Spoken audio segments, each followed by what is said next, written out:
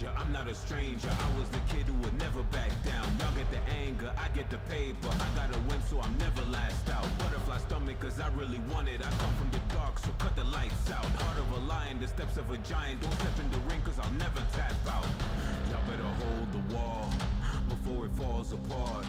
Cause when I stomp the ground, either y'all run or crawl. Y'all better call the law, or else it's au revoir.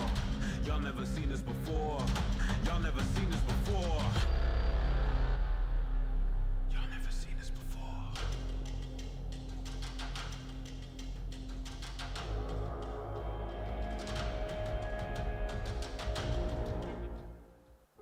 In a world where today's connections define tomorrow's success, we have the analytics to anticipate, the creativity to shape, the engagement to connect to what's next.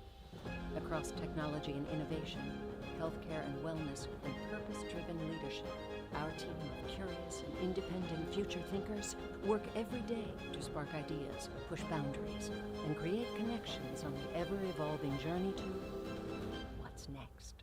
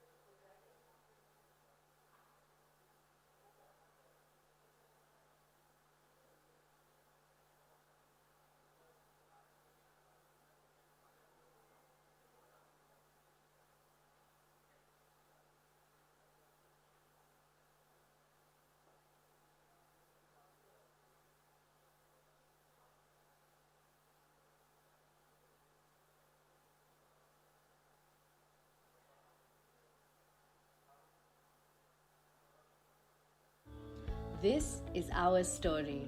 It's about one purpose: delivering a true understanding of society, markets, and people. We deliver more than just information. We deliver truth and actionable insights with security, simplicity, speed, and substance. In our world of rapid change, the need to make informed decisions in confidence has never been greater. We want to make this changing world easier to navigate so that our clients can take faster, smarter, and bolder decisions. We are a transforming company shaping our markets with science, technology, and know-how. We measure, we understand, we predict. We stay true to our core values: integrity, curiosity, collaboration, client first, and entrepreneurial spirit. We are proud to be independent. We are proud to be Ipsos. Ultimately, success comes down to a simple truth: you act better when you are sure.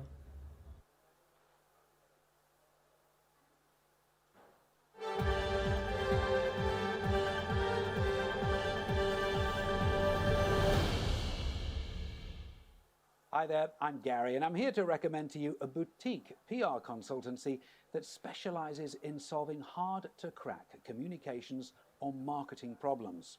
They use the interdisciplinary approach to problem solving, drawing on a whole host of social sciences, including anthropology, behavioral economics, neuropsychology, political theory, and game theory. Talk to them today. You'll find them around somewhere in this very room. Thank you for watching and have a great day.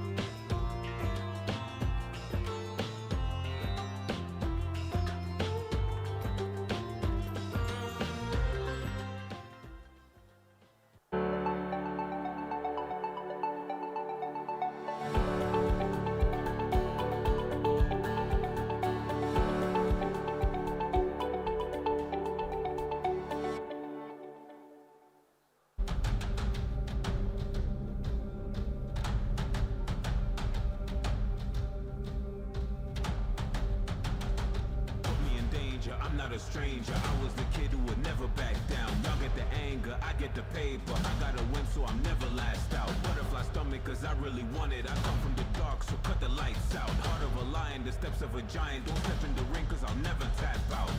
Y'all better hold the wall before it falls apart. Cause when I stomp the ground, either y'all run or crawl. Y'all better call the law, or else it's au revoir. Y'all never seen this before. Y'all never seen this before. Y'all never seen this before.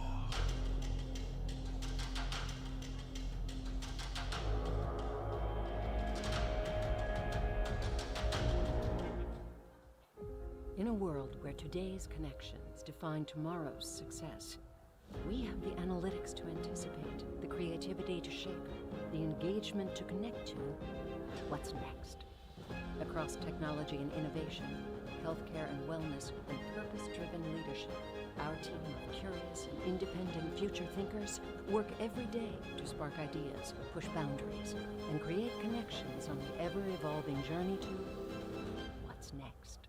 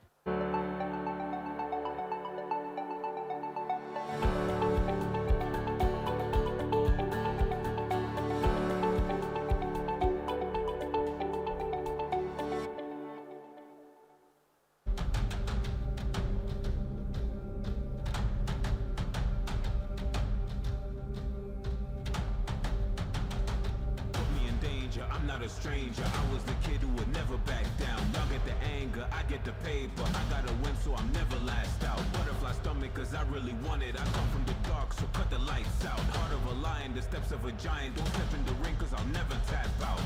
Y'all better hold the wall before it falls apart. Cause when I stomp the ground, either y'all run or crawl. Y'all better call the law, or else it's au revoir. Y'all never seen this before. Y'all never seen this before. Y'all never seen this before.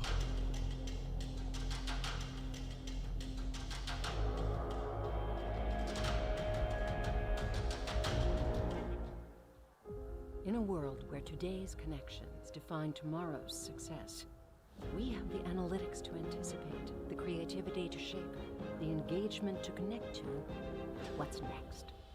Across technology and innovation, healthcare and wellness, and purpose-driven leadership, our team of curious and independent future thinkers work every day to spark ideas, push boundaries, and create connections on the ever-evolving journey to what's next.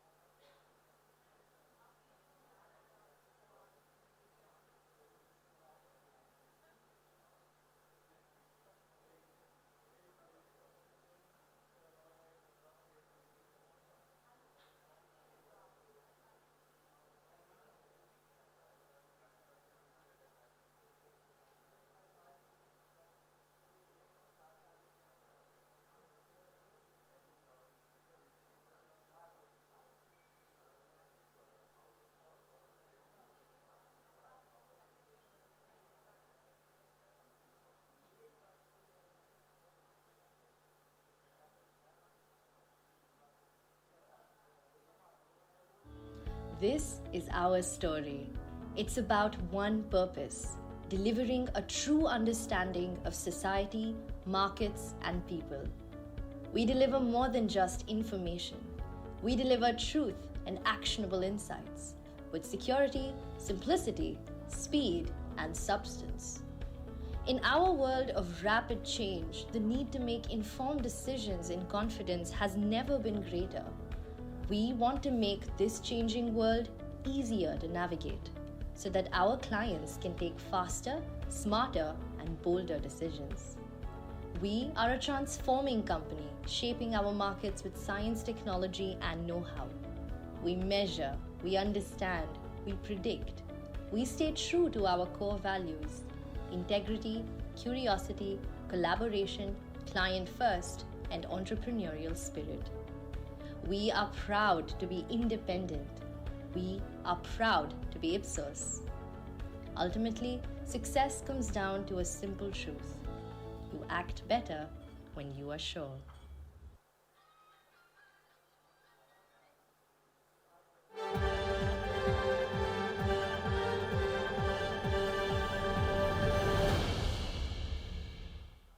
Hi there, I'm Gary, and I'm here to recommend to you a boutique PR consultancy that specializes in solving hard-to-crack communications or marketing problems. They use the interdisciplinary approach to problem solving, drawing on a whole host of social sciences, including anthropology, behavioral economics, neuropsychology, political theory, and game theory. Talk to them today. You'll find them around somewhere in this very room. Thank you for watching, and have a great day.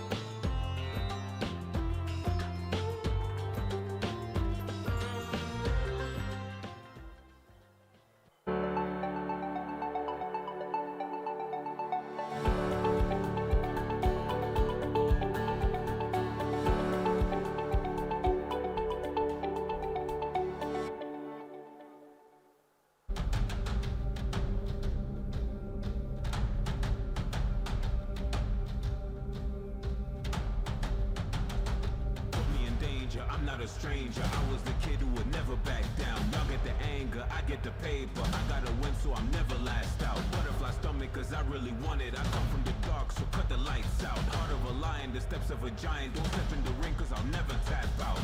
Y'all better hold the wall before it falls apart.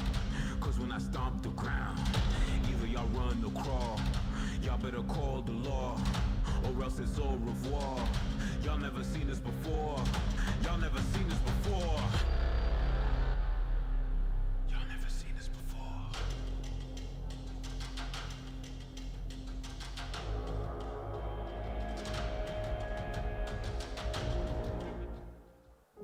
In a world where today's connections define tomorrow's success, we have the analytics to anticipate, the creativity to shape, the engagement to connect to what's next.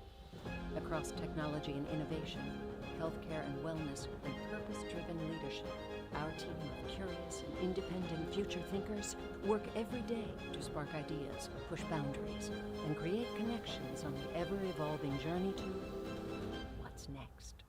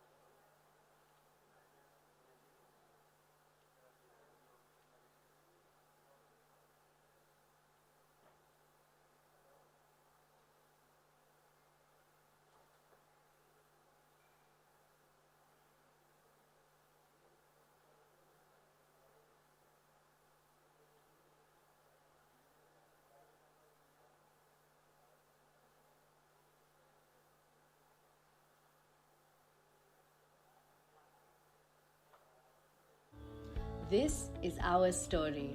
It's about one purpose: delivering a true understanding of society, markets, and people. We deliver more than just information. We deliver truth and actionable insights with security, simplicity, speed, and substance. In our world of rapid change, the need to make informed decisions in confidence has never been greater. We want to make this changing world easier to navigate so that our clients can take faster, smarter, and bolder decisions.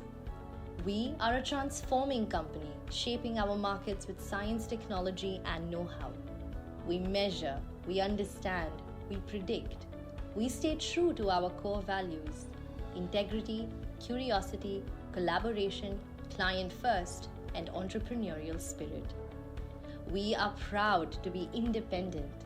We are proud to be Ipsos. Ultimately, success comes down to a simple truth: you act better when you are sure.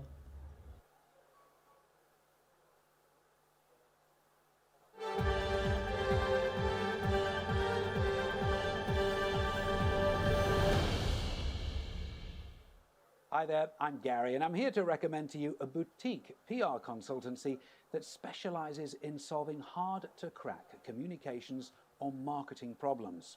They use the interdisciplinary approach to problem solving, drawing on a whole host of social sciences, including anthropology, behavioral economics, neuropsychology, political theory, and game theory. Talk to them today. You'll find them around somewhere in this very room. Thank you for watching, and have a great day.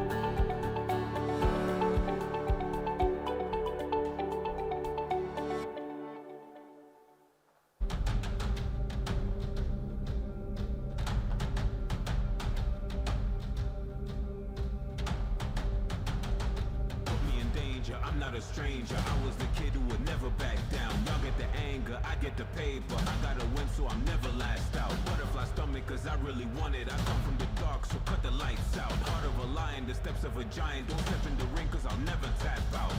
Y'all better hold the wall before it falls apart. Cause when I stomp the ground, either y'all run or crawl. Y'all better call the law, or else it's au revoir. Y'all never seen this before. Y'all never seen this before. Y'all never seen this before.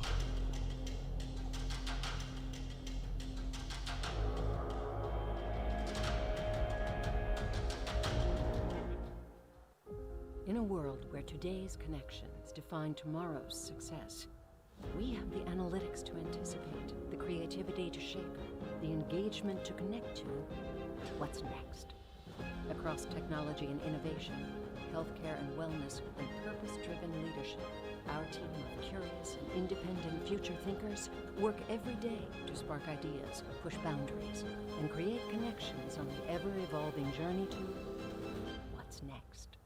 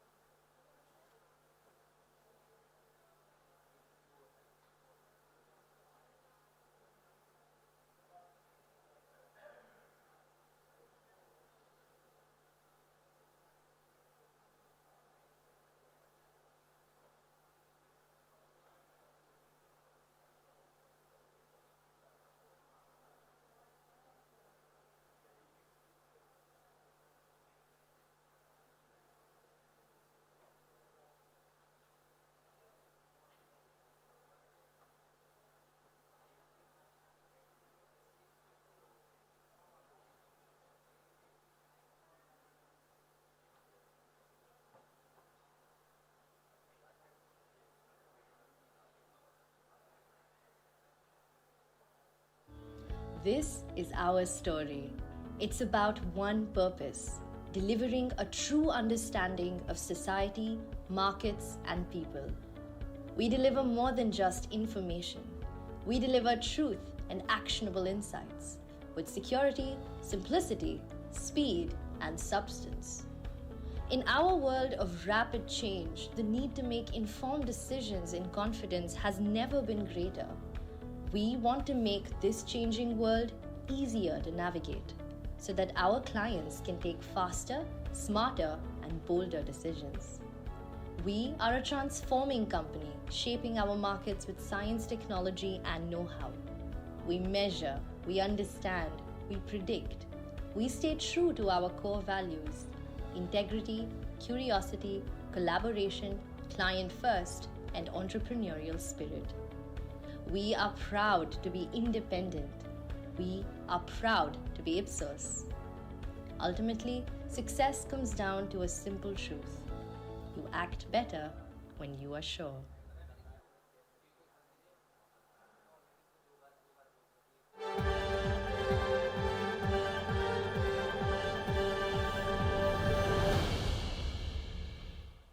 Hi there, I'm Gary, and I'm here to recommend to you a boutique PR consultancy that specializes in solving hard-to-crack communications or marketing problems.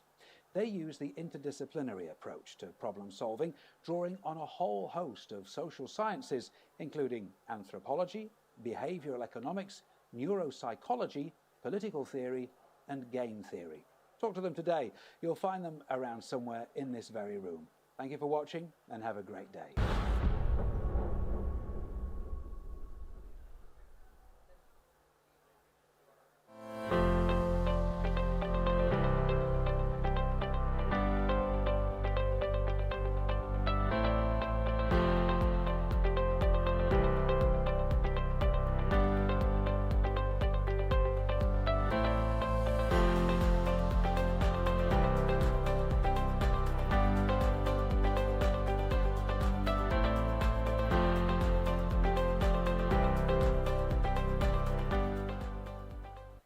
Check, audio check, 1, 2, 3, mic testing, check, 1, 2, 3.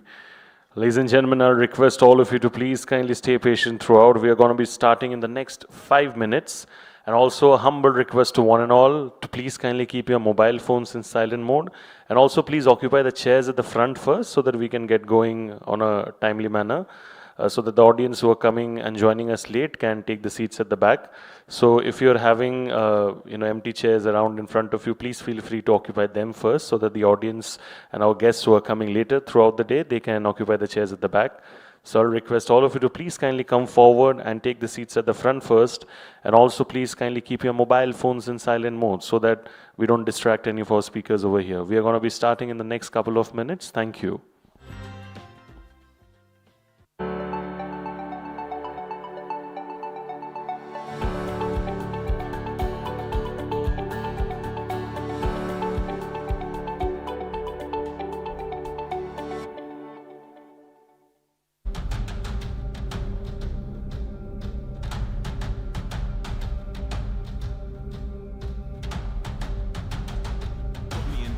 I'm not a stranger, I was the kid who would never back down. Y'all get the anger, I get the paper. I gotta win so I'm never last out. Butterfly stomach cause I really want it. I come from the dark, so cut the lights out. Heart of a lion, the steps of a giant. Don't step in the ring cause I'll never tap out. Y'all better hold the wall before it falls apart. Cause when I stomp the ground, either y'all run or crawl. Y'all better call the law, or else it's au revoir. Y'all never seen this before. Y'all never seen this before. Y'all never seen this before.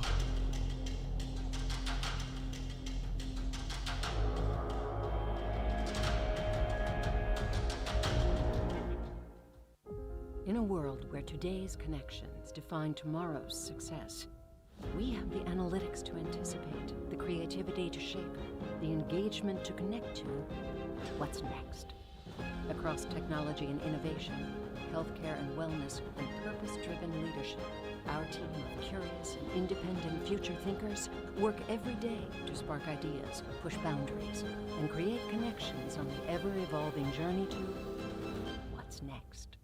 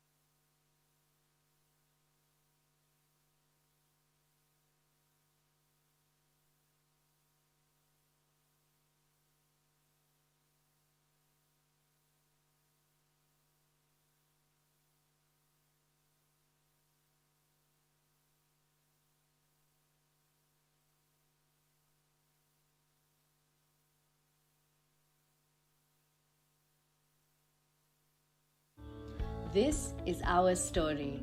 It's about one purpose: delivering a true understanding of society, markets, and people. We deliver more than just information. We deliver truth and actionable insights with security, simplicity, speed, and substance. In our world of rapid change, the need to make informed decisions in confidence has never been greater. We want to make this changing world easier to navigate so that our clients can take faster, smarter, and bolder decisions. We are a transforming company, shaping our markets with science, technology, and know-how. We measure, we understand, we predict. We stay true to our core values: integrity, curiosity, collaboration, client first, and entrepreneurial spirit. We are proud to be independent. We are proud to be Ipsos. Ultimately, success comes down to a simple truth: you act better when you are sure.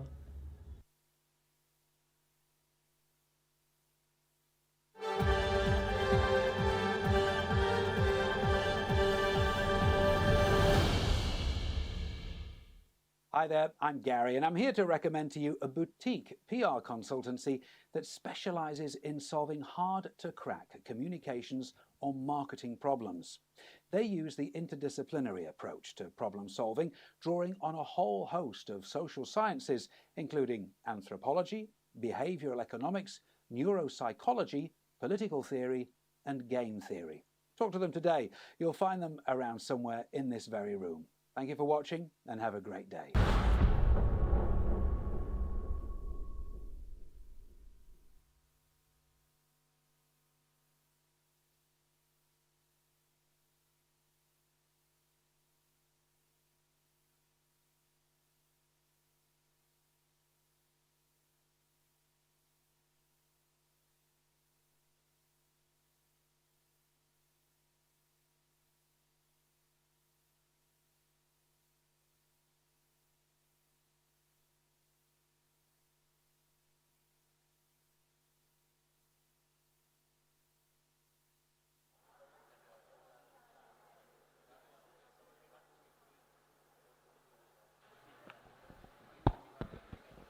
All right, ladies and gentlemen, good morning to one and all. Can you all hear me loud and clear? At the back, specially? Huh? Okay, thank you so much. First of all, thank you so much. बहुत shukriya for your, I would say, patience and cooperation. We had a few guests coming in late. That's because I believe there's some fire that has taken place over there. So, जो right turn है साकेत का, although I'm not a Delhi expert, but what I have heard is that there's some right turn which they can't take, which is why they have to take like a complete U-turn and come, which is why we are a little delayed. So slight apologies for that. But then thank you so much. We're all getting set to go ahead right now. We're going to be having a great day of conclave, where we're going to be having some interesting panel discussions, fireside chats as well, and at the same time later in the evening we have the awards as well. Before I get going, I request all of you to clap it up loudly for the entire team of AdGully for putting up such a wonderful initiative. Ladies and gentlemen, this is the 6th edition of the IMAGEXX 2026, as you all can see. Kaizen presents IMAGEXX 2026, powered by Fusion, Gold Partners, Alchemix, Commune, Mavericks, Rudafin, communication partner Newsreach, knowledge partner Ipsos, and industry partners Evoque. Can I have a huge round of applause for all our partners as well, please, ladies and gentlemen? Thank you. Whatever I say about the event, I believe that knowledge is not going to be complete ever, because you all are experts in the domain.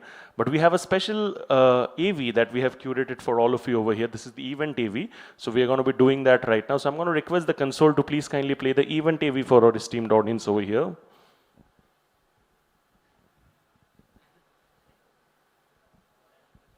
Can we have the event AV, please?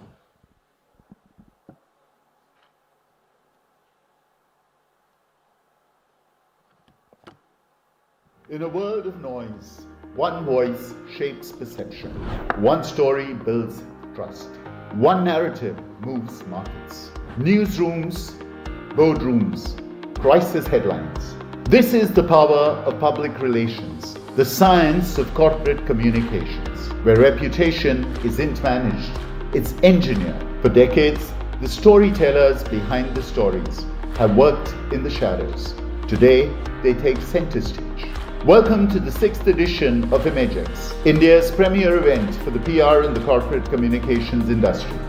Hosted by AdGully and the PR Post. It's India's leading summit and awards platform, celebrating excellence in public relations and corporate communications. A platform where the sharpest minds converge to decode emerging trends, navigate crisis, culture, technology, and AI, and define the next era of reputation management.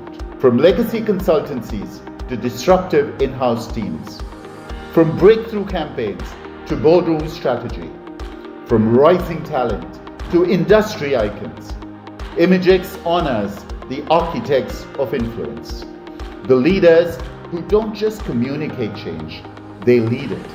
IMAGEXX by AdGully and the PR Post. This is where ideas meet impact, where strategy meets storytelling, where reputation meets recognition, where the voices shaping brands, businesses, and society come together. IMAGEXX 2026. Shape the narrative. Own the moment.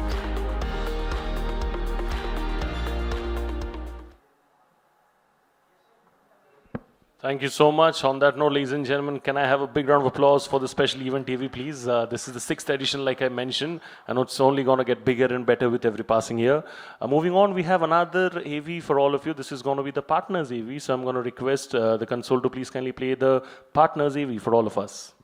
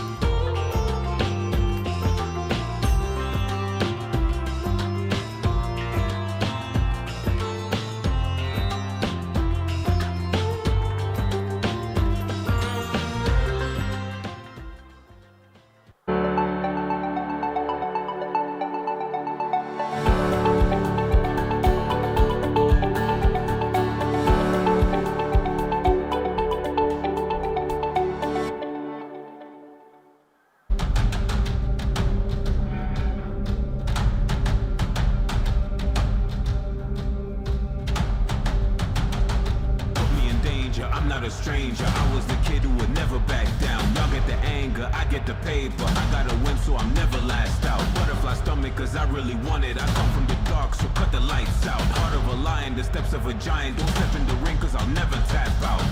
Y'all better hold the wall before it falls apart. Cause when I stomp the ground, either y'all run or crawl. Y'all better call the law, or else it's au revoir. Y'all never seen this before. Y'all never seen this before. Y'all never seen this before.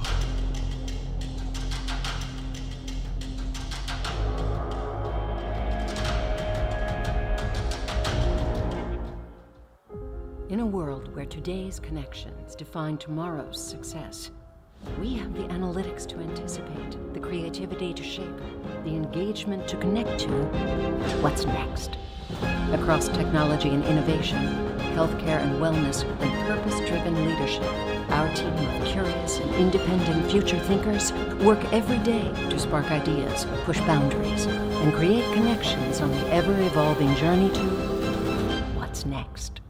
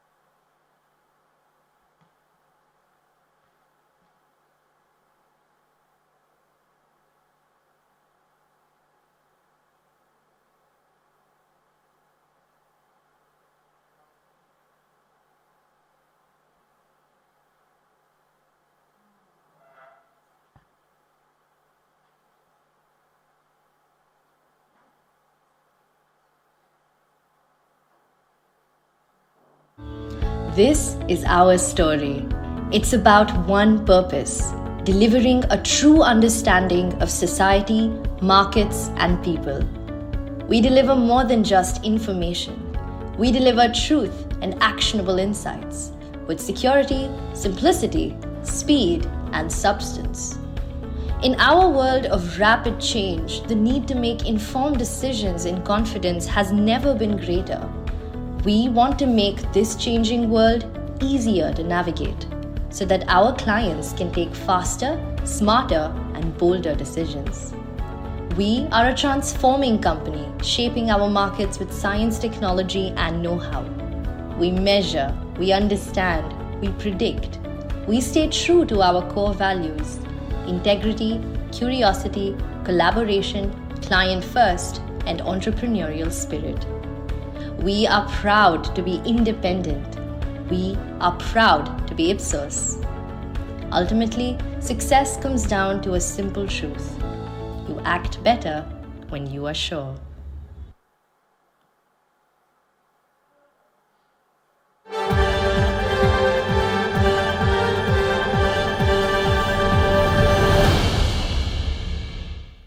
Hi there, I'm Gary, and I'm here to recommend to you a boutique PR consultancy that specializes in solving hard-to-crack communications or marketing problems. They use the interdisciplinary approach to problem solving, drawing on a whole host of social sciences, including anthropology, behavioral economics, neuropsychology, political theory, and game theory. Talk to them today. You'll find them around somewhere in this very room. Thank you for watching, and have a great day.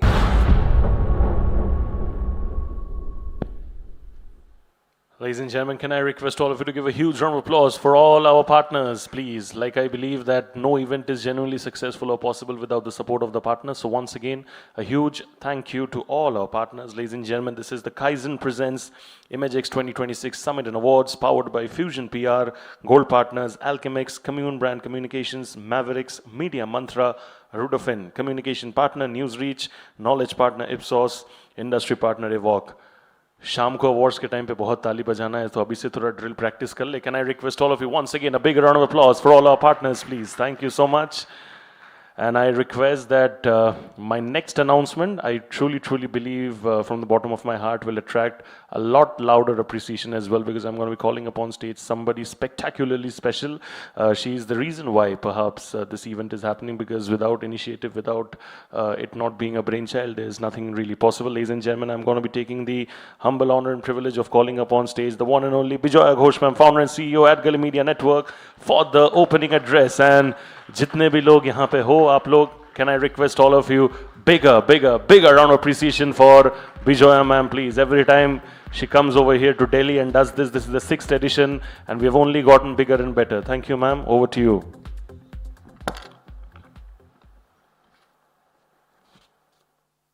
Good morning, everyone. Well, thank you so much, everyone, for taking out time and being with us. We wanted to start on time. Unfortunately, there are times, however, whatever you plan, things go haywire.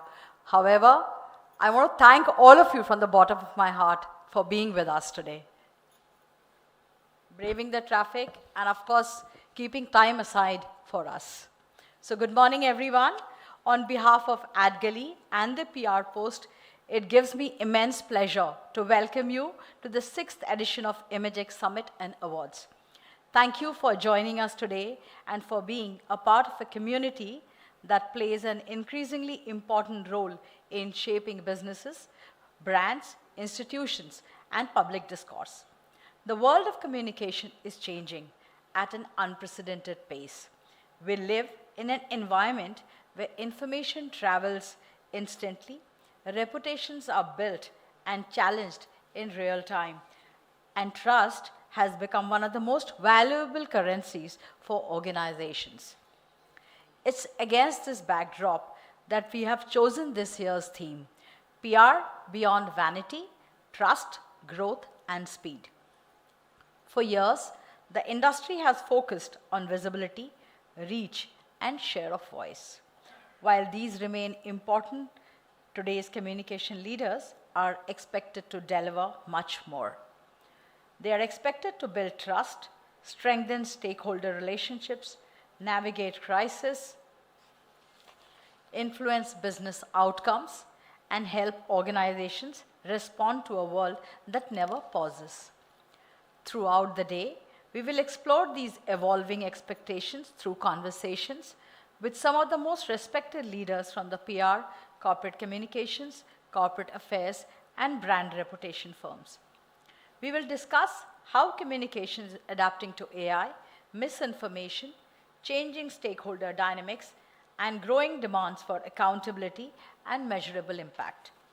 We are also excited to present Beyond the Headline, a new initiative, a unique challenge that showcases the strategic thinking and problem-solving capabilities of emerging communications professionals. The future of our industry depends on nurturing talent, and we are proud to provide a platform that celebrates the next generation of communicators. Of course, no IMAGEXX is complete without recognizing excellence. Later today, through the IMAGEXX Awards, we will celebrate the campaigns, teams, and leaders who have raised the bar for creativity, strategy, innovation, and impact across all communication channels.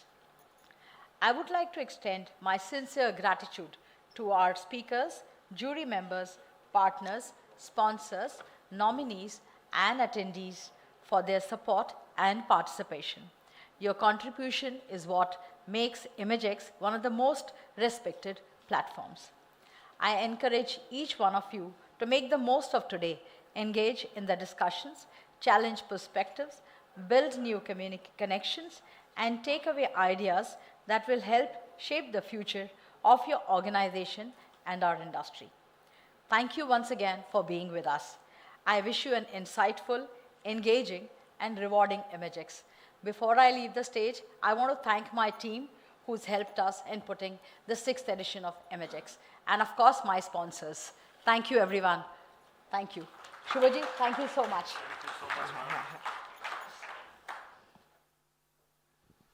Thank you so much, ladies and gentlemen.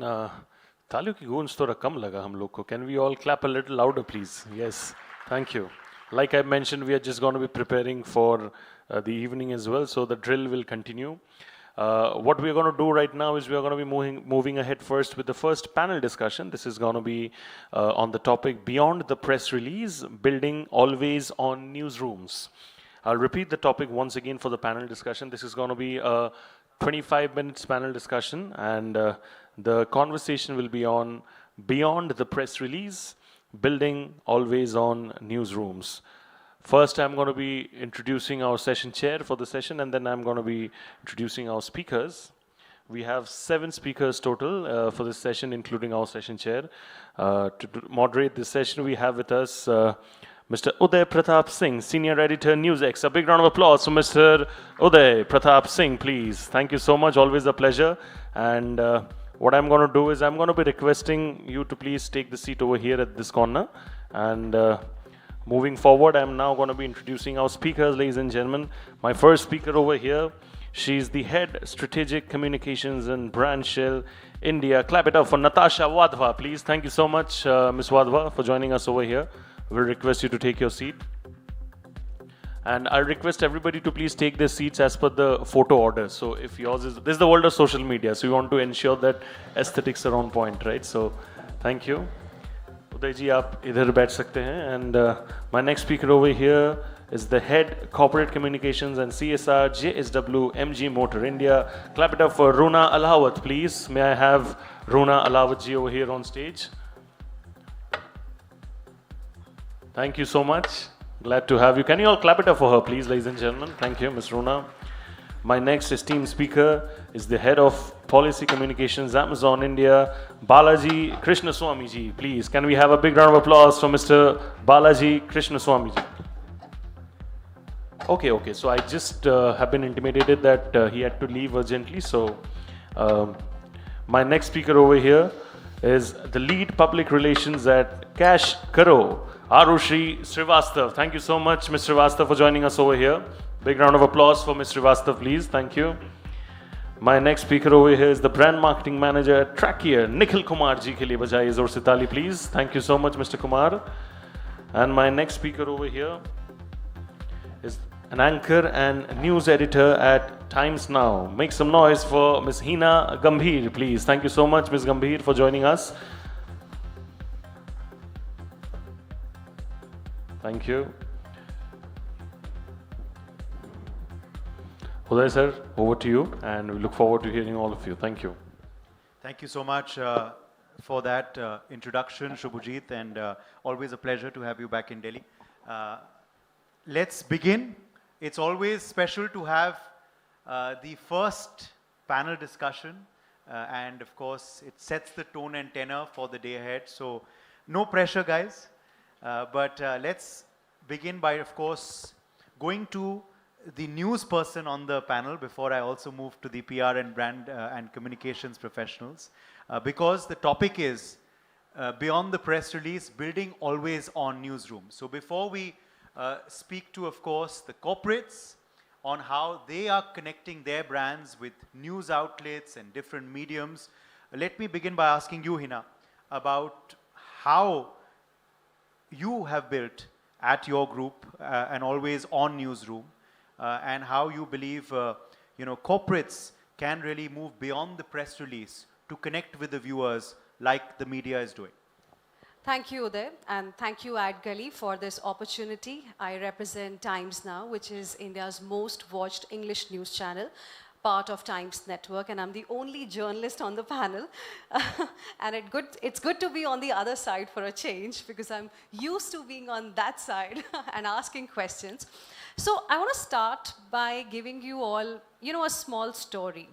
That's what journalists do all the time. So a very senior editor of mine had once narrated this story to me, and it always stayed with me. So a press release had come to a few reporters. This is a couple of decades ago. It wasn't the time of social media. And in that press release, they had mentioned, it was by Delhi police, it mentioned that 3 foreign nationals have been apprehended for visa overstay. Now, these 3 foreign nationals were, one was from Saudi Arabia, the other one was from Russia, the third one was from Israel. I just want to quickly ask each one of you, can it be a front page lead story next day? Simple yes or no? Could be.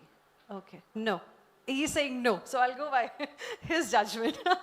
So, but it can be. Next day's lead story was Indian agencies foil bid to destabilize kingdom. Because you had a Saudi national, you had a Russian national, and you had an Israeli national. Why did it happen, and why did it become a lead story? Because the journalist who received that press release went beyond the press release.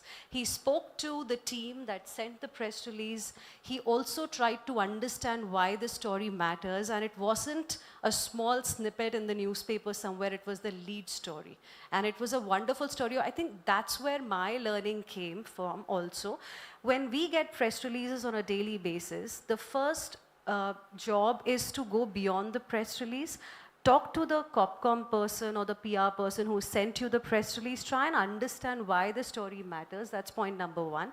Second, also try and understand your audience. Why should they need to know about what you are trying to tell them? So this has been the mantra of my life, and that's how over the last 2 decades of my career, I have tried to go beyond the press release. And this is what we also see happening in our newsrooms in Times Now also. The journalists receive too many press releases on a daily basis, but this is a culture that has been cultivated. This is what our editors also focus on, that you have to go beyond the press release. And for that, I think a healthy, non-transactional, continuous relationship with the PR person and the Copcom person is necessary. Yes, absolutely. And it's a very important relationship, of course, media and PR, which is why this is a very balanced and interesting panel. Natasha, let me come to you next and get your opening comments on how you believe we can really go beyond the press release.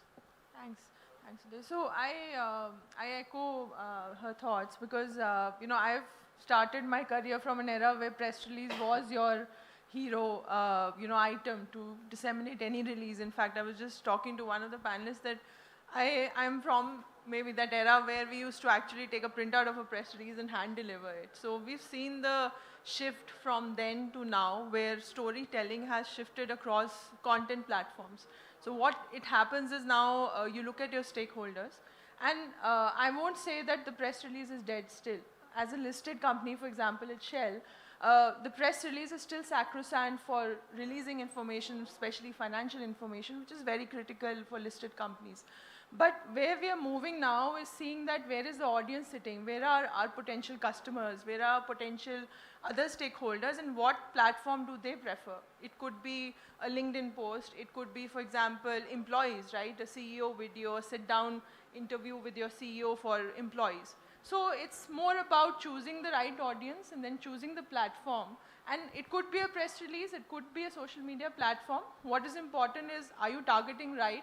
And is the message intended for that platform correct in that form? Because you can't have a press release on a LinkedIn, of course. Nobody's going to read that. What you need is coherent messages which stick to your target audience. So I think that's very critical. Runa, let me get your take next on, of course, this idea of going beyond the press release, how that is practically achievable, but also the second part of our title, where you have, the second part of our title talking about on newsrooms, always on newsrooms. And of course, newsrooms are always on because it's a 24/7, setup in most media outlets. And there is a night shift, there's a morning shift, and 24/7, 365 days a year, they have to be, ready to go at any point. How do you ensure that, in branding, in communications, in PR as well, where a story, something to do with your brand can come anytime? How do you make your team ever ready? Thank you so much, Uday. So, I come from JSW MG Motor India, and when I joined this company 7 years ago, there were some people in the organization who actually did not know what exactly we do. For them, we are a PR department. PR means press release. So every stakeholder used to come to me and tell me, ye wali press release kar do, wo wali press release kar do, ye kar do. And there were certain times wherein people also told me, press release to hai, main hi likh dunga. So we come from that industry, but then we have a larger role to play in the industry. We have a larger role to play in the corporate. We are responsible for reputation management of the organization. So I have a story that I wanted to share, something which is very close to my heart, and it is a sensitive issue, but bear with me. So when COVID happened, my company was a 100% subsidiary of Chinese government organization SAIC. The people sentiments were very negative about China. My department did not make a press release that time. The moment Narendra Modi announced the lockdown, within 24 hours, we formed a corporate reputation strategy wherein we told our leadership that this is the time when, as an organization, you don't need to speak about what you've done for the country. On the contrary, you need to talk about what more can you do for the country. And hence we launched SEVA, which is our community service initiative. As a result of that activity, our brand score was 96 points versus 2 months back we had done the Auto Expo where we had spent a phenomenal amount of money and our brand score was 94%. So hats off to all of us who are actually trying to do that change, and we are examples of, beyond press releases. Now coming to the second point, which is the newsroom. Unfortunately, fortunately, it is always on. Thanks to social media, thanks to AI, and thanks to the other technologies which are evolving. We have, as corporate communication experts, we have seen that any crisis that originates these days, it originates through social media. So we have to be always on. We have to be the first one to at least see that crisis so that we are able to act upon that crisis accordingly. But having said it, there are a couple of points that we should actually take care. One is that yes, we we want to be in news, kind of every day. But my only request is, please ensure that, you know, the content is not saturated, because that's risky. Okay. Do not send out press releases, every day, because, the journalists might not take you seriously. Don't add to media fatigue. Whatever you are sending out, please be limited. Please maintain the brand narrative, and please be very credible in your communication. Okay, so Thank sometimes less is more, as you're saying, be limited. Okay, great thoughts to begin with. From you, Arushi, coming to you next. Are brands, Corpcom departments, PR firms going beyond the press release? Should they go beyond the press release? Absolutely. So at Cash Karol, we are fortunate enough to have this opportunity to be sitting at the intersection of PR, consumer behavior, and even storytelling for that matter. So luckily, when we work at Cash Karol, what we also see, it's not just what we can add to media's point of view, but also what we have been seeing from a consumer standpoint. So we have been fortunate enough to have a database, or maybe access to the journey of millions of people who have been shopping, spending, saving, reacting to, and even adopting to those technologies. So creating a holistic story narrative, building something out of it. It's not just that press release is dead, I would say, because at the end of the day, whenever you go for an interview, or maybe you are applying for a PR job, the first thing that the people ask is, can you write a press release? So that's something that can also help you build your approach, but also the fact that we need to shift from, storytelling to story detecting, because we are at a point where we have all the information from a consumer, we have access to their information, we have access to millions of insights also. So using those insights to creating into something which is a story, or building that into a narrative, and selectively building it into a narrative, is something that we should definitely look into. Nikhil, final word to you in this opening round on, how do we go about it? How are you going about it? Building this always on culture. Is it a good thing, or something that is now practical and realistically you have to, adapt to? First of all, good morning everyone, and thanks Uday for asking this question. It's my privilege to be sitting here from the people from tech and consumer firms over there. Okay, so coming to the topic which is beyond the press release, building always a newsroom, and the thoughts that you are asking me. So basically, me today is representing Tech over here, and I'm coming from the SaaS background. And if a person sitting here from the SaaS background is saying that, okay, now the time has come when you can't just neglect the conventional PR approach over here. Like, you can't just deny the fact that you have to reach out to the publication houses or the journalists for any of the news that you want to get featured and grab more eyeballs on. But here, there is a click which we can't deny the fact, because one story has to have multiple touch points. So for us, a story begins once a product, a feature has got launched, or any update that is done in the after a meeting in the boardroom. But again, it would be later passed to a LinkedIn post. Then maybe we can also create I would say, short form content. People are loving reels over not only on Instagram but on LinkedIn. So yeah, you always have to be on the feet, not only in reaching out to the journalists. You can't just, as the ma'am has mentioned about, like there shouldn't be reaching out to journalists, and there shouldn't be a fatigue for them as well. They should not get agitated listening or reading your brand name again and again in the email and the inbox. But you have to find out multiple ways through which you can stay consistent, grab the eyeballs, and stay in news. Some specific questions now. Runa, you mentioned social media earlier, and how that has led to this always on culture for you and your group and others as well. How have you, and how has the industry looked at the evolving nature of media as well, to now look at social media and the new forms of media which are not traditional anymore? And how have you changed your storytelling approach for these new media platforms? So I think we have actually moved on from Orkut. I think most of you would relate with me. We started, being in that Orkut community, to Facebook. I think Gen Z won't even know. Yeah, Orkut. you wouldn't even know. But that's how we started when we were in our college days, etc. Now to Instagram. But I think the latest buzz is AI. And That is something that I want to be really cautious about. You know, AI, I feel, is going to replace everything.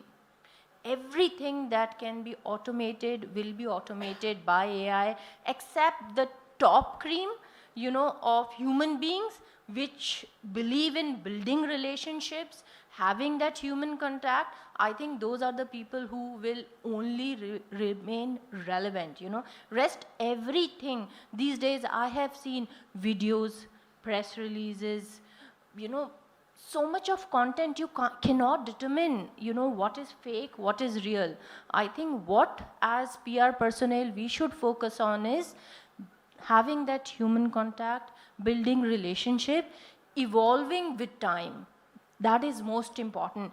Keep a track of anything which is new, which is coming in the industry. You know, you should be hands-on with that technology and you should know how to use it and how to implement it in your industry.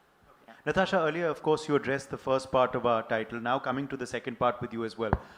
You know, there can be different types of newsrooms and different priorities in them as well.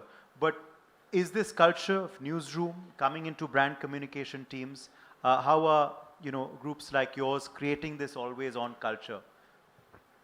So I think, yes, that rigor has become important because if you're not there, then you're out of that mind space of customers, investors, and people that you want to target. So I think what is important is to build that culture in your team, which is about having not just a campaign-only engagement, having also ideas and formats that are, you know, beyond conventional. It could be, for example, our chairman completed 1 year in the office. We thought, why not have an interview with somebody who's completed 1 year as well, but a young associate. So they're questioning the chairman, so how's your 1 year journey been, and vice versa. So it's just an interesting format, keeps things fresh for people, still gives the perspective, lands a great employer branding message, for example, what's in it for somebody who's new versus the chairman. So I think it's about having that culture that there will not be tentpole events around anymore. There are not multi-million-dollar investments that are happening every year, for that matter. So how is it that you find those small pockets of news which can become potential, you know, content that would be interesting for your audience? So I think that culture has to be inculcated in your team to think not just in silos of campaigns, but think like your audience. What is it that they would find interesting? Or, you know, for example, Swiggy, just quoting, I think excellent work that they do. They release like something like how India eats. And I think it automatically makes headlines. Everybody wants to know how many chole bhature is Delhi ordering versus pav bhaji in Bombay, right? That makes news. It's just simply interesting for us. So I think like that, and great content happens. Hina, you know, now with social media, citizens also can become journalists. How much do trends on social media, happenings on social media also dictate what's making the news, what's making the headline, what becomes the top story or the front page, as you said earlier? You know, like for brands, consumers are important. For us, even our readers, our viewers are extremely important. And the citizens that you're talking about are actually our viewers. So if they are raising an issue on social media, for us, it becomes imperative to take a look at that particular issue and not just blindly put it out. Then we need to go deeper into the story, figure out what has really happened, put the context, everything that the audience would now need to know. Now that, say for example, a lot of aviation related stories usually break on social media because everybody has got a mobile phone. Something happens in an airplane, somebody will make a video and it's out there for everyone.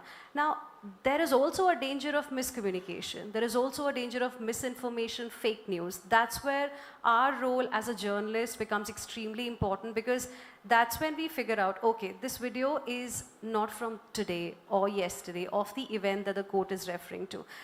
That is where our role becomes extremely important, and how the brands and companies can be a partner with journalists in such scenarios is by responding quickly. Because since always on newsroom is important for them because things are moving quite fast, that is the reason why a journalist also can't wait endlessly for a response. That used to be the case at one point in time, but that can't happen. Nobody can afford that in this day and age.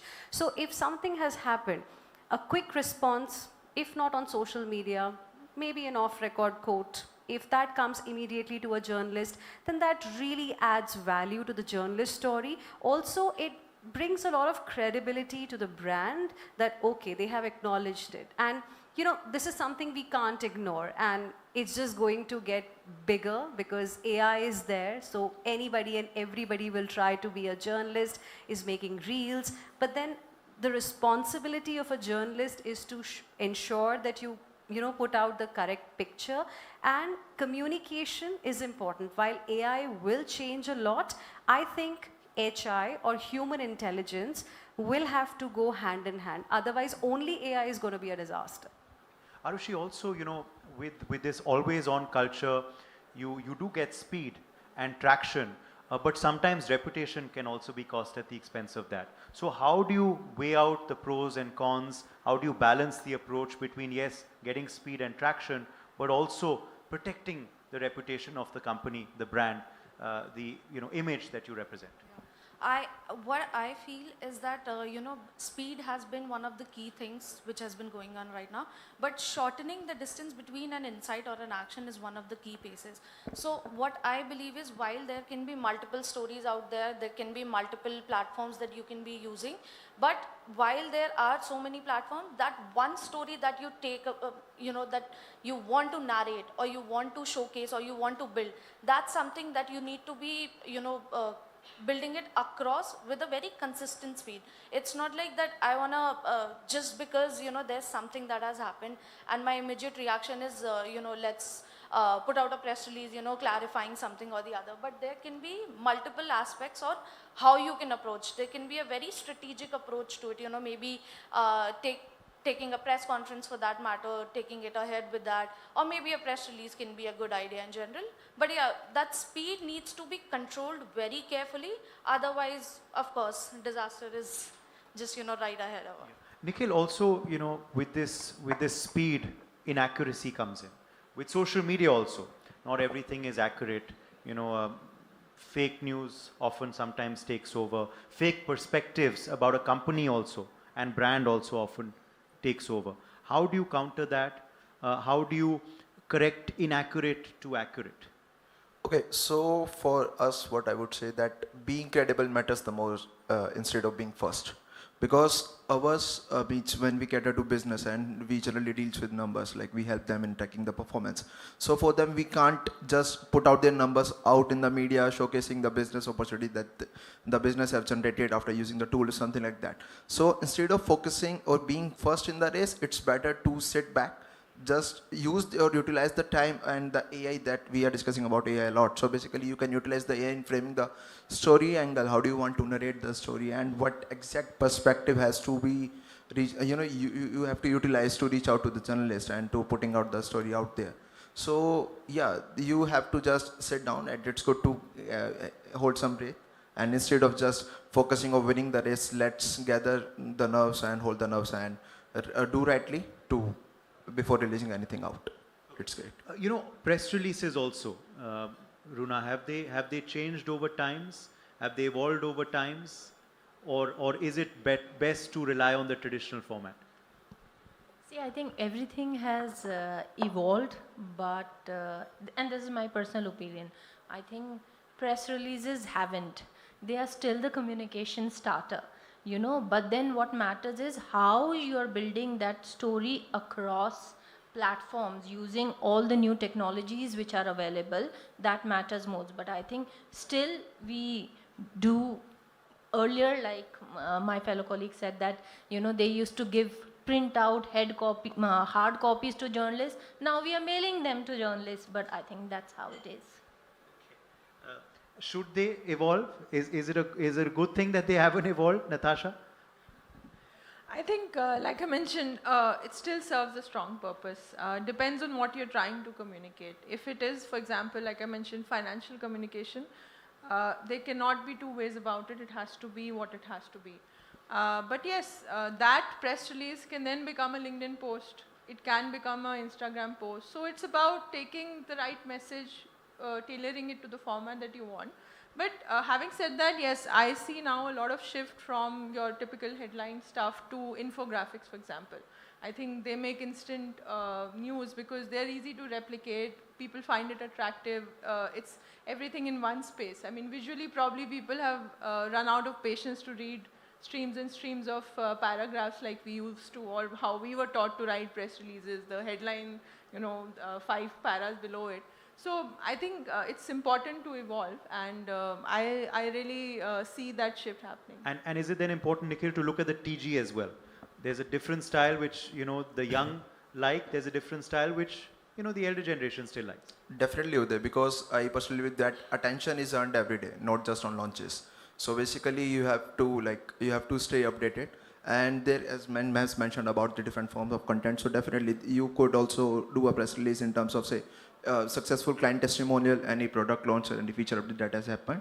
So everything and every content form can be utilized as a form of getting grabbing eyeballs and getting the media or the news released out there in the world. Also, Hina, the fact is that for you, as being on the other side now, would you still prefer the traditional press release, or would you prefer different forms of communication now? I think it will also depend upon the story. Plus, we do get now updates or reactions from a company or a brand on social media as well. I mean, that's, I think, faster than the press release that comes in your mailbox.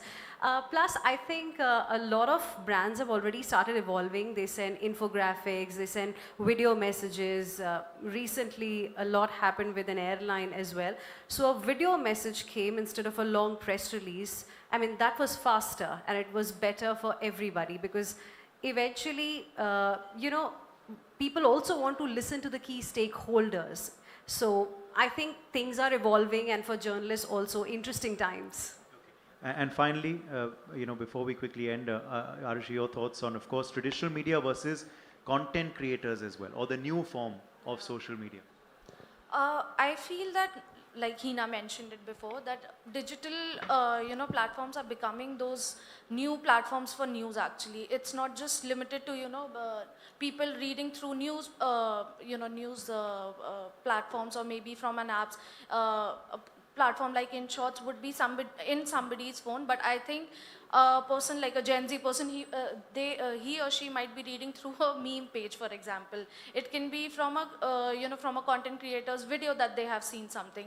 A lot of people have been making content around news as well. So those are the kind of things that people are trying to look for, and maybe they are searching for the best ways. But the only thing is, only if your story is consistent, I believe that would be the key, the key motivation, or the key reason, the storytelling would also be developed accordingly. And I have good news for our panel today. The audience is loving our discussion so much that we're going to extend it a bit. They want to hear more of you. So let's go to a couple of now fun questions and questions on the spot that I'm going to make up. So one round let's have, as today is IMAGEXX 2026. And once again, thank you to the organizers for having all of us here. What comes to mind for all of you when I say the word image? Visual, picture. Today, awards. It's perceptions. Reputation. No, you can't say this. Something else.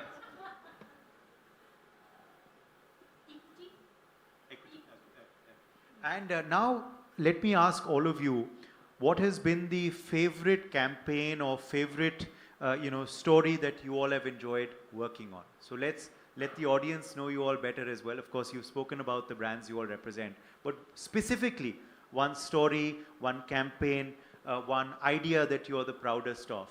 Let's learn from each of you. Your mic. So I think I shared the idea in the beginning, the COVID crisis, the COVID crisis and how we managed it. And what was the reaction to that? Of course, it was a great idea from you all. What was the reaction amongst consumers, amongst citizens, amongst your so I shared the brand score, through that activity versus an auto expo wherein the spends are huge. The brand score was higher when we did whatever we did during COVID versus what we did in auto expo. So So the it numbers are there. Yeah. So it worked. It worked. It worked. And have you repeated it again, or the need has not arisen? No, no. It's consistent now. It's part of our brand pillar. Natasha. I think one of my previous organizations, I think what really worked was the softer storytelling, which is, for example, one of our CSI initiatives, which was about lighting up playgrounds. And it was about how you may consider it a very small change, but doing that in a community where girls are afraid to come out after dark to play, CSR project changed that immediately. It changed mindsets about people that yes, now there's lighting, which means safety, which means girls can come out and play. And I think it was a fabulous, so we created like a video which showed that impact, that what those girls who are now able to play, for example, badminton, are competing at state levels, and therefore changing the whole mindset of a community around that they also want to send their girls to play now badminton because they feel now it is safe. Earlier they were concerned. So these are stories which actually create social change, and I think that is the power of storytelling. So that remains one of my favorite stories. And for us, I would say 2 years back down the lane, so we launched a conventional magazine. We named it Datalytics, and it was the second year of what we marketed and presented out at the time of EdTech 2026 in Delhi in the month of April.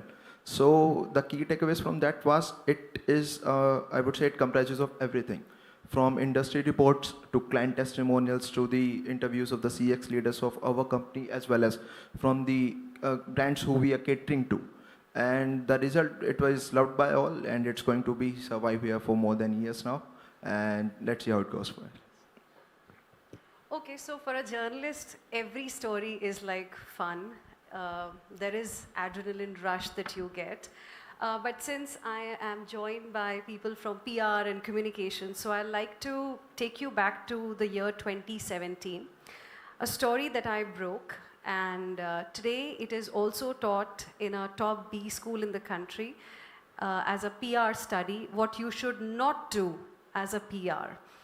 So it involved an airline, and I remember it was November 2017. I received a video from my source, and it had a passenger literally being thrashed by somebody from the airline, the ground staff, and I just had that video. And what I learned from my sources was that it happened around 20 odd days back. So I got a little concerned, like, one, if it happened in the national capital, why is it not out? And 20 days, nobody has any idea about it. Like, how on earth did that happen? So anyways, I was excited, but I was also nervous because your entire reputation is going to depend on it if it turns out to be a fake story. So what I did was I did some research, found out who that passenger was, without informing anybody in my organization, because I had to keep it under wraps, because I don't know, it can be a fake story also. We got a lot of such leads as journalists. So I somehow, via Facebook, reached out to the passenger. He worked, I think, in a private company or had retired, middle-aged man. And I somehow reached out to him, convinced him to speak with me. I mean, it's important. He agreed, was a little hesitant initially. He agreed, and then I went to interview him. I also interviewed his wife to understand what really happened. When I got those interviews, I went to my editor and I said that this is what I had. They were like, this is unbelievable.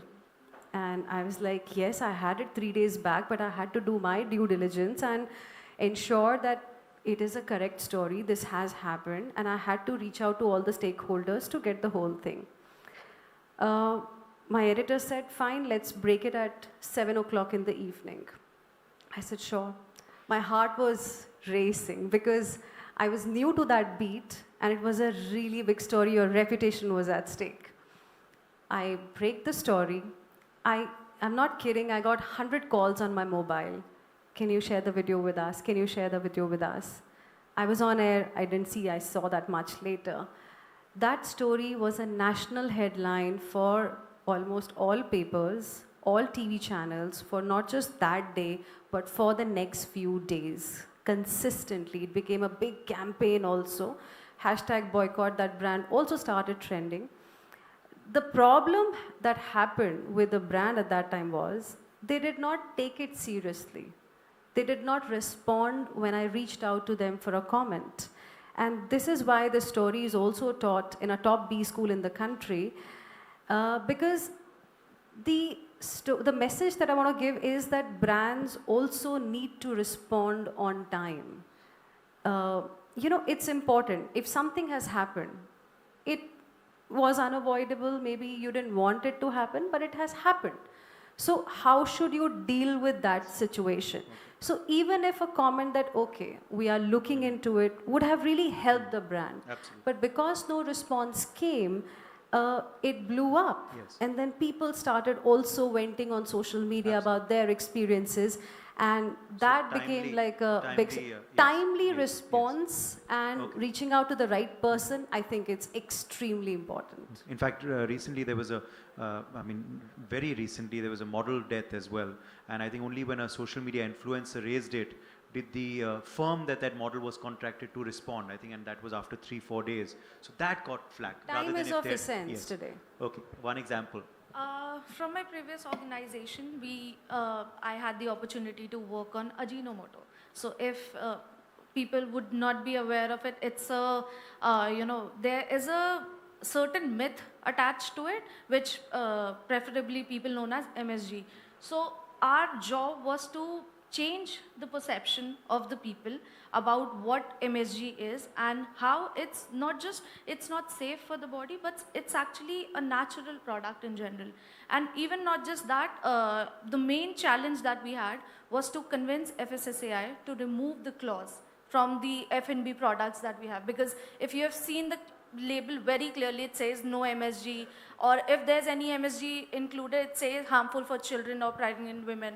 So the problem was that, convincing somebody to change their perception overnight is not possible. So this is a project that we have been working for almost 3 years at that point of time, and we have been building relationships with not just at consumer level, but at government level as well. We have also, pulled in our favors, got in touch with ex-FSSAI chairperson also. So building that, it was sort of a revolution within itself. So that had been one of the most important projects for me, because obviously it did not just involve, your normal storytelling, but it also had crisis management, reputation building, and all of it. So yeah. Very interesting, very interesting. All of you, of course. Now, no conversation is complete without also delving into AI a bit. So I would like to ask about the AI impact as well. Nikhil, what is it going to be on this sector? I would say in the PR and news terms especially, no AI can change what exactly is happening inside the organization where you are working right now. So this can change, or this can help you in narrating the story alongside the way you want to put it out there in the world. But you can't deny the fact that at the end of the day, it has to be credible enough, the resource has to be true, and what you will be putting out must be validated inside throughout the organization, as well as if you are putting any client's case study out there, it has to be validated from this end as well. Arushi, increase efficiency or reduce human touch? How do you view the impact of AI? I believe actually the opposite of it. What I feel is, while AI is also helping us in creating so many, whether it's a content, whether it's producing, helping us developing stories, or however it can be, drafting press releases for that matter, but the interaction with human intelligence is also important at this point of time, because while the details can be shared by an AI, but getting the credibility, ensuring that it's credible enough, or if it's relevant for the consumers, that's what the end goal is for us. So that is something which is more important. So I feel while AI is also increasing, the interception of human intelligence is also required even on that particular scale. So yeah.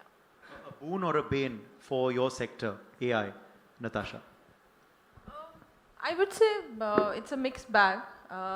We have to take maybe a step back and see what sources is AI quoting. And that's very important lesson for us communicators to learn, because it has an algorithm and it will actually pull content which is more legible, more clear in bullet points and easier for it to throw out. So that's a very important lesson for people like us, that when you're creating content, especially on social media or digital content, try and match that algorithm, and therefore it will pull up in the AI search that you're doing. So therefore, I think it has made our jobs a bit more difficult in that sense that now people actually, there was a recent survey that, I mean, and I'm sure all of us can attest to that, that 80% of people do not search anything anymore. Your first search engine is ChatGPT or Claude for that matter. So what is it as a communicator do I need to do to align my content so that it throws up in your search and the first, Quickly now, because we are beginning to run out of time. Hina, has AI entered the newsroom? Of What course. is its impact? Of course, it has entered the newsroom, and it can make mistakes also. That's why I said human intelligence has to be there, because you just can't depend on technology. I just want to give a very quick example. When computers were launched, there was this fear in this country that it'll take away the jobs. But today, computers are extremely important for us. So I think for AI also, the trajectory is going to be similar. It's not going to take away jobs, it's going to change the way we do our job. Say, for example, as journalists, at times we have to do an interview and we are told about it just 2 minutes before that interview. That's the nature of our job. And you don't really have the time to do any kind of research. One prompt can at least give you the key talking points. You don't have to copy and paste. You have to use AI as an assistant, and I think it can really help you get better as a professional. Is the AI imprint already being seen on press releases, Runa? And is it a good thing or a bad thing? Yeah, it has begun, and our fellow journalists, they get to know if the press release is written through AI or not. So human intervention is important.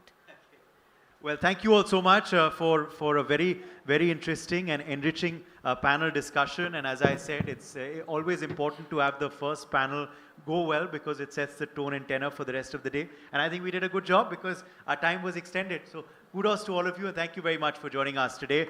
And thanks again to the organizers of IMAGEXX 2026, wishing you all the very best for the rest of the day and evening. Back to you. Thank you so much, and I believe you all can clap a little louder for them, please, ladies and gentlemen. And you're talking about the first panel discussion. When you're moderating, things can't go wrong at all. Huh? That's what it is. I'll request for the gift hampers to be quickly put up on stage, please. We have some special gift hampers for all our speakers over here. And once the gift hampers are done, we'll do the group photo after that. Once we'll get the group photographs. Yeah, we'll do the giveaways first, and then yahan pe, table ke aage. Because we don't want the tables to photobomb, right? So again, older social media aesthetics is important. So I request all of you to please kindly come forward, and after that, on a countdown of 1, 2, and 3, we can get going with the photographs.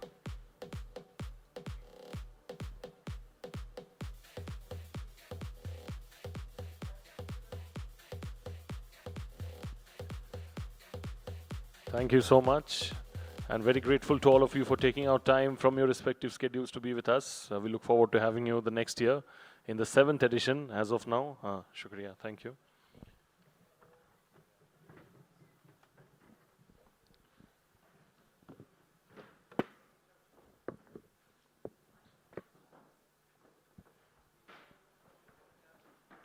We'll quickly take the chairs away from the stage.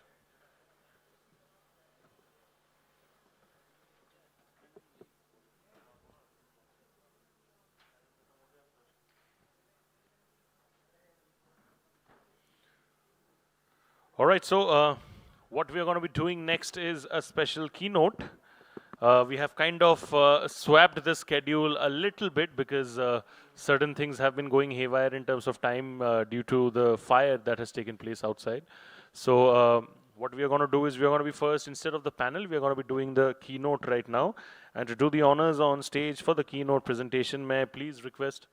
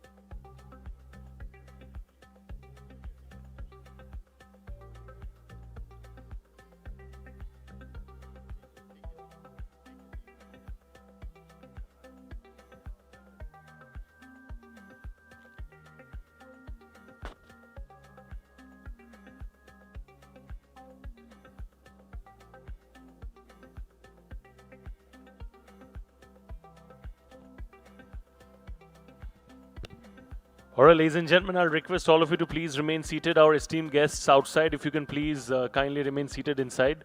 We are going to be having the special keynote now, so I'll request all of you to please kindly come in and settle down. I'll request our esteemed audience to please kindly take their seats inside. Thank you so much. Thank you so much, ma'am, for coming over here. Can you all clap it up for her, please, ladies and gentlemen? Thank you so much. Very, very grateful. Despite all the logistical challenges around in terms of fire and all, you made it over here. So we are very, very grateful to you. Thank you so much. I'll request my esteemed audience to please kindly take their seats. I'll request the AdGully team to please maybe help in that process so that our esteemed audience who are outside, they can take their seats inside. We're going to be having the special keynote now. So I'll request everybody to please kindly remain seated inside. Ma'am has taken time out of her busy schedule to be with us, so I truly believe that we need to value it at its very best. So I'll request everybody to please kindly come inside and settle down. I'll request everybody to please kindly come in and settle down.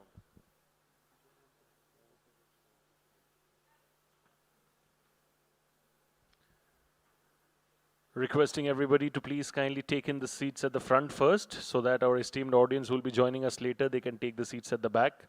जितने भी seats आगे हैं आप लोग please kindly आगे आके यहाँ पे बैठ जाइए. I request everybody to please kindly take their seats. We are gearing up for the special keynote right now.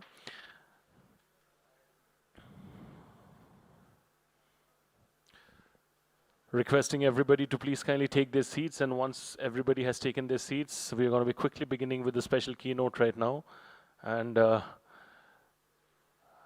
believe let's take our seats and let's minimize movement around that space so we can close the door now. Let's close the door now as we are gearing up for the, all our guests, I believe they've already come in. So, बहुत shukriya, thank you so much. So right now you just heard a very interesting panel discussion on the topic beyond the press release, building always on newsrooms. And now as per the agenda, we're now going to be following and moving forward with a very, very special keynote. She is the esteemed former Minister of State for External Affairs and Cultural Government of India. But I can keep talking and talking about her because of all the great work that she has done. And most importantly, she's got the knowledge and wisdom to literally talk about anything and everything on planet Earth. Ladies and gentlemen, please join hands together in welcoming on stage Miss Meenakshi Lekhi, please. Can I have a bigger round of applause for Meenakshi Lekhi, ma'am, please? Thank you so much, ma'am. What a pleasure. बहुत shukriya. I'll request you to remain over here. And what I'm going to do is, I'm going to request Bijoya Ghosh, ma'am, founder and CEO at Gully Media Network, to please kindly come up on stage and give ma'am a special bouquet. So can we have the bouquet, please? That's Bijoya, ma'am, for you, ladies and gentlemen. Two powerful ladies in the frame. Can you all clap it up loudly for her, please, ladies and gentlemen? Thank you so much, ma'am. Very, very grateful to you for taking out time for our special endeavor. Thank you so much. You just made the 6th edition a lot more special. बहुत बहुत शुक्रिया. Thank you. And I request you to please come in over here and say a few words regarding your keynote. You want to use this mic? Whichever works better. My dear friends, Bijoy, pleasure being here. And I was just complaining, and I was just wondering that is it me only who has noticed, or all of you have also noticed Google taking you to the wrong? Everybody? That means it's a design. And that also means it's a design fault. And design fault can happen anywhere. Sometimes it is mischievous. Sometimes it just happens as a mistake. And more often than not, in reputation management, it is all mischief, mostly. Sometimes genuine mistakes, but mostly it is mischief. Mischief created by the entire group, which cannot meet the caliber, which cannot meet the competition. And that's where all of you come in, to keep a watch on the mischief, which is 24/7, and to keep the ability and capacity heightened and highlighted, which of course as professionals you would do to best of your ability. But at the same time, the real merit is in the product itself. Sometimes you have a tough task of building reputation where the quality is missing. But I think where the quality is, at times, that quality doesn't get highlighted. So I feel that as professionals, you are the people who manage that and understand that particular framework in which the pluses need to be highlighted. At the same time, if there is deficit of any sort in the product, you people are also able to give that feedback to the client, that this is what we think you need to work on, because this is our research, market research, or customer research, or the observation, whatever. This is our feedback, so build on your capacity, capability also. So while you're managing reputation where the product itself is missing in some quality, but your feedback can improve the quality as well. Services also is something which all of you can improvise upon, that I don't want to name, but for example, number of cars which are lying in the workshop these days. And these are pretty expensive cars for Indian customer. The reason is very simple. Most of these cars were built for 30 to 40 degrees temperature of Europe. They were not built for Indian roads and Indian temperatures. Climate change is impairing everyone, and cars are one of them, and we are seeing the result. Now this is anyone who has a client who's a vehicle or an automobile company, please give this feedback, that this is what Janta is saying, and if you guys don't behave, there will be consumer cases against you, because you will miss the scientific test, you will miss the and whoever has given you the certificate should also be, taken to task. Now why I'm saying all this is because out of the personal experiences in life, we come across these challenges. And when we come across these challenges, we have to work on meeting those challenges. And in meeting those challenges, the communication is one hell of a quality, where again, you people come in as a big support. I think the panel before I came in was beyond the press release.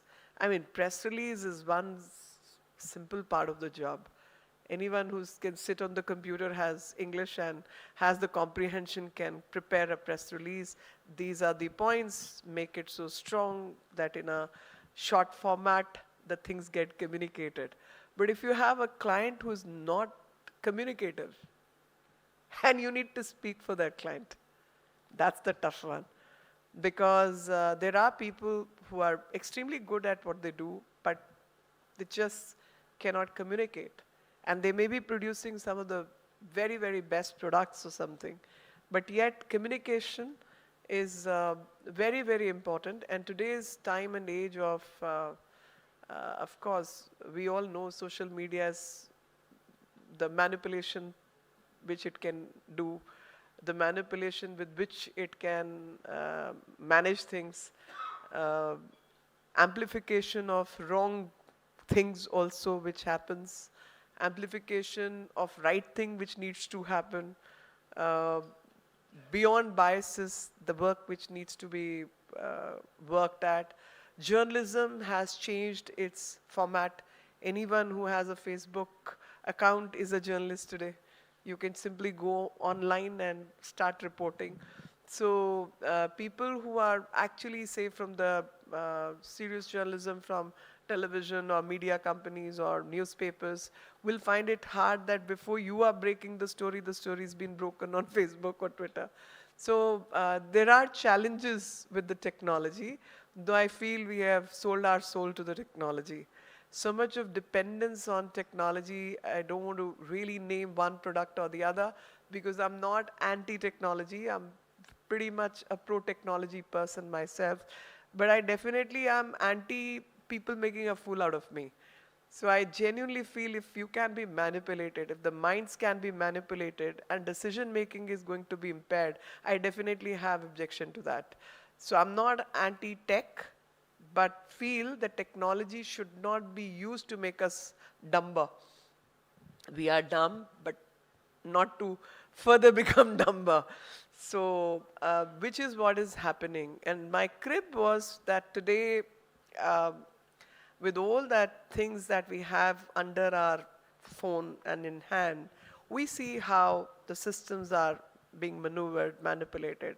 And I was just chatting up and I was saying, what happens that, at least my generation, all of you are much younger, but my generation, we could remember multiple phone numbers, a few hundred, 9-digit also, just like this. We didn't have to check the diary, we didn't have to check the phone, and the phone did not have that much of memory. Our memories were stronger.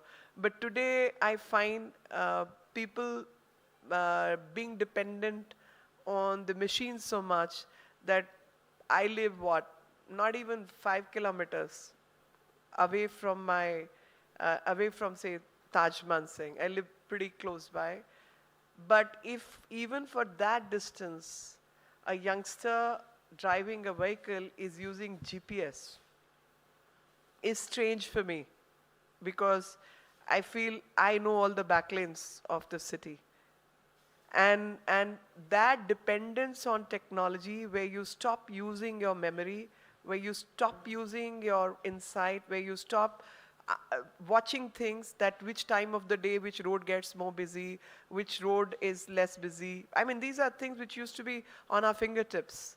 And I feel with the coming times, the youngsters are more and more finding it difficult. They may come up with beautiful presentations because it's all AI reproduced, but not necessarily the ability to create even, one slide of their own by picking up characters or creating something. Because even that much is lost. And definitely, when I look at all of you, I feel that's where your work gets tougher because you have to deal with all these things on daily basis. Because if AI can play games with somebody's reputation, deep fake is coming, somebody's face is being masked, some voices are being overlapped, the job gets pretty much difficult. And by the time you respond, it's already viral because somebody is amplifying it. It's a different matter. People like me immediately will take to the court, but other people will find it hard even to go to the police or go to the court. So there are very, very large challenges which people like you are faced with. I'm pretty much aware of it. And I genuinely feel that while you are upskilling yourself constantly, which you need to do with all the, it's almost like Auntie Norton used to come, that there is a new program which has come and immediately you need an antivirus.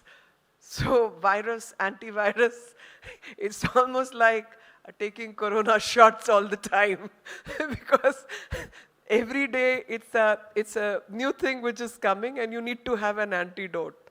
And especially with reputations, an antidote has to be produced immediately. So immediacy of work, availability 24/7, and being up in the game by virtue of being tech savvy and availability of all the platforms, network, speed, resilience. I can only say that either as a generation, we go back to the roots and we are able to say no to some things and we become professionals in what we do. Or if you can't really change the system, you have to be part of the system to make it better, to run it better. It's a catch-22. And definitely not all of us can go to the mountains and grow vegetables and live a happy life, which is ideal life. But that ideal life is pretty expensive these days. The more organic you want to get, the more money it takes out of your pocket. So it's only for the privileged few. Rest of us who are mortal beings, we are still better than many other countries because we are still able to connect with our grassroots and ancient civilizational value system because of Nani Dadi and all the generational knowledge that we get in our own families and households. We are still able to sort of conserve and preserve that. But the really pure and puritanic life is very hard to get these days. But wish we are able to strike a balance between the two spheres of influence that people like you work in, and people like me are the observers. I can only say it's almost lunchtime. I've kept you on hold for long. Again, the mistake was not mine. Something which I normally would take 20 minutes has taken me more than 2 hours. And I have been really, really upset with many things, and especially the misuse of technology, because once we pawn ourselves to the systems, we are not in control. And I just say, I'm saying and narrating this to all of you, that do not allow systems to control you. Control the systems. Stay on top of whatever work is assigned to you, and remain good at what you do, remain professional at what you do. And my best wishes to each one of you. May God bless, and let's all serve our country being on the right side of the value system and the value chain. Thank you very much. Jai Hind. So much from speaking from your heart. I believe she deserves a bigger round of applause. And in your introduction, ma'am, I mentioned that you can literally speak about anything and everything on this world. But then apart from that, the way she has been empowering women with her initiatives is simply phenomenal. I believe everybody has also heard about this thing that she also recently launched Mission Shakti Sat as its global chair, where the initiative reflects growing participation and leadership of women in science, technology, and space exploration as well. So truly, truly phenomenal. You want to say something on that, maybe to our audience?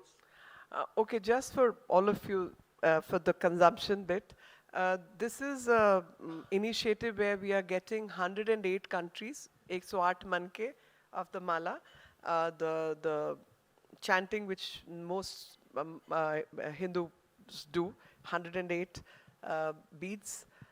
So 108 countries to be represented by one woman leader and one youngster.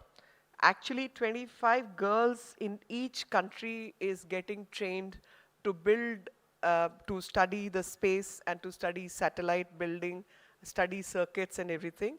But out of those 25 girls, one child will be selected and one woman leader from that country as a mentor to that youngster. And they are all likely to come here in the month of August. 10 days program. We will be working on one of the science labs in some decent university. Could be IIT, could be whichever. We are still working on that. And these youngsters will be staying. Indian team will be setting up different parts together because each one is assigned to build one part, one small section. Then the sections have to be brought in together in the form of a satellite. And in the month of October, we are going to launch this satellite, built all by women in science and technology. And for your consumption, as I said, I'm pretty much a pro-tech person. I'm not anti-tech because I think if technology is what gives us more power and more control, we should be part of it. We can't allow others to take over. And Indians are the original techies. We are the original guys. I mean, imagine 1,000 years plus before people knew about surgery in the West or anywhere, we had Sushrut Samhita, where we were doing rhinoplasty and we were doing cataract surgery and where we were doing C-sections and all. So we are the original people of science where we tried to discover God through science. I mean, one Ved, Atharved, is actually all about science, you know. It has multiple things, but Ayurveda is part of Atharved, which many people may not even know. So Ayurveda comes from Atharved. Astronomy, astrological calculations, satellites, moon, etc., all comes from the Rigvedic knowledge. And imagine so-called illiterate people in this country used to depict eclipses when no computer existed. And till date, they are absolutely correct, even by the seconds. So I think why I'm sharing this with you is to give that confidence in all of us. We all need to reclaim the knowledge system that this country possesses and reclaim our own ancestors, because even with computing, I'm not saying it was copied or anything, but before 50s, when the grid system came in and it was called, this is the guy who actually built computers and taught the computers how to learn. But Patanjali built the Patanjali grammar, the regulations, some 2nd century AD or 1st century AD or around that period. And from there, it's identical to that. Then another scientist in 60s said that, call it Patanjali. So there are many things that we need to work on. And I think I'm going wrong with one name. Patanjali was the yogic guy, but this about Panini is the person who did the grammar of Sanskrit, and that grammar is what got fed into identical regulations, got fed into the computing.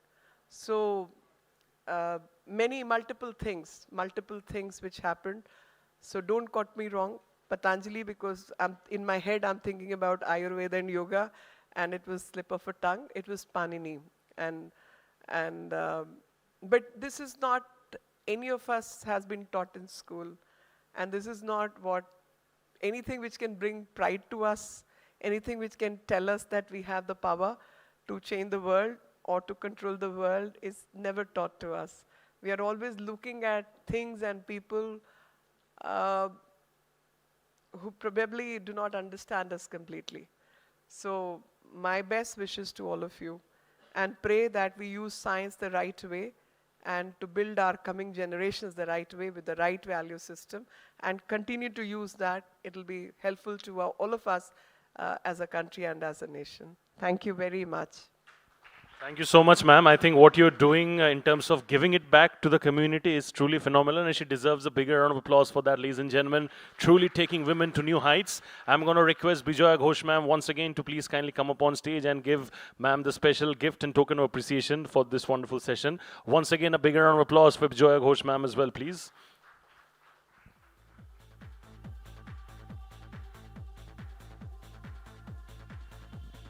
Thank you so much, ma'am, for coming. We'll do the photo in the center. In the center.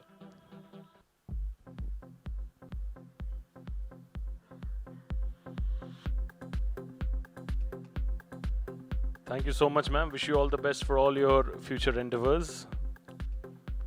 Ma'am, thank you. Yeah, thank you, ma'am. Thank you. Moving on, we are now going to be having a panel discussion. This is going to be on the topic comms-led growth, case studies where PR moved pipeline, not just awareness. I'll repeat the topic once again for you all. This is going to be a special panel discussion on the topic comms-led growth, case studies where PR moved pipeline, not just awareness. I'm going to be first introducing our session chair, and then I'm going to be introducing our speakers. And I request all of them to please join me on stage after that. And just a humble request to all my esteemed dignitaries and guests over here, please kindly keep your mobile phones in silent mode, as we don't want to distract any of our speakers who are on stage. So मैं आप सबको request करूँगा, please अपने अपने mobile phones को silent mode में रखिए, so that we can move forward seamlessly with a phenomenal session. This is going to be a panel discussion, comms-led growth, case studies where PR moved pipeline, not just awareness. Do we have 5 chairs? Yes, thank you. Keep the glasses, please. And also I request all my speakers alongside the session chair to please kindly take their seats as per the photo order that will be displayed over there on screen. So the session is going to be chaired on stage by Shilpi Shukla, Brand and Communications Consultant. Can I have a bigger round of applause for Ms. Shukla, please? Thank you so much. Thank you. We'll request you to please take your seat over here, the corner. Bahut bahut shukriya. You all can clap a little louder for Ms. Shukla, please, I believe. Ladies and gentlemen, thank you. My next speaker over here is the head, Senior VP, Group Head, Corporate Communications and PR at Fortis Healthcare. Please clap it up for Ajay Maharaj. Thank you so much, Mr. Maharaj. Bahut bahut shukriya. You truly have a great team backing you with all the appreciation from behind. My next speaker over here is Partner and Head, Brand and Communications, KPMG in India. KPMG India. Vandana Chopra, ma'am, ke liye bajaye zor se taali, please. Thank you so much, ma'am. Very grateful to have you. Bahut bahut shukriya. My next speaker over here is the Principal Executive Director, Corporate Communications, Delhi Metro Rail Corporation, Anuj Dayal. Mr. Anuj Dayal, ke liye bajaye zor se taali, please. Thank you so much, Mr. Dayal.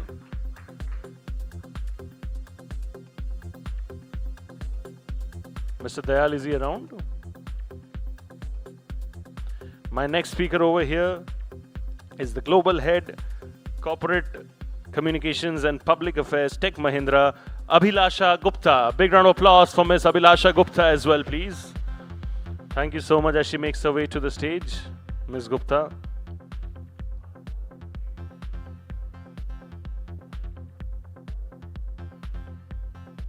Thank you so much. And this is going to be a 25-minute session.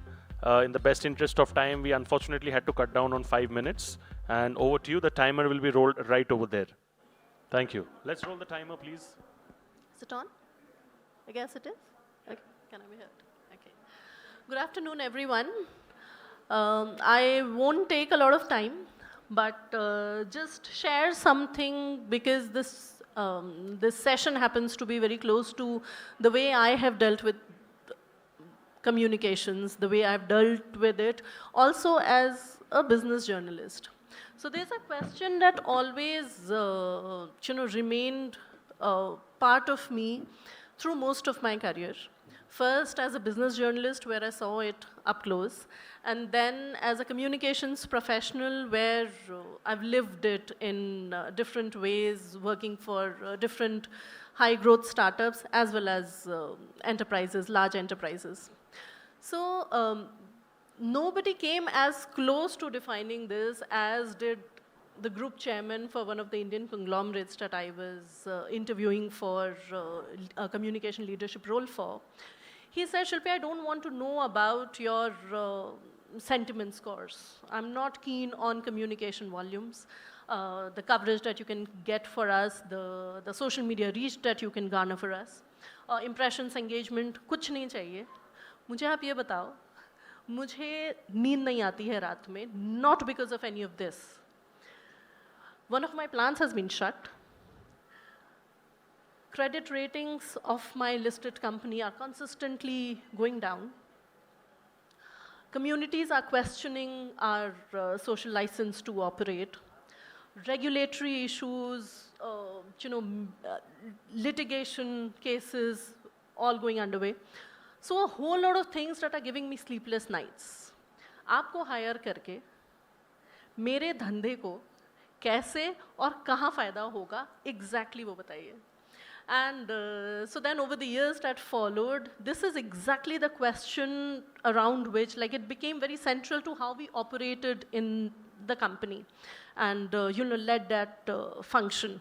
So now, without taking much time, I would want to open the panel and talk about one key milestone that you could all discuss, wherein communication actually brought about a tangible business move for us, for your companies.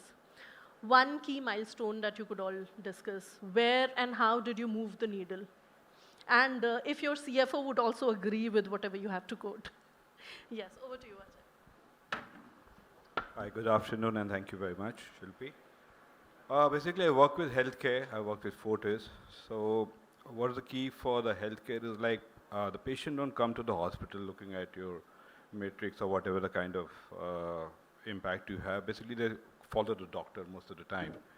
So the key challenge remains, how do we ensure that the kind of clinical cases or maybe the kind of achievement, kind of technology, so whatever have been procured, we make sure that they are highlighted in the right platform or maybe on the right channels. Now there's print media is not the only medium which is there to ensure that we get the right coverage. But we have to adopt to all the platforms, and measurement is different now. You don't look at like what is the kind of coverage, how much coverage we have achieved.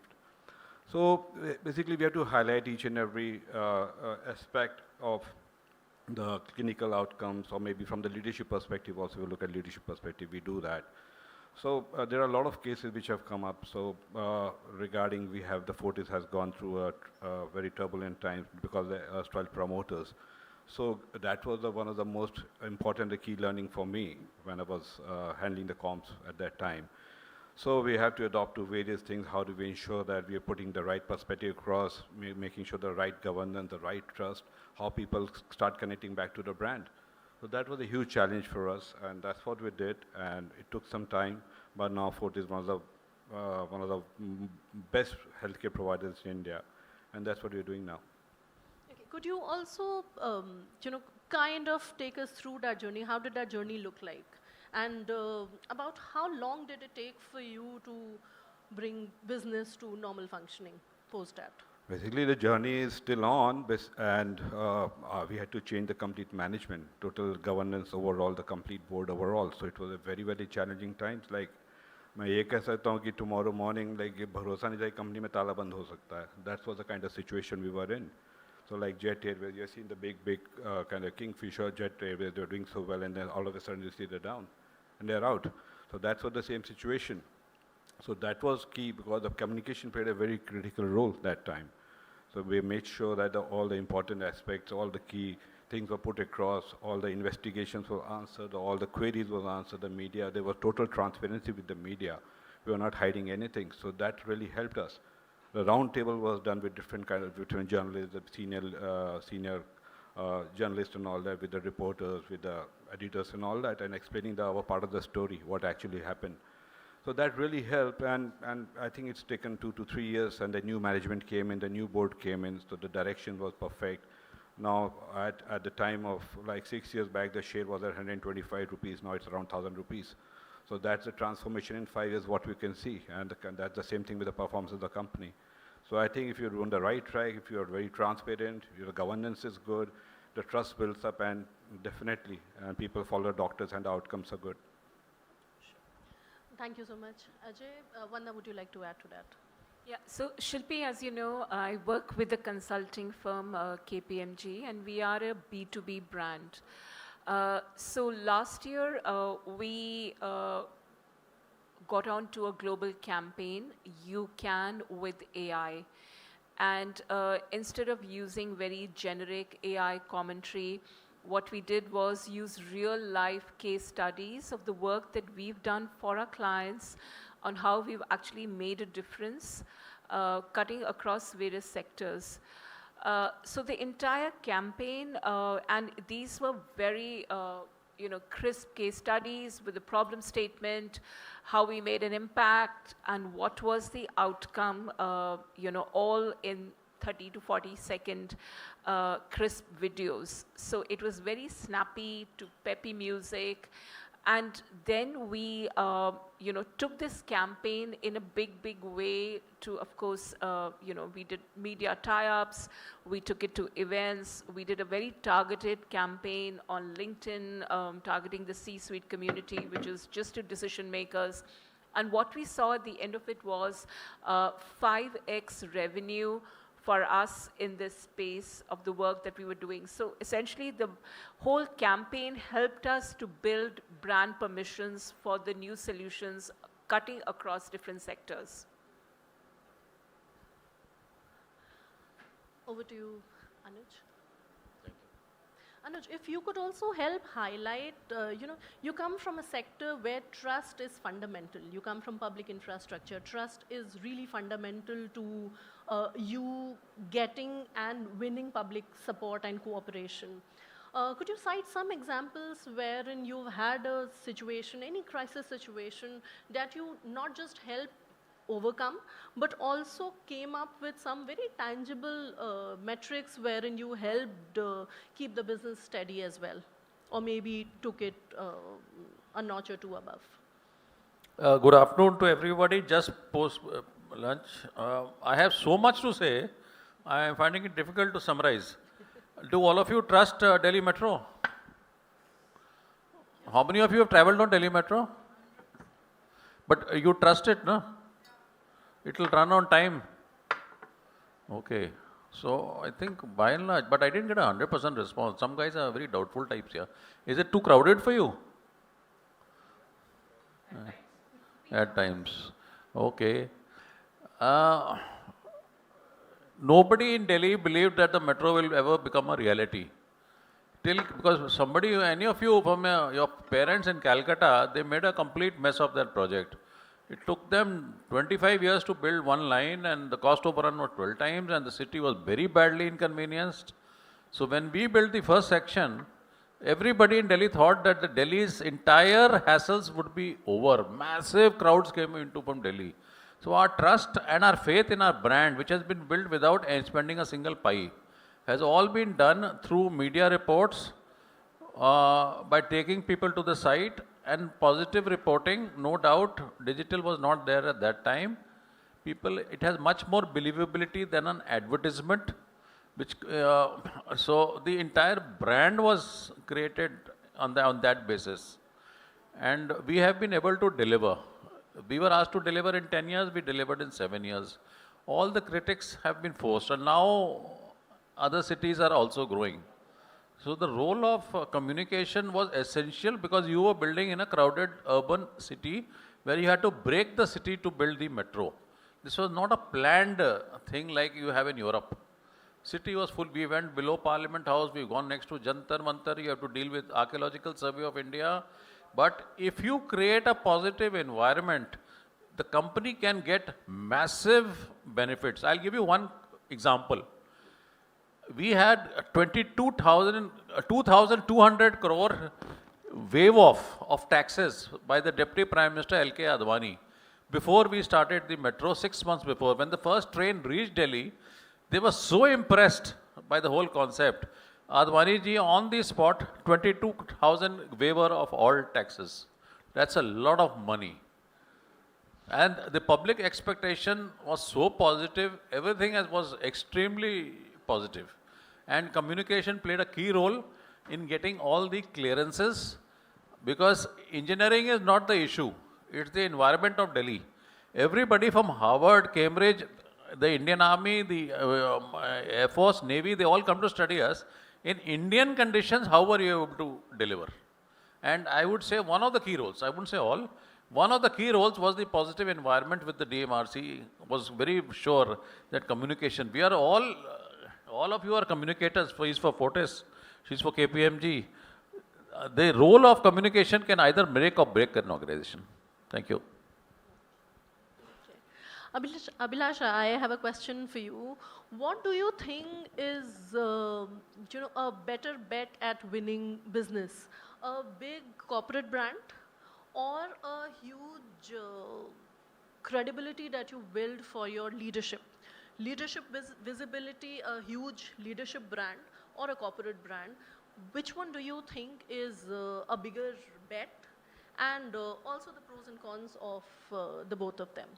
When your brand is bigger than the person and when the leader is bigger than the brand. So in each of these cases, which one do you think is a bigger bet, if you understand what I'm asking? And where do you think they come with their merits and demerits? Very interesting question. Firstly, thank you for having me on this panel. I think to answer your first question, a mix of both. It is important to have a very credible brand, but today I am not buying from a company which is an inhuman brand. I'm also buying from a company because I hear the voice behind the brand, which is more human, which is something that I can trust. So it is important to, yes, build a very credible, large brand, but at the same time, you need to humanize those brands and you need to ensure that the credibility is built behind people. I think a similar logic is used with AI as well, that I do want to leverage AI, I do want to be on top of my game, be able to leverage all the tools, all the technicalities, everything that it has to offer. But at the same time, I don't want to be talking to a bot when I am feeling emotional. I still want to be interfacing a person who I think perceives the way I do as a human being. So very interesting mix of both. And when it comes to communications, and just to add on to what the other speakers have also spoken, I'll just give you an example. So I come from Tech Mahindra, which is one of the largest Indian IT companies in the country. We're in 90 countries across the world with 150,000 plus employees. Yes, communications is becoming very critical when it comes to boardroom conversations. You talked about the CFO, and I think something came to my mind at that time.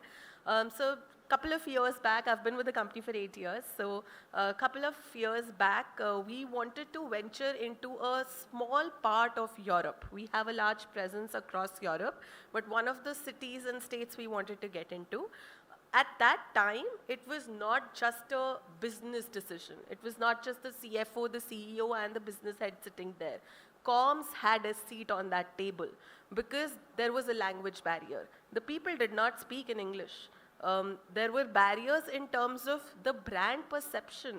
We're here a listed company. I don't think anybody cared about what Tech Mahindra was or what they did in that city where they didn't speak English as an official language, or they'd never even heard of the company, let alone that it's listed, it's large, and all of those things, or have the trust to be able to invest in it. At that time, it became a communications problem first before it became anything else. And that's how we approached it. So we actually led with comms first. We did a lot of campaigns. We, of course, adapted it all in their language. We created local stories. We created things that could appeal to the audiences there, very customized, very niche, very target audience oriented. And that helped us bring in deals, that helped us have softer conversations to begin with for our sales leaders, that also created brand recall, and that created everything that you would want to ask every comms professional when they ask for a budget. So I think that just came to my mind, so I thought I'll talk to you about that. Ajay, I would want to ask you about this, the leadership crisis that you faced back in the day.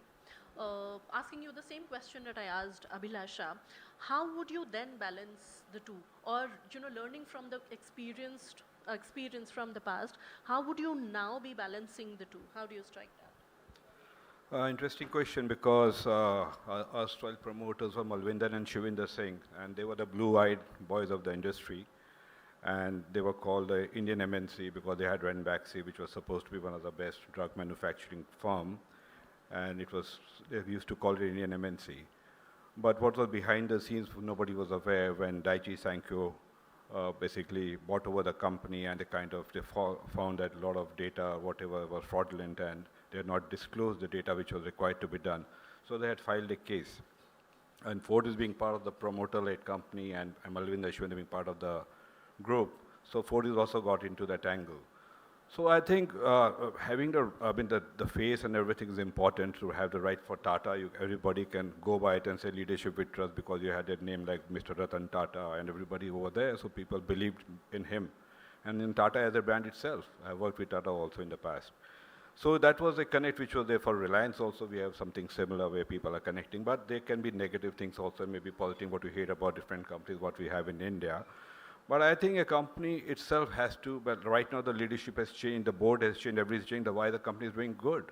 It's not just the leader, it's your performance, it's how you behave, what's your kind of ethics, what you have, what kind of governance you have, what kind of transparency you have. And that's all is going to build the trust what people have. Like over here, people must have gone to various healthcare brands.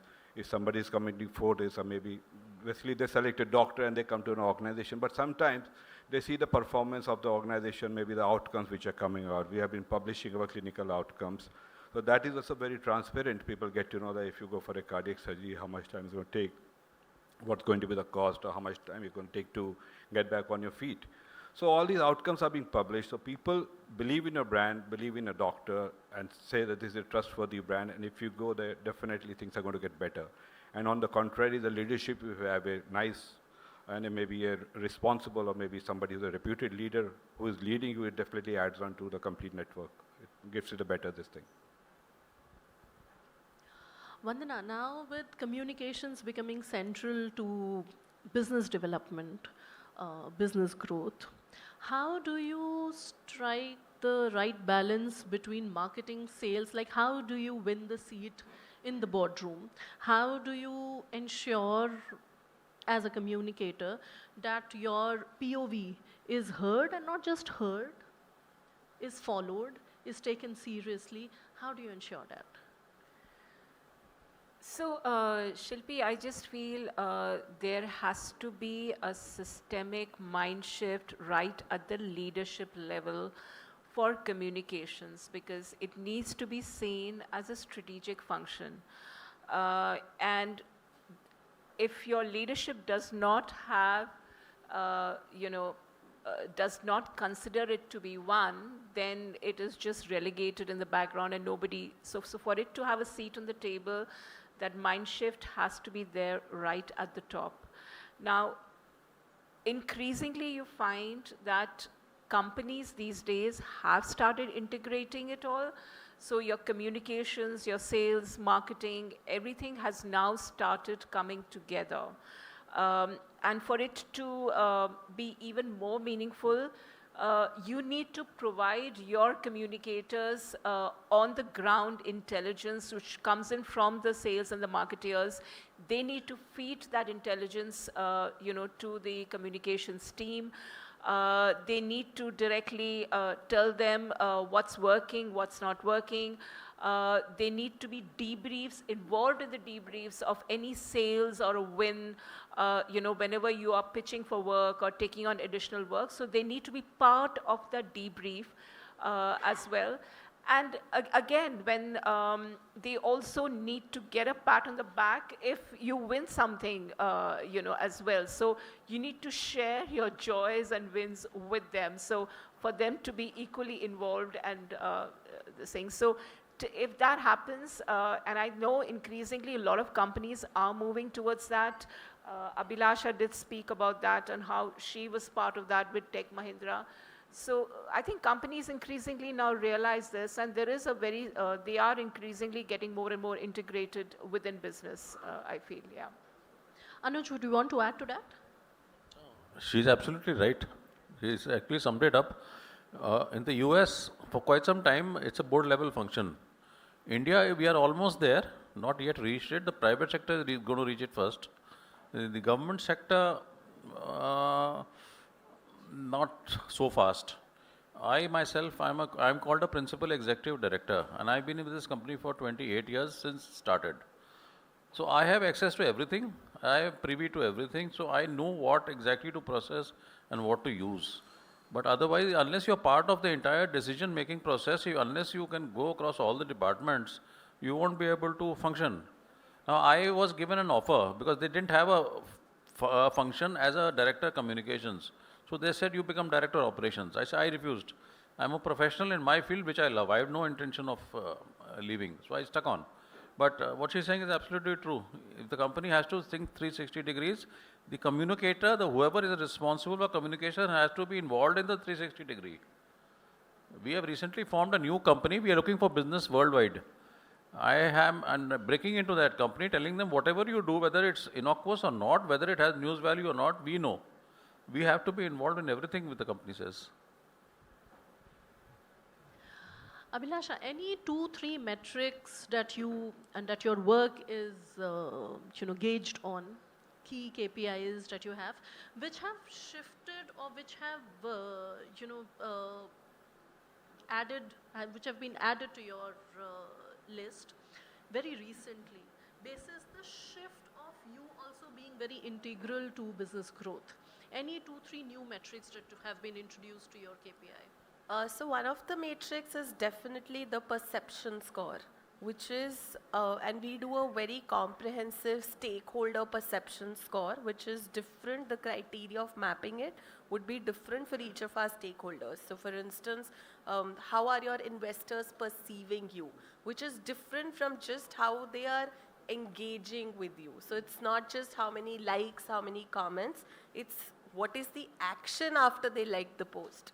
Did they reach out? Did that lead to a change in the scoring of your credibility? It reminds me of my chairman's quote. होने से धंधे को क्या फायदा है? Exactly. कितना भी coverage ले आओ, Exactly. So मैं क्या that's what करूँ? I mean, that what has your perception led to? What is the action that your perception has led to? I think those are the things that we're adding to our KPIs. And again, this is for investor. There's similar matrix for employees. How are your employees? Because we have such a large employee base across. So it's very important for us to know how our own employees are perceiving us. Media community goes without saying that how are they perceiving us. But also I think from a governance point of view, one addition that I see is in terms of AI and content. Anything that goes out, and we have numerous examples of things, the faux pas that have been made by different organizations and brand in recent past, any content that goes out now has an AI score. And it's something that we mandatorily check on each and every, whether it's a tiny quote or it's an entire article or it's a case I'd like study. to add to that, though we have much paucity for time. How do you gauge that against your business objectives? Like, how is that aligned with your business objectives? It all comes down to credibility. If I have put out an article that my CFO has authored, which is 80% AI, that leads to zero credibility, because anybody could have just typed those prompts on one of these search engines and received the same content. So that leads to actually not just that, it's not leading to any perception, positive perception, it's counterproductive. It's making us sound like a brand that doesn't care. The stock does the top Exactly. talking the next day. So it's so important, because anything that I'm trying to do, if I am not authentic, if I'm not credible, having said that, AI is great. I do need to leverage it and I do need to use it. But if I'm not authentic in my own tonality and voice, then it leads nowhere. Okay, we have run out of time. But any final thoughts coming from you guys? Anything else that you would want to add before we wrap up the session? Anything more that you want to add? Sorry, I'll just add one thing. I think increasingly trust velocity is very, very important because till people trust your brand, especially in a very AI, and we all know it's, so to cut through that noise, and it's very fragmented, trust is very, very important in the brand for your customers, for your employees, I mean, for all stakeholders. Basically, from the communicator's perspective, I want to add something here. The key challenge for every corporate communicator is how do we know that we are impacting the organization's business, or how we are influencing the patient. In my profile, patients coming to the hospital. Because in the marketing and everything, what you do, you have a matrix there, you have a code there, whatever, they come and land up. But from the communicator's perspective, you never know the kind of a story, what has been published on whichever platforms it has come on. You're not able to gauge it and what is the kind of impact it's having on an organization. So that's something important, and a lot of people are working on to how to gauge it, how to get it out, and how to get the right kind of a system so that it can be captured. So that's the key thing, but I like to say something. When you have a unbiased third party writing good for you, really impacts the audience for sure. If your marketing is spending money, you're taking out advertisement. So you're going to talk good about yourself for sure. You won't write that I'm not good. But if somebody else is writing good for you, it really impacts very well. And if it's coming out in a leading publication or maybe on some leading channels, platforms, it really helps and really engages, and it really builds trust, and also gets your customers to your organization. Thank you so much for all of your time, and yes, it's been a very interesting conversation. This is the era wherein communication is not just about visibility. We are moving to value now. We're not talking outcome alone. We're not talking output alone.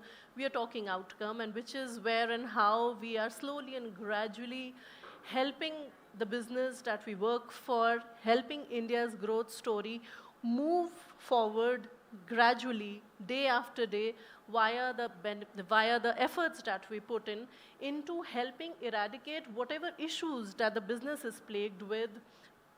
Our ways are different, our toolkit can be different, but it's really integral. Communication as a vertical is very integral to business growth, and anything and everything that we do, be it internal comms, be it external comms, social media, third-party advocacy, as Ajay said, we are playing a fundamental role to business growth, and which is a great shift, a fundamental shift that we have seen in how the function is looked upon by the corporate world in totality.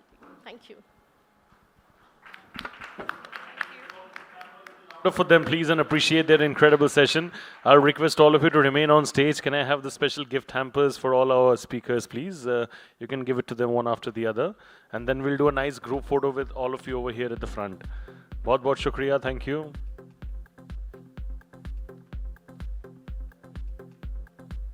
Thank you so much. I'll request all of you to please come forward for a nice group photograph. And I'll request everybody present in this room to please kindly clap and appreciate them for this incredible session. And thank you so much for taking out time from your respective schedules to do this with us today. We are very, very grateful.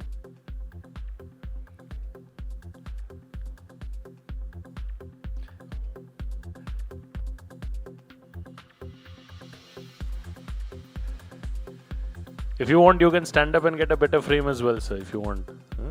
No worries, I'll sort it. Okay. Thank you so much. We look forward to having all of you the next time when we do it as well, which is going to be the 7th edition next year. And in the meantime, I'm going to be announcing a quick 30 minutes lunch break right now. This is going to be just for 30 minutes, and post-lunch we'll be back with the second half of IMAGEXX Conclave 2026. Thank you so much, you all on the other side.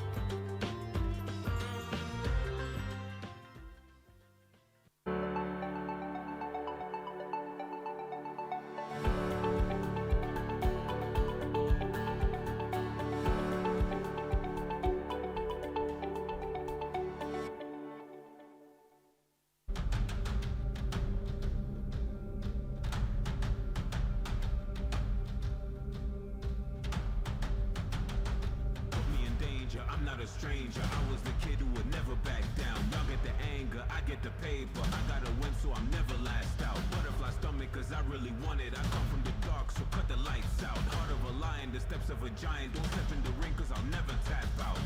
Y'all better hold the wall before it falls apart. Cause when I stomp the ground, either y'all run or crawl. Y'all better call the law, or else it's au revoir.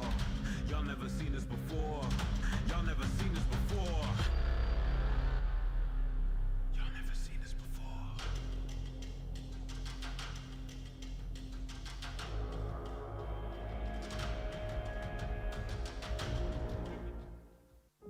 In a world where today's connections define tomorrow's success, we have the analytics to anticipate, the creativity to shape, the engagement to connect to what's next.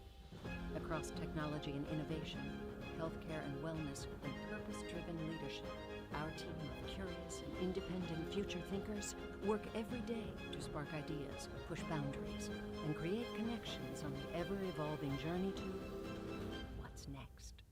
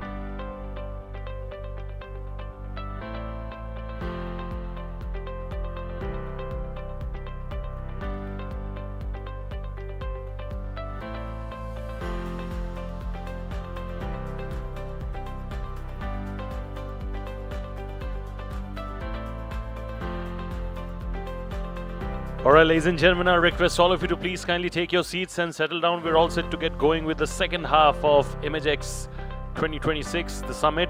I'll request all of you to please kindly take your seats. Our esteemed audience outside, if I'll request all of you to please kindly take your seats and settle down inside. We're all set to get going with the first session post-lunch. I'll request everybody to please kindly come inside and settle down, and especially occupy the chairs at the front first. If I can have some help from the team of AdGully to get our audience inside, that would be really nice.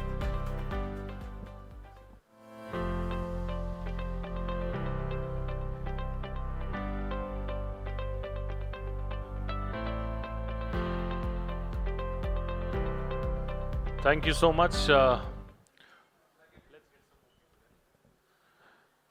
hope you all had a good lunch. Did you all have a good lunch? जोश थोड़ा कम लग रहा है, huh? Usually before food, people are like hangry, right? A combination of hungry and angry. And after the food is done, then people feel rejuvenated. So I believe all of you are rejuvenated enough for the next session, as this is going to be a special keynote. I'm going to quickly announce it for all of you over here. I request the esteemed presence of Mr. Darshan Shah, co-founder and CEO from NewsReach, to please kindly come up on stage for the special keynote. Give him a bigger round of applause, please, everyone. Thank you. And I request the audience to please kindly take their seats. Let's quickly update the timer to 15 minutes and let's get it rolling. And over to you. Let people come in a little bit.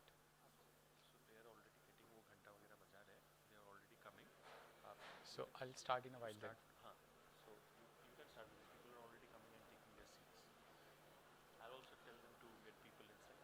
Sure.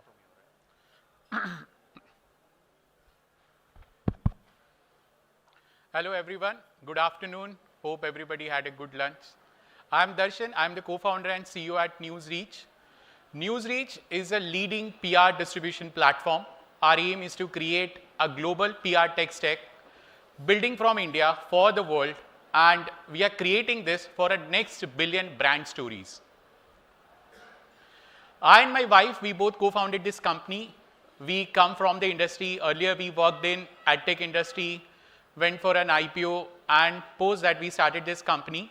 We were also recognized under Forbes 30 under 30 on Forbes Asia list of 2022. We are fortunate enough to be backed by credible investors. So we were incubated at IIM. Then we got a funding from one of the largest institutions in India when it comes to media, HTZ, and of course the angels and everyone. So there are couple of more institutions also in place, mutual fund, family offices, and everyone. What we aim to build here through NewsReach is basically a journey that we wanted to build something in PR, or I would say a publisher and advertising ecosystem. We started in 2018. Post that, we realized that if we have to do something bigger, we have to raise more funds, make systems more sustainable, scalable one.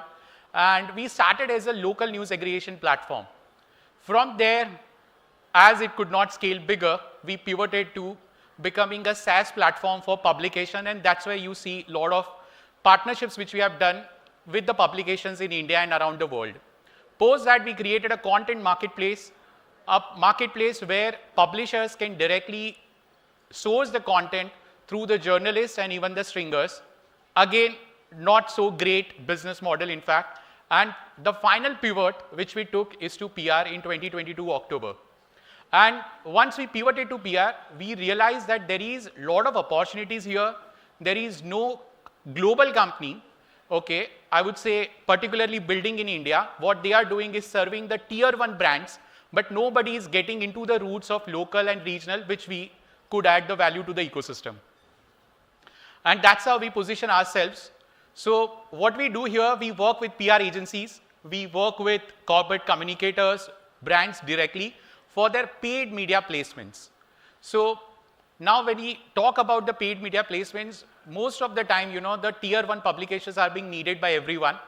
But when you pitch to your local customers or even agencies and corporate communicators, when you pitch to a local or regional brand, they want to be known locally first, and then of course nationally, and then comes the globally. That's where we help you. We are acting as a bridge between publications on one side and the brands and corporate communicators and PR agencies on the other side. We have created 3 verticals on which we are doing our best when it comes to an article placement or PR distribution. Second vertical comes around an interview, podcast, and third is our own flagship IPs, events, what we do. Let me take you one by one. One is your article placements. So generally, as you know, while even the first, I would say, panel took place, everybody talked about the article placement very heavily, the story, which has to be a great narratives to be built, and then going to the journalist, then pitching it out and all. When it comes to a non-disclaimer article, so sometimes what happens, the PR agencies and corporate communications are not able to get the right placements with the publications which they wanted to. And that's where we come to the rescue for a lot of PR agencies and the corporate communicators. Here we work with a lot of publications to publish non-disclaimer articles. Now, when we say non-disclaimer articles, it does not, of course, carry the disclaimer. Sometimes the word is also written that it is coming from the web desk team and all, and that actually helps you get the PR coverage right at the beginning where you have not got the PR coverage editorially. Second comes to, of course, the disclaimer wires. So disclaimer wires, when it comes to your ANI, PTI, INS, we have the largest market share in India when it comes to disclaimer wires, even more than the wires which we have already worked upon, and they are the global companies in India space.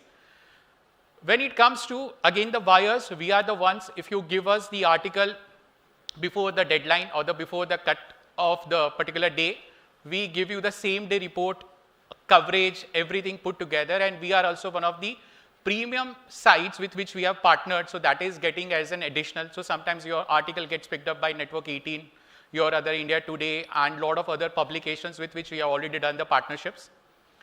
Comes to the authored articles, this is also one of the key areas where we work. So there are a lot of publications with which we craft the overall solution, because a lot of PR agencies, when they do an individual public relations for the CXOs or the brand owners and all, they require this kind of thought leadership articles, and with which we work with publications to get this narrative-based articles or their opinion-based pieces. Generally, that does not carry out in the paid ones. We do that. And of course, the regional publication, as I said, I come from Gujarat, so we have created a network of publications at the local level. There are 33 districts in Gujarat, and we work with almost everyone district-wise. So if you want anything which is to be locally available, we can do that. Second is your regionals. We are creating or expanding our presence across the states. Currently, we are live in 3 to 4 languages, particularly covering the whole states. But other than that, we have a very good plan in place wherein we'll be going towards all the regional publications and local publications as well. Comes to further leading newspapers and the magazines, the print part. So generally getting something in print is very difficult, of course. And as we are funded by the publications, what we do, we take out certain exclusive partnerships with the publications, which is their marketing initiative, of course. And there we can control the complete narrative. Okay, for example, last month we did a magazine with Mint, and with Mint Catalyst, the magazine came out. That was completely an initiative between Mint and Newsreach.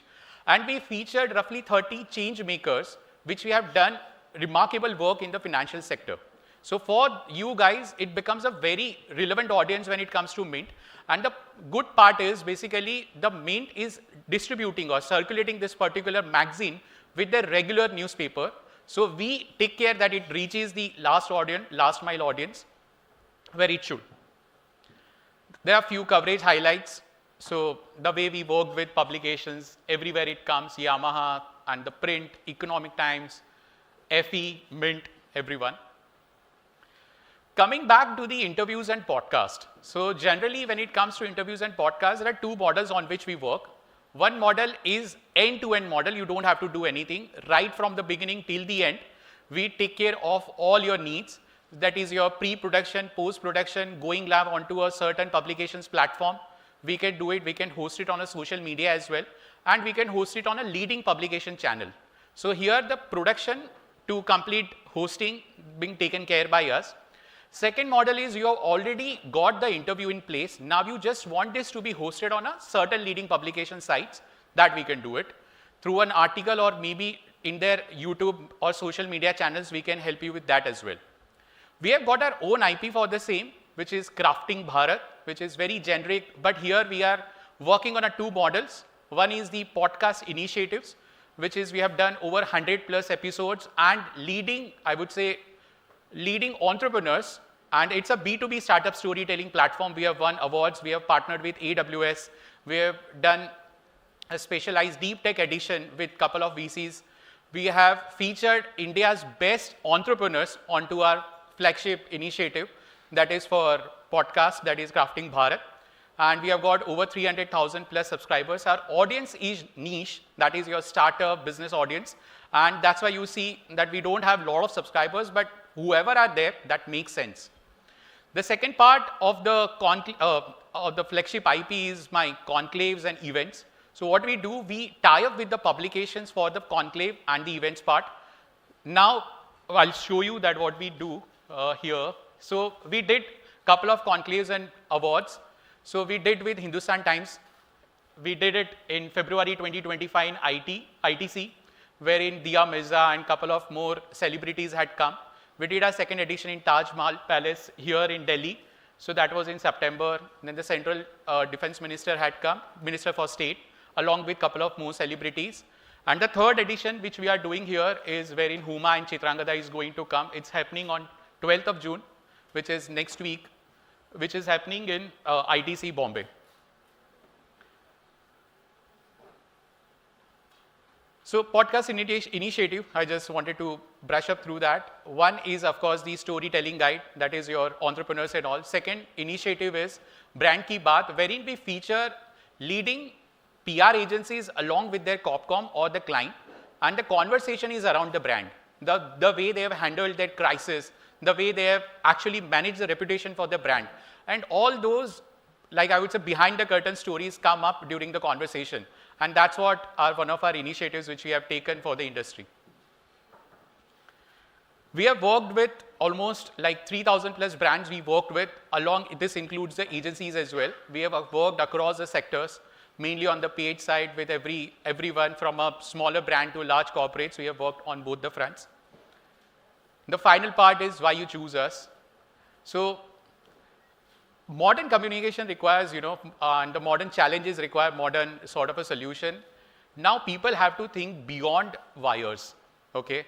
So there are certain things which you will be able to do it better, faster, when you have alternatives available, and we provide that alternative with Indian genesis in place. So our solution is more India-oriented, and the publication partnerships which we have done, which is phenomenal, roughly 2,000 plus publications we have partnered with, and this gives you an edge over your competitor.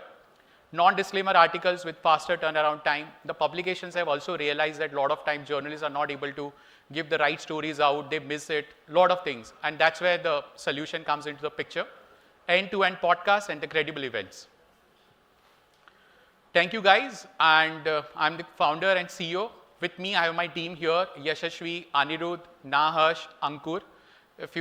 We happen to be network, like we can talk outside on the problems and the solutions which we have. Thank you very much, all of you. Thank you so much.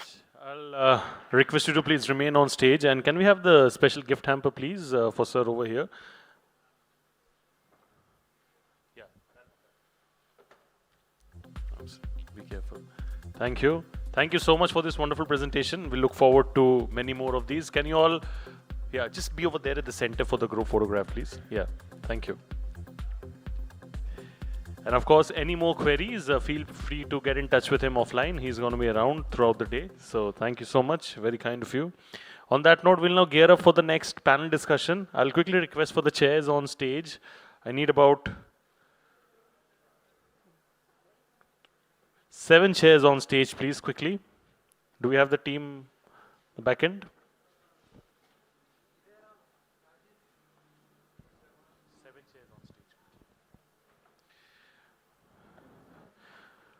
This is going to be a panel discussion on the topic crisis drills for the AI age, deepfakes, misinformation, and a short response window. Very, very pertinent topic in today's time, given the way AI has taken over. So this is going to be about crisis drills for the AI age, deepfakes, misinformation, and a short response window. This is what we are going to be discussing and deliberating upon right now.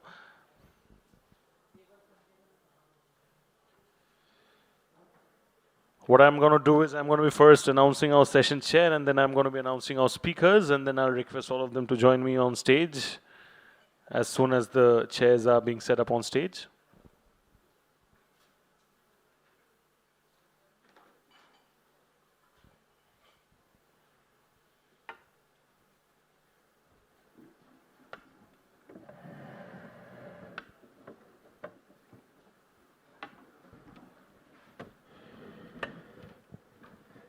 Are we ready with all the mics?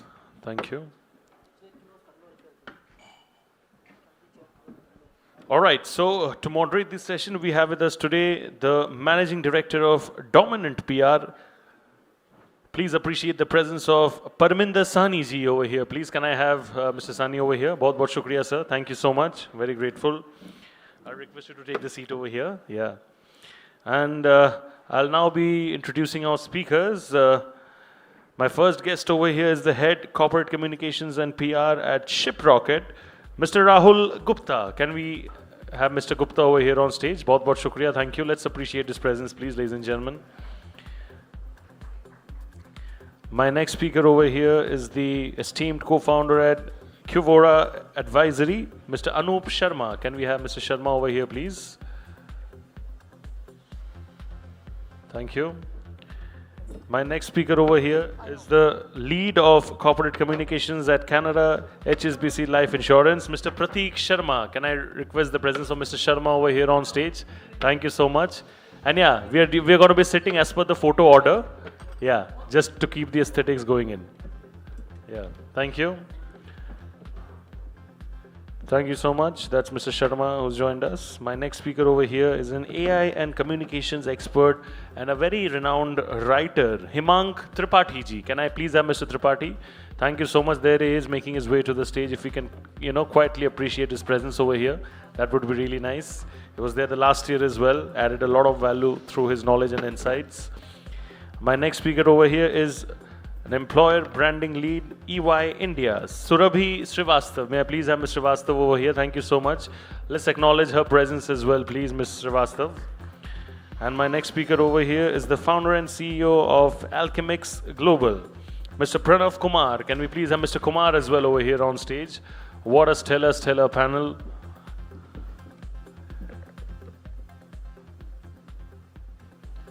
Thank you so much. And in the best interest of time, this is going to be a session for 25 minutes. I understand with so many incredible people, it's difficult to fit in all the conversation in 25 minutes, but we'll try to do that in that space. Sir. Thank you. Over to you. Hi. I think this is the most difficult session after lunch, and but still, I never wanted this session, and this is what I get. So I think this is again about communication, internal communication. So setting up the context, let's talk about how AI in terms of crisis and all these, have set up. I think let's talk about something which has happened in 2024, which everyone would be able to relate, which talks about our finance minister's video going out, talking about some investment plan. And by the time government could come up and, give a reply that it's a deep fake video, the damage has already happened. The communication went about 3 times in the same time. And there was multiple financial crisis which has happened around it. So I think currently when we talk about crisis, there is a different set of structure which has formed up in which has formed up in current era and also coming up era. So dividing the session into 3 parts, I think we'll start from from the other side of the panel and talking about how AI has changed around. What is AI crisis versus the traditional crisis which was there. So I think we can keep the point crisp and to the point. So taking up the conversations. Yeah, thanks. No, I think, see, the core of any kind of crisis remains the same, right? Whether it was pre-AI era or now, I think it remains the same. But of course, we would always talk about that golden hour of response, right? I think that has become golden minutes. So we'll come it up on the next session, but I think we'll talk about the traditional crisis and then keeping it to the AI crisis. So I think setting up the context, right, there are 2 parts of the AI crisis which we talk about. One is in terms of AI crisis in terms of the crisis which has come up with the AI and solving it with the help of AI. So I think two contexts that we can talk about. So I think traditionally, of course, the framework remains the same. There is a shield framework. You have to simulate crisis. You have to have humans in the loop. You have to kind of identify key risk areas. You have to listen to what the social media is saying and all of those things. That remains common. But in terms of AI, what's really happened is that you have to definitely see what are those identifiers in terms of maybe that lip sync that is off. So what are some of those things that you can see in deepfake videos, or how AI is actually coming up with misinformation, which is just, it gets widely spread and very soon. Perfect. Taking up with Rahul for the same point. Right. So in traditional crisis communications approach, if you see, the playbook largely remains the same. Firstly, you have to manage a lot of expectations. So earlier it was like, you have to manage internal stakeholders largely. But nowadays, since everything is going viral on the social media, there are a lot of external stakeholders which basically your crisis spreads like wildfire. Right. So you have to control that narrative, move that conversation away from those public platforms, and then think about how to counter it. Right. So taking it to the next level, let's talk about the response window. I think this is one of the most crucial part of the crisis management, the response window. Speed versus certainty. I would like to have your view on this. Actually, I'll take on from what Rahul just said. Yeah. So, see, the thing is, a lot of times what happens is the entire organization, when a crisis hits, gets into a mode of responding quickly. Yes. I think the idea is to still have credibility and respond certainly. Pratik, can you come up with a real life example with your organization or the other organization that you have worked out? Because it will give the audience a very more understandable format. Yeah, I mean, I'm glad. Whatever you can share that. No, I mean, I won't go into specifics, but I think again the idea is for you to not try and respond immediately, but respond with facts that actually try to change the narrative, which is on. A lot of times what we try to do is give holding statements which end up being a footnote in the entire story, right? With AI, that becomes even more concentrated, because earlier when a crisis hits, you're trying to solve for virality of it, right? Yes. But with AI, you're also trying to solve for the credibility of it. Understood. And I think, what about the faster reply window? When you talk about crisis, we're talking about AI as just the, the goon or the bad part of it, but then AI can also be leveraged in terms of responding fast, more content being created, using it to counter the AI crisis as well. I think more than thinking on your feet at that point in time, a lot of work that happens behind the scenes. I think the scenario mapping which we used to do for traditional scenarios go more into, say, a steroid mode when you're preparing for AI-led crisis in terms of how you can respond and how do you want to tackle that. So instead of me saying that if a crisis has hit and you need to respond to it quickly, I think the preparation that happens behind the scenes needs to be more strong and certain. I think that's the point we added, which is speed versus certainty, right? So responding right is the most important aspect of any crisis which has happened. Taking to the next point after this is what we will say is response architecture. I would like to have Pranav's point in terms of how the response architecture, who will respond, what will be the response, how will he respond, where will he send the response? I mean, those fundamentals pretty much remain the same in terms of who will respond and how one will respond, because that's all pretty much for a crisis.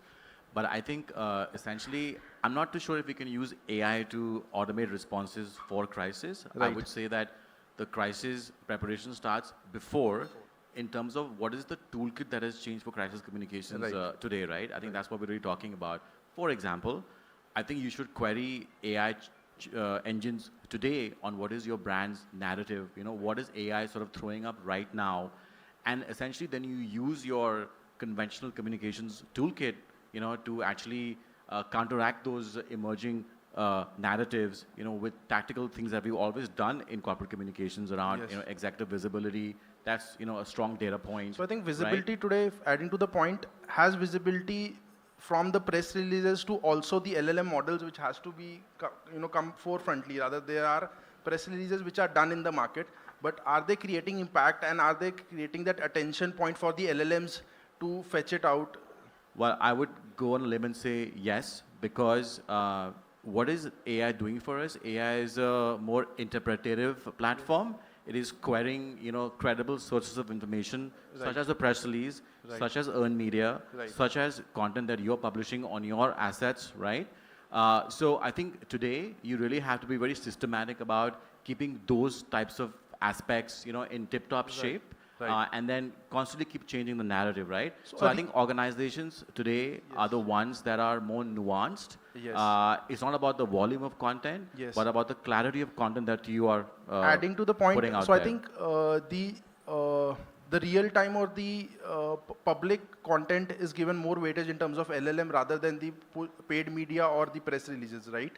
The organic content is fetched far more. They understand, the LLM understands the difference between the PR and the paid content, and bypassing it and or finding ways to create more organic content is a challenge, right? And hence, I think because we're in a public relations and a corporate communications forum, what is the most important thing today? I think is earned media. Right. I think the role of earned media is never going to change. Yes. It is that authentic, credible conduit of information that the publics need, consumers need, and even AI sort of needs that to interpret, right? So Perfect.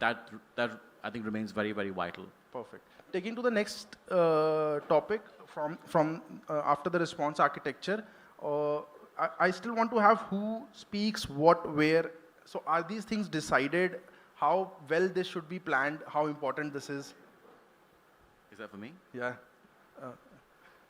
Yeah. Now, before I start, let me pause for just 3 seconds. 1, 2, and 3. That's the time we need, or amount of a clip that needed to create a fully generated AI-driven film which has 85% voice accuracy. Right. That's the stage we are in right now. So when you say about preparation, yes, as Surbhi mentioned, let me also officially announce the death of golden hour. We don't have that. We only have 20 minutes, 30 minutes divided into 5 phases, 5 minutes each, 5 minutes each, 5 minutes each. So we need to understand how we're going to face. How we prepare, there's a term that I use called TMI. Too much information. Having too many spokespeople, especially these founders who are all passionate, and in the end you realize they're all trying to just grow their business and make money out of it. Right. Control them is very important. Have limited people to be part of that, official way to communicate things. I think that is very, very important. And second, as I come from an army background, and in army we say that a soldier who's sweating a lot to prepare for the war is going to bleed far less. He's going to survive. So you need to really prepare and have certain statements and things ready before you get into these things. You have some universal thoughts, some basic 34,000, narratives. And I see a playbook where you already anticipate all possible weird cases that can happen in terms of deep fakes, AI generated videos, and have something ready. It'll really, really help you. And I'm old school, last but not the least, have excellent relationships with certain key media whom you can call even 2 o'clock at night and saying, hey boss, this is happening. Earlier we used to get really scared. Let's say Pranav, part of media, he's not aware of it. So why am I going to trigger this? Doesn't matter. I'm going to tell you this happened. Here is my statement. In case you're filing it, my statement is going to be part of it. So, adding to this point, you'll be very surprised, a data which talks about only 1/6 the response that, so the counter of a fake deep or AI video, only 1 out of 6 person who have seen the fake video gets to see the counter of it. So I think the bad news spreads really fast and the counter has a very limitation scope to it. Parminder, do you know the percentage ratio, how it works? If you are saying it's something which is true, okay, the reach for numbers, I would say, is about 1,000. But for a fake thing, the algorithm of social media works in a way to amplify it. So that fake thing is going to get 10,000 views. Understood. That's the impact. And also to add, to add to that, it's not just that the negative information is spreading faster. It's about some external factors pushing it, right? So I think because a lot of times you can purchase views, comments, opinions on social media, which is, one of the worst things. So adding to this point, we generally coined it as, at agency part, we coined it as manufactured crisis. So, it is built, it is manufactured for a purpose. Now, taking to the next level, which is called internal dimension, the crisis has happened. Now, the internal dimension goes a lot of time missing, which is the employees, the key stakeholders, the clients, the channel partners, the media partners, and a lot of other things around. So I would like to have take of Anup in terms of how it has to be taken up ahead. Yeah, so today if we see, what do we call internal stakeholders? I mean, how many of you, okay, who doesn't know this gentleman on the screen? Okay. Can you see on the circle there are something, the 2 bottles? What happened? Yeah. He picked those bottles in a press conference. And what happened? Straight away these things happened. The share prices went down. Who was leading it? It was a gentleman like Shishir, who is a journalist. He found a tweet. He picked up the stuff. Or was it like a stakeholder who was picking certain stuff from different sources and they pick up? This other gentleman, I mean, we won't know his name. Yes. But we know what he did. See? He created a different kind of model. Now influencers are in a different league. So what Himang said, it is not that somebody is feeding the information and how fast it travels, but it fast, you cannot imagine. A lab test, whether it is right, wrong, nobody knows. But what happens is that immediately all the milks which are, put in any of the shelves, they just go out. So this is something which we don't know, whether it is a lens cart, somebody tweets that, okay, there is some religious issue there, it just stops. So, today the key is not that, like he said, it's like the 3 seconds time. Sometimes we don't say that news works 24/7, it works literally 25/8. And, then the cancel culture happens, then the brands to protest. Most of us would have participated in this hashtag, boycott Amir, boycott Flipkart, boycott XYZ. So the question is that, why are we going about it? And finally, which we all are trying to discuss, are we investing in AI? When I see AI, we really need to put it. And just to bring to that, what I work in multiple stakeholder stuff, I work in the government also in certain stuff. There, if it's an investment, we use these kind of dashboards where you keep getting data. Like most of you who came from here realize there is a fire. Then there is a water issue, depending on that. So when you work for the government, these kind of data are very, very important. So when Pranav says that his client is wanting that data, I need it like that. My 57% score goes, who is tweeting about it, whether the credibility is high. Like you mentioned, you really need to know whether are we going and hitting out with the right guy or are we chasing. So immediately then pick up those 10 journalists put out a press statement, pin it on your tweet, on your Instagram, have an internal stakeholder thing very, very ready. Because if you don't do, this 57% will become 51%. And that's the most important stuff. Yeah, so adding to the point, in terms of how this crisis was managed, how the employees have to take it up ahead, I think these are key things which are required to be prepared post the crisis also. And breaking the ice, I want to listen from the audience, which is there, experts and media experts, PR experts, corporate communication people. How many of your organizations have, from the audience, I want to have a hands up, how many of you have participated in a crisis drill till date for your organization and also from the panel in your organization? So I think I hardly have 3 or 4 hands.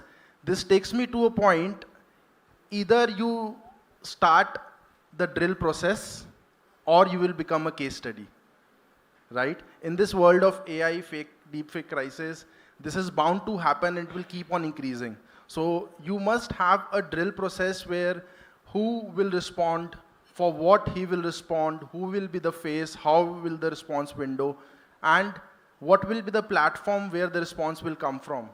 A lot of time, founders or managing directors are pushed for replying for a crisis, which in turn again, bring down a deep shit to the crisis, getting it more deeper, because the person who's handling the crisis or who's speaking for the crisis is not a communication expert. I think that's how the people in the audience, you are so relevant in the industry in this particular era of crisis. I think opening the session, we have still 5 minutes here to the session. Parminder, I'll just take a moment to add to what you said, Right. So when we look at simulations and crisis drills, it's so Right. important, we have fire drills. We Right. have BCP drills. Right. But crisis drills are very far and few. I've attended some myself, and what's amazing is that in the age of AI today, in the simulation, you actually get social media trolls. You actually Yes. get all of that happening, and you have to reply like then and there. So I think agencies come into picture. Like for us also, whenever there is a client who reaches out to us, we will draw different metrics in terms of how many types of crisis he can have, at what domains he can have the crisis, and then giving out to, on the solution part, how it has to be responded. So I think that matrix has to be very clear, because when the crisis arises, you cannot come to a point that who will handle, you cannot decide then when the crisis has already happened. It has to be a directory from where you need to have your operational process, and then definitely your on-ground intelligence works. Yeah, and we cannot assume that communications folks alone can do this. I mean, I'm sorry, I'm speaking like this in a room full of communicators, but you need a forensics person, you need a cybersecurity person, there is a crisis cell that you need a legal advisor, So I think all of that is needed. from the origin of crisis, I think there will be tag-along people in the organization. Which If I can just add to this conversation, excuse me, I think in all the clients that I have worked with over the years, I think, as you rightly said, I think crisis simulations are more at the C-suite and the leadership level, because they are the ones who are equipped and ready to be spokespeople should things go wrong. But I think there's only probably one company I've worked for where they recognize the fact that it's not only about the leadership. So we used to run recurrent crisis trainings for this client of ours, for regional managers, for more people with geographical responsibilities, knowing that they have storefronts, for example, and a crisis could break out at any time. Right. So I think that needs to sort of percolate a bit more downwards also, and I think organizations need to spend more on crisis preparation, but also crisis training, having the ability to equip its, at least key frontline to be able to respond in a way that is coherent and in unison at a time when you need it the most.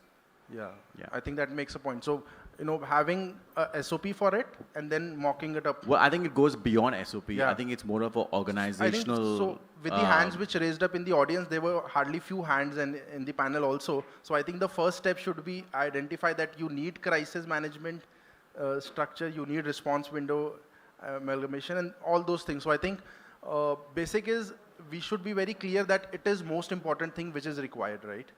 Yeah, because in today's age, reputation is not standalone, and crisis is not standalone. It is episodic, right? It's happening all the time. So you can't afford to communicate in the way that you did earlier. So things have clearly changed. Putting it to Rahul, for a company like Shiprocket, I want to understand, you have say 4 lakh of SMEs. When I prepared this question, I was like 1 lakh, and he corrected me for 4 lakh SMEs partner. And that's the time we decided that we'll hijack him after the event. And so putting it to the point, your crisis is also linked up with your client side, where, there are 4 lakh of SMEs who are there with one message going around, you pay 1,000 rupees extra on Shiprocket, this particular, link, and you will get 50% discount for next, your deliveries or whatever. So there can be a lot of these AI deep fake things that can come up. And the impact level is so deep that, by the time you will be able to react to certain situations like this, the damage has already happened. Absolutely correct. So for us, the crisis that happened, since we are a D2C tech enablement platform, most of the people think that Shiprocket is a logistics company. They blame us for each missed packet, missed delivery, anything happened on the RTO front, COD front, anything and everything that has to do with their shipment, Shiprocket is the culprit. Now, anybody taking to the social media, talking ill about the brand, we have to counter it.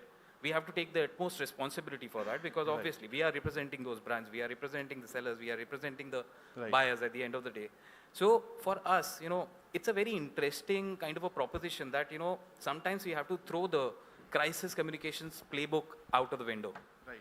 Because the nature of crisis is so dynamic nowadays that you have to be very quick in terms of thinking how to counter it. And information Thanks, in Rahul. today's I think we are short of time. I'll also like to have viewpoint of Prateek on the same, how, real life example at his organization, Canada HSBC. See, again, like if you look at the space like life insurance, right, there are a lot of people who end up writing to you, claiming on social that their claims are not getting paid, while there is a lot of background checks that go into that, right, and that can eventually translate into a crisis. Without specifically saying how one should be addressing it, because it depends on a case-to-case basis. I think the reason a lot of times crisis also blows up is in the way we as comms professionals are reacting to it, right? Like we end up issuing a statement, while what is blowing up is much more creative, right? So at the end of the day, if the bad actor you're dealing with is being creative, you need to look at more creative ways of engaging and responding to it. Beautiful answer, I think. So also now from the panel, I would like someone, if your time is there, but any point that someone wants to draw, which is. I think if a comms guy or a PR guy is not becoming AI expert, then I don't know what are we doing. Yeah, I think that's a key We takeaway. need to be AI certified experts, period. That's the only way to take things forward. Have a playbook where you have all the weird possible scenarios and you have your statements and a very small chain of hierarchy So Mr. to Tripathi, respond in in this era of ever-changing AI, the certification which is valid today may not be valid tomorrow. No, that's a problem. I'll clarify this. And if you go to my LinkedIn page, there is a small background where you write messages. You know what is written in mine? It says, if content is king, then knowledge is God. Yeah. Have your basics clear. Very true. How LLM functions. Yes. That certification where you put in money, not the free ones, will let you understand the basics. Once you understand how grammar works, you're sorted. Yes. The flow, what you're looking for can come in. But have your basics very clear. So that's what I'm saying it. Please get into it. And I don't know about others, but we were just discussing, crisis is a beautiful thing for a PR person. When I was in my, the reason for the existence. Certain companies I don't know, but it just gives us a very different adrenaline to understand different possible scenarios. And PR folks are supposed to be fearless. We need to fire it out and get things going. So So time is up.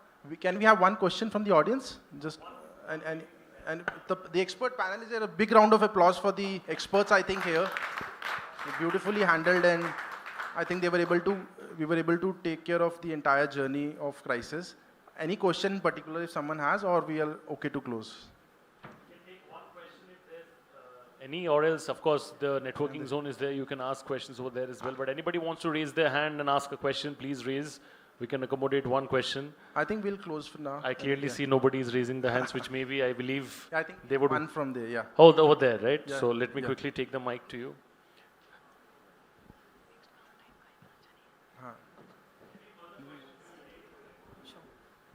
Hi, I'm Dr. Sneh Gupta from Bennett University. Yeah. You talked about communication drills. I wanted to understand at your end, when you're working within companies and firms, do you have a playbook or a way in which you kind of plan these segmentations of crisis and design, or are you planning something like this? So we plan it for the client very particularly. In a company, we don't have a lot of crisis. Or very practically, we are also not left out from the crisis. And a lot of times you have seen media agencies, popping up those messages telling, can you, creators, a lot of times you get these videos, कि मुझे पैसे मिले, आप video बनाएंगे क्या? These messages coming up, right? So we definitely have a playbook when it talks about agencies, where we tell them that things has to not be documented, it has to be communicated over the call. So basic SOP is there for us also, and then it is basically on the client side, and I would like people to add in so we generally we formalize the structure for the client side. So I'll just add, like Parminder said, there is a client and then you define the target audience. But for the client, what we normally do is that you try and define the most possible incidences which can happen. So you make 100 and then think of what are the solutions for it.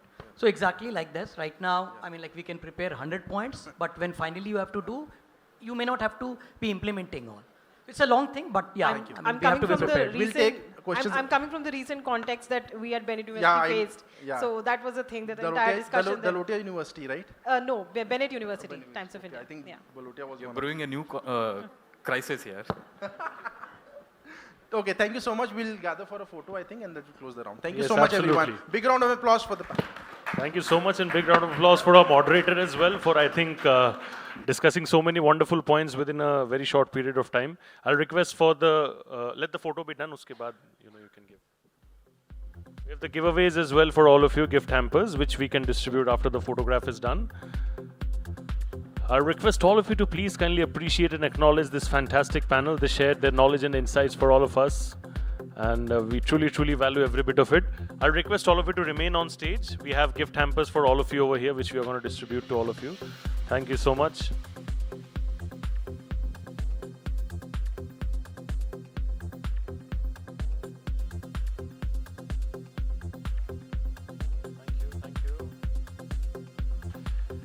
All right, so swiftly moving from one panel discussion to the other, it's now time for another interesting conversation. This is going to be about measurement 2.0, share of voice, share of influence, share of trust, what boards actually want in today's time. I'll repeat the topic for the panel discussion that's set to unfold right now. It's measurement 2.0, share of voice, share of influence, share of trust, what boards actually want in today's time. Like always, I'm going to be first introducing our session chair, and then I'm going to be requesting and introducing our speakers to join us on stage. We'll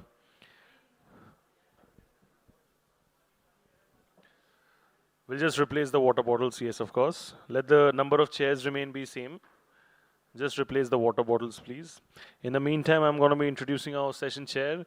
To moderate this session, we have with us today Deepti Sethi, CEO, PRCAI. Can we have Ms. Sethi over here on stage, please? Is she around? Oh, yeah.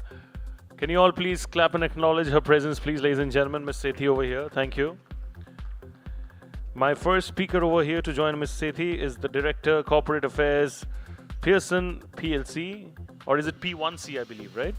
Bhavya Suri. Yeah, can I have Bhavya Suri? Okay, it's a typological error. So we have Mr. Bhavya Suri as well, Director, Corporate Affairs, Pearson PLC. My next speaker over here is Rituparna Sengupta, Director, Communication and Outreach, Vadhvani AI. Do we have Rituparna ma'am over here? Yes. Thank you so much. I'll request you to take your seat.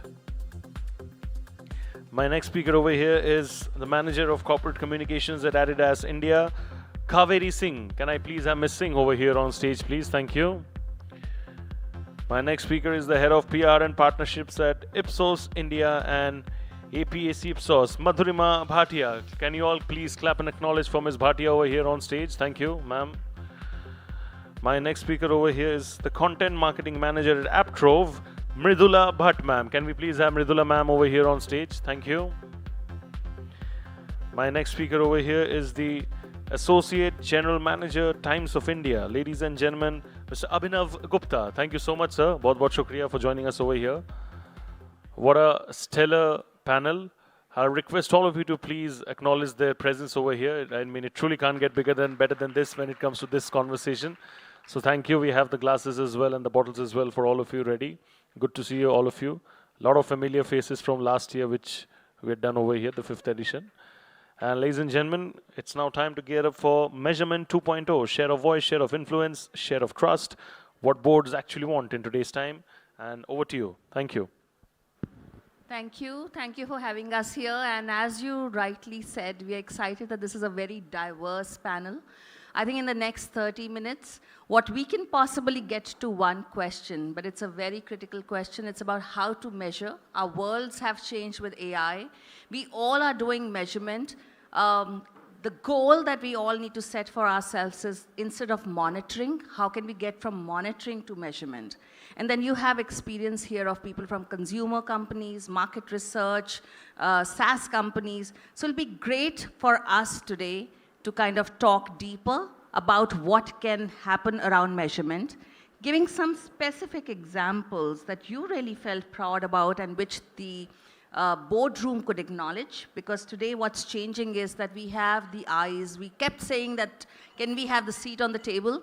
I think we do have the seat on the table, but it's like, how do we really turn that table to be meaningful, productive, and for the discipline of communications? So how do we measure? How do we bring more tangibility? How can we kind of talk through that is something that I'll request my fellow panelists to talk about it. I know we had an introduction. Before you take this first question, just talk a bit about yourself, just like in a line, your company, and then get into a specific example. We'd love to get your feedback on it. One thing before we get to, and I'll take a raise of hands, do you all believe no to AVEs? How many of you believe in no to AVEs? Are you still monitoring AVEs, advertising equivalence for measurement? So glad, which proves that we've really shifted the needle, which means we have to now move towards we have to move towards outcomes and impact. So let's start with you, Mridula. What do you think? Introduce yourself a bit and give us a great example of how you have measured communications work. Hi everyone, I'm Mridula Bhatt and I'm the Content Marketing Manager for AppTrove. We are a B2B SaaS company and I would have loved to be the last to answer this question because the examples that all of you will give is something that we facilitate for brands. But I will just give the internal example that we have of how we are operating on things. So in the B2B SaaS space, the essence of this panel is that we are trying to quantify trust, right? We are trying to figure out if there is a particular metric we can attach to the idea that there can be consumers who trust your brand enough to choose it once and every time. Now, in the SaaS space, to quantify trust is actually quite tricky. Because when it comes to choosing your brand, when it comes to adopting your brand, and when it also comes to advocating your brand, these are three separate, distinct stages, and regardless of the duration for which a client has existed with us, the nature of the stage that they're on, there is no duration we can pinpoint it. You know, we can never say they'll be on stage 1 for 10 days, or 10 months, or 10 years. They could be on either of these. Now, how it has worked for us, what we did to make sure they are promoted, PR campaigns internally are often created with the idea of, with a reflection of what's happening in the market and where is it that we're able to track the vulnerability which can allow the brands to understand why a SaaS platform becomes essential or crucial to their functions. And when I say it changes with every stage, I'm really referring to how technology for attribution, for measurement, is changing every day. And at that point in time, when we are referring to a board member who's trying to justify their work, you need somebody to be on your side and help you prepare what you're going to say. So we become that person, especially for somebody who's at a point who's figuring it out, that things have changed. Yes, my team is working and I need to prove it to them. So yeah, that's what we do. But when it comes to adoption and when it comes to actually advocating, the PR campaigns are often associated with what is it that they feel is a common intent or a common approach that multiple people from their brands, from their vertical are facing, and how is it that we are the most common factor that is associated with them.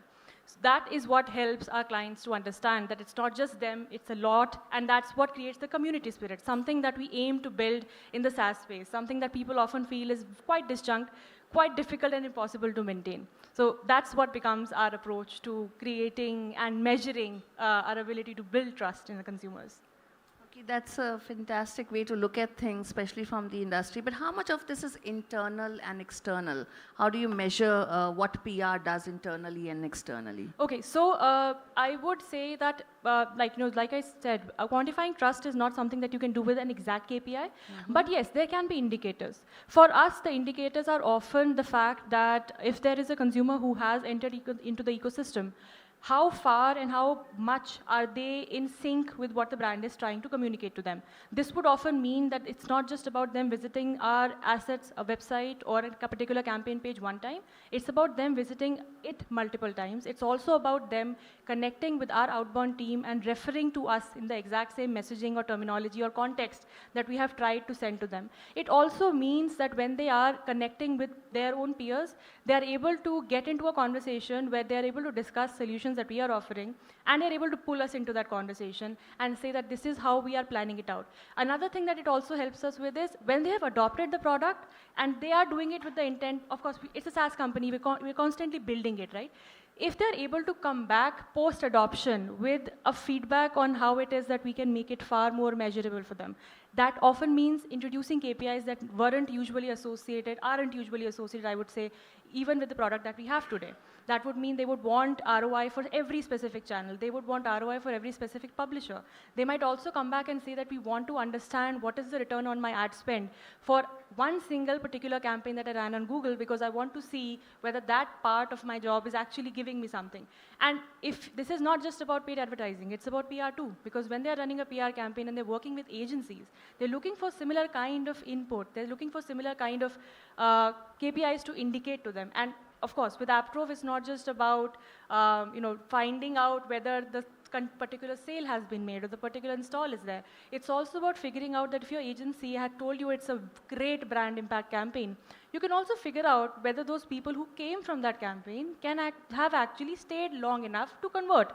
Because of course, with PR campaigns, the conversion won't be in a day's time. They will take time. It will take a lot of time and a lot of effort. So all of that effort, if they're able to recognize that and come back and say, we need one more of our touch point to be measured, that's what tells us. And this is something that we do internally as well for every customer. It's a handbook that we give to them and we follow ourselves. Wonderful. We talked about ROI. I'm going to come to you. Whatever brands are doing, they're doing and telling stories around it, but the world around us has changed. Every day, every single minute, attention spans are decreasing. So can you talk to us, especially with the brand that you represent, which is huge, authentic, how are we building in today's environment this whole measurement how do we make resonance come in alive, and how can we put more context to content? How can we move towards content storytelling and measure it properly in your experience? Sure. Thank you, Dipti. My name is Abhinav. I represent a division of Times of India called Optimal Media Solution.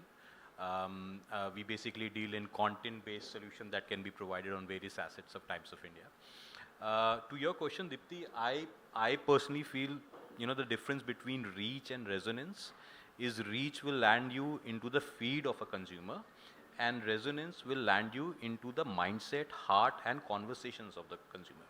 From that perspective, I feel, reach, they are better experts than me sitting over here can talk about that. But from resonance, I'll break this up into two parts. Resonance would be, one is storytelling and other authentic storytelling, right?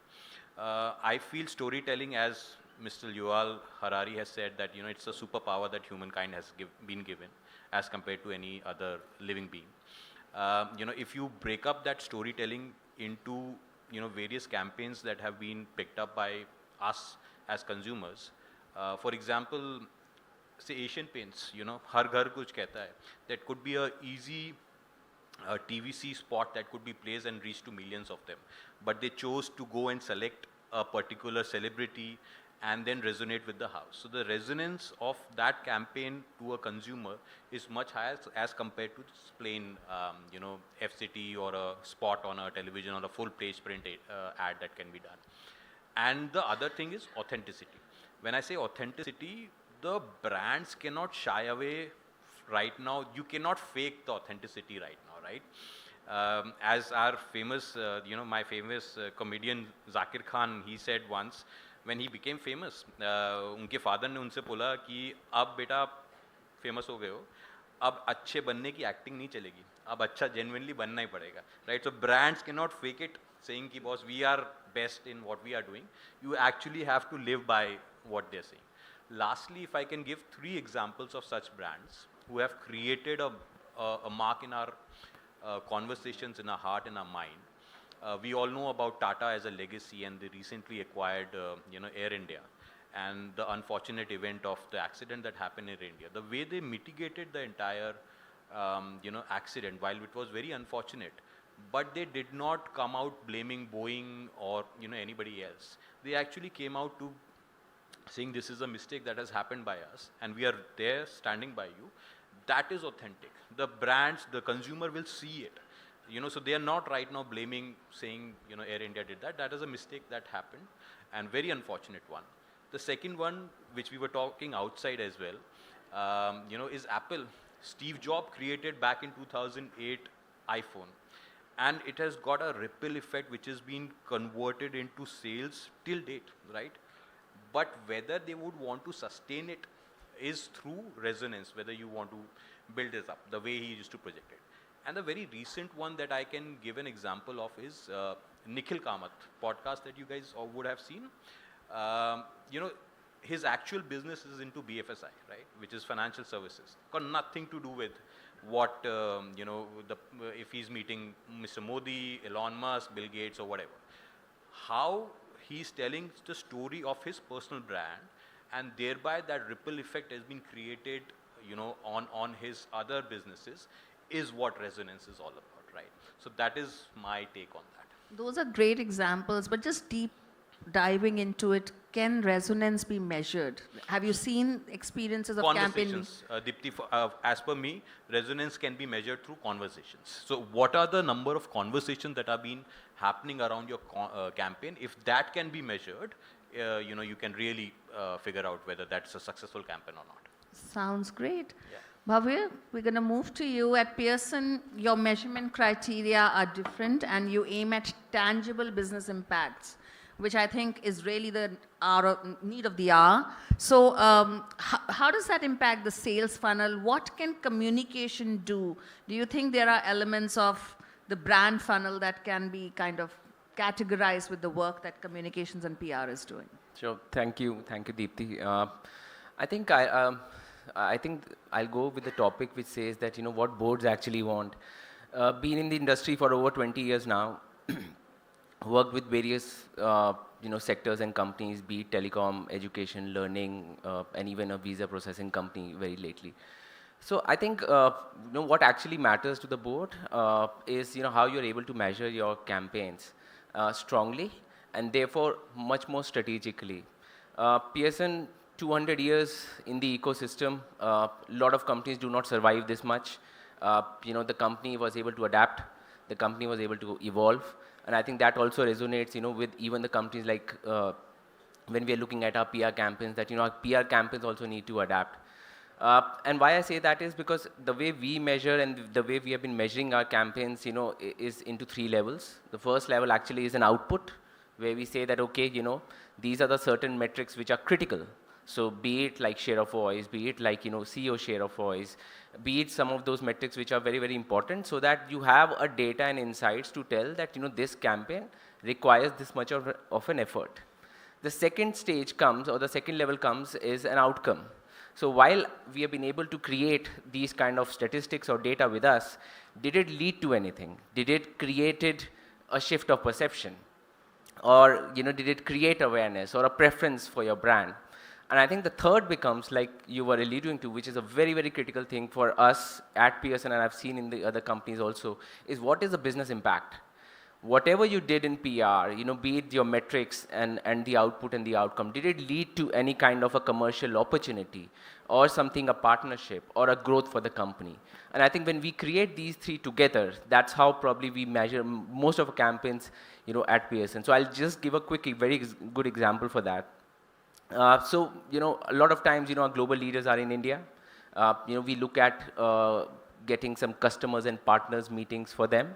Sometimes we become part of some of the conferences, you know, where we take them, you know, and they experience, you know, how the customers and partners are speaking. But I think, you know, over a period of time, we realized that, you know, it is actually not giving us the ROI. You know, we're spending so much, but it's still not coming out, and something, you know, which there's a disconnect. So a couple of years back, we created something like a Pearson Skills Summit, where we got everybody in the same room. Now, how it happened? So we looked at various metrics. Now, if we are able to do this kind of a summit together, I can engage and create visibility, which is the output. What it is going to do is going to create me as a strong thought leader. And third, you know, is going to give me a lot of leads, commercial opportunities, and partnerships. And today, this format has worked so beautifully for us in India that we are now taking it to Canada and Australia and other countries to showcase that, you know, if you don't need to spend so much, but you can create a strong ROI if you're able to create some nice, great campaigns. So I think that would be my take on that. I just wanted to understand a bit about, and any of the CopCom people can jump into it. How are you defining the budget for metrics? So because you talk that we do, is that part of the retainers that you're taking from your agencies, or are you really earmarking some money for measurement? Because we're all talking measurement, but really the question is, are we giving it enough love? Because measurement today is a science. So any thoughts on that, and others can jump in as well. Bhavya, do you want to say it? How do yeah. you, how's your budget structure for measurement? So how we do that is very, very clearly that we know that, we have to achieve these, like I said, that the outcome has to be achieved. So if we are looking at a shift of perception in next 2 years, then that shift of perception will happen through these 4 areas. And with these 4 areas we need to focus on, then probably these are the campaigns which we're going to drive for another 2 years. So we kind of put across that kind of a budget. But having said that, that budget also need to resonate with, like I said, that it needs to give you the right ROI. So for example, I can put 2 crore or 3 crore, 4 crore, but if I'm not able to get a business opportunity or a partnership of that level, then that budget is... But how much is the percentage between your overall budget for measuring your outcomes? Is there a specific budget? We don't keep that. I think that's something that we all should think about, to see how can we do that. The minute we start doing that, the science, I think, will improve. Rituparna, I'm going to come to you.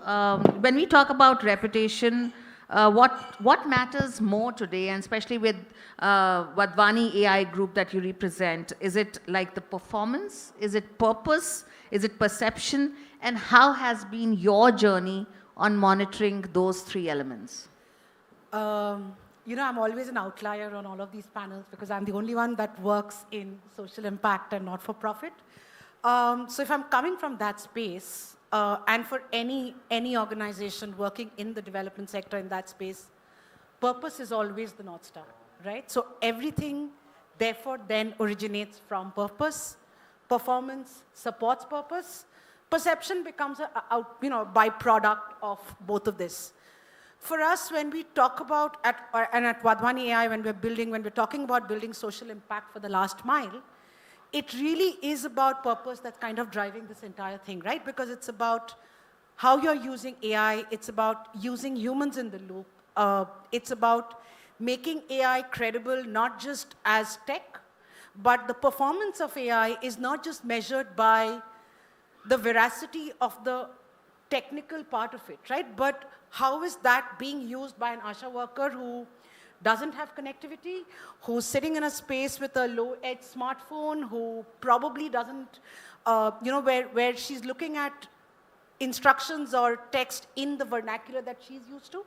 So how do we really kind of take tech out of the labs and into the hands of the people who probably don't have any connection with tech, right? So it's only then that we're really talking performance.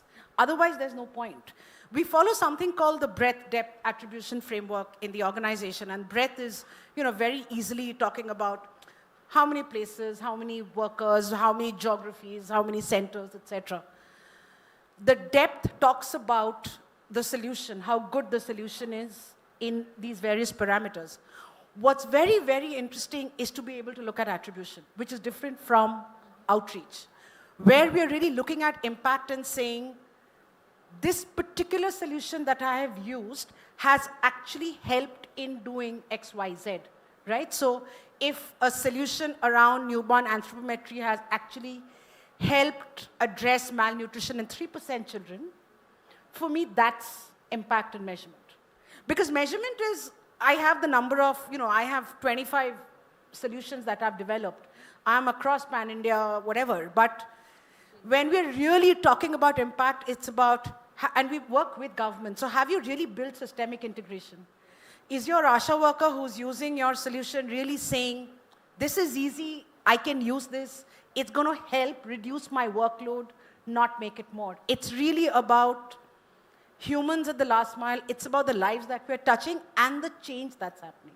For me, that's measurement, right? So it's not the number of stories. It's really not the number of likes and followers, but it's about saying if a state government today is adopting an agriculture solution and talking about it, and tomorrow a state government says, oh, that worked well, and we should do this, for me, that's impact and measurement, not the metrics of it, really. So it's a change of peoples, change of lives, change of policies, if that's been driven. Yes. Yeah? Okay, I'm going to come to you, Kaveri. Great brand, lot of from Gen Z to the audiences that you appeal to, and also the platforms, the people, the influencers, the media, everything has changed. Has your playbook on measurement changed because of that? Thank you. Hi, I'm Kaveri, and I lead the corporate comms for Adidas India. I think it's a very valid question, and as a brand who's very well fronted, from a consumer standpoint and as well as, from the B2B standpoint, because you work with partners, you have shops which are fronting for consumers, and of course, by your retail partners and franchise partners. So I believe that, I would probably divide it into three parts. One is visibility. Second is credibility, and third is the trust. So I think we are building visibility in terms of how we tell the story, how we sell the product, what campaign, and I'll cite examples through the conversation. Credibility is when, your brand, what you're talking, your consumer is talking the same language. So they are the ones who are advocating for you, which takes me to the third pillar, which is trust and advocacy. So I think Rituparna also talked about it, that when your end consumer starts talking your language, that's where you have landed the campaign. It may or may not convert into sales, but this is the conversation which is today, I think the boardroom is expecting that the conversation or the culture that you're driving from the brand campaigns or the brand stories is something which will land us in the long term. So I think that's where the focus is. And of course, we're working with a lot of influencers. We work with a lot of athletes. And I think one of the biggest example which we have seen in the past couple of years is what we have done with cricket. So if we're the lead sponsor, the kit sponsor for the team across formats, whether it's men, women, under 19, T20, test, everywhere. And I think, when we started the campaign, the conversation was about, how do we land cricket? Can we drive the jersey culture? Can we drive the conversations around, how people, because cricket is celebrated in India. It's an emotion. So it's not just about putting 3 stripes on, the product. It's more about how, athletes start talking about it, how consumers start talking about it. We also introduced a 999 jersey, which has never happened in history of, Adidas, because the authentic jersey is priced at a certain point. And because there are, there's a quality, there's a product that needs to be placed. We did that just for India. The reason was that you're talking to this diverse audience who may or may not be able to afford it, but at the same time, they want to stay connected to the brand, they want to stay connected to the sport. That is where the pulse was. And I think at the end, when the campaign kind of, was in like 2-3 years into the action, what we realized that, people are talking about that how good looking our athletes are looking in 3 stripes. That was the conversation we saw on social media. Everybody kept talking about, since Adidas has come up, they're winning titles back to back. And I think this makes us as a brand very proud. And it's not just an emotion which we see externally, because I do handle the internal comms. It's also an emotion that we see internally. So whatever we do with our employees internally is also, having them talk the same language. And if you would have seen our global campaign, you got this, which was introduced a couple of years ago. What we did with World Cup right now, I don't know how many of you would have seen the film. There is so much of organic content that we are seeing. And of course, there's, we are doing the paid stuff, we are doing everything, but the amount of organic share of search that we are seeing for the brand, it's insane.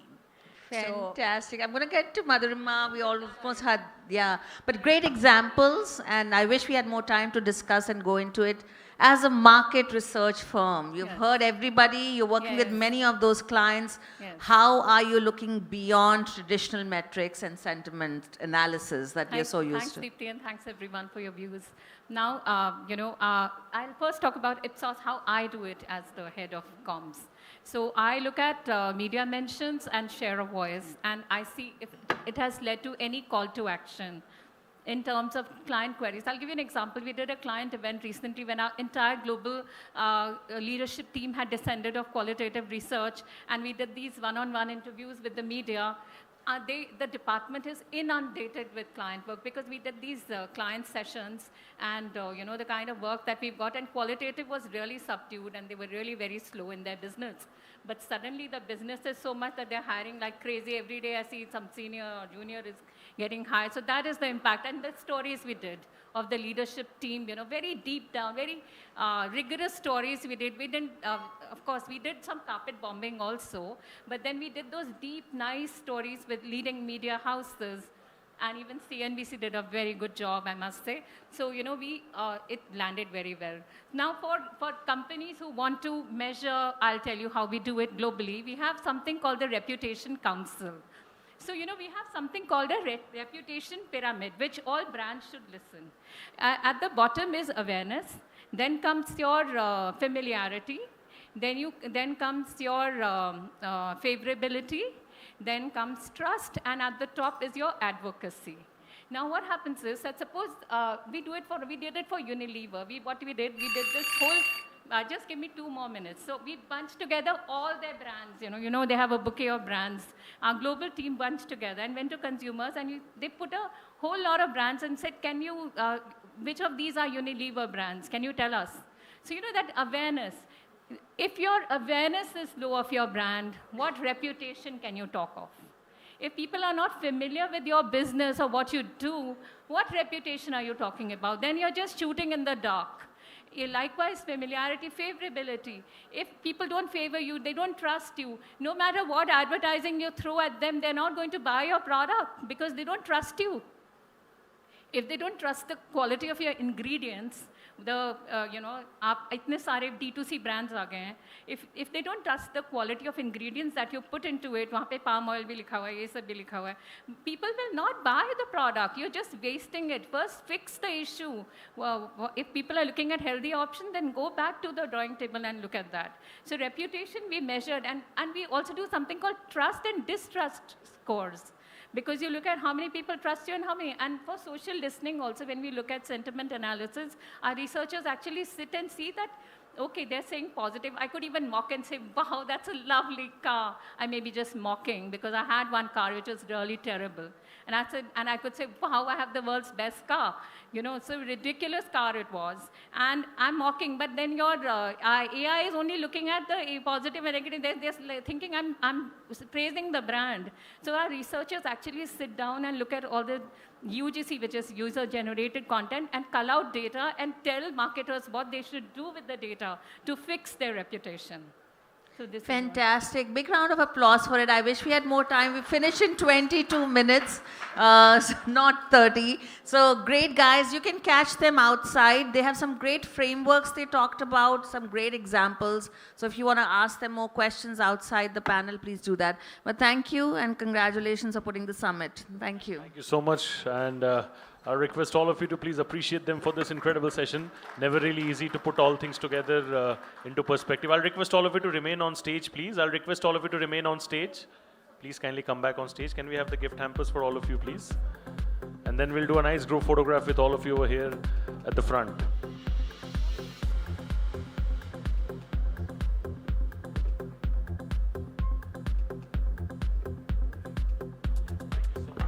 You all can come a little forward as well. We don't want the tables to come in the frame, so.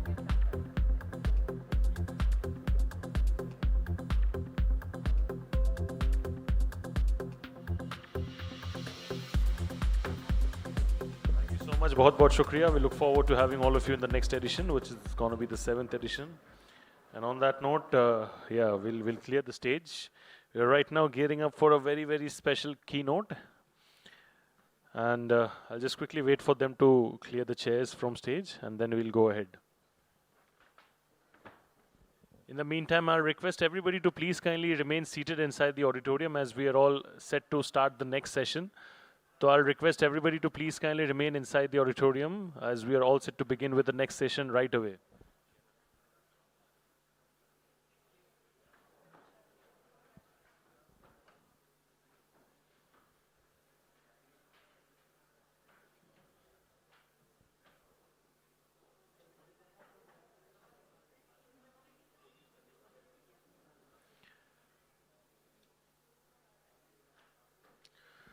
All right, so ladies and gentlemen, to do the honors on stage for this keynote session, I'm going to request the presence of Managing Editor, Special Projects and Senior Anchor, Network 18, Mr. Anand Narasimhanji. Please, can we have a big round of applause for Mr. Narasimhan? Thank you so much. What a pleasure to have you. And I believe we can clap a little louder to appreciate and acknowledge his presence. Thank you, sir. What a pleasure to have you.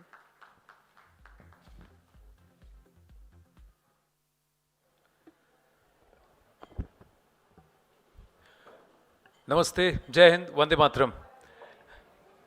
At the outset, please join me in also mourning the loss of 21 lives to negligence and corruption not so far away from this venue. At Malviya Nagar, there was a big fire, 21 people died.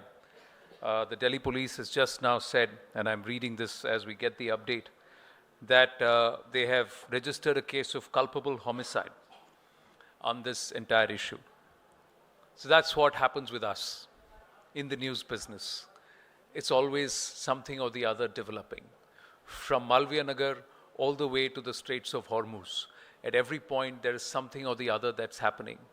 And we've got to communicate that to the news consumer because somewhere or the other, our lives are impacted because of it. So how do we build trust? How do we build and continue to remain credible and relevant in the age of information overload, which I'd like to call infobesity? That is, that there is so much of information and it's all structured in a similar manner. We don't know whether seeing is actually believing now.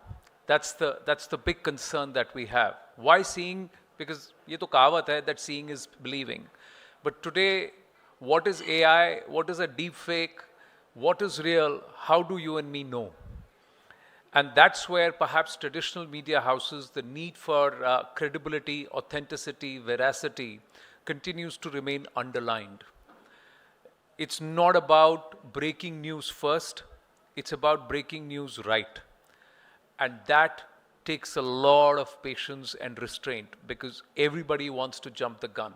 And today what's happening is platforms like X and other platforms are claiming to break news first. They're sending you updates even before it's reflected on the traditional media news outlets, etc. But those people can shoot and scoot. But traditional media news outlets that for whom their bread and butter is news, it all hinges on credibility. Now, should I go ahead and compete to break things first or should I focus on breaking things right? I think that's where the challenge and the opportunity for human intelligence, the human quotient, the need for proper journalism comes in. Journalists who will verify the facts and confirm, reconfirm before they put it out. Sadly, today in the age of social media, जब तक सच सामने आता है, झूठ पूरा शहर घूम के आ जाता है. That means, lies travel the whole city and a lot of damage is done before you have the facts in place. And personally, if I may share this anecdote, it happened during Operation Sindoor. There were so many videos. I was live on air and I can share this with you. We were getting a stream of videos which had tons of claims. Ye ud gaya, wo ud gaya, yahan ho gaya, wahan ho gaya, etc. And it was so tempting because it was flashing all across the place. WhatsApp groups were being bombarded with so many mood. And then we had to at least at our end, we had a software through which every picture was actually filtered to know what is a deep fake, what is AI generated, and what is genuine. And then we realized almost 70% of the feed that was coming in or that was being pushed out on X was actually AI generated and fake. In fact, they were using gaming videos, and that was being showcased as a real. They were showing dogfight like Top Gun, and saying, oh, this has happened over, Kashmir, Jammu Kashmir and the border area. Forgetting that the days of a dogfight of one aircraft over the other, one chasing the other, are over. Today, you have sensors that can detect a moving object 100 kilometers from you in air. Now, do you and me know that? For us, oh, Top Gun-like, movie-like dogfight is very interesting. Oh man, this must be really happening and we're missing all the action and they're not telling this act. But it was not happening. No aircraft crossed the airspace of either country. They don't need to. They don't need to today. They can be on the Indian airspace and strike 300 kilometers, 400 kilometers deep into the enemy territory and vice versa. So how do you have a dogfight? And international news agencies and papers put out a story that there was a dogfight over this and people, eyewitnesses claim this was this dogfight. It never happened. Now, how do I convince you it never happened?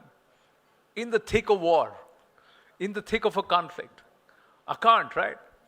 But you got to hold your nerve and you got to come back and say, listen, this is what's happened. The other part, it's very difficult.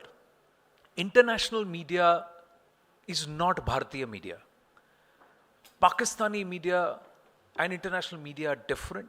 Bharatiya media and Pakistani media are different when Bharat and Pakistan are at loggerheads with each other. So as a nation, which story would you want to put out?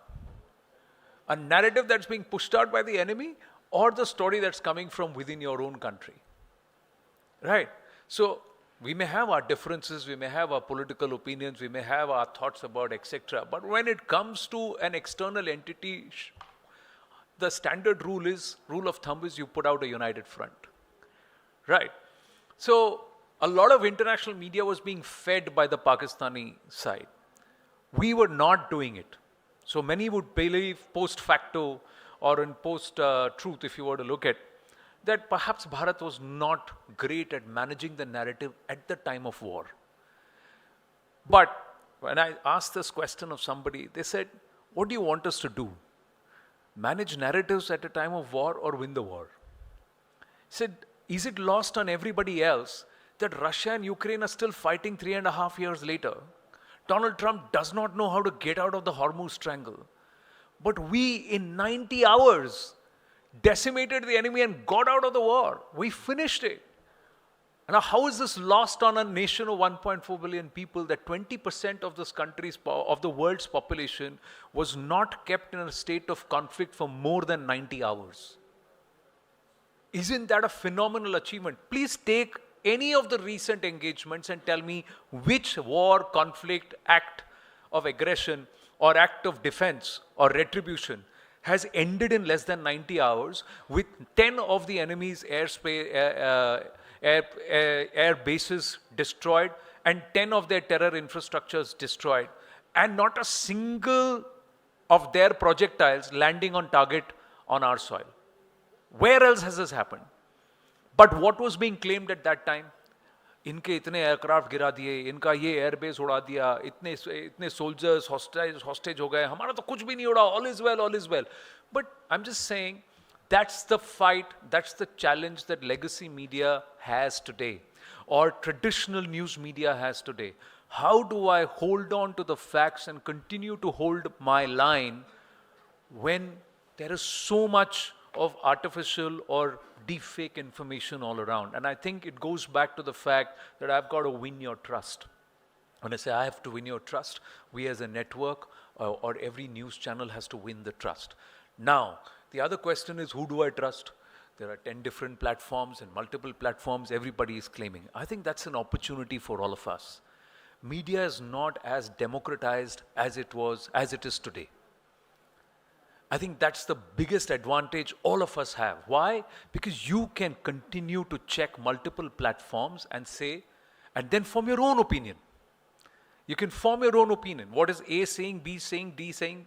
And then you see, you look at consistency. Who's consistently getting you the information right? Opinion is different. Opinion is different. Who's getting you the information right?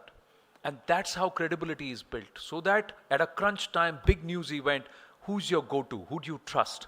And then you go and question, why do you trust that platform? You trust that platform because that platform doesn't just push you standard gobbledygook as information. It's not an information. It sends you the right information, what you need to know, why, and you can trust that information over a period of time. This is something that AI cannot replace. Another thing AI cannot replace is this computer. Let's not forget, this is the most potent computer. Our brains, the human brain is the most potent computer. And I think somewhere the world will learn that when we ask technology to help us, it should help us to make us smarter and not dumber. I know there are people from the PR world also.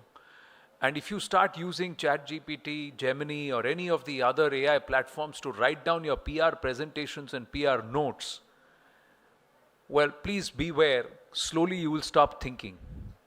You're asking the machine to do your thinking. You can ask the machine to beautifully design it into a nice presentation, embellish it, add value to it.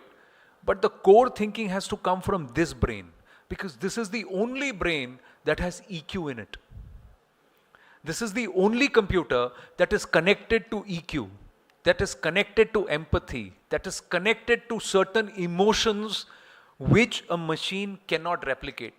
You can put it on your prompt to say humanize your interpretation, but it will still not have the emotion. It will not have it. And I think that's what we need to preserve. And world over, recently I just read that there are companies which are actually going back to human beings, recruiting human beings, and shunning requirement of AI or redundancies or leaning on machines, because they realize that environmentally, cost-wise, human beings are better. Their net carbon output goes down the moment their power bills goes down, their costs go down. All of this goes down. The other thing is that we are on Earth. We are 8 billion people. So if machines replace half of us, where are the 4 billion going to go, and what are they going to do? So that's another human problem that governments are going to have. So you cannot have machines replace everything. Coming back to news, coming back to credibility, coming back to trust, I think AI or technology should help us reduce redundancies, mundane work. इतनी सारी photocopy निकालो, यहाँ से cut copy paste करके वहाँ डालो, फिर ये सारा इतनी सारी sheets हैं, इसको खुद summarize करो. ये सब आपके लिए जो उसमें 2 दिन हमारा 2 days of manpower, man hours or person hours were wasted. Human hours were wasted. That machines can do in 10 minutes and optimize your work. It can improve the quality of your work, but don't allow it to replace your thinking. The moment you allow it to replace your thinking, then you are dead, you are dumb, and you're redundant. You're gone. So I think that's where the challenge is. As news media, I think we're learning. We're learning where we are increasing the use of developing our own tools, developing our own AI. That's another problem, because where do I store data? The moment I have international platforms and delivering and cloud, and the data is served, stored outside, then I got to pay in dollars. Then I may not have access in times of conflict. Those data houses sitting in certain countries, if they get a standard state order, stop, reduce their algorithms, kill their platforms, what's going to happen to all those who are on YouTube, Meta, etc. today, and making lots of money, thankfully for them, generating a lot of content, but they don't own that content, they don't control that content, and that algorithm can be turned out overnight. So lights off overnight is possible. So these are realities. The other thing is that there were journalists and there were people, I don't want to take names, who peddled agenda and peddled a certain level, a certain line of thinking as independent journalism. They then went on to digital platforms and continued to peddle that. There was a time when we couldn't verify, we couldn't authenticate, we couldn't check. Today, you have alternatives. Today, you can yourself decide on facts. You can yourself come back and say, all right, okay, this guy is not making sense, or this person's not making sense, this person's making sense. Again, democratization of media, because of the access to information for all of us, again puts the onus back of credibility, trust and veracity on the individual journalists. You got to double check again. And lastly, please don't allow this information overload to erode your trust. Today, most people generally think, oh, you can't trust media, you can't trust journalists, you can't trust what's being put out. That's not our fault, view. It's the fault of infobesity. Because there is so much of an information load coming your way, and everybody is saying different things for a certain thing. Say, I don't want to believe anybody. But you still need information. Life gets affected. If there is a crisis in Hormuz, you are going to end up paying more for oil.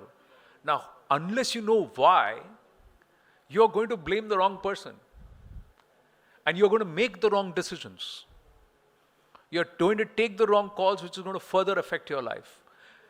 And You are all going to, perhaps you are handling communications for individual companies. Every company is going to get impacted. You have to manage internal communication and external communication. So how do you do that effectively?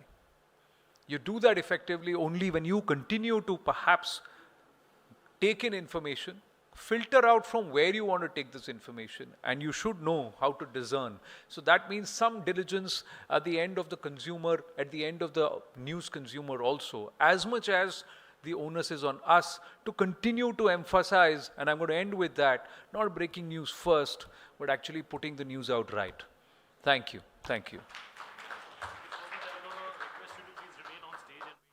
Have the gift hamper for Sir, please, over here on stage quickly.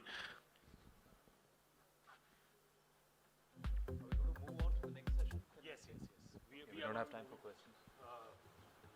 Okay, cool. You can go over there at the center and then we'll get your photograph. Sure, no problem.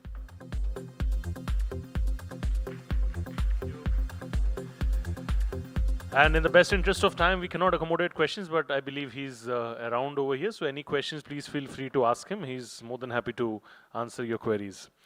Thank you so much.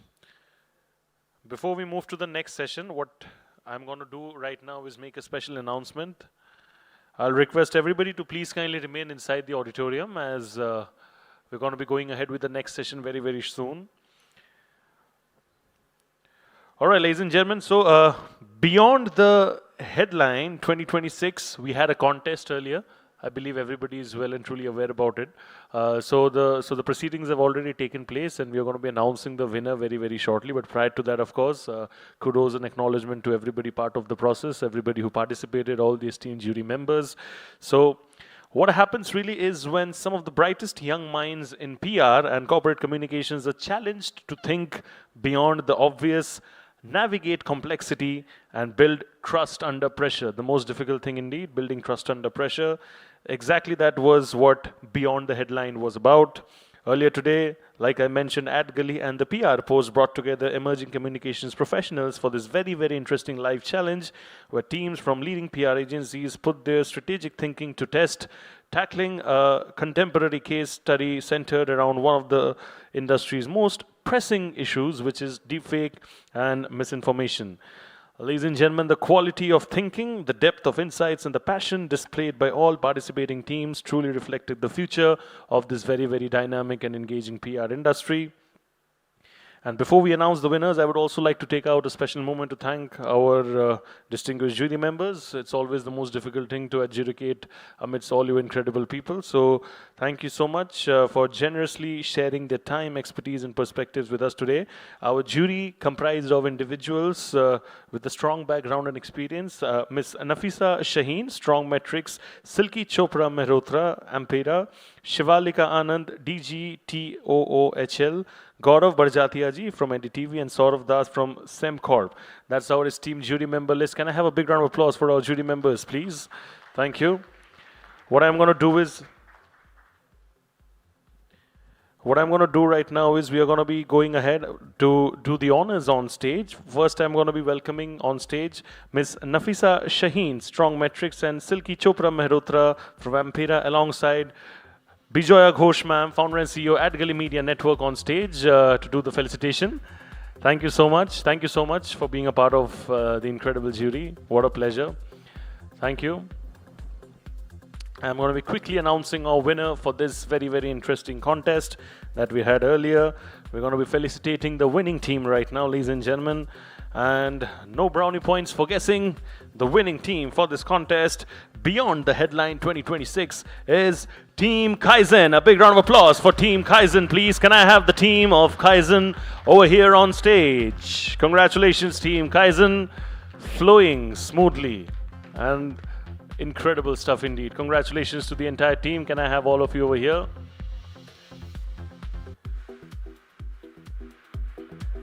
Ladies and gentlemen, it's a victory, and no victory genuinely comes easy. So if you all clap and appreciate for them, it's certainly going to make them feel happy.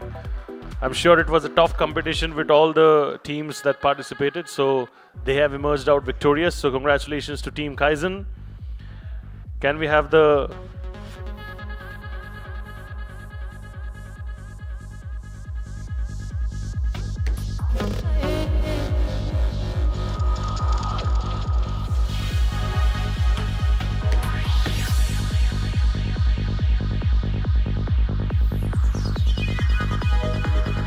Thank you so much, and congratulations once again, Team Kaizen. Thank you so much. I'll request all of you to please remain seated right now as we gear up for the next panel discussion.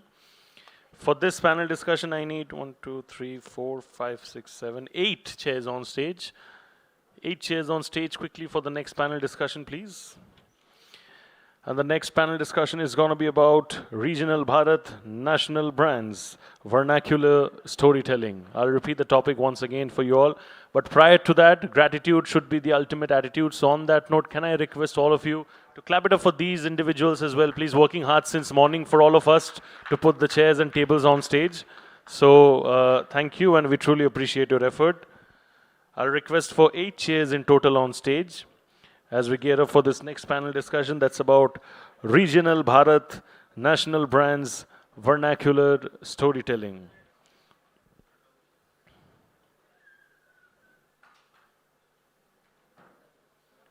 Put one over here in the middle. Videographer ji, sir, framing sahi hai? All the chairs are coming frame mein? Crop out na ho jaye koi.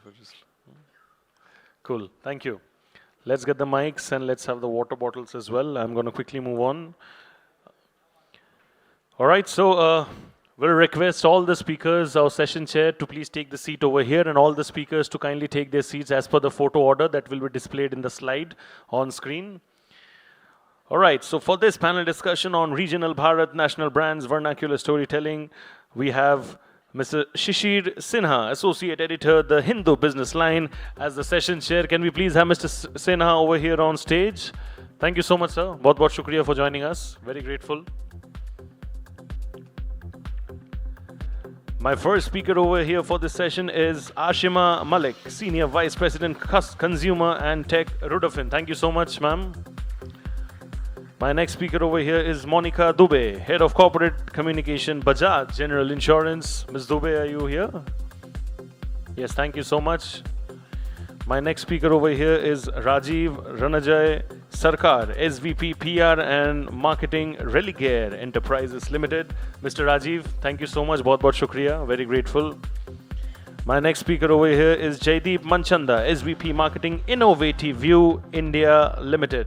Thank you so much, sir. My next speaker over here is Vikas Nayan, Marketing Head, Invent. Thank you so much, Mr. Nayan. My next speaker over here is the founder and chairman of OneXtel, Mohammad Rizvi Sajjad. Thank you so much, Mr. Sajjad, for joining us. And my final speaker for this session, Communications Specialist, Syngenta Group, IT and Digital Syngenta Group, Tehseen Zaidi. Can we have Tehseen Zaidi ji on stage, please? Yeah.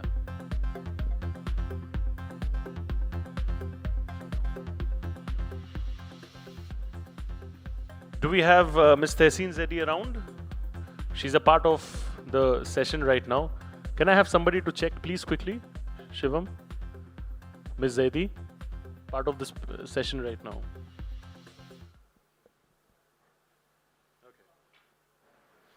Okay, so then I think we can take out one chair, I believe. So can we take out one chair?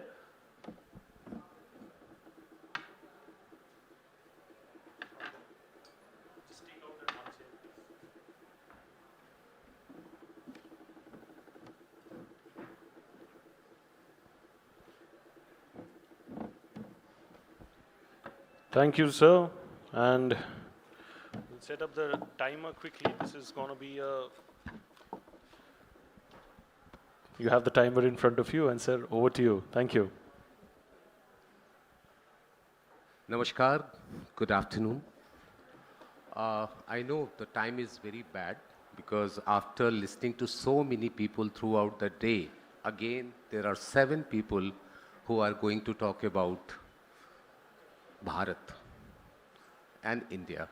So first of all, I don't think we should have the regional Bharat. Bharat is Bharat. It can't be regional. So, and one thing which I always remember, that one famous proverb, जिसको हम हिंदी में कहते हैं मुहावरा, कोस कोस पर बदले पानी, 4 कोस पर बाणी. यानी कि every 4 miles we see that there is a change in the water and also change in the language. So from the marketing point of view, from the storytelling point of view, and selling the product, it's much more challenging in a country like India. And one thing which I also feel that what's the strategy which you adopt for India may not be true for Bharat. You will have a different kind of strategy, and you will have a different kind of strategy for India as well as for Bharat. So let me start with Asima first with you. If I talk about the regional storytelling or storytelling in the vernacular language, what has been your experience? So I've been in the industry for around 16 years now, and the transition that has happened over the last 5 to 7 years is something I would want to lay emphasis on. Like you rightly mentioned, sir, it is Bharat. It is no more India and Bharat. And it is a very difficult task for all us communicators today in the world of ever-evolving social media, a new platform coming every day. And what really I think needs to be important is that regional can no longer be treated as an extended layer to your communication. It has to be a core strategic lever. Because, you know, when you look at India, India is what? It is an amalgamation of microcultures. You mentioned that, you know, the dialect is changing every 4 miles.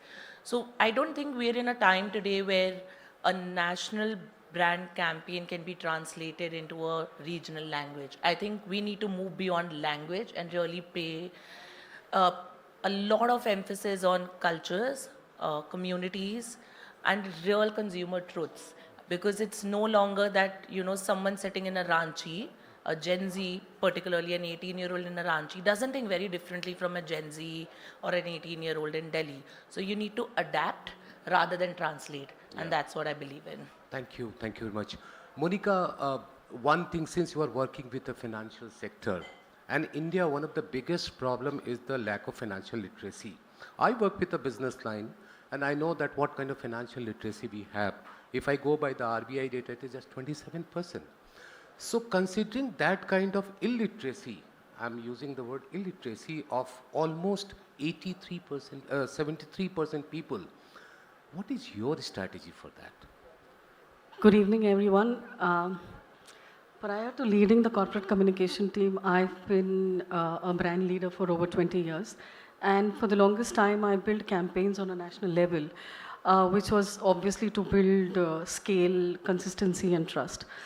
While that helped build brand saliency, what I realized was, unless you don't emotionally connect with the consumer or with your audience, any campaign, no matter what, is of no use. Answering your question, yes, from the insurance perspective, if I were to put it, insurance is fundamentally based on trust. And for that trust, it's very important to be familiar with what your audience really want, what are their problems, and then accordingly devise campaigns. So it's no more about just a campaign that fits all. In terms of literacy, yes, insurance still, sadly, the penetration is very low. And people still find the policies very complex. So we, from Bajaj General perspective, we have really gone deep into regions, tried to understand their pain points and accordingly devise policies. In fact, recently we launched a health insurance product which was on a national platform, but then we customized it to every state, and the health insurance was designed to take care of the health issues that particular state has, which includes their lifestyle, their problems, the medical expenses. So campaigns are not just limited to vernacular. We also design products keeping in mind the problems every state and region takes care of. And accordingly, it's not just that. We try to make our products as simple as possible by using vernacular content, keeping in mind keeping in mind what the consumers really are going through, what are the problems in day-to-day life, and then accordingly we devise products. So it's not just the language, but lifestyle, Absolutely. the tradition, yes, the yes. So it's not translation-led campaigns anymore. You need to really understand the cultural nuances, their issues, their sentiments, everything changes every 100 kilometers in India. And Monica, I just remember when the Life Insurance Corporation started their campaign was Zindagi ke baad bhi. Because the life insurance, everybody used to say, अरे हम जिंदा हैं, हमें अभी कुछ नहीं मिल रहा है. What will happen to after my life? So Life Insurance Corporation changed that punchline, and now it is जिंदगी के साथ भी, जिंदगी के बाद भी. Why? Because of the culture, because of the tradition. Because if you go to anyone and say, आप अगर नहीं रहे तो, that is something which hurts anyone. And the one word which you use is the emotion. And Rajiv, before coming to you, I just want to add one thing on the emotion thing. I still remember the Cadbury campaign. When they were in trouble, Piyush Pandey sir, late Piyush Pandey sir, he designed 3 or 4 punchlines. And all the 4 punchlines were in just Hindi. One line which I really think very close to my heart is, "Kuch meetha ho jaye." And that "kuch meetha ho jaye" changed the entire concept about Cadbury. It is not just a chocolate, it is part of my, what you call as my lunch or my dinner or anytime snacks kind of thing. So when we talk about these kind of changes in terms of the traditions, in terms of the culture, in terms of the lifestyle, what has been your experience in bringing that vernacular content considering the lifestyle? And we also have to remember that lifestyle, even in the state like say in Delhi, if you go to West Delhi, there are different lifestyle. If you go to South Delhi, there's a different lifestyle. So how this plays out in your perception? Right. Good evening, everyone, and thank you for your question, sir. So I think I'd like to just begin with one realization that I am getting along with so many of my colleagues, that vernacular is not a vertical, but it's a foundation. And the reason why I'm saying this is because we deal across, as an organization, we deal across different subsidiaries, offering customers different sets of products. So from insurance, health insurance, to financial management, affordable housing loans, and MSME lending. The point is that we aggregate over 277 branches across 10, 15 states. But the fact is, what we are now looking at is going hyper-local to the point, and like you just said, penetrating into the cultural, socio-cultural fabric of each of these states. We've been speaking with a lot of partners, and what we really see at this point of time is that it's not about translation, because translation is information, but when you delve into the cultural fabric of it or the cultural context, you end up with the belonging. That, sir, is the way in which we are looking at how we want to approach people. And like, kuch khas hai zindagi mein, kuch meetha ho jaye, that's more cultural, because everybody wants to have a dessert. Yeah. So similarly with the fact that we deal with a lot of even underserved publics, makes it a little more critical for us to then, may I say, tailor make our campaigns which we are working on and very soon will be releasing to, build on that. Okay. To what Rajiv said, because I work with a lot of consumer brands, and most of them are actually global brands, so whether it's Meta, Adobe, or Qualcomm. And over the years, what we've realized and what the future outlook is that hyper-local messaging is going to win over national messaging any day.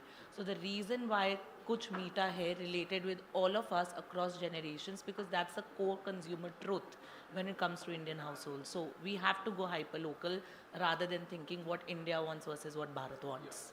Yeah, that's a very important thing, that the hyper-local thing is also important. And one more example which I would like to bring it here about the Coca-Cola. When the Coca-Cola was in trouble, and again Piyush Pandey sir was in picture, and he brought another punchline, that is Thanda matlab Coca-Cola. So because whenever we go to any shop, we used to say Thanda de do. We never asked that, okay, give me this brand or that brand. For us, it was the Thanda which was the important. That's what the Thanda became the buzzword. So, Jadip, if I ask you that, what is the real challenge in creating in local, or rather, if I take the word from Asima, that's a hyper-local thing. So what is the big challenge there? Thanks, Shishir. Interesting question. I think in the 19 years of my career, I have been mostly at the forefront of drafting campaigns, creating strategies.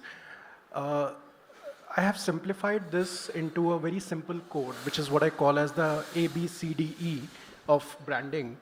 A stands for addressing the motivations and barriers. B stands for building trust. C stands for capitalizing on trends and influences. D stands for dreams, aspirations, how do you cater to them? And E is your when you empower or emotional empowerment.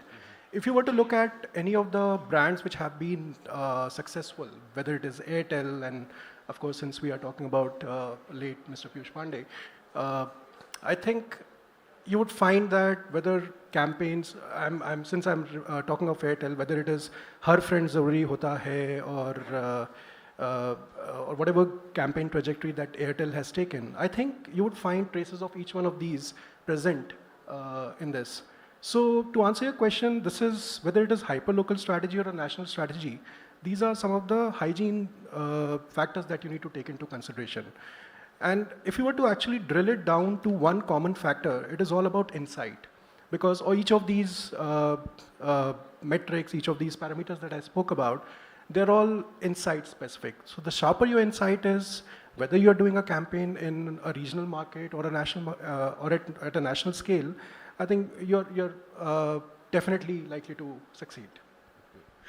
Vikas, I believe that you are dealing with the Apple iPhone, and I think most of your shops are, or rather I would say network as in tier 2, tier 3 cities. You are selling your products there. Am I right, Vikas? So what kind of strategy you have? Because when we say Apple, iPhone, I still remember when any of the iPhone brand is being launched, somebody says, kidney बेचना पड़ेगा इस iPhone को खरीदने के लिए, the kind of cost it has. So to sell that product in a market where the price is very, very important consideration, and brand may not be important in the tier 2, tier 3 town, please correct me if I'm wrong. What is your strategy to deal with this kind of original ecosystem? So I think creating culturally relevant campaigns is not a decision, it's a stack of layers, and the layers first starts with your visual grammar, your tonality, which generally stays very constant, because I mean it's a brand thing. Second is your pricing, which is a very variable thing. I mean, you can have a different pricing for a tier 2, or I mean, if there is competition, then you can have certain pricing variables that are there. Third is your content and your assets that are there. And I think that needs to be, I mean, that is something that we localize a lot. And in that, in our case, the relatability and aspiration is what makes the golden cocktail for us, for any successful marketing initiative. So I think that's that. And I think the last part that I think is the marketing playbook that you have. For example, we recently launched 2 stores, same timing. One was in Delhi, one was in Jodhpur. So generally our playbook is that we create anticipation through pre-books, and then the store goes live for sale. The playbook worked really well, like it did for other Delhi stores. The conversion rate of the pre-book versus the sale was great. But in Jodhpur, there was an insight that we got that people didn't want to wait, even if they had better savings during the sale period. And that's where we had to come back and change the strategy. So yeah, I think those are the things that we kind of look into. And yeah. Okay, Rizvi bhai, since you belong to communication industry, one challenge which this industry is facing about the translation and transliteration. When we talk about giving message in the vernacular language, we just go to Google, we put the word in English, get the translation, and we think that's done. Many of the press releases, as a journalist, I can tell you that many of the press releases which I get in Hindi, of course I have worked in Hindi for 16 years before coming to the English one. So still people think that I'm a Hindi journalist, that's good. I mean, there's nothing, I really proud of that, I belong to Hindi community. But that Hindi or any of the vernacular thing is, many of the time we are finding it is the transliteration. That means makhi pe makhi bithana. I will give you just one example before asking you a specific question. I was attending an interview and where the question was asked about that what is Negotiable Instrument Act. We all are dealing with this act because of one or twice in a life we have dealt with a check bounce case. Or if you talk about the holiday announced by the government, that is only under the Negotiable Instrument Act. So I was asked that what kind of Hindi we should use it. So I said, इसकी हिंदी होती है परक्राम में लिखत अधिनियम. Now please tell me, like Monica, since you belong to financial sector, if I communicate to any investor कि आपने परक्राम में लिखत अधिनियम की धारा 4 उपधारा ख के तहत आपने उल्लंघन किया है और आपके खिलाफ विधिक कार्यवाही की जाएगी. That's the translation which I am getting.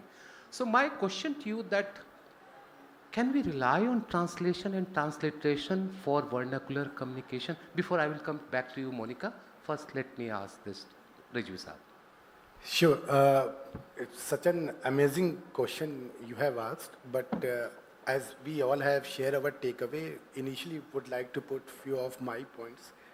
See, I am running a corporate communication and my company, One Still Communication, where majorly I am managing a reputation and profile management. And considering reputation and profile, to whomsoever, which all the brands we are going, we are talking about all the India, Bharat, vernacular, regional, hyperlocal.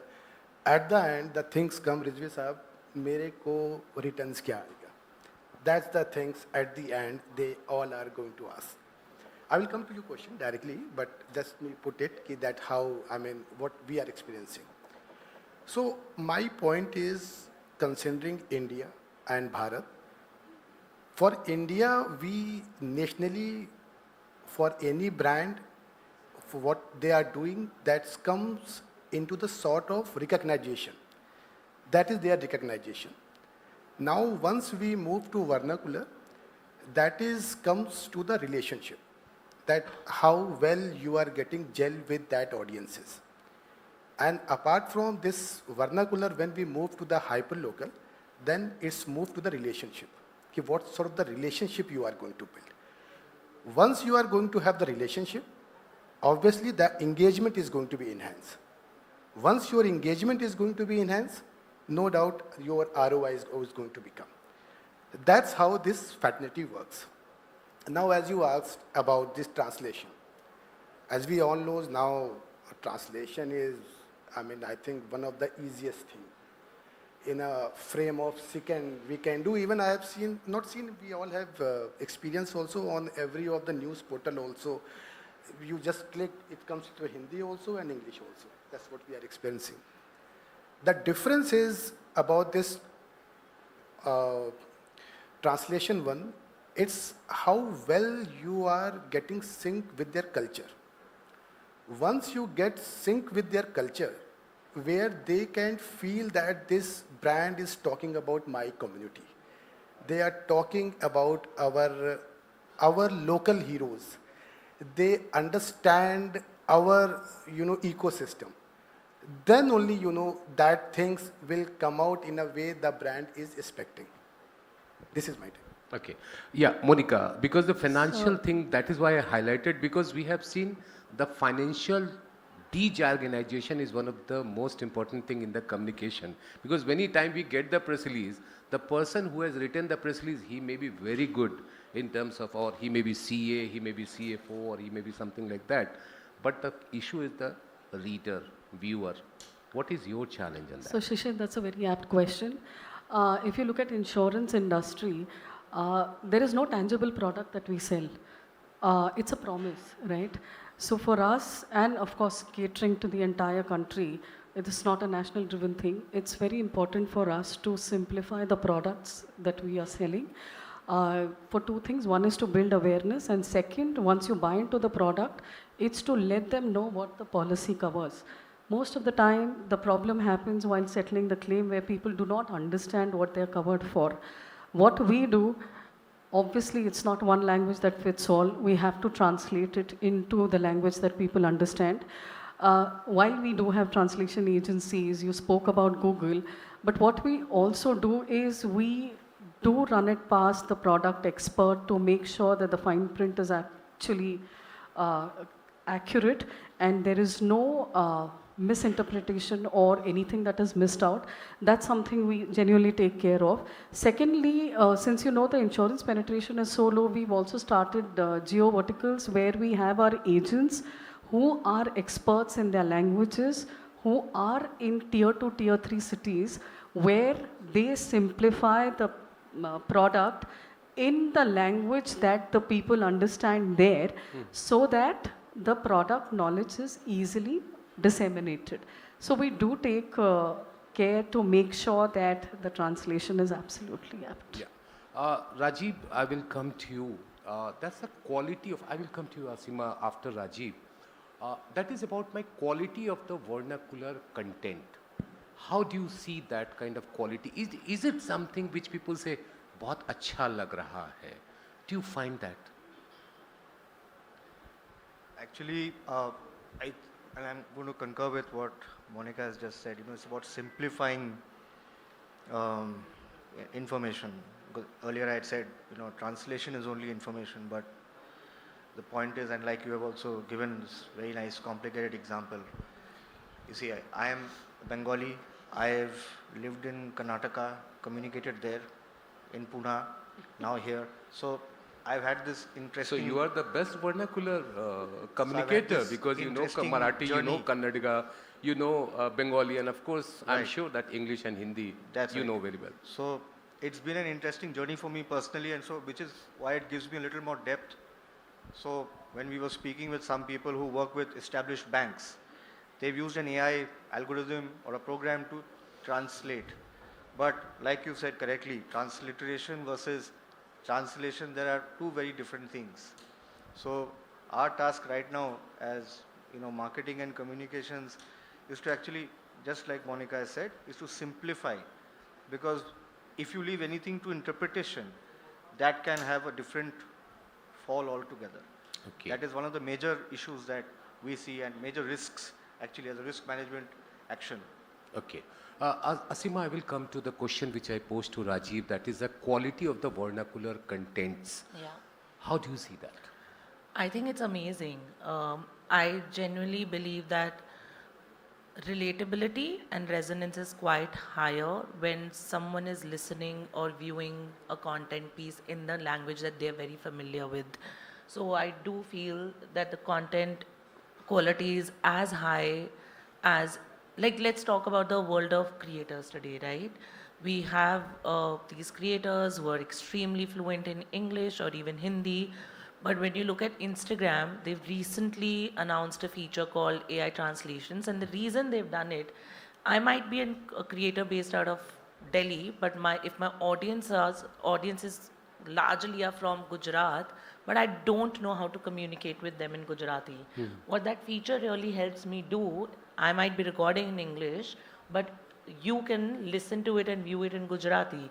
So again, yes, our job is to simplify, but I think more and more today, with the Gen Z now, coming into the major purchasing power sector for us as brands, relatability and resonance becomes even more important. So there is brute English and then there is brute Hindi. I don't see any difference in the kind of quality of content that's coming out today. Okay. Jaideep, since we have very limited time now, and I will request all three of you to comment on this issue, that in terms of the consumer engagement, what do you think the language, expression, vernacular, national, whatsoever it is, so do you think first in English and then translate it into vernacular, or first you think in vernacular and then accordingly execute it? For all three of you, the same question, because we have the limited time. One thing that, as we all knows, we all still think in our mother tongue. We feel in our mother tongue. And once we think, we feel, obviously vernacular, once we are doing the activity, they feel on their own. And once they feel they are on their own, that confidence, that relevancy get enhanced. And that's, once it get enhanced, obviously it helps in terms of transactional, increase the pool, and to have a better penetration for that brand. Okay, Jadip, you. I think if it's about building trust, if it's about resonating with the emotions of your audience, you'll be surprised you can actually do it without any translation, any content, any language, etc. as well. And this is where I would probably like to talk about a campaign that was done by Tata Tea, where they created a giant billboard which basically acted as a rain-powered santoor, which is the instrument that plays music. You could search for it on Google, very interesting case study. And when rain would fall, it was programmed in such a way that, it would it would strike the right strings and produce Rag Megh Malhar. Oh. So you don't need actually language to connect with your audience. Okay, your final word. Yeah, so I think the insight is the baseline. It could be in any other language, and I am a firm believer that a national creator will give you scale, but a local creator will always give you trust, and which is the major driver of a purchase decision, whichever industry you are in. So yeah. So now the bell is done. So we have to wrap it up. So in end, in Hindi, what I say, भाषा से ज़्यादा महत्वपूर्ण भावनाएं हैं. I am sure भावना कोई है तो नहीं ना. Okay. So that is very important, that whether we are able to convey the emotion to the consumer or not, the language will automatically be helping in that. And for that, Bharat will be served in a proper manner. So thank you very much for taking time out and giving some gyan addition after day-long journey. Thank you very much for participation. Request आप सबको to please kindly come forward and pose for a nice group photograph, please, over there at the front. Can we have a nice group photograph, please?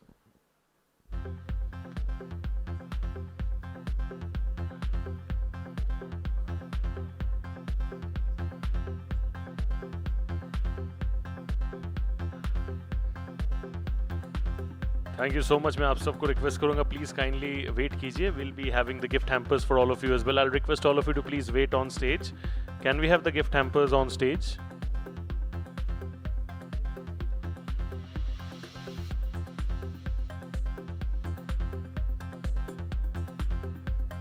Thank you so much. There they are. We have special gift hampers for all of you. So बहुत बहुत शुक्रिया.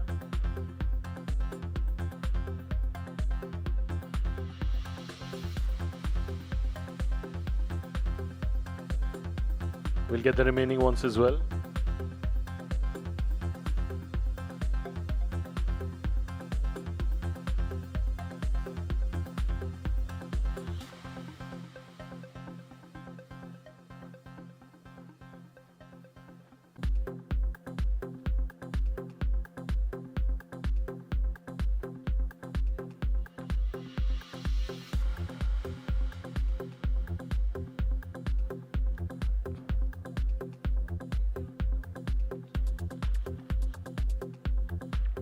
Thank you so much, ma'am. Thank you so much, sir. बहुत बहुत शुक्रिया for joining us over here. What a pleasure to hear all of you. बहुत बहुत शुक्रिया. Thank you. Thank you. हाँ, सब.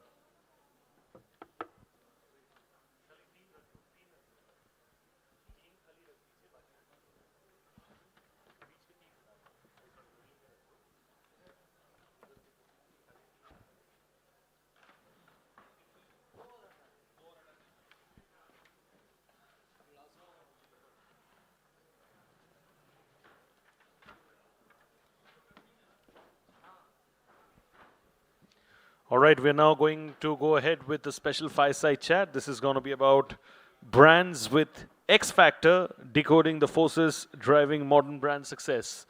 I'll repeat the topic for once again for everyone. This is going to be a fireside chat on the topic brand with X Factor, decoding the forces driving modern brand success.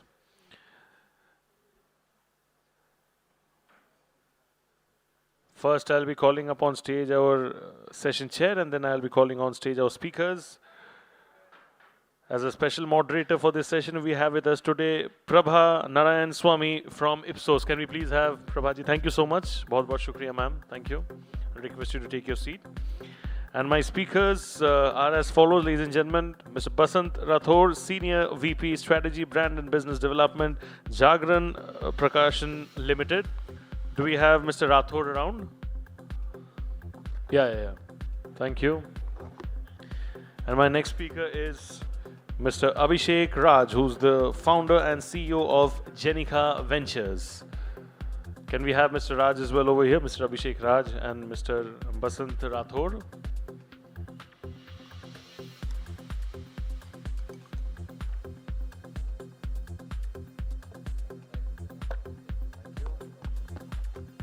Abhishek ji, you can take the seat in the middle and you can take the one at the corner. Thank you. And we'll set up the timer quickly for 15 minutes. This is going to be a 15-minute session. Thank you, ma'am, and over to you.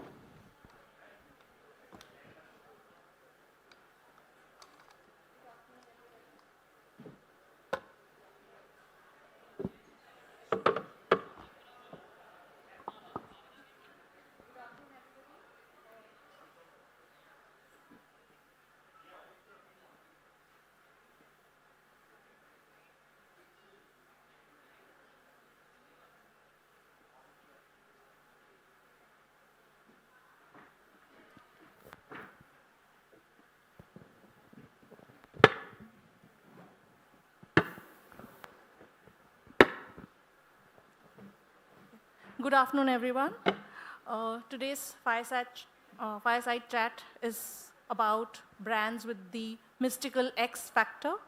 And we are here to understand what is it that makes brands stand out and be differentiated in the current marketplace. Is it more about the content that they create and the way they leverage the community to foster this content? Whether it's self-created or created by its influencers and consumers themselves. Is it about their leading-edge technology that is helping them leapfrog into providing consumer delight and ensuring a stable consumer experience across various touchpoints? Or is it about excellence in innovation and reinventing products that meet consumer needs?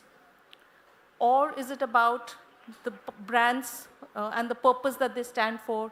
Is it about authenticity, local relevance, sustainability, and that helps consumers connect with the brand at an emotional and viewpoint in terms of the brand's vision, right? So to start off the session, let me first introduce our two guests of honor here, Mr. Basant Rathore from Dainik Jagran, and Mr. Abhishek Raj from Jenica Ventures.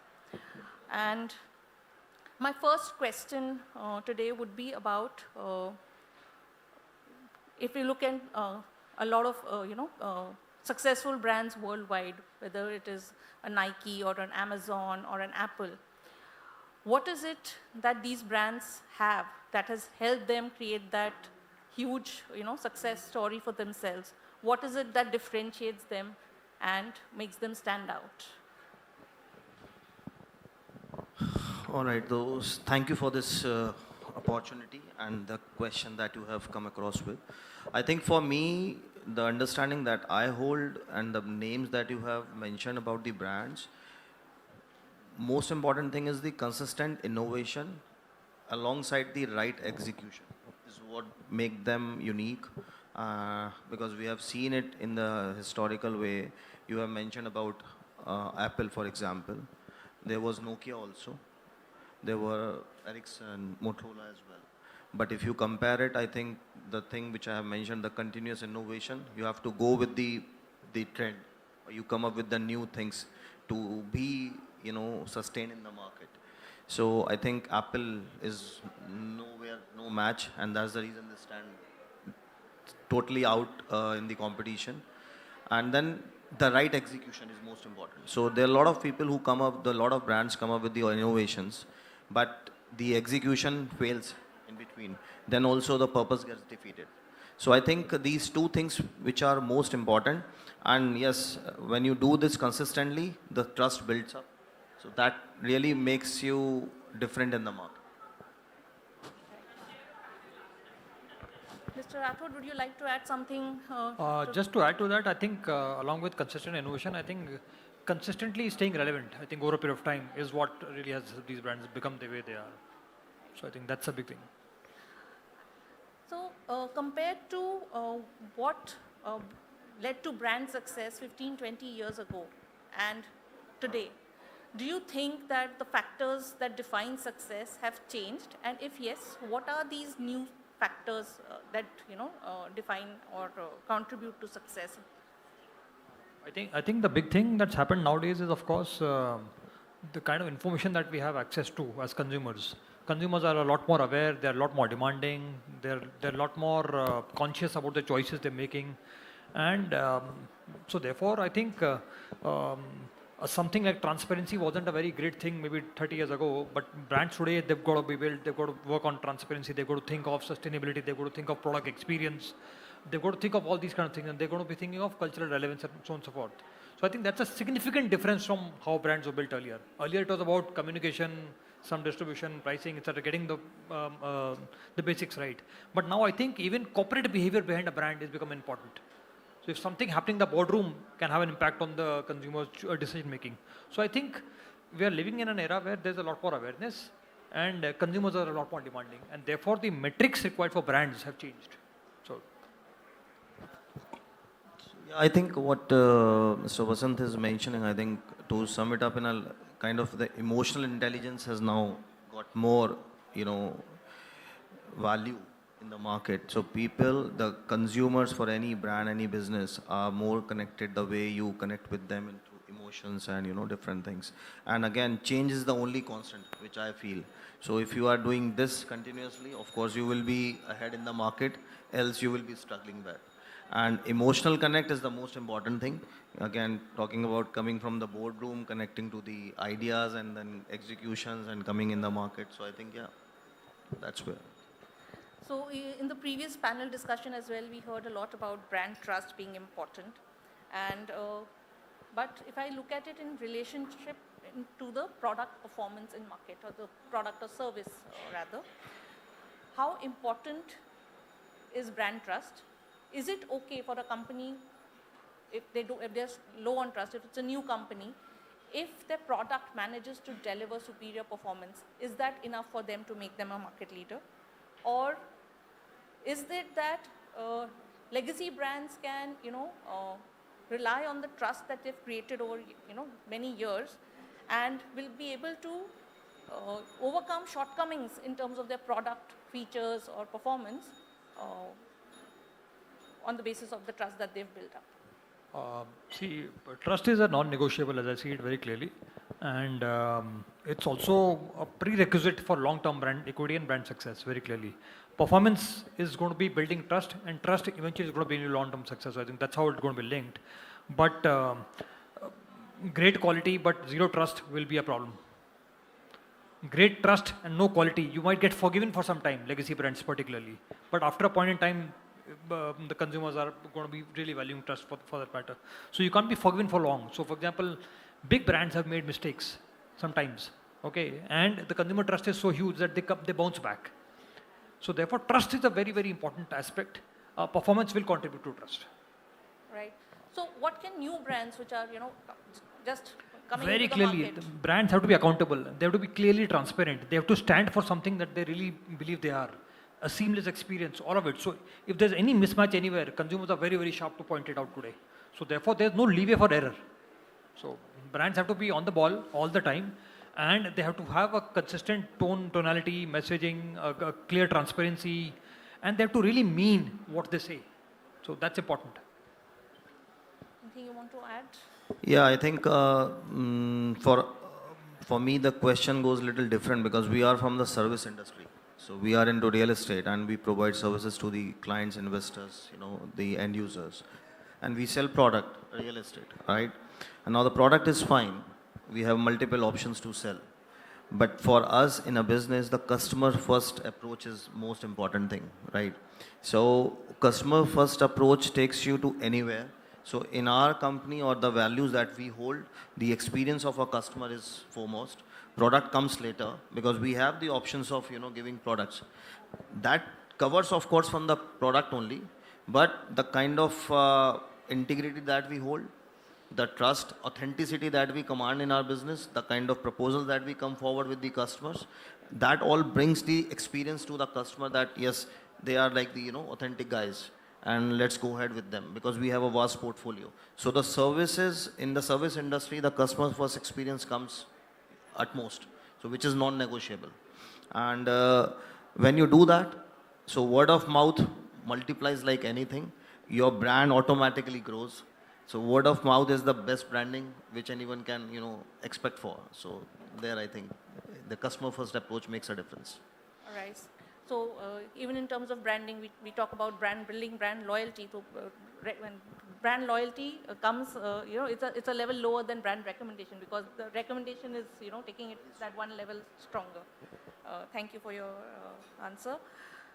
We've also briefly spoke about emotional connect, right? And how important is emotional connect versus product performance, like we've already discussed, in terms of building long-term consumer loyalty?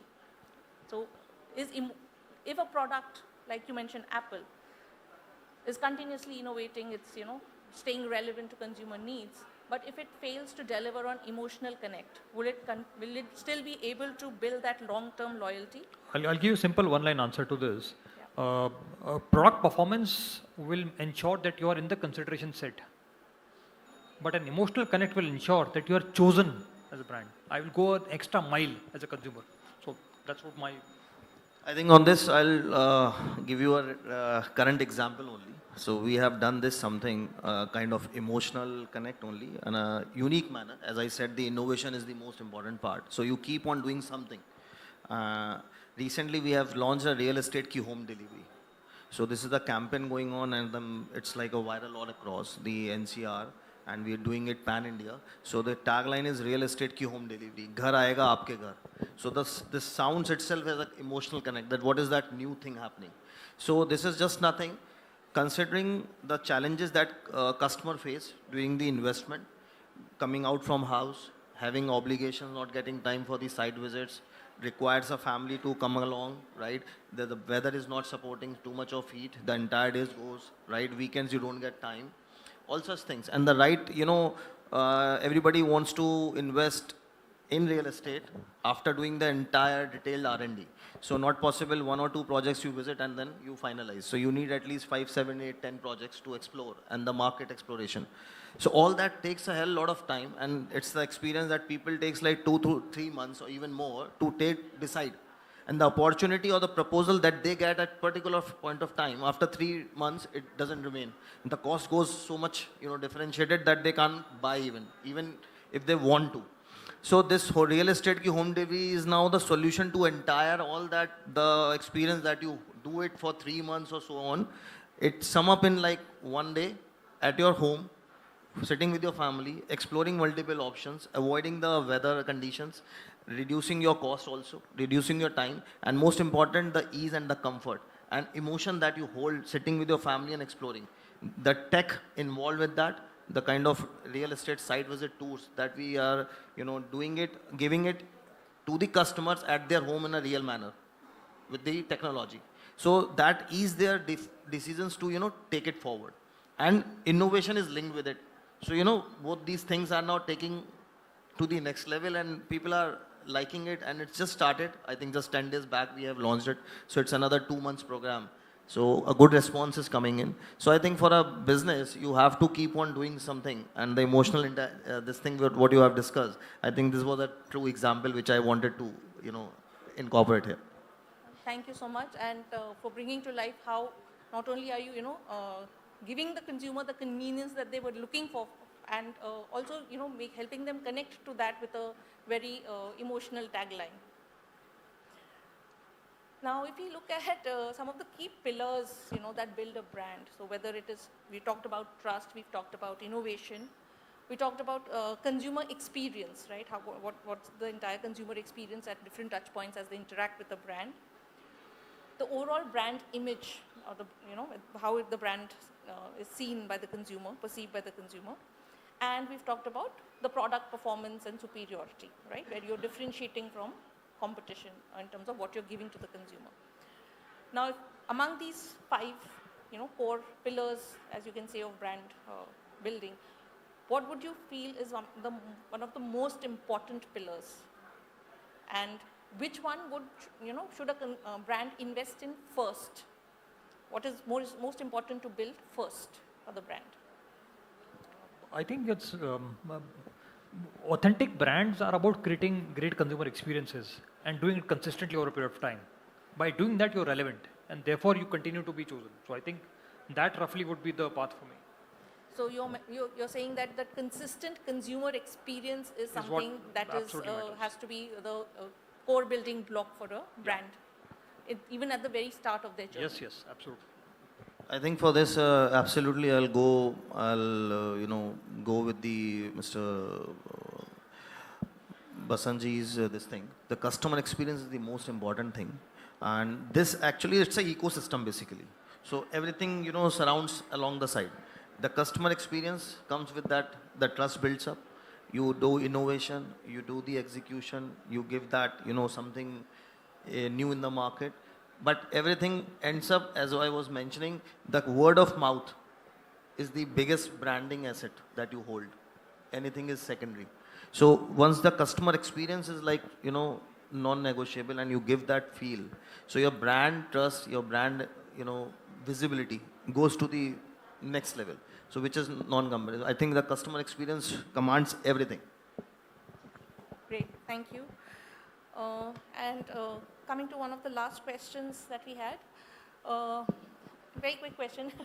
We've talked about brands with purpose, and while people talk a lot about supporting brands which stand for sustainability, authenticity, or local relevance, etc., when it comes to doing versus what people say they will do we still see that there is a huge gap that exists, or does purpose really help brands, Purpose really get helps. growth? Purpose really helps because people are not buying you for what you are. People are buying you for what you stand for. So, and that makes a significant difference to consumer choices. Particularly for a media brand like ours, where it's not the newspaper that they're buying. It's the thought process they're buying into. It's the point of view that they're buying into. So I think that's most important. Yeah, I think again, same thing. It's again related to the emotions or the experience that you are buying, not just a product that you are buying. So these things goes hand in hand. And if I have to sum it up in real estate and the property business, it is about like, you're not selling a property. You are actually selling your trust, your loyalty. And it comes with the visibility, the value that you command. And you have done it over a period. Again, come back to the customer experience thing. So I think this is how it works. Great. Thank you. Any questions from the audience?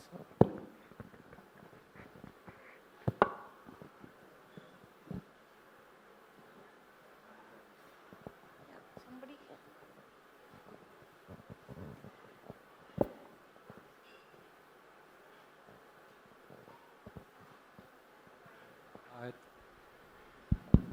That was a great talk. Recently, there was a report which mentioned New York Times readership going very down and people going to the site only to play the Wordle game. So if the brand would come to you, what would be your suggestion to revive that brand for reading purpose? See, New York Times doesn't need to be revived. I think they're doing extremely well. They're possibly the only news media brand globally who've been able to transcend the journey from print to digital in a very, very interesting way, and they've been able to monetize it pretty well. So beyond Wordle, there's a huge world out there that the New York Times brings to the table. But having said that, I think for a news media brand, it's very clearly trust, and nothing else matters. So I think that's the only single largest equity that the brand would really work on. So, and New York Times commands that kind of trust, and the word that's printed out there, or the word that comes from that stable, it really carries a lot of weight because in a world of half truths, but the real truth will really matter eventually, particularly in the news media business. And so I think they're doing a fantastic job, yeah, clearly.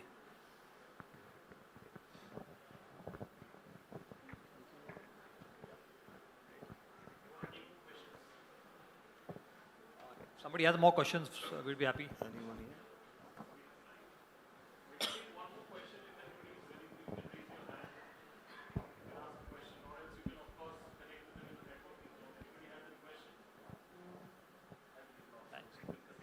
Thank you.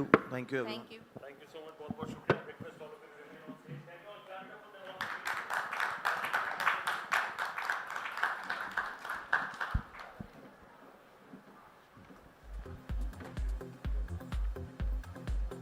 Thank you so much. We'll do a nice group photograph of all three of you, please, over here.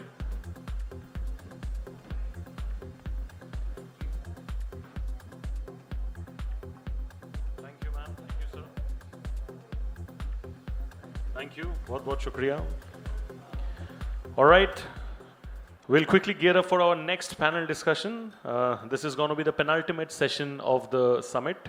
After that, we have another panel discussion, and then post that we have the awards. What I'm going to do is, we need 5 chairs on stage quickly. So can we have the chairs on stage quickly, please? And the panel discussion that we're going to be having right now is about the Bharat story, realities, risks, and rise. I'll quickly repeat the topic for the panel discussion. This is going to be about the Bharat story, realities, risks, and rise. Set the timer to 25 minutes, please.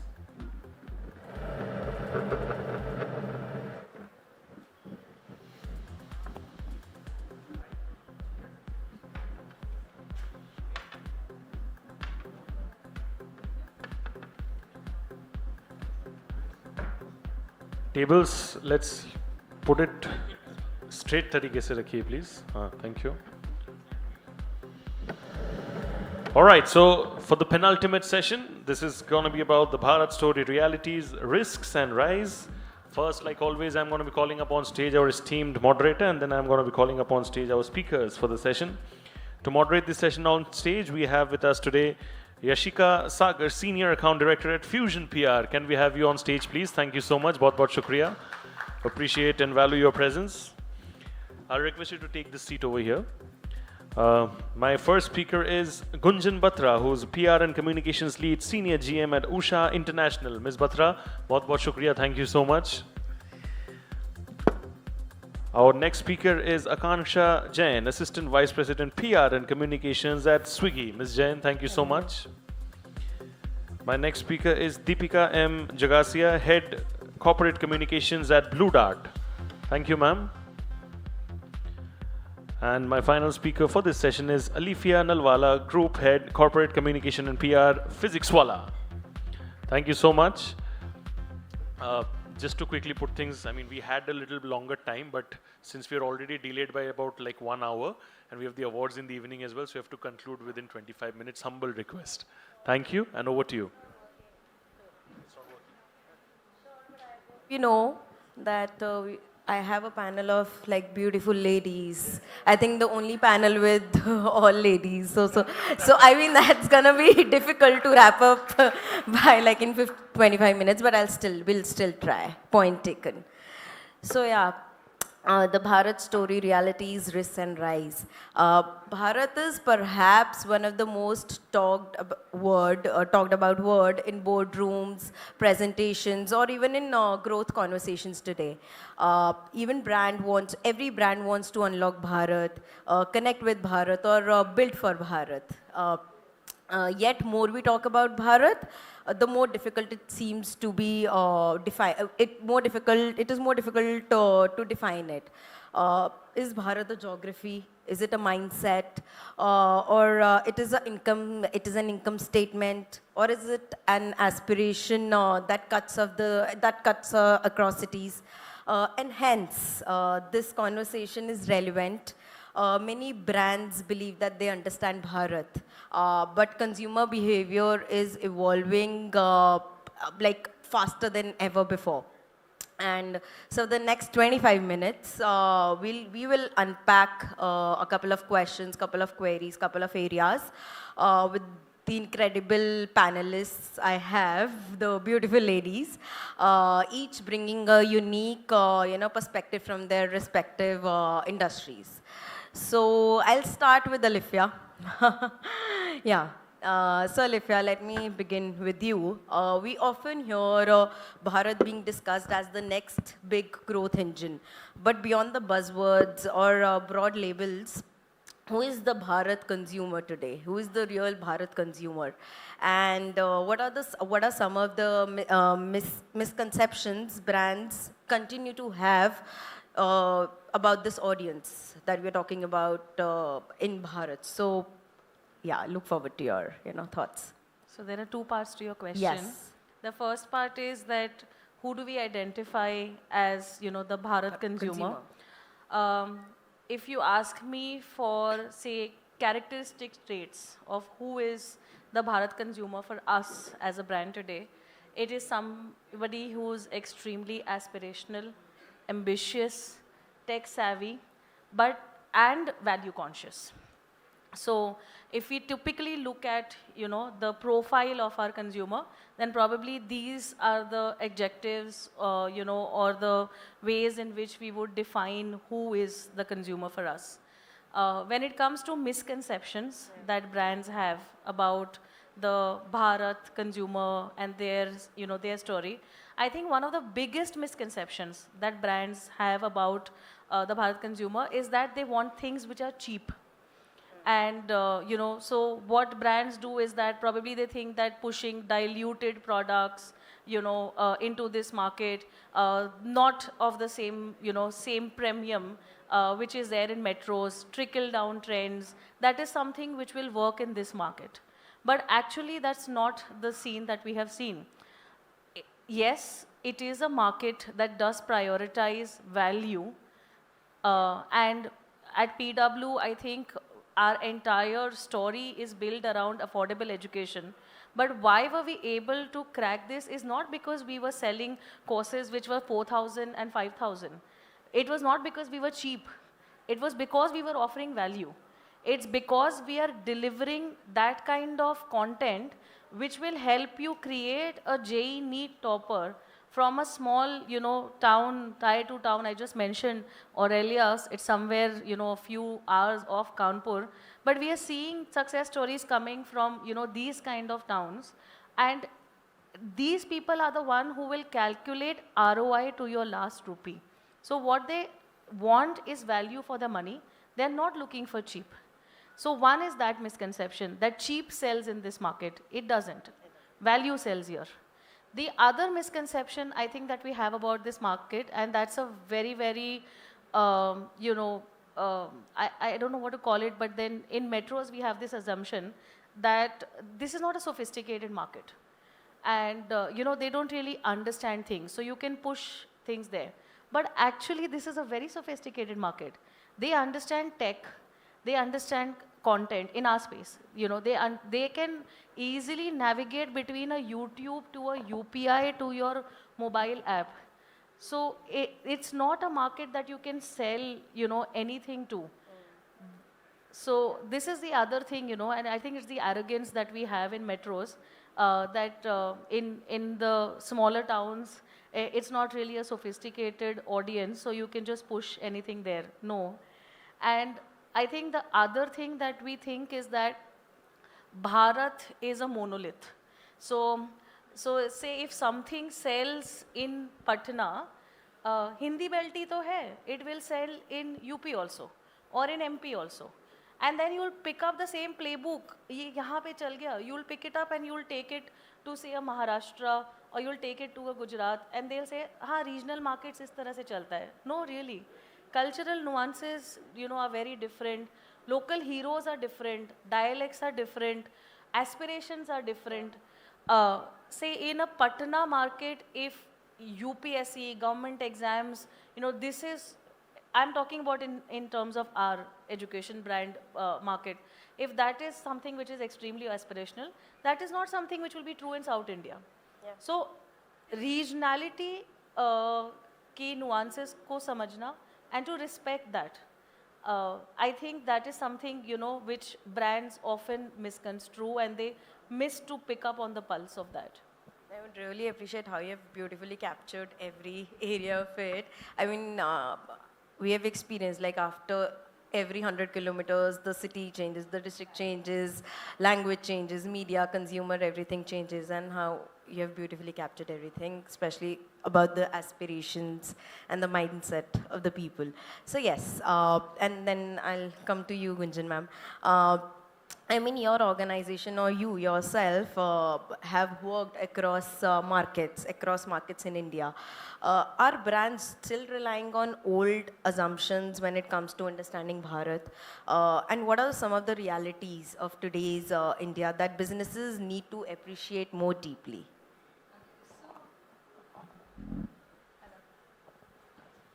So I think any business who has not evolved and does not acknowledge the evolution that has happened in India, not only in the metros, but in the tier 2 and tier 3 cities, which is actually where the maximum growth is coming from now.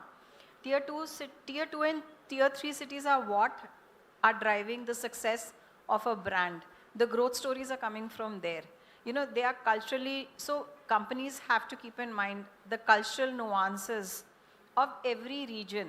They need to be aware that these people are value conscious. They will be price conscious, affordability and value. They need both, and aspiration to go along with it. And if they feel that they can, if, you know, a lot of times we feel that 5,000 is the ceiling in a tier 2 city. That is not it.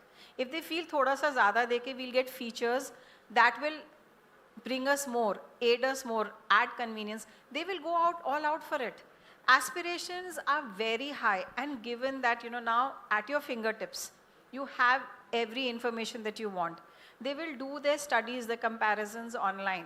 They may buy offline, but they will do the comparison. So the information is there at their fingertips, as is payment structures. You know, UPI has made it so easy. The internet, the penetration of internet has made everyone literally, like, kids are growing up with the internet. You know, they are like native digital users. We adapted to the internet and everything very late in life. But today's children, they know it all. They probably know more than us. A 10-year-old could teach you a thing or two, you know, which you didn't know or were not aware of on the internet. So that's the consumer you need to really relate to, you need to sell to. The one big mistake big companies make is not factoring in the other things that matter at a regional level or in a tier 2 or a tier 3. They just assume two things they need to look out for. One is vernacular local content. So you're talking in the language they understand. You're offering them things that they need at that time. And see, you also need to address the women in the tier 2 and tier 3 cities. A lot of brands forget that the women do make major decisions when it comes to buying things for the house. Okay, it is no longer, you can say it's still a male-driven society, but when it comes to the crux of it, 80% of the times a woman will say, ye lijiye, ye mat lijiye.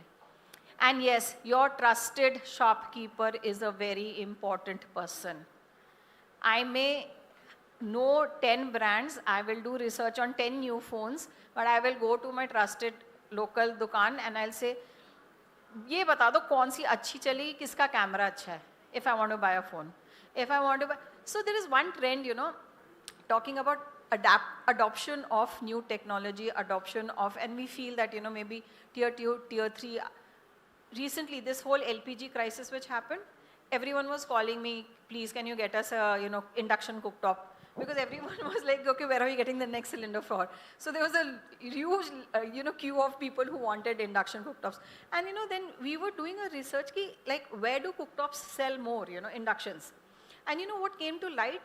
Tier 2 and tier 3 were way ahead in terms of adopting, they were all prepped with induction cooktops. Because it is in tier 2 and tier 3 that gas cylinders are difficult to source. They stay at a distance. And now with rural electrification, you know, fewer electricity cuts, they were all already, you know, they've been using induction cooktops for the last 2 years. Metros are playing catch up now, which was a very interesting insight to me. I mean, I was like, what, how did that happen? So this goes to show they are aware, they know what they want, and if they feel it's going to help their lives in any way, they will go for it. You know, most probably if this LPG crisis hadn't hit us, very few people would have considered buying an induction cooktop, right? But they were already there that, you know, this is going to happen, let's just buy it, keep it. And they're using it regularly. And in the long term, if you do some of my friends then started doing comparisons, whether LPG works better, this works better, that's a debate for another day.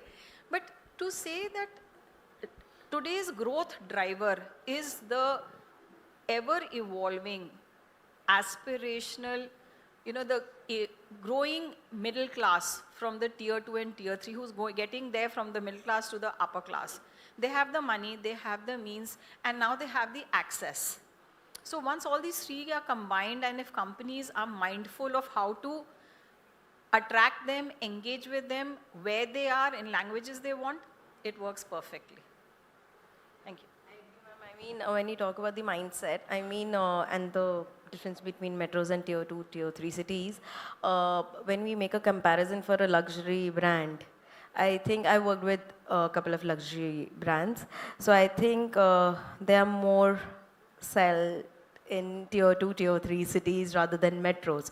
So there's a study on these brands as well, where the most of the sales come from tier 3, tier 4 city. Yes, premium, correct. Premium is driven by tier 2, tier 3 markets, yes.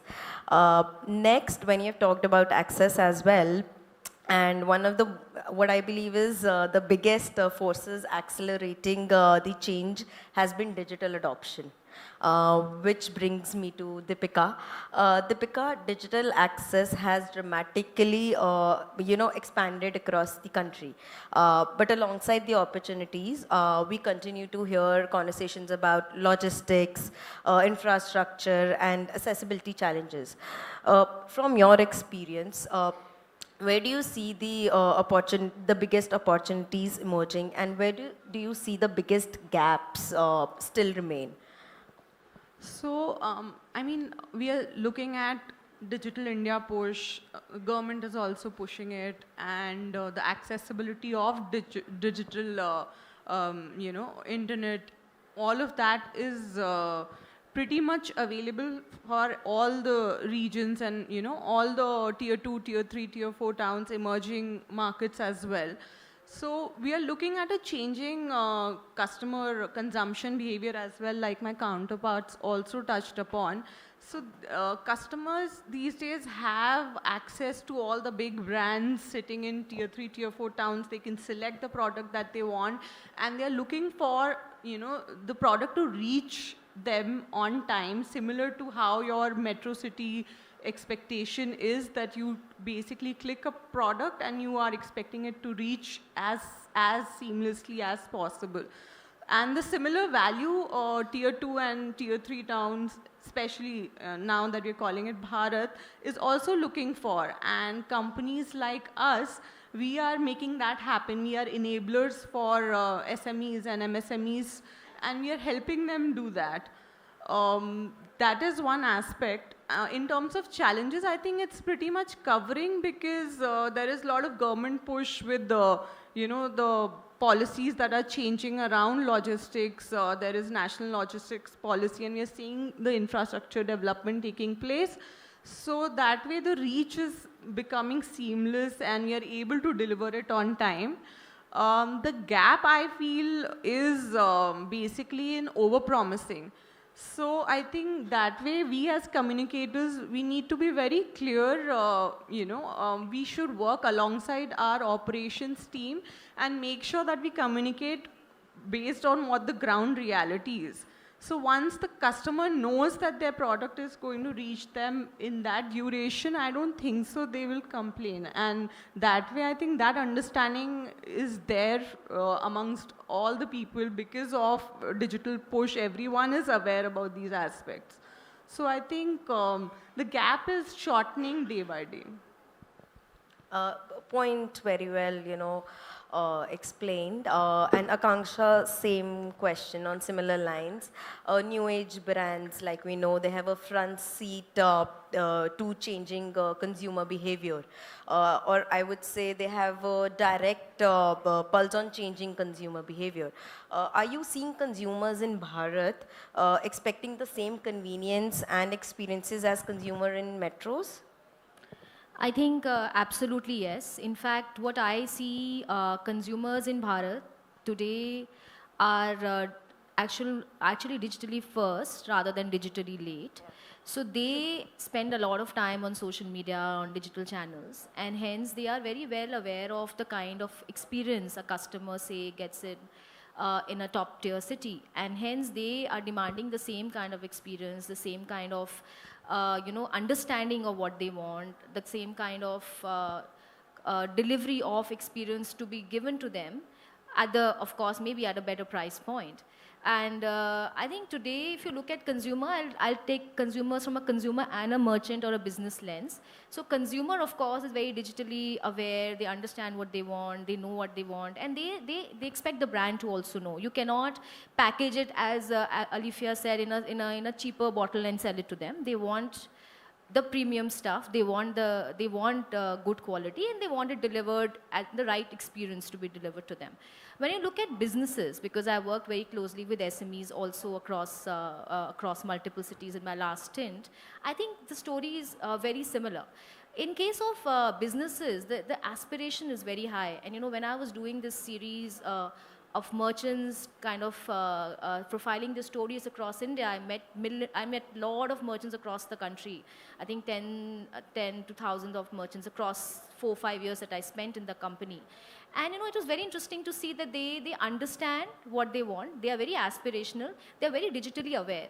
The only challenge, which was a little bit of a challenge in case of financial transactions, was trust. But when they try it out, they understand, okay, this is going to work, this is going to work, and then they start building on the trust over a period of time. So I think overall convenience is something that they want, and UPI, QR is a classic example of how merchants and businesses have also picked up on it. So in totality, both consumers and businesses understand and value experience, and also want the convenience that a counterpart in Delhi or a Mumbai will get. And on top of it, do you think brands today need fundamentally different strategies for Bharat and localization? I mean, how important is localization today beyond just language? I think it's extremely important. You cannot serve the same dish to all the consumers, or the same thing packaged in a different language to all the consumers. It cannot be just translated. It's building trust across the board, but regional playbooks. The playbook has to be regional. If you look at, say, the food industry, if you travel every 100 kilometers, like you rightly said, the preference of food may change. The regional dialect may change. How people talk changes, what they like changes, how they speak changes. So, you have to understand what they want. You have to understand where they are in their journey. Maybe for some consumers, the discovery channel is, say a Facebook. In some markets, it's an X. In some markets, it's Instagram. So you have to understand that. Also, they want a very personalized experience. So if I have one app which shows the same thing to everybody, right from a Calcutta to a Chennai, it may not work. You will have to customize the experience. You have to customize what they get, and hence that's how you'll be able to deliver that kind of top-notch customer experience that will stand out against competition. No, I agree. People are looking for, services that are customized according to their preference. And as we have said already, I mean, there are lakhs of people, lakhs of minds that we are working with, and those are different minds, different, they have different cultural, nuances, different dialects.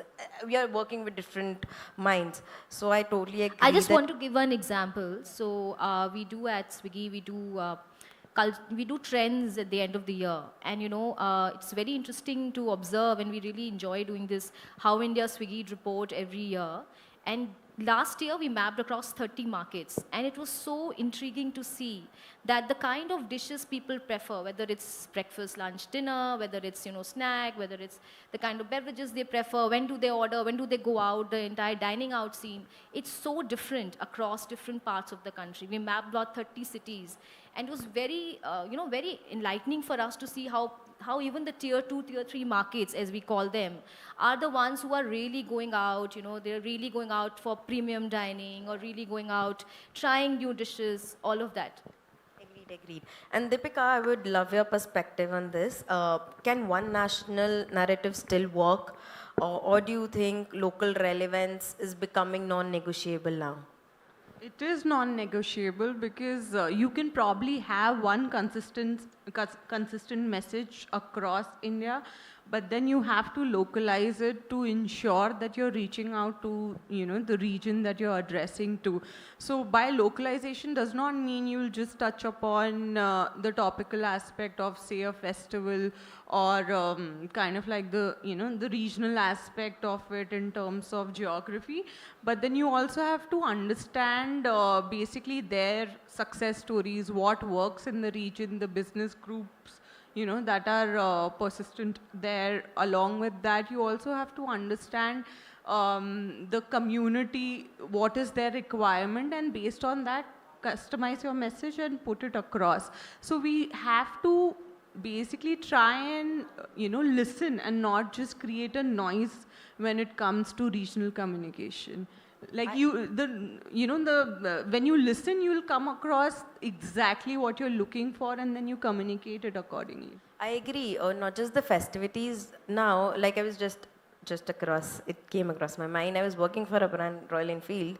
So it was a conversation, spokesperson conversation, and what media really liked in North, like in Chandigarh, Punjab, when he was talking to Punjab guys, he addressed bullet as bult, like how it is, the people of Punjab says. So I mean, that is really important to understand your audience and, those nuances. So I agree, that is really, really very important.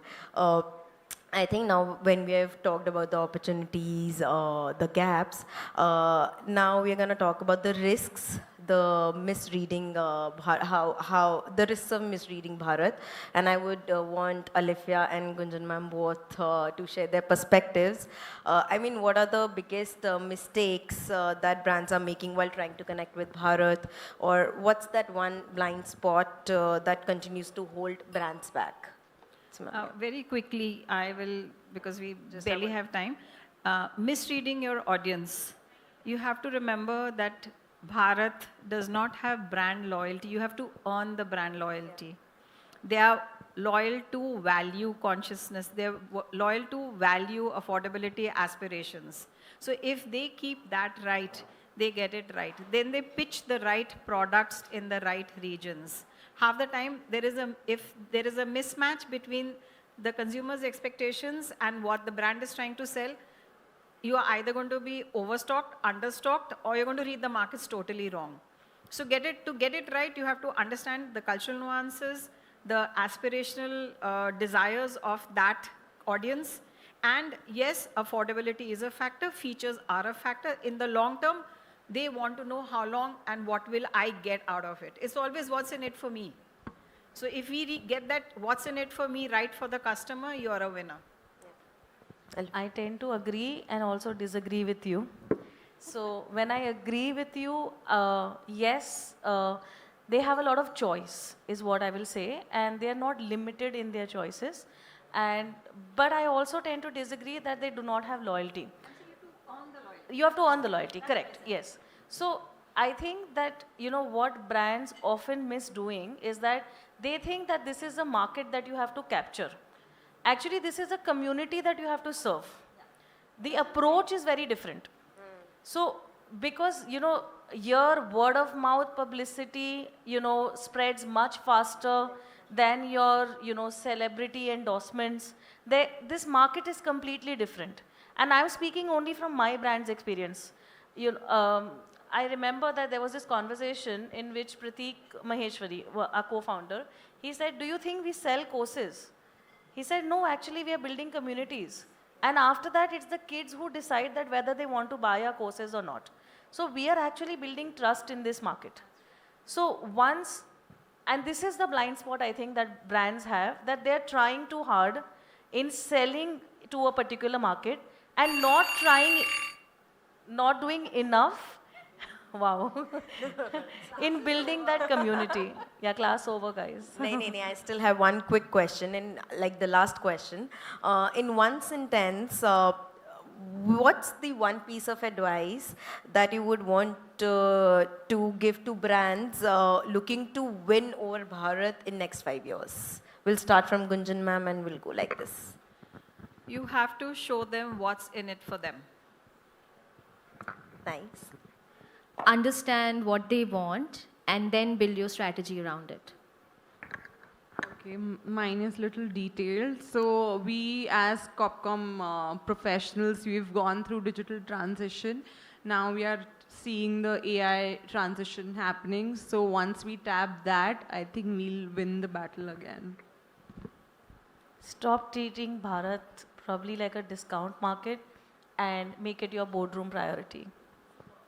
Oh, nice. Oh, that's a wonderful end on this. Yeah, that's a wonderful end to this panel discussion. Thank you so much to all the panelists to share this. So, yeah. So we much. have just taken Yes, 1 yes. minute. So very, very grateful for that. Can I request all of you to please clap and appreciate their incredible session? And can we have the gift hampers on stage, please, quickly, for all of them? And then we'll do a nice group photograph with all of you over here at the front.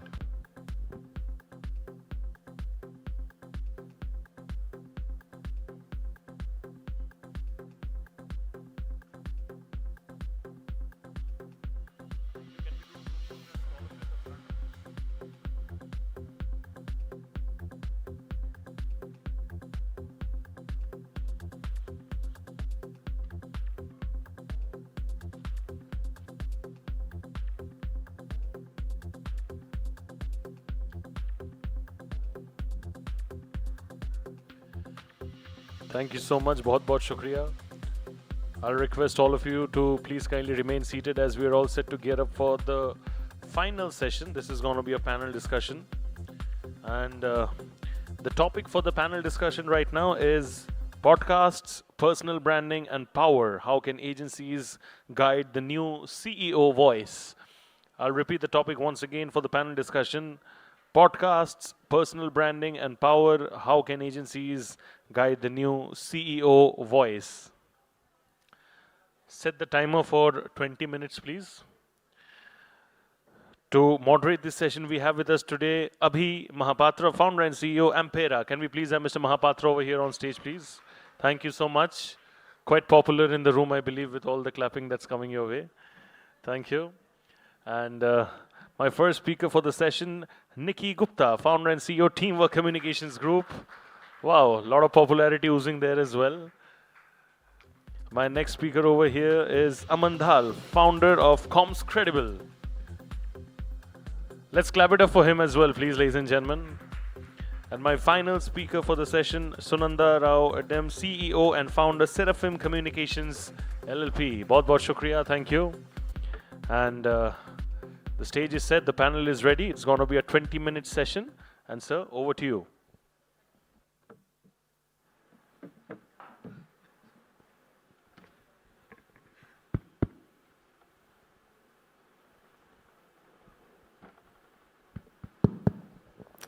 Good afternoon, everyone. And hello to all my fellow panelists here. My name is Abhi Mahapatra, and I'm the founder and CEO for Ampera. It's a new age public relations experiential kind of a firm. And I'm really, really grateful to be here with a very strong set of panelists who are also my seniors in building brands. To my left, starting from Nikki to Aman to Sunanda, I'll just let them introduce themselves because I might not do a very good job of living up to the expectations that they have set. So, Nikki. So, good evening, everyone. So, I'm Nikki Gupta, founder and CEO of Teamwork Communications. It's a strategic health communication firm, and I think we are going to talk about today a lot of on the CEO new podcast things. So it's going to be very interesting. Thanks, Nikki. Aman. Hi, I'm Aman, founder of Comms Credible. We are nearly a 6-year-old firm focused on storytelling for startups, family businesses, and global brands coming into India. The topic today is something in our product line we are increasingly focused on. And I was just kind of having a conversation how the revenue is quite a bit growing from this particular vertical. So very pertinent topic. Looking forward to talk today. Hello, and thank you so much for the opportunity. I'm really looking forward to this panel. I'm Sunanda Rao Adam, founder and CEO of Seraphim Communications, a niche strategic communications firm. I know we are in the same family, and Seraphim over the past 8 years has kind of come a long way from corporate communications on to country reputation management. So whereas most of our colleagues sitting in the room are going to be also discussing about CEO placements, we are also looking at it from another lens, which is obviously stakeholders that are representing a larger group, whether it's diplomats or ambassadors or ministers. So I think from our perspective, the conversation will be steered around that. So yeah, looking forward to some exciting talks. Super. Let's get things started. I think we all come from this era where comms has seen the whole phenomena from traditional to modern to digital and now probably AI. All of us would have growing up, operated a fax machine, I'm sure, and done basic media relations, which we still continue to do. Nothing wrong in that. But we are also adapting to the whole age of AI, LLM, and other products. And in this whole transition, I think the topic for today is around long-form conversations, podcasts, how your CEOs or stakeholders, for Sunanda, I think it will be their embassies, for a lot of our clients, which will be governments. How are we managing, how are we looking at our stakeholders, and how are they looking at reputation and impact? I think that's the kind of discussion that we're going to have today. So starting with, probably Sunanda, we'll start from you. The first kind of topic that we have is around, today's stakeholders, whether it's a CEO in a corporate boardroom or your ambassador in the embassy or a chief minister of a state, would also like to think like creators, not just as corporate / stakeholders who are looking at businesses or governments. So just wanted to get your viewpoint around that one. Yes, just as companies are obviously, the buzzwords around AI and the buzzwords around I need to be more popular because I'm the face of an organization, especially we are dealing with diplomats, ambassadors who are getting more and more aware about India being equivalent to, let's say, a more digital world. We are representing a lot of EU countries, where there's still a little bit of, reluctance towards social media, for instance. They are governed strictly by GDPR laws. Here it's, very competitive. So when they come to India, the first brief that they get is, are you going to be able to influence the younger Indian, the youth of India? And what is the first thing they are asked is, grow your X following or grow your Instagram following. So just to give you an anecdote, we have worked with, let's say in the German embassy, 3 ambassadors in a row. And one of them, he loved his red car. I don't know how many of you you have seen Walter Lindner. He was this guy, tall guy with a ponytail. He had his own personality. And then came a tight-lipped ambassador who was obviously very business-oriented and, BMWs and all. And he had to compete with a guy who was driving a red ambassador throughout, right? And throughout India without shoes and all those things. Now, the first thing, the biggest biggest takeaway is that there's no going around the fact that they are being seen as influencers. All of a sudden, in the past 5 years, how much of surge you've seen of ambassadors writing about food, eating dosas, eating golgappas, eating this. We didn't have that before, and now more and more, this has been a shift in diplomacy as well. So this is something where we have grown with these diplomats and stakeholders, and that is the reason why we have to also have a shift. I'll come to the examples later. No, it's fascinating to hear the other side because we don't often hear or know about how diplomats think and what goes behind their kind of day-to-day, and we'll come back to that in a second. Aman, your views? I look at this whole new age kind of media. See, podcasts, these are like video interviews. It is just that now we are calling them podcasts. It is just that during COVID, kind of people had more time to listen and kind of they got hooked on to kind of listening long form. And there is also kind of a FOMO building. You look at kind of people getting into running. Some are actually doing it on purpose, and some are actually kind of doing it because of the FOMO. We need to be fit. It's the same thing with the kind of be it podcasts or personal branding. Again, personal branding was always existing. CEOs were always the spokespeople. Founders were always the spokespeople.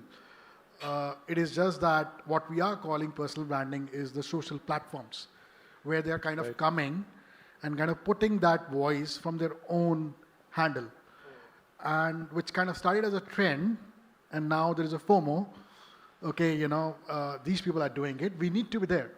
So all I see is there is a much more bigger media mix, more avenues to tell your story, and also the marketing communication people putting more pressure on their founders sometimes, and sometimes founders putting pressure back. So I would just say that eventually it will be a mix. How I see is in the earlier days in journalism, the handles, social media handles will be kind of regulated and managed kind of by the media houses. And the same will happen in this universe also, where kind of you will have the leadership teams, especially at least platforms like LinkedIn, being managed by corporates. Yeah, it's already happening. I think it's excellent. It's an excellent point. That brings us to you, Nikki. You and your team have been marvelously leading the healthcare, cosmetic kind of communications industry at large. Health and wellness. Health and wellness, as you put it. So not cosmetic. If Cosmetic is not the right, because we don't deal with that. We do health deal and in the wellness. wellness. Health so and wellness wellness. is the beauty and wellness. Super. So health and wellness, whether it's a FOMO or it is actually driven by heart. So What I are your would views? say not only in health and wellness, across the field, across the sectors, why the CEOs need to think like creators, because they are not only dealing with the media. They are currently dealing with the audience. There was a time when they used to when the corporate communication and the agencies used to give these scripted drafts. Now it's no more there. It's more over creating the more relatable content where the audience feel more connected. They have like, emotional connect with the speaker, and there is a person behind, there is a motive behind. It's not about just the scripted lines that they are talking about. It's not just about the, they are talking about the numbers of the company. They are talking about how did they make that number feel, how did they reach that number? They are working on how they are working. They are talking about their stories. It's not about creating the entertainment content. When they are talking about creators, I've seen a lot of big, CEOs are, creating very entertaining content these days. Some of the sharks, big sharks.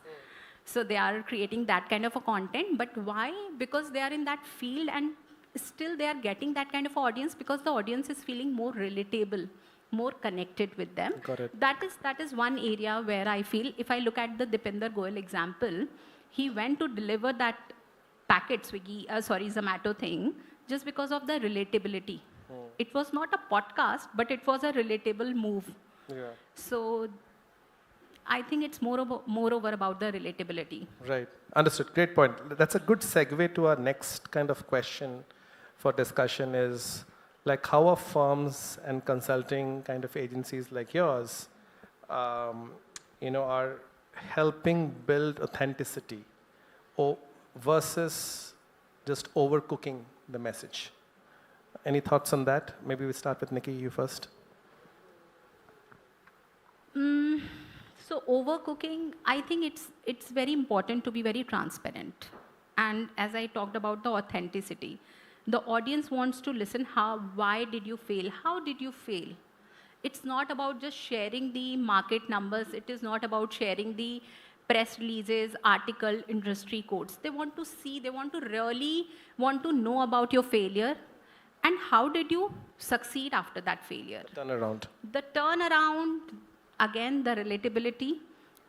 If I talk about Elon Musk, if you read his story, he did fail. He had a cerebral, dyslexia. So those kind of a thing, if somebody is talking about the interview, if I talk about Dipinder Goyal, he openly talked about his stammering issue, right? So those kind of a relatable content when you are talking, and it was not scripted. When you are talking really for 2 hours with your open heart, it cannot be scripted. And when we as an agency is dealing with the podcasters, they are very clear. We don't want to do a scripted thing. Got it. You're really going hard after Dipinder. Huh? So, Sunanda, any quick thoughts? I want to add first. Aman, go ahead. See, there is a pressure in terms of the drama being created. When I say, unscripted is also becoming kind of a norm now. So I'll give an anecdote without naming the platform and a client. But what is happening is a good story, even if someone had no drama, no emotional baggage or kind of any challenges, is no longer accepted. So the platform is telling you need to add drama. You need to important. That's why we are doing PR. But what I'm trying to say is... We have to add a little bit PR magic. But what I'm trying to say here is authenticity. Are we compromising authenticity just to make ourselves authentic? The fact that we are looking to kind of reach more people, your target audience, is that authenticity? I'm just questioning. But having said that, obviously, as a consulting firm, you are advising the right things. Yeah. Eventually, it's a client who takes a call. Yes. Whether you want to kind of create an authenticity drama, yes, or be your authentic self. And the same goes with even the platform. Is the platform willing to kind of, if someone is saying, this is my authentic story, are they willing to kind of absorb that and take that online? Got it. Lovely. I know you have an excellent anecdote around this. You were mentioning it outside of the room. I think everybody here would love to hear that. Yeah, so I do resonate with what Nikki and, both of you are saying the right, I totally agree. But there's a third element to this, is to study the person who needs to be given that kind of a platform, right? We have different personalities. 4 of us here are completely different personalities. And if somebody were to do our PR, I think the strategy cannot be the same because, of course, that's more understood than done, in fact. However, there are sometimes there are pressures. When the last ambassador came, he's like, Sunanda, I need more followers. How do I get more followers? And every time he would come and stand in front of the camera, he would have, such a, it was a very uncomfortable pose for him to do because he was just not a camera person. Now, the first time, before that, we had this one ambassador who was going all throughout the country in his red ambassador. And then the first thing when he came within the first month, he's like, yeah, what do we do? What do we do? I need to get that kind of following. So we got together and we said, chalo, let's make him dance to Natu Natu, right? So it went damn viral and it became a success overnight. But that was not him. That was not the ambassador that we know today. So over time, you need to work across, we're still riding on that success, but is that the authentic self? Every time we get a client or we are looking at a new ambassador, we do that this thing every 3 years when there's a change of leadership. We have to study them so much before going for ideas. If over time, what we did was we actually discussed a lot with him, understanding what his comfort zone is. He loved mangoes. Okay, fine, you need to show a good humane side to it. It may not, that human being may not have had that kind of trials and tribulations, but he may have his own story to tell, and that is the story we need to actually first get out of that person or for him to be able to tell it to others. I think one word, rather 2 words that's coming to me as we discuss this particular topic of authenticity, maybe that will become add to the vocabulary of PR. Curated authenticity is an oxymoron, I guess. So can we curate authentic messaging or authentic self? I think it's best left to the unknown. Moving on to the next one, I think, and as our topic says, we all know here, there's a rise of long format content. There's a rise of podcasts, which Aman alluded to, Nikki, Sunanda, you guys also mentioned this. Especially through COVID, we have seen that when attention was far higher than distraction, if you will. How do you guys think about positioning your stakeholders, CEO or ambassador in these kind of new channels and formats that have emerged? And what's the next? What's the future of this long form content? And will this help in building a personal brand? Aman, you want to go first? I believe everyone is a personal brand in themselves, especially when it comes to brands. CEOs are anyways a personal brand. It is just that you are trying to give them more mileage, make them more important in front of their own stakeholders. You know, they want that kind of reputation leverage when they go, and someone telling them, oh, wow, I listened to you. I see them as part of a mix eventually. Eventually, I think business is transacted offline. And what is happening is reputation is being crafted online. So I think that'll stay the trend. But eventually, I would say that all these things are just part of a media mix. You will need to do more things. If you don't match what you are saying in a podcast, everything can fall through. So Right. I think you're able to kind of match that energy, authenticity, vibe, or whatever you're trying to portray offline will become very, very critical in the future. All right, thank you. Nikki, you want to go next? So the long form article content is, I think, is actually putting the spokesperson beyond the scripted content, and in that scenario, you were saying that I'm just behind, after Dipinder Goyal. So now we will talk about, Anand Mahindra. So he's the one who's, creating content, and Nikhil Kamath, he's much bigger brand than his own company. It's not about, Zerodha, it's about Nikhil Kamath. He's the first podcaster who interviewed, PM. So I think what you are talking, relatability again, I would say, is one. What is behind the scene? BTS, I would say, the audience would like to know. Excellent point, And yeah. there was a time when the stories were built in the boardrooms. Now the stories are built in the podrooms. Okay. So it's not about podcasts, it is about podrooms. Lovely. It's not about boardrooms anymore. Okay. That's a good takeaway. Wow. I got lost in your argument. I was like, no, I have a different take on this, as in probably a larger take on long form content. Whether it's podcast, whether it's written, you have, of course, over time, people's attention spans, including ours, and we consider ourselves good reading generation, and now we have, starting from when you were a journalist, you probably wrote 800 to 1,000 words. Now it gets wrapped up in 300 words, but on the other hand, you see an audio-visual medium like the podcast where people are telling stories. So yes, on the one hand, there is that urge in human beings to listen to stories, so we are like probably going back to the basics where traditions were carried on orally. And on the other hand, you also have reading span problems. But more or less, there's another issue that we as companies face is, what about the longevity of that content?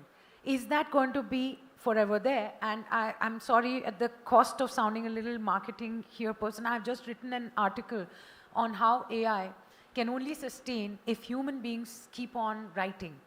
So if we do not have organic content, which comes from long form, it comes from years of study papers, which are like 3,000 word essays, 1,100 word articles, If that authenticity is not there, then AI also will not survive longer because, or it starts to hallucinate. And the same thing also goes for long form content overall, whether you actually bracket it as audiovisual or as a linear subject of a tool of communication, which is obviously reading. So personally, if you ask me, these forms are great, but again, podcast remains for the niche. What do you do for the mass markets? Long form is for niche.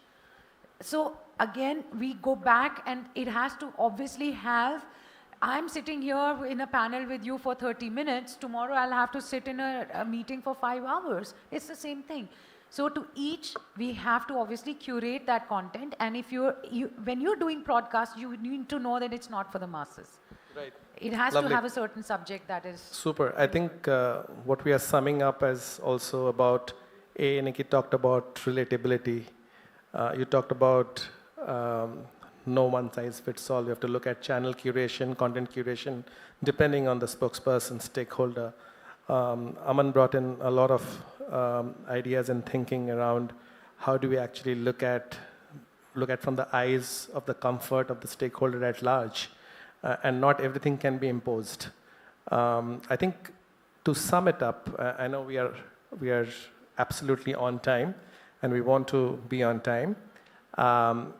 I think today's CEO or stakeholders are, no longer just the voice or the asset of a communications team. I think they are also looking at larger boardroom kind of decisions and an asset.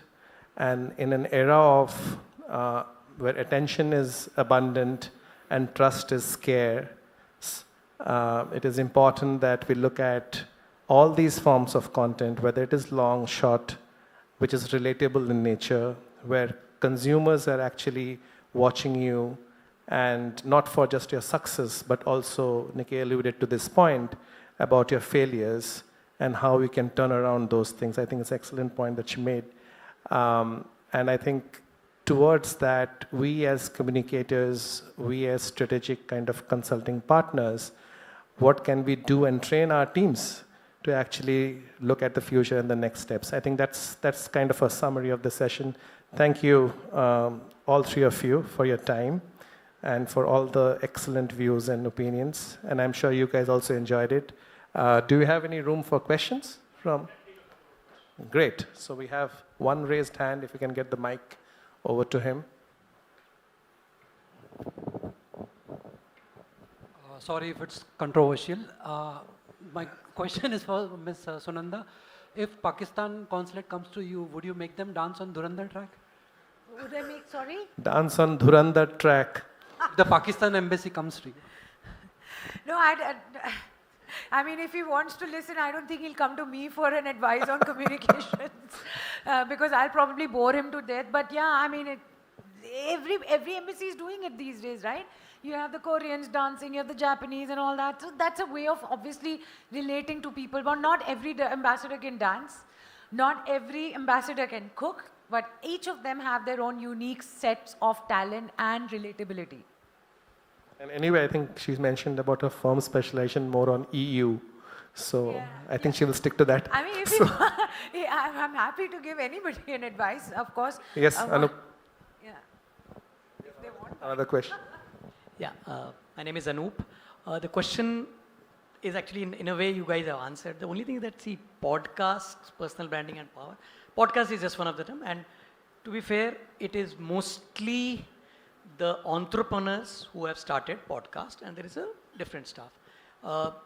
Very rarely you will see a CEO of a professional organization, a listed company or there, who started podcast. There are other. So, I mean, let's leave the podcast and Dipinder Goyal for a while. What do you think is that the CEOs need to do? I mean, because today a corporate CEO, he or she represents not only the brand, but also himself as an internal stakeholder. And that's what the people, that's why the town halls, etc. are done. So the question is very specifically, podcast, etc. fine, but how do you actually relate that the brand, even if you are thrown out of the organization, it doesn't get affected. So it doesn't rely just on the CEO's brand, but as the corporate brand. I think it's In an which excellent form question. of media? For which particular form of Any, media? that's exactly, because see, It depends. I think the strategy will change. Depends, what kind of a media that you are taking. If you are taking a print media, of course, a scripted media, then you will be getting a set of questions which you will be addressing. And so is with the online, and electronic doesn't have much time to talk more on that because they also have a time limit. But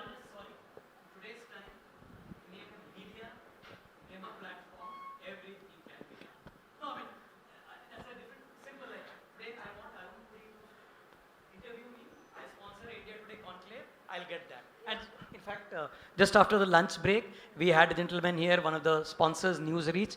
You name a media, they can get. So, and today paid, earned, shared, owned is a part of an agency work. So, I mean, there's integrated marketing, so no offense on that, and one should be done. The question is that, I mean, Nikki, from a perspective that in these kind of time, is that the CEO becomes, he or she becomes too big, that it starts affecting the organization. No, not only.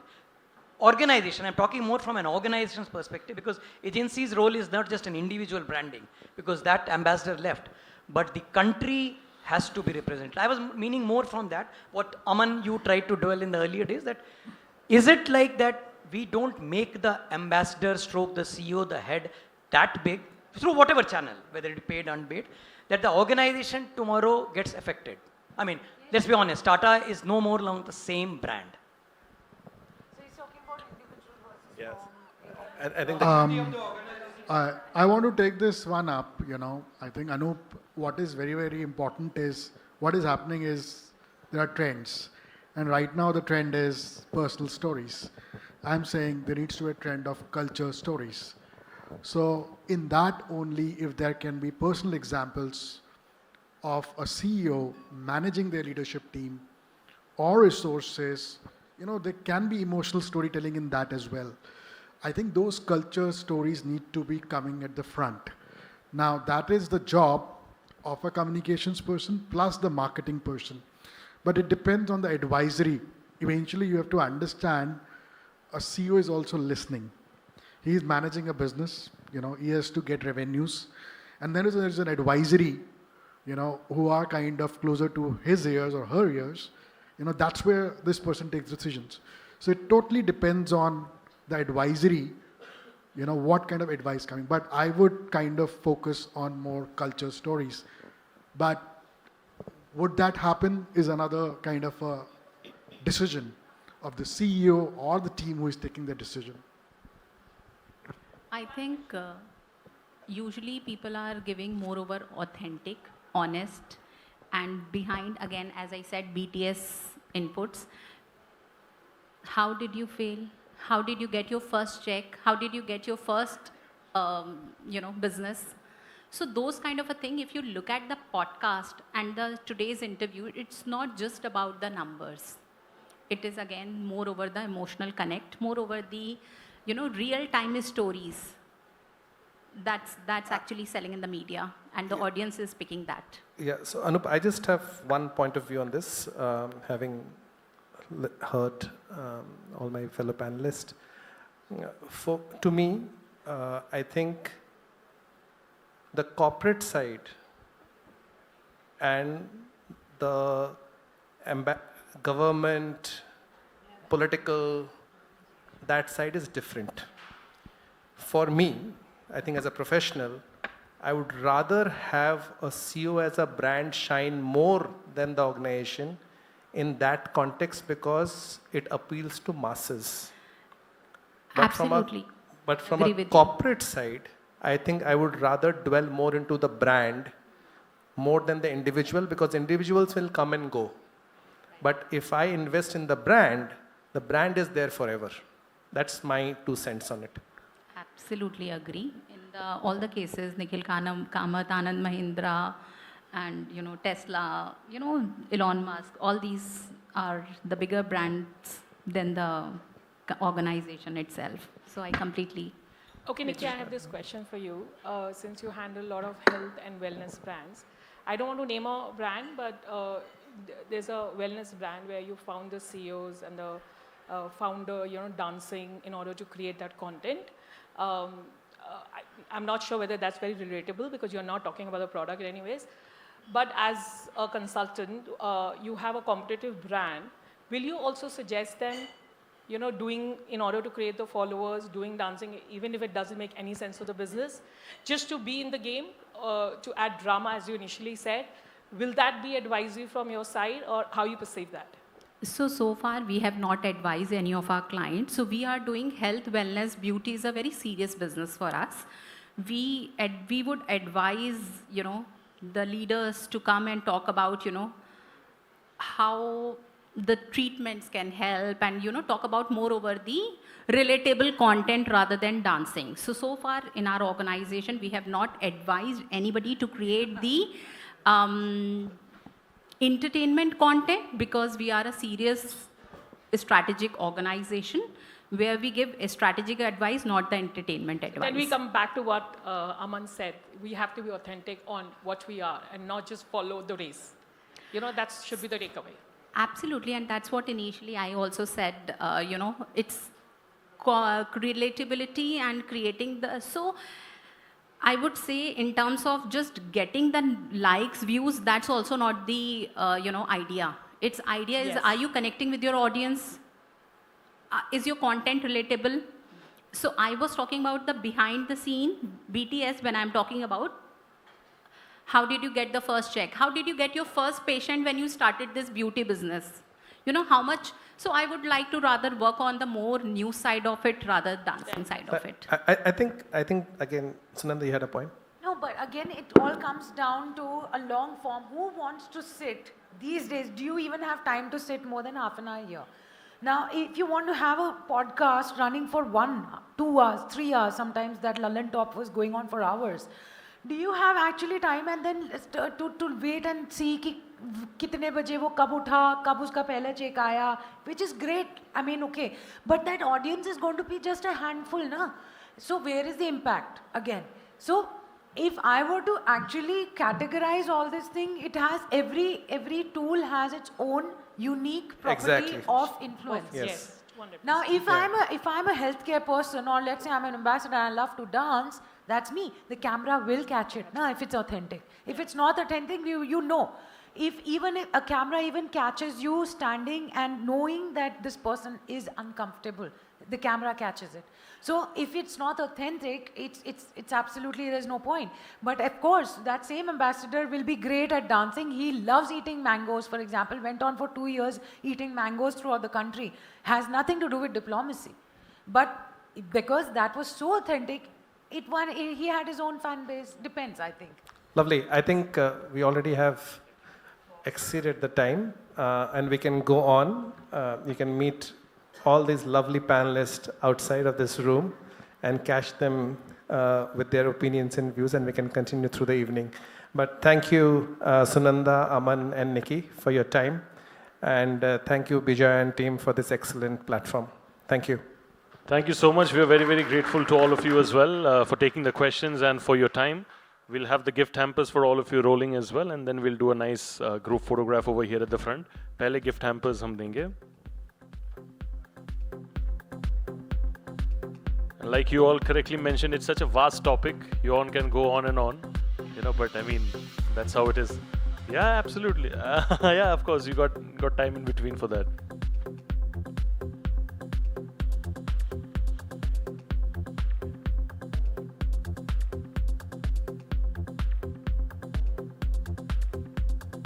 Thank you so much. बहुत shukriya. Thank you. My pleasure. Thank you. And on that note, ladies and gentlemen, we come to an end of the IMAGEXX 2026 Summit. And about 1 hour to go. There will be like a break for 1 hour. And after some time, they'll also be opening up the beverage as well, which is after some time. But you have about 1 hour for yourself. And then in the next 1 hour, we'll be resuming with the awards.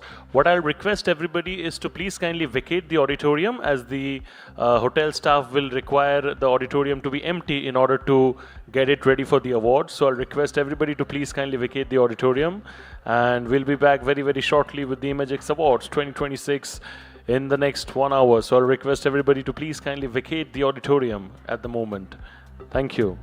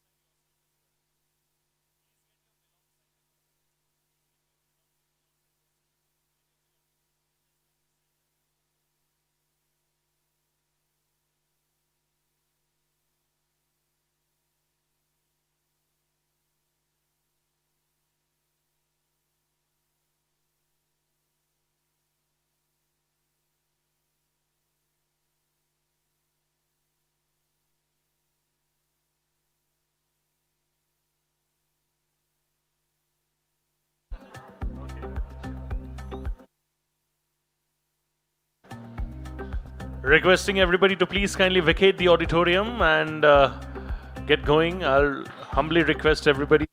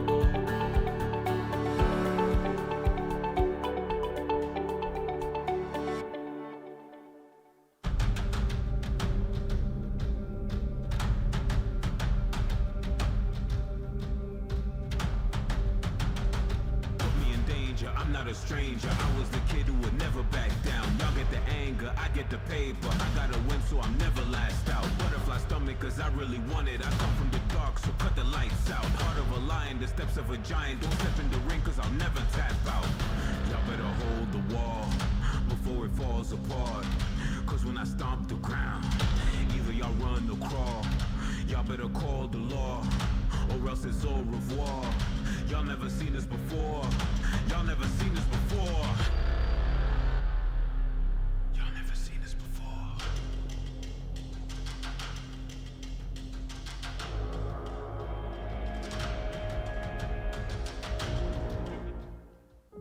In a world where today's connections define tomorrow's success, we have the analytics to anticipate, the creativity to shape, the engagement to connect to what's next. Across technology and innovation, healthcare and wellness, and purpose-driven leadership, our team of curious and independent future thinkers work every day to spark ideas, push boundaries, and create connections on the ever-evolving journey to what's next. This is our story. It's about one purpose: delivering a true understanding of society, markets, and people. We deliver more than just information. We deliver truth and actionable insights with security, simplicity, speed, and substance. In our world of rapid change, the need to make informed decisions in confidence has never been greater. We want to make this changing world easier to navigate so that our clients can take faster, smarter, and bolder decisions. We are a transforming company, shaping our markets with science, technology, and know-how. We measure, we understand, we predict. We stay true to our core values: integrity, curiosity, collaboration, client first, and entrepreneurial spirit. We are proud to be independent. We are proud to be Ipsos. Ultimately, success comes down to a simple truth: you act better when you are sure.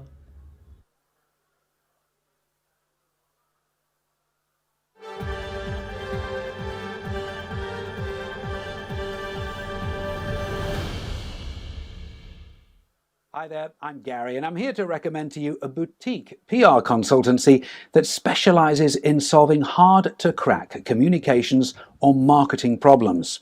They use the interdisciplinary approach to problem solving, drawing on a whole host of social sciences, including anthropology, behavioral economics, neuropsychology, political theory, and game theory. Talk to them today. You'll find them around somewhere in this very room. Thank you for watching, and have a great day.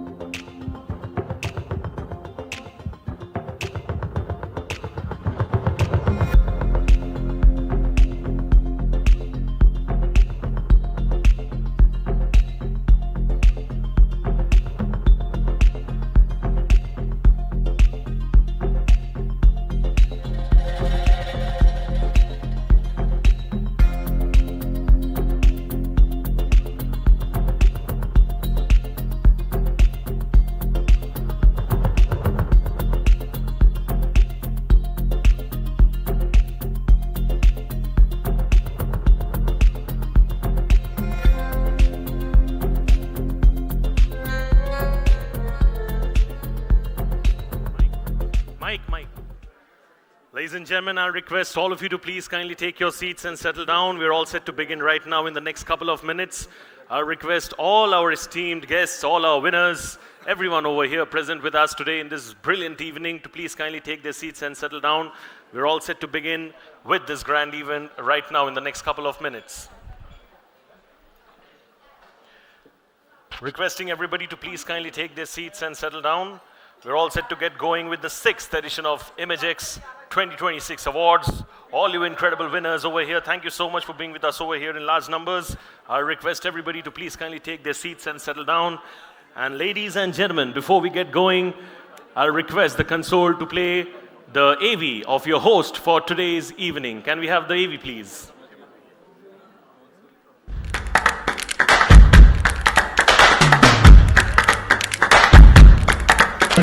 Summit and Awards Asia 2024. My name is Shubhajit Ghosh and I am an anchor, MC and YouTube celebrity talk show host, and it's my pleasure and honor to be hosting all of you over here in this wonderful event. Z5, give a huge shout out to the entire team of Berlin. Once again, please, ladies and gentlemen, thank you so much. In a time like this, the subject of S-board and A-board.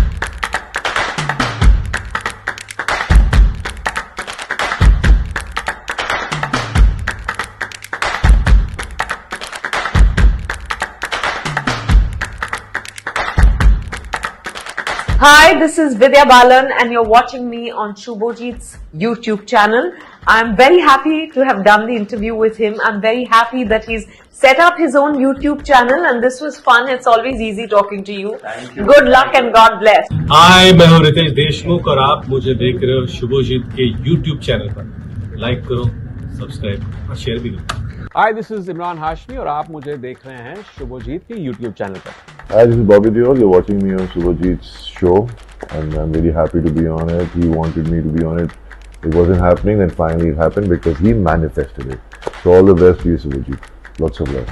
Suddenly हम लोग जाग गए. Suddenly जाग देंगे आपको. जल्दी करो, जल्दी. We love that spirit. Yes. But वो गिफ्ट हैम्पर पहले कर लो. वो है उधर है. मेरे भाई मेरे दोस्तों, जंगल जो होता है, जंगल में we usually say that the lion is the king. जितने भी लोग हैं यहाँ पे प्लीज और जोर से ताली बजाएंगे इनके लिए please. Such a wonderful voice. मेरी आवाज ऋतिक सर से मिलती है. आपसे एक चीज सीखनी है मुझे, आपसे वॉइस मॉड्यूलेशन सीखनी है.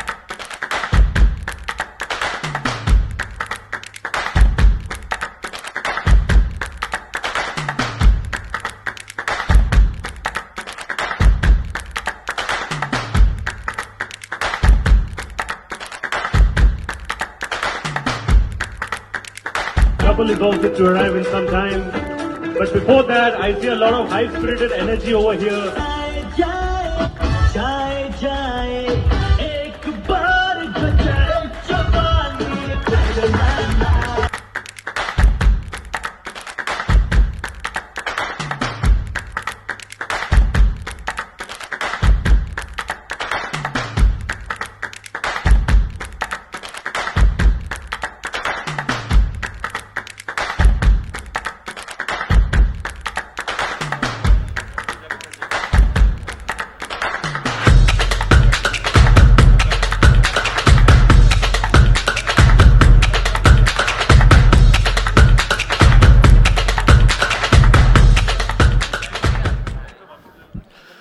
All right, ladies and gentlemen, how are you all in New Delhi, everyone?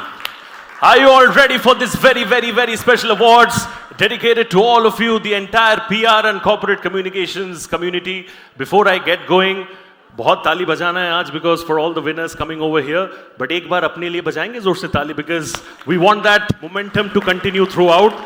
Thank you so much for braving the not so nice Delhi traffic and being with us over here on time, and thank you so much for ensuring that we make this IP a very, very grand success. It's only because of you also. Thank you so much. And एक और बार मैं जोर से बजाने बोलूँगा आप लोगों को ताली for the entire team of Ad Gully, as without an initiative, there's no award, no summit possible. This is the 6th time that they're doing it, and with every passing year, it only gets bigger and better. My name is Shubhojit Ghosh, an absolute pleasure to host all of you over here in this very, very special occasion. This is the third year in a row that I'm coming over here.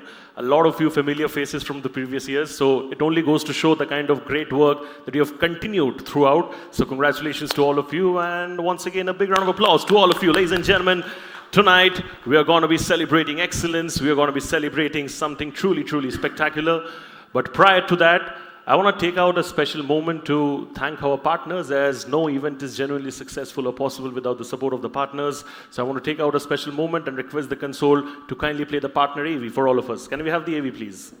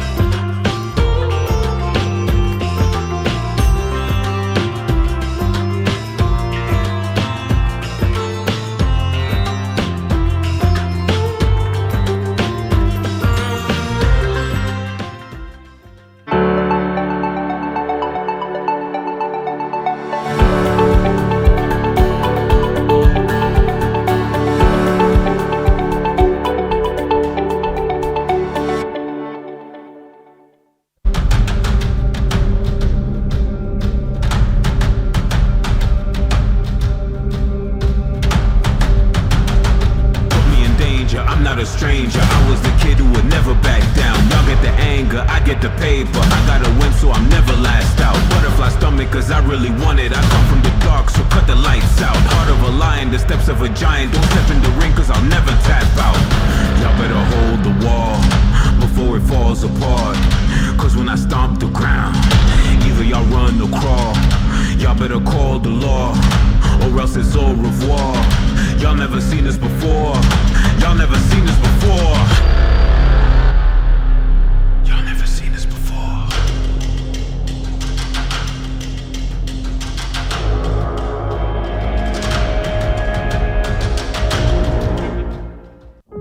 In a world where today's connections define tomorrow's success, we have the analytics to anticipate, the creativity to shape, the engagement to connect to what's next.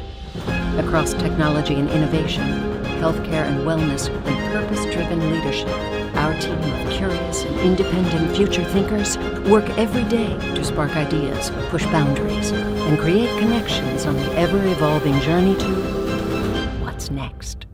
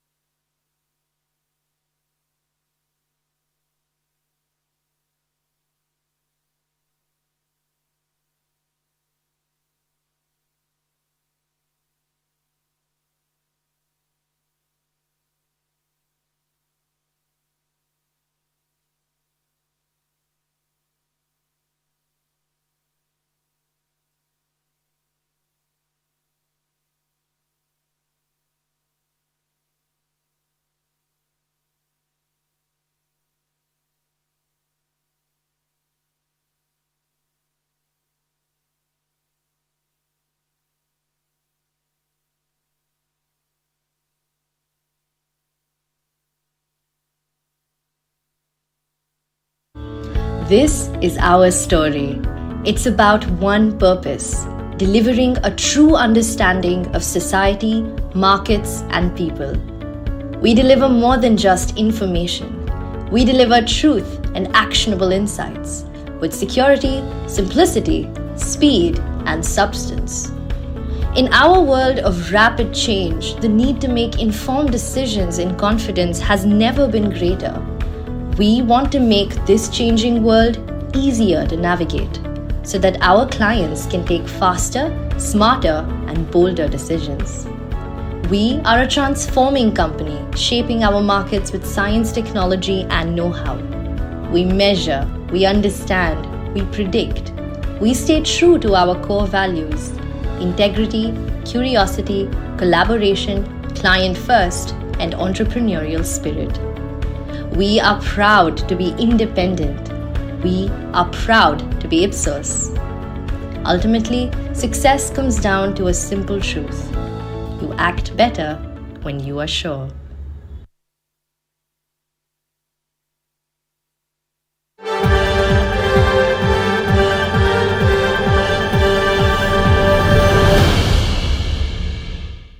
Hi there, I'm Gary, and I'm here to recommend to you a boutique PR consultancy that specializes in solving hard-to-crack communications or marketing problems.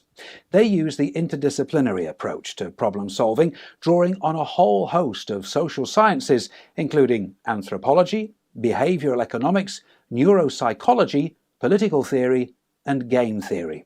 Talk to them today. You'll find them around somewhere in this very room. Thank you for watching and have a great day.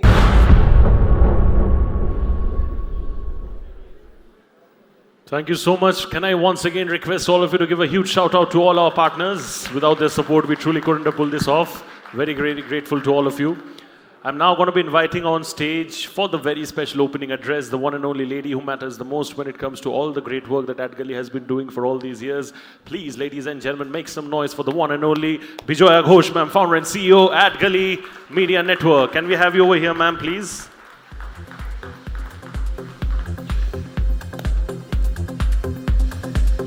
Ladies and gentlemen, she's almost the first lady of AdGully. You all can clap a lot louder for her, please. Thank you. Good evening, everyone. I know some of you have been with us since morning and had a very, very long day. I will not give you a long speech and keep you away from the awards.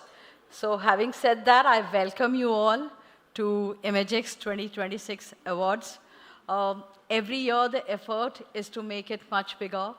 And seeing a full house is a testimony to the fact that we've been doing some good work. And I thank you all for being with us. Before I leave, I want to thank my team who has helped me in putting it together, my sponsors and other stakeholders who've been kind enough in helping us putting this together. Thank you, everyone. May the best team win. Yeah. All the best. Have a good evening, everyone. Thank you so much, ma'am. And ladies and gentlemen, बहुत ताली जैसा कि मैंने पहले कहा बजाना है throughout the entire evening, and I'll request everybody to please remain with us right till the very end of the awards for a special group photograph, which is not just part of curating a memory for today, but also a part of the coverage for editorial purpose. So I'll request everybody to remain right till the very end, because we'll do a nice group photograph with all of you with your respective trophies. And on that note, I'm just going to quickly demonstrate what's going to be the format. We'll be having our presenters over here in the middle. Let me just do a bit of modeling for all of you, maybe, on that case. Just jokes apart. All the winners come over here. They come over here at the center. They get their group photographs clicked with the presenters. And then the winners move forward to this side at the corner to get their solo photographs clicked. And after the solo photograph is clicked, we move on to the next winner. This is the format that we are going to be following throughout. Winners coming from the middle get their solo photograph clicked over there, and then we move on to the next one. I hope it's clear to everyone. Is it? Can I have a thumbs up from everyone, maybe? Huh? Okay. How sweet. Thank you so much. On that note, what we are going to do right now is we are going to be going ahead with the first set of awards. And to do the honors on stage, I'm going to be requesting the esteemed presence of my presenters for the first set of awards. To do the honors on stage, may I please have Miss Deepika Jagasia from Blue Dart and Kalpana Singh from Asa Abloy. Can I have both of you on stage with me, please? A big round of applause for our presenters, ladies and gentlemen, for the first set of awards.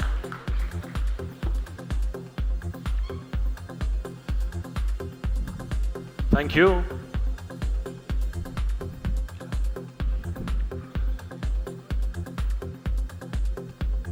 I believe huh?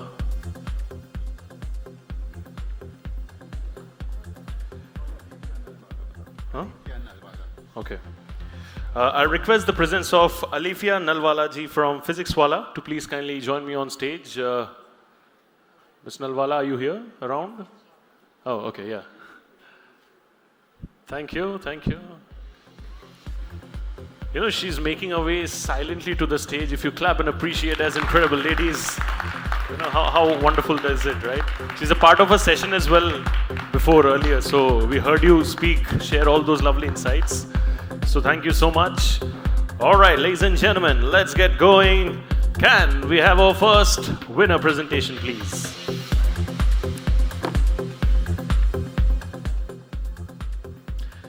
The first award, ladies and gentlemen, is e-commerce category.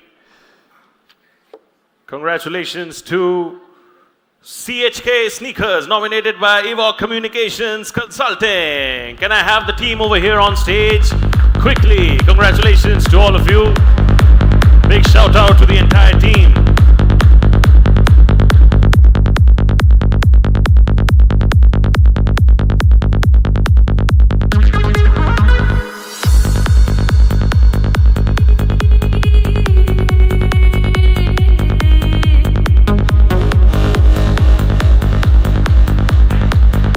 Powerhouse of a frame indeed. I think you want them in the middle? Huh? Which one? Both, right? Both goes to them. Congratulations.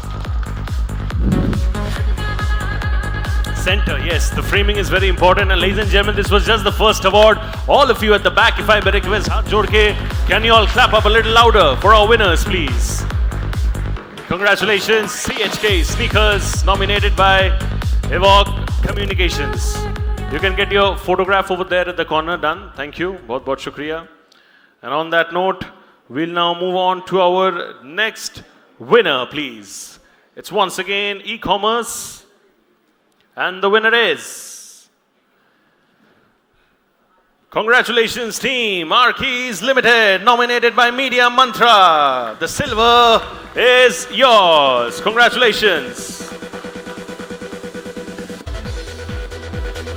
Kudos to the team. Arkeys Limited, nominated by Media Mantra. Congratulations to the entire team. Can I request all of you to please kindly join your hands together, put it together for them and make our winners feel happy and proud the way they deserve to be felt. Thank you. Thank you. We'll do the solo photograph as well with the trophies. And on that note, hum log badhenge aage to the next winner, please. Once again, it's e-commerce, ladies and gentlemen. Congratulations to the team of Flipkart, ladies and gentlemen. This time, Fusion Public Relations Private Limited, Gold Huap ke naam. Congratulations. The gold goes to Fusion. Fusion. Fusion.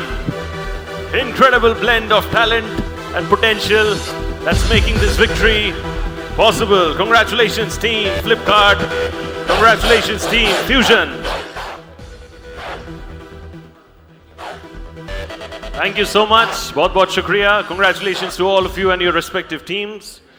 And on that note, we'll now move on to our next winner presentation, please. Next one, ladies and gentlemen, is corporate branding. And the bronze goes to...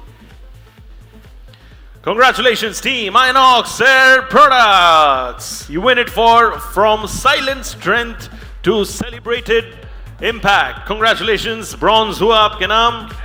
Corporate branding का ये category में IMAGEXX Air Products. Congratulations, ma'am, to you and your team. You know, ladies and gentlemen, it's very easy. दो हाथ भगवान ने हम लोग को दिया है, सो खाली ऐसे जोड़ना है, and you make some noise like this. As simple as that. Thank you.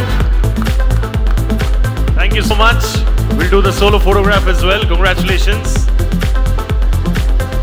On that note, we'll be now moving to our next award, please. This is once again for corporate branding, and the silver goes to, congratulations, Hindustan Construction Company, nominated by Propaganda. Congratulations to the entire team of Propaganda, Hindustan Construction Company.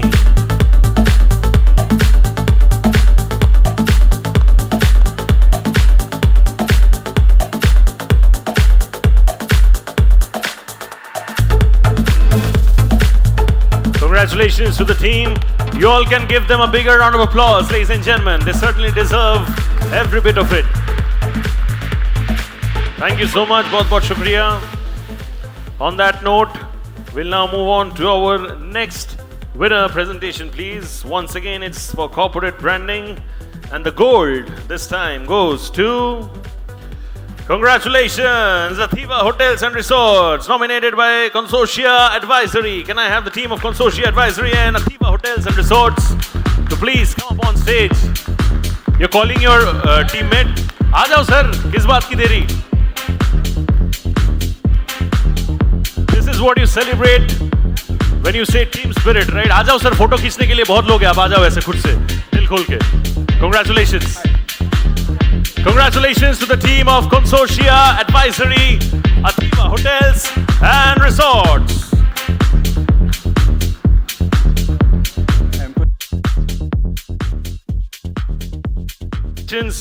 Consortia Advisory, congratulations once again. And on that note, we'll now move on to our next category, please. It's for food and beverages, and the bronze goes to Wagh Bakri Tea Group, nominated by Simulations Public Affairs Management Services Private Limited. Congratulations, team Simulations Public Affairs Management Services Limited. Can I have all of you over here on stage, please, to celebrate this spectacular moment? Are you all here? Are you all around?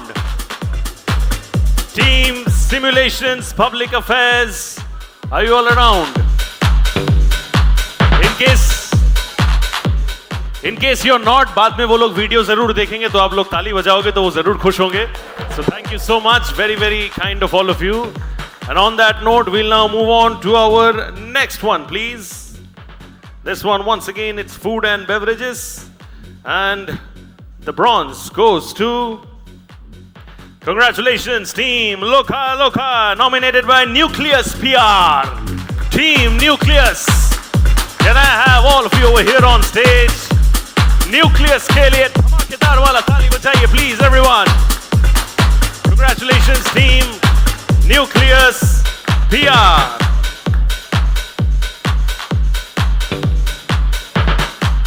Congratulations.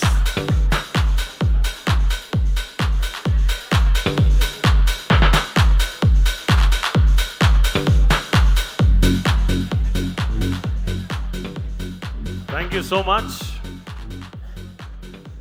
Thank you. And on that note, we'll now move on to our next winner presentation, please. No. Be there.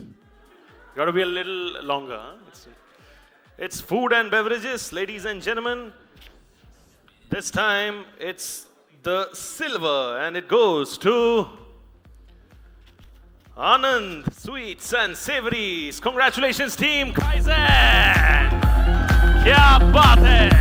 Team Kaizen at its very best.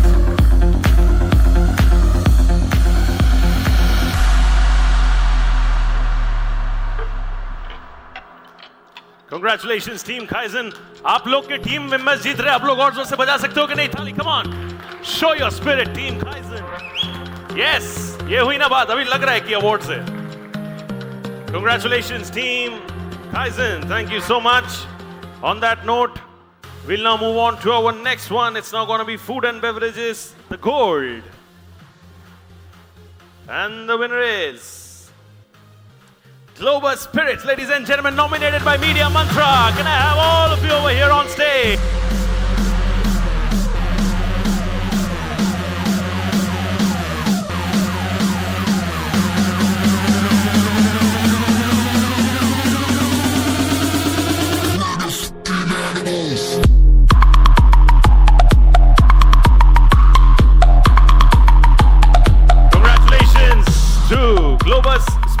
Congratulations, Team Media Mantra. Once again, a gentle reminder to all our winners, please be with us right till the very end for a special group photograph with all your trophies. That's part of not just curating memory for the evening, but also editorial coverage. And on that note, I'm going to be requesting... Thank you so much, ma'am. मैं आप दो को request करूँगा. Can you all clap it up for them, please? बहुत शुक्रिया. Thank you. And on that note, I'm going to be requesting for my next set of presenters. May I please have Mr. Jitain Paul from Online Reputation and Deepak Jolly from Consortia Advisory on stage, please, both of you. बहुत shukriya, sir. Thank you. Mr. Jitain and Mr. Deepak, thank you so much for joining us over here on stage. बहुत shukriya, sir. Very, very grateful. Thank you. Thank you, sir. Pleasure. स्वागत है आपका. On that note, we will now move on to our next winner, please. It's now time for Marketing Communications Professional of the Year. And ladies and gentlemen, the gold goes to Mr. Dipanjan Banerjee from Blue Dart Company Limited. We have Deepika ma'am collecting it on his behalf. And maza full on aa raha hai. That's what it is. Congratulations. Deepika ji. Congratulations to Mr. Dipanjan. Congratulations, Mr. Dipanjan. Congratulations. Thank you so much to all of you and your respective teams. And on that note, we will now move forward to our next winner presentation, please. This one is, ladies and gentlemen, IPO launch. And the bronze goes to Physics Wala. Ladies and gentlemen, IPO launch, super hit at its very best. Physics Wala, Team Physics Wala. Can I have you over here on stage? Congratulations. Can you all clap it up for the pretty ladies in the house, please? Ladies and gentlemen, Physics Wala.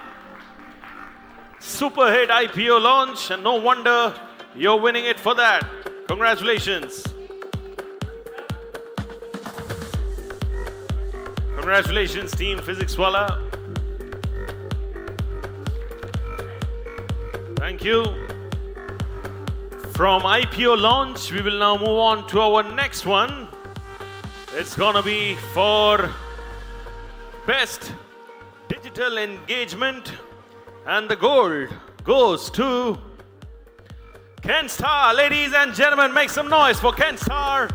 They win it for Kenstar's 5-star rated energy saving cooler.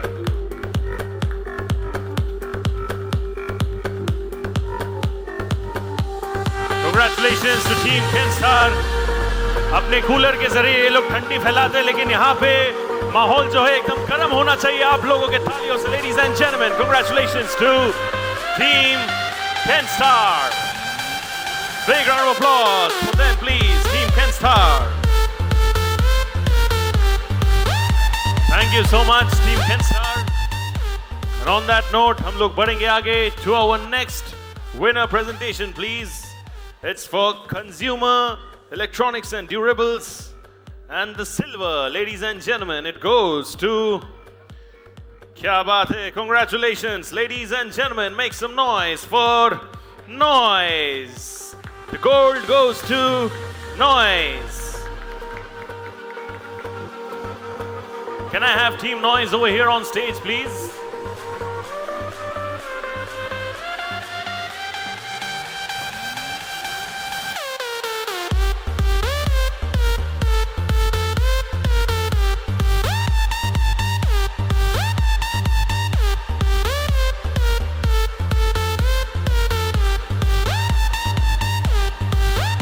Congratulations, Team Noise. And the gold is yours. Truly dominated with all the great work that you do. Kya baat hai? Kya baat hai? This is how you celebrate, everyone. On that note, we will now move on to our next category, please. It's now time for environmental. And the bronze in environmental goes to... Congratulations, Appliances Business of Godrej Enterprises Group. Team at Factors, kahan ho aap log? Aa jao on stage. Team at Factors PR, a big round of applause for them, please. Ladies and gentlemen, if I may request, Team at Factors at its very best.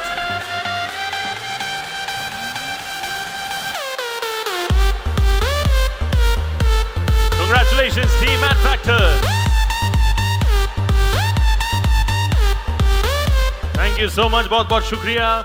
इसी बात पे we'll move on to our next award presentation, please. Once again, it's time for environmental, and the silver goes to Dharampal Satyapal Group, DS Group. Ladies and gentlemen, they win it for Living Billboard. Congratulations to the team of Dharampal Satyapal Group, DS Group. Are you all around? If you're not, I know they'll be seeing the video later. आप लोग और जोर से बजाओगे थाली. They'll be feeling very, very happy that their victory was acknowledged in the best way. So thank you so much. On that note, we will now move on to our next winner presentation, please. It's now time for environmental once again, and the gold goes to, ladies and gentlemen.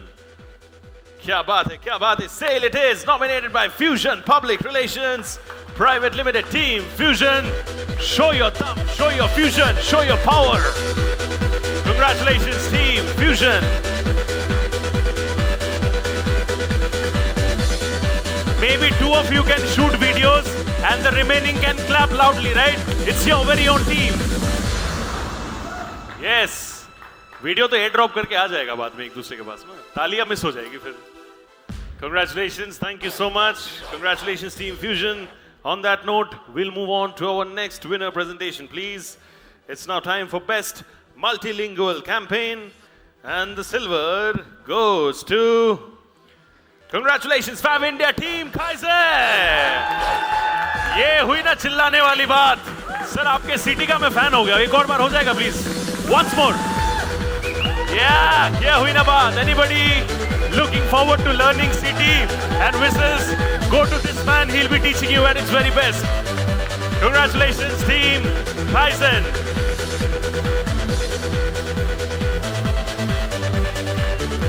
Congratulations, Team Kaizen.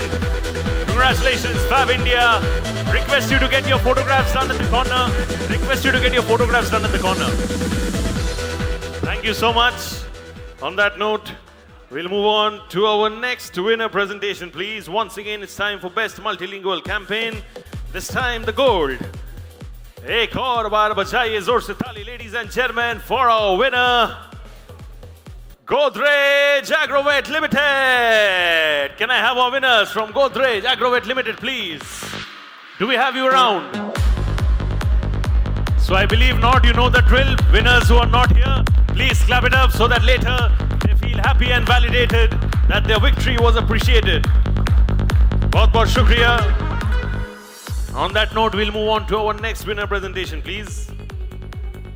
It's now time for Best Use of Analytics Regional, and the gold goes to Pay Nearby, ladies and gentlemen, nominated by SGA PR. Congratulations, Team SGA PR. There they are, our proud winners from SGA PR. Pay Nearby.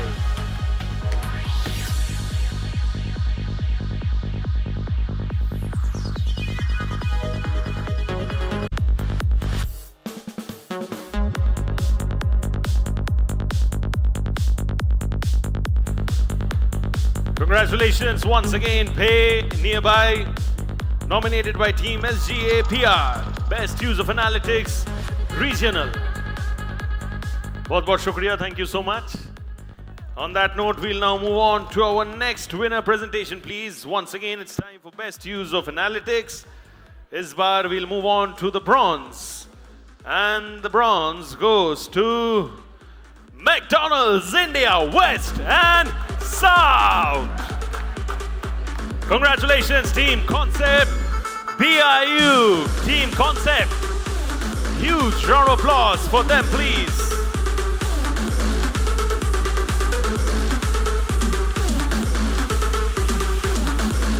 Congratulations, Free burgers to be spent and sent to all of you जो लोग ज़्यादा ज़ोर से थाली बजाएंगे. All the yummy delicacies over there. Congratulations, Team McDonald's India, West and South. Congratulations, Team Concept.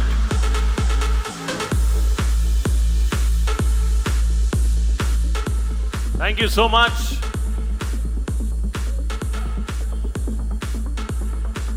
You know, because I come from the world of films and entertainment, दो dialogue मैं बोलूँगा quickly.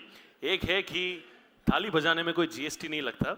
So we can all clap and appreciate for the winners who are there. And also another thing which I want to specifically mention, ki clapping, and this is a very karmic thing, today you're clapping for others. When you come on stage, others will be clapping for you as well. So please, let's continue the momentum. Let's ensure all our winners feel happy. I believe that was for me, right? Thank you so much. Let's continue the momentum throughout. तालियों की गूंज रात तक हम लेके जाएंगे. बहुत energy है room के अंदर. We'll maintain that throughout. And on that note, we'll move on to our next winner presentation, please. It's now time for Best Use of Analytics once again. And the silver goes to Mars Pet Care. Congratulations, team. The Practice. Team Practice का practice game is super strong. Practice करते करते award जीतते आ रहे हैं and ऐसे ही जीतते रहोगे. Congratulations, ma'am. बधाई हो. Welcome. Congratulations, team Practice. Congratulations, Mars Pet Care. Ladies and gentlemen, let's appreciate our winners from the Practice and Mars Pet Care. क्या बात है, क्या बात है. Thank you so much. On that note, we'll now move on to our next winner presentation, please. Once again, time for Best Use of Analytics. It's now time for the gold. And the gold goes to... क्या बात है, Rudafin India and Chatterbox Technologies on fire. Congratulations, Amazon Devices and Services. Team Rudafin on absolute fire.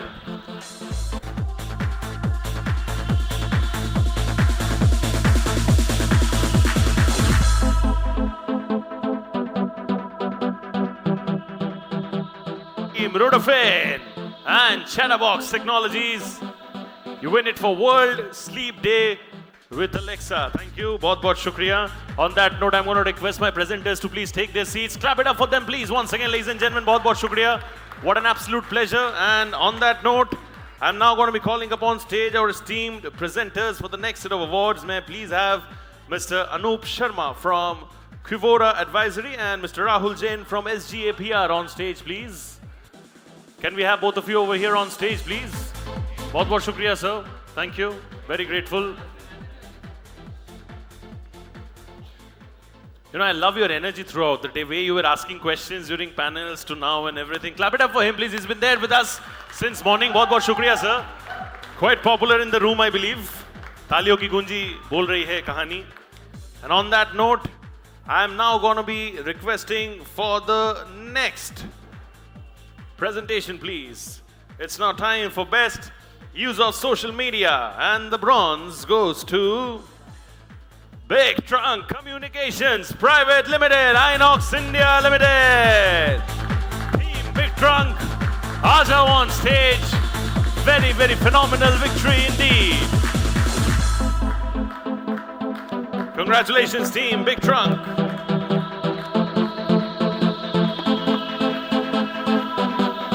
I love the way you're synchronizing your clapping with the music, huh? Lots to learn for others. Well done. Congratulations, Team Inox, Team Big Trunk. On that note, बढ़ेंगे आगे to the next winner presentation, please. Best use of social media. Once again, bronze. Ladies and gentlemen, let's gear up to see who's our winner for this one. क्या बात है. Congratulations, ABD Maestro Rangila Contemporary Indian Vodka. Congratulations, team Weber Shandek. Of course, Ranveer Singh at his element. An absolute charmer in the true sense of the term. Banjao Rangila. Congratulations. Powerhouse Ranveer Singh unveils Rangila Vodka. Congratulations, best use of social media.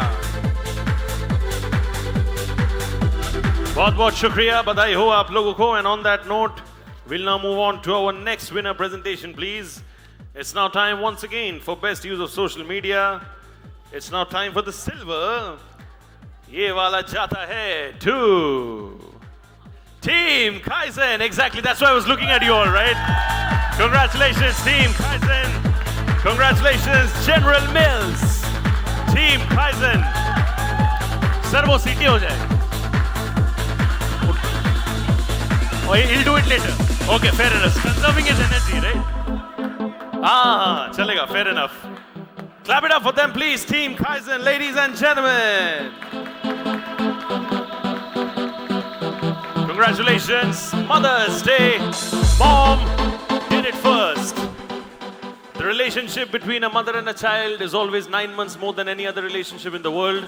And of course, we all agree to. एक बार mummy लोग के लिए ताली बजाओ, please, यार. क्या बात है, super stuff. Thank you. And on that note, we'll move on to our next winner presentation, please. Time for best use of social media. Gold jata hai to HMEL, HPCL, Mittal Energy Limited, At Factors team. It's your moment of pride and glory, team At Factors. Congratulations.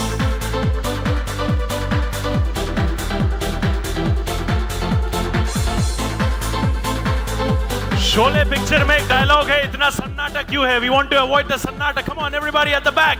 Yes, let's make our winners feel happy and proud.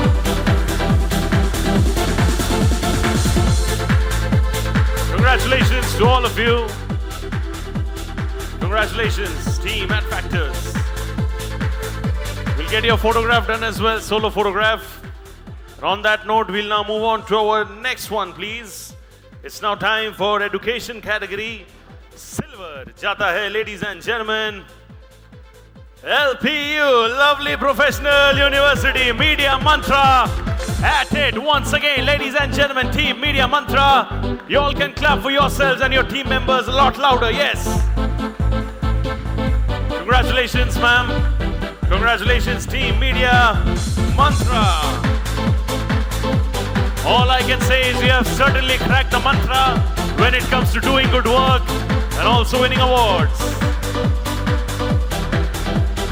Lovely Professional University. You win it for do more than just a degree. On that note, बढ़ेंगे आगे to the next one. Once again, it's time for education. And the gold goes to... Congratulations, team Fusion Public Relations Private Limited, Physics Wala. यहाँ पे वो जिनको भी बुला रही है, आप लोग प्लीज आ जाओ यहाँ पे. स्टेज बहुत बड़ा है, सबको अकोमोडेट कर सकते हैं हम लोग. I'll request all our winners. Congratulations from Team Fusion and Physics Wala. Yes, of course, goes without saying. You win it for Physics Wala Hyper Local Impact.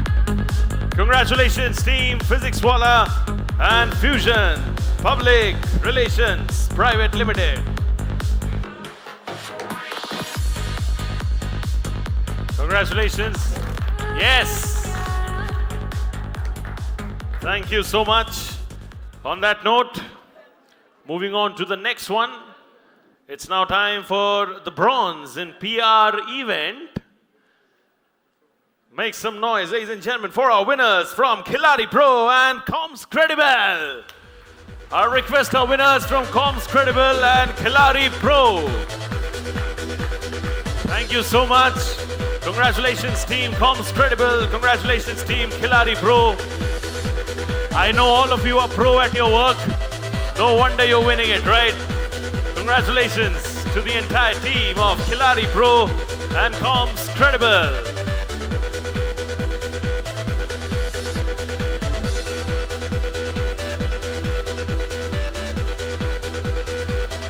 बहुत shukriya, ladies and gentlemen. Can you all please clap and appreciate their incredible victory, ladies and gentlemen? Thank you.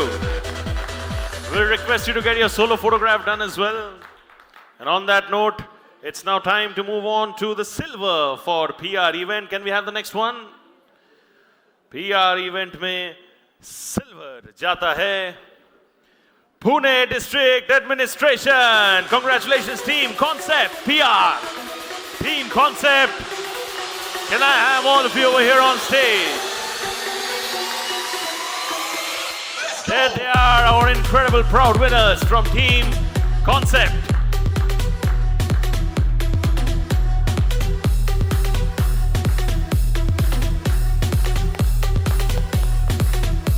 Congratulations, Team Concept.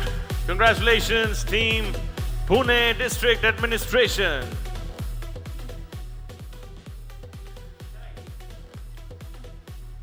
बहुत-बहुत शुक्रिया. बढ़ेंगे आगे to the next one, please. It's now time once again for the PR event, and the silver goes to... It's ITC Right Shift, ITC Foods and Avian V. Congratulations, Team Avian V. Congratulations, Team ITC Foods. Can I have all of you over here on stage? Kudos to the team of Avian V. I myself work with them a lot for my YouTube. A great team indeed. Can I have the team? Are you all around? There he is, yes, thank you. Can you all clap it up for a winner from ITC Foods and Avian V?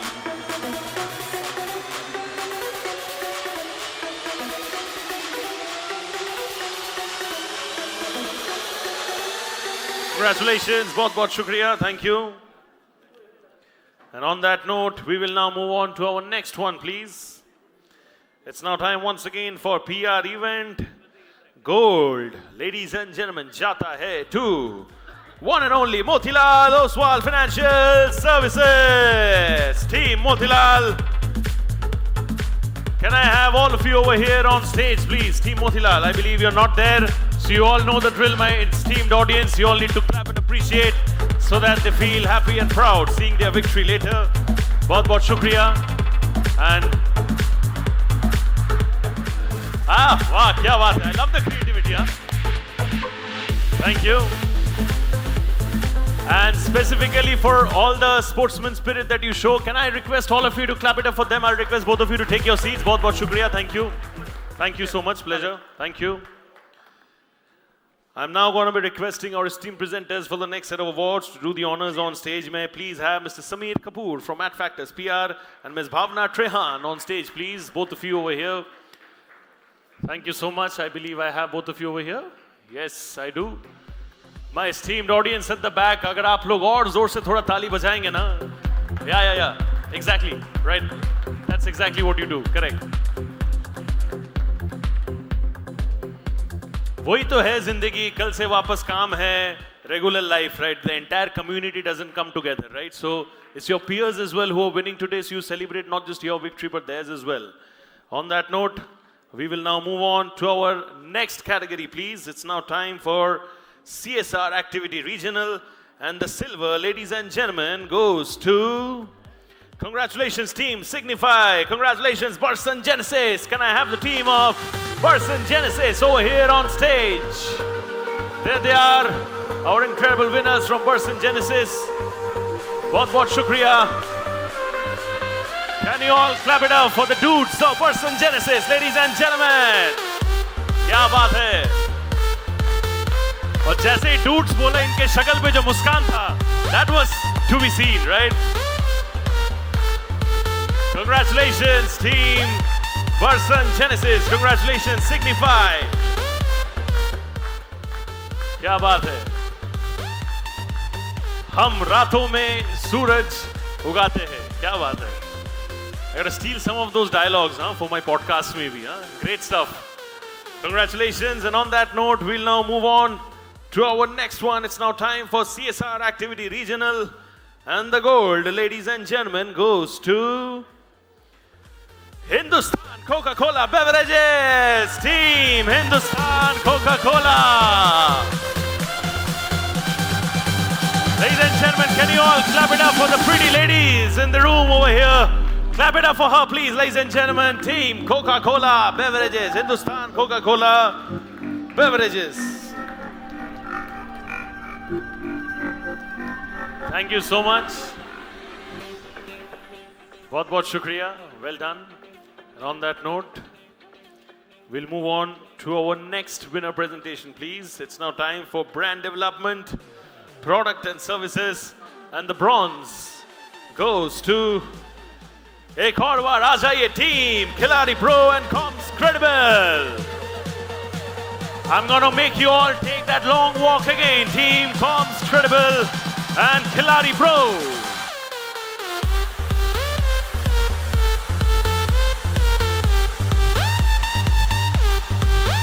Congratulations, team Khiladi Pro. Congratulations, Comms Credible.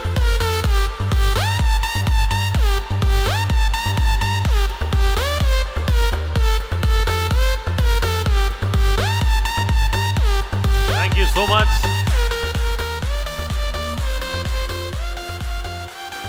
Congratulations. Gentle reminder to all the winners. I know I'm kind of repeating the same thing, but just to ensure that nobody misses out, please stay with us right till the very end for the group photograph, which is part of curating the memory for today and also the editorial coverage. On that note, we'll move on to the next one. It's now time for brand development, product and services. Silver jata hai to Team Canon, Team Rudafin, India. क्या बात है? बहुत जोश है Rudafin के side में, right? जोश है कि नहीं? Rudafin के साइड में चिल्लाओ, चिल्लाओ, come on, make some noise, yes. Team Rudafin. That's how it is. Rudafin will compete with Kaizen when it comes to chillana, okay? So we'll do that live competition. Yeah. Congratulations, team Canon. Congratulations, team Rudafin, India. Thank you. On that note, moving on to the next one. It's now time for the gold in brand development, product and services. Ye wala jata hai to. Kya baat hai, Kaizen? Can you all beat them? Rudafin ko beat kar sakte ho aap log. Come on, yes. Louder, louder, yes. Ye hui na baat. Live jang chal raha hai yahan pe. Congratulations, team Kaizen. Congratulations, team Birla New. Congratulations, team Kaizen.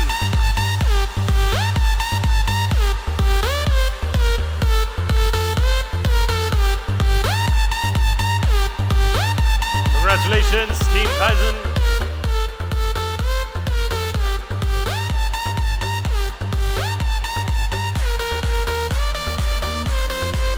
आप हमारे photographer का photo करो कि नहीं, ये वाला photo जरूर करना। मैम यहां से यहां बार-बार मेहनत करके आ रही है, इनका फोटो खराब नहीं होना चाहिए, हाँ? That is what it is. Thank you so much. Very, very kind. This is what we understand by team spirit, right? कोई और जीत रहा है, लेकिन हम जाएंगे. We want to capture the best memories, hyping each other up, right? Congratulations, Team Kaizen. On that note, we'll now move on to our next winner presentation. It's now time for corporate publications. Bronze jata hai, ladies and gentlemen, to Hotel Association of India Consortia Advisory. Kahan ho aap log? Our winners from Consortia Advisory. Kudos, clap it up for the ladies. Absolute powerhouses, forces to reckon with. Congratulations, Team Consortia Advisory and Hotel Association of India.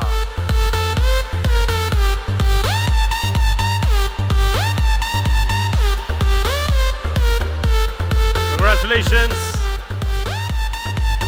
Thank you.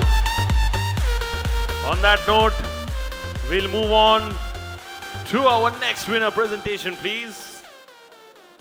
It's now time once again for corporate publications. And the silver jata hai to Zuari Industries Media Mantra. Team Media Mantra added once again. Congratulations, Team Media Mantra. Congratulations to the two divas from Media Mantra. Can you all clap it up for them, please, ladies and gentlemen? Congratulations, Team Media Mantra. You win it for many voices, but one legacy. Congratulations, Team Media Mantra. On that note, बढ़ेंगे आगे to the next one. एक और बार होगा corporate publications. This time it's the gold right now. Clap it up, ladies and gentlemen, for ITC Limited and TIC Works. Congratulations, ITC Limited. Congratulations, TIC Works. Kudos to the team.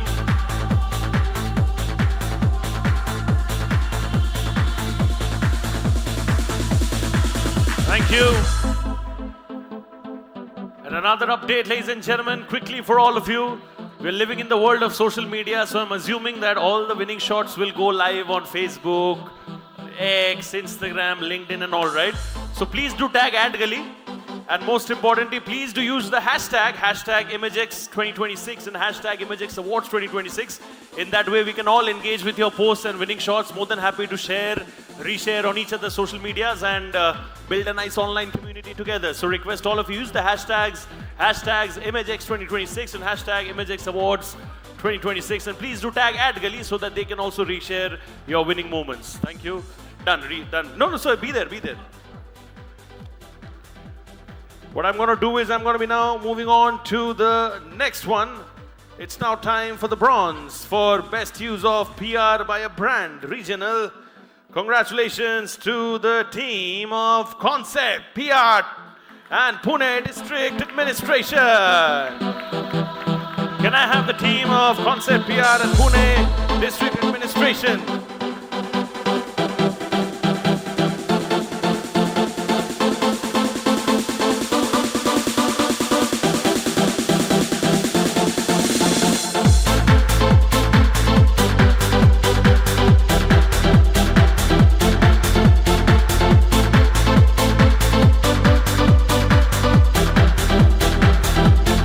So much. Congratulations team Pune District Administration. Congratulations team Concept PR. अभी आप लोग को मैं request कर सकता हूँ बैठने के लिए. बहुत बहुत शुक्रिया. Thank you so much. Clap it up for them please. Our esteemed presenters, very graceful and engaging throughout on stage. Love their humor and grace throughout. Which means I'm now going to be calling upon stage our esteemed presenters for the next set of awards. May I please have Mr. Amit Topno from Birla New and Mr. Nikhil Pavitran from Kaizen. क्या बात है. I think Kaizen में खाली दो लोगों के लिए सीटी बजते हैं. एक शाहरुख खान, दूसरा निखिल जी के लिए, right? क्या बात है. Congratulations. Thank you so much. I'll request both of you to please come up on stage. Thank you so much. So, our good-looking dudes as presenters for the next set of awards. बजाइए इनके लिए जोर से ताली, please. Thank you. And on that note, we will now move on to our next winner presentation, please. This is best use of PR by a brand regional. And the silver goes to, ladies and gentlemen, Athar Energy Fusion PR team. Congratulations. क्या बात है.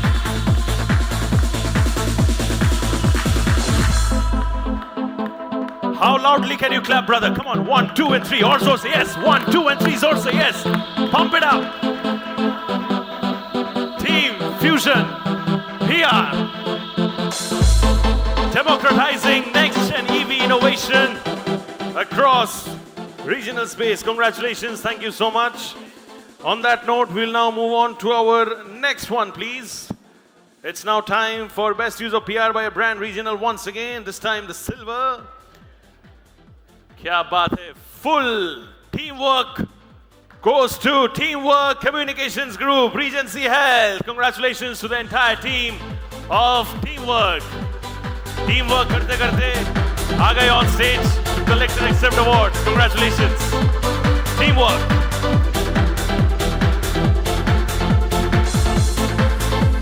Congratulations, Regency Health. Congratulations, Teamwork. बहुत बहुत शुक्रिया. All right, on that note, बढ़ेंगे आगे to the next one. It's now time for best use of PR by a brand regional. And ये gold जाता है to Fortune Kacchi Ghani Mustard Oil, nominated by Ad Factors PR. And they win it for, the Bengali in me is craving to say it, they win it for Ilishe Majlish. That is what it is. Congratulations, Fortune Kacchi Ghani Mustard Oil.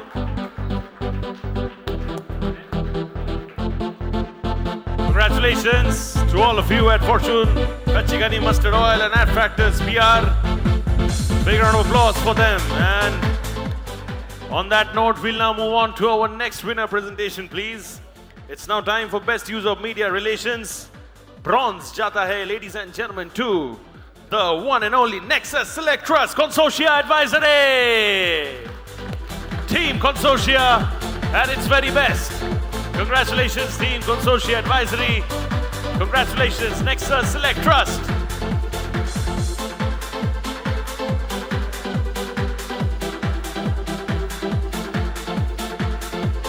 Congratulations, Team Consortia.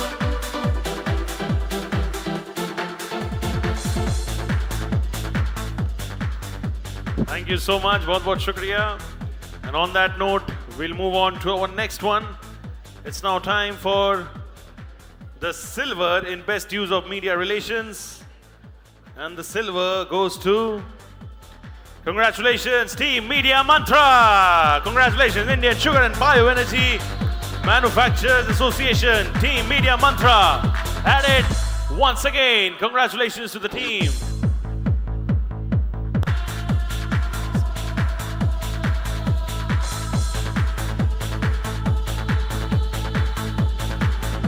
Congratulations, Team Media Mantra.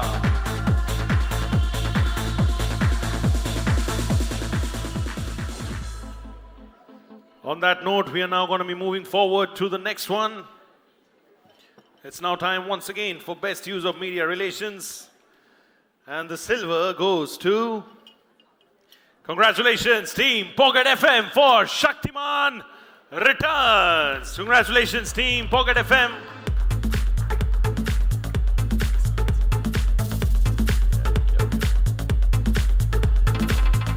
Congratulations, Team Pocket FM. Big round of applause for them, please. Shaktiman Returns. Are you all around? I believe not, so the audience knows the drill, what you need to do, so that we move on swiftly to the next one. And the next one is Best Use of Media Relations. And the gold goes to L&T Finance Limited. Ladies and gentlemen, a big round of applause for the team of L&T Finance Limited. Can I have the team of L&T Finance over here on stage?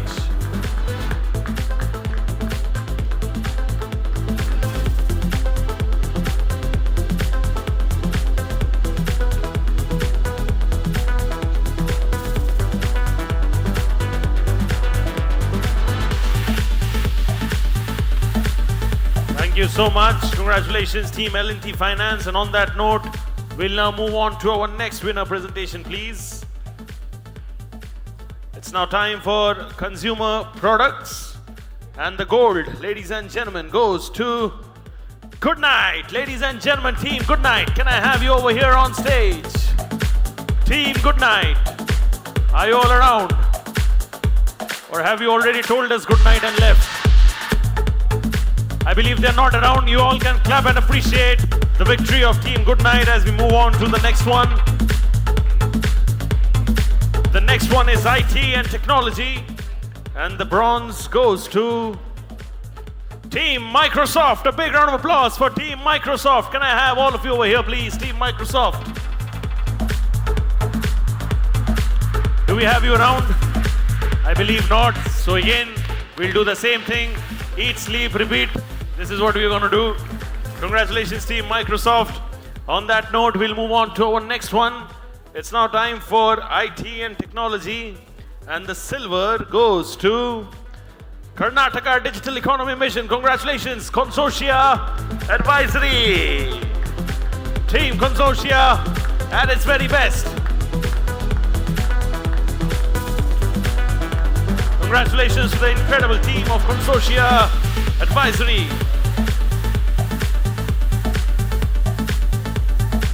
Thank you so much. And on that note, we'll now move on to our next winner presentation, please. It's now time for IT and Technology. And the silver goes to IG Defense. Ladies and gentlemen, Teamwork Communications Group. Teamwork wale, aap log please kindly come up on stage.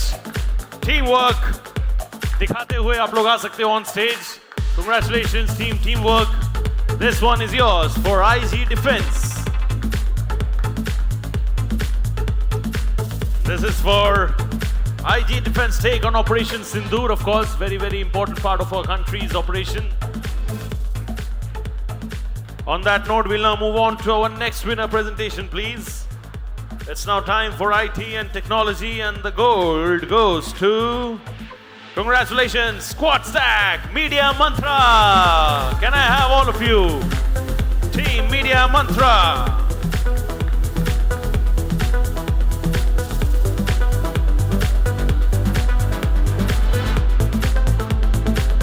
Congratulations, Team Media Mantra. Congratulations to the team of Squad Stack.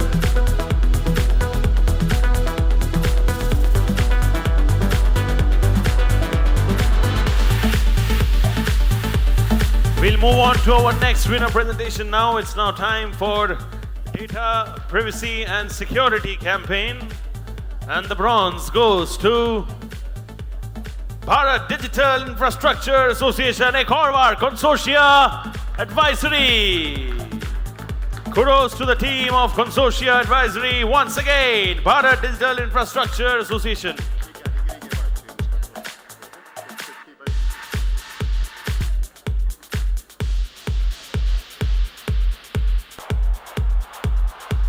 Congratulations, बहुत-बहुत शुक्रिया, thank you. And on that note, we'll now move on to our next winner presentation, please. Once again, Data Privacy and Security Campaign. Silver is bar jata hai to PhonePe and Fusion team. Kya baat hai? Congratulations, team Fusion.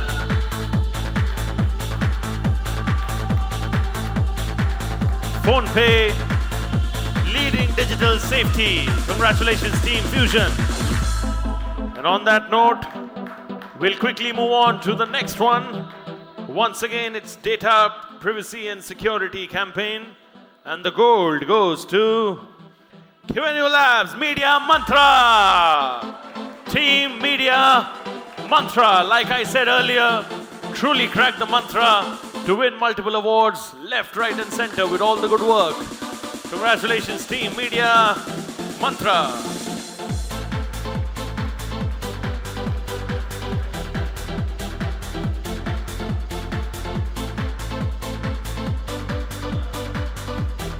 Thank you so much. On that note, I'm going to request both of you to take your seats. बहुत-बहुत शुक्रिया. Thank you so much. Pleasure. Thank you. Thank you. I'm now going to be inviting on stage our next set of presenters for the next set of awards. May I please have Ms. Ritika Sidhwani from Fusion PR, alongside Mr. Vivek Satyamitram from Semicolon Consulting. Thank you so much, sir. बहुत-बहुत शुक्रिया. Thank you so much. Yes. You got to cheer up for her. Come on, ladies and gentlemen. Yes. Yeah, ye hui na baat. Thank you, sir. Thank you. बहुत-बहुत शुक्रिया. We'll move on to our next category, please, quickly, which is most innovative use of AI in PR. And the bronze goes to Concept PR once again, Middle Enterprise. Congratulations, team Concept. Can I have you over here on stage quickly? There you are. Can you all make this gentleman over here on stage feel happy and proud of his victory? Congratulations. We have other winners as well coming up over here. Yes, quickly. Congratulations, Team Concept. And on that note, we'll quickly move on to our next winner presentation now. It's most innovative use of AI in PR. It's now time for the silver. And the silver goes to Skoda, Auto India, MSL India, and Nutcracker Communications. Can I have our winners, ladies and gentlemen, on stage from MSL India, Nutcracker Communications, Skoda, Auto India. Congratulations. Congratulations.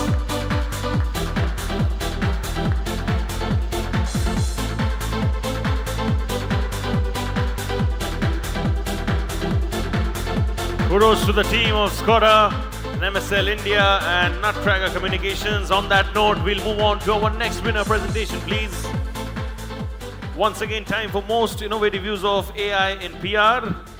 And the gold, ladies and gentlemen, goes to Febiquick, Pidilite Industries, AddFactors PR. Bajao zor se taali for yourself and your team. Are you guys from AddFactors? Itna hi josh hai.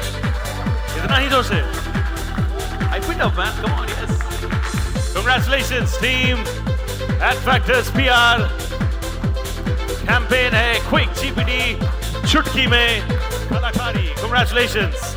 On that note, we'll now move on to our next winner presentation now. Congratulations.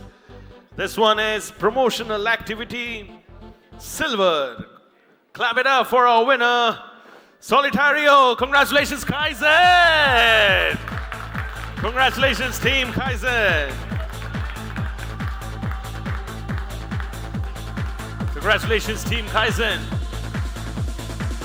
कितने हो गए अभी तक? How many so far? Congratulations.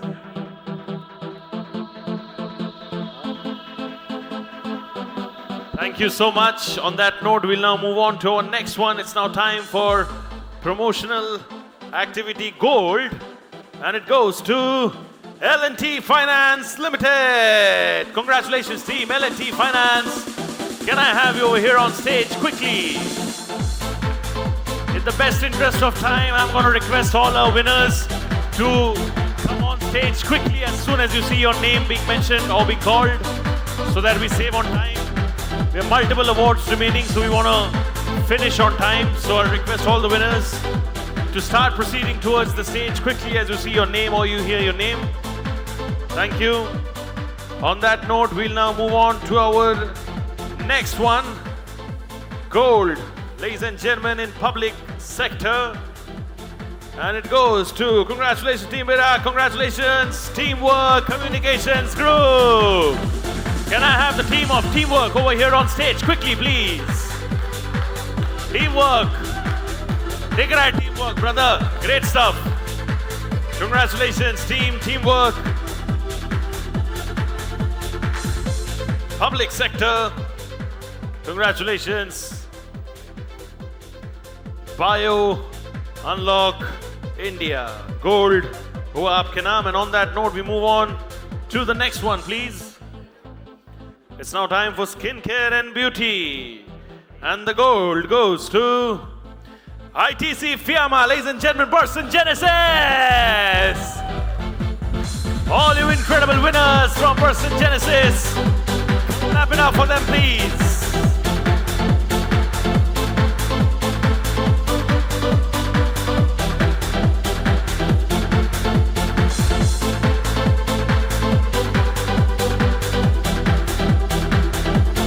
Congratulations, team Person Genesis. They win it for the campaign Breakfast for Skin. And on that note, we'll now move on to our next one, please. It's now time for community and social impact. And the silver goes to Smile Train India, dominated by Team Practice. Congratulations, Team Practice. You know, ma'am, I love the way you're clapping for yourself. Self-love is the ultimate form of love. Congratulations. Yes, absolutely, right. Congratulations to all of you at Smile Train India. And no wonder the smile that you wear is truly phenomenal. Every smile belongs. Congratulations to Smile Train India. Congratulations to the team of the Practice. And on that note, we'll now move on to our next winner presentation, please. It's now time for community and social impact. Ye wala gold chata hai to Mantra for Change, Notice Utron. Can I have the team of Notice Utron over here on stage, please? I hope I got the pronunciation right. I did not get it right. Please correct me. What is it? Seoton, right? Okay. Notice Seoton ke liye bajaye zor se thali, please. I am no Shakespeare. Tour is human. So that is what it is. Congratulations Team Noti Seoton. They waited for Shiksha Graha. On that note, we'll move on to our next one, please. This is Diversity and Inclusion Campaign. And the silver goes to Zyrus Pinkathon. Ladies and gentlemen, Art Smith. Team Art Smith. Team Zyrus Pinkathon. Do we have you around? I believe not, so you all know what to do. Clap and appreciate. And on that note, yes, we'll move on to our next winner presentation, please. It's now time for Diversity and Inclusion Campaign once again. And the gold goes to Godrej Lafair. Big round of applause, team Godrej Lafair. They win it for celebrating acceptance.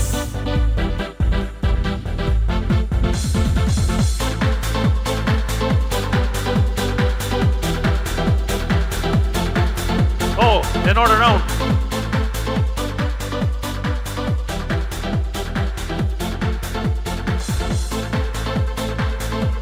What I'm going to do is I'm going to request both of you to take your seats. Bahut bahut shukriya. Can you all clap it up for our presenters, please? Thank you so much. Bahut bahut shukriya.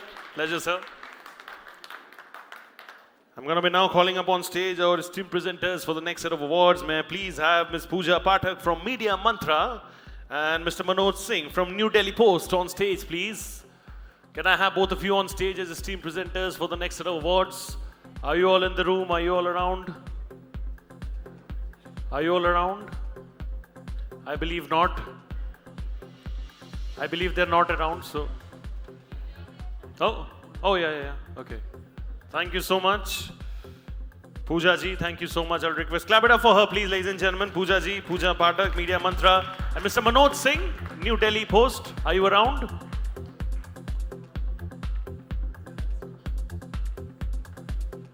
Okay, so we'll continue. Thank you so much, ma'am, for joining us. All right, so we have Bijoya Ghosh ma'am over here. Bijoya ma'am, I'll request you to please come up on stage. Founder and CEO at Gully Network. Oh, you were together with ma'am? Okay, so Bijoya ma'am is making her way to the stage.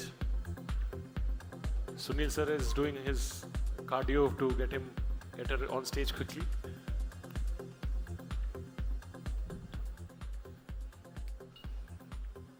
Bijoya ma'am is around, I believe. Or maybe what I'll do is, in the best interest of time, awards बहुत सारे हैं, तो मैं आगे बढ़ता हूँ. Or maybe she's there, right over there. Right. Thank you, ma'am. Can you all clap it up once again for Bijoya ma'am, please? Yes. Women for women, right? So all the women need to clap it up for her, please. What a company she has set up, and what has she managed to do? Thank you, ma'am. On that note, we'll now move on to the next one, please. It's now time for multi-channel marketing, 3 channels or more. And the bronze goes to Pune District Administration, ladies and gentlemen. Concept PR India. Can I have all of you over here on stage? Quickly, team Concept.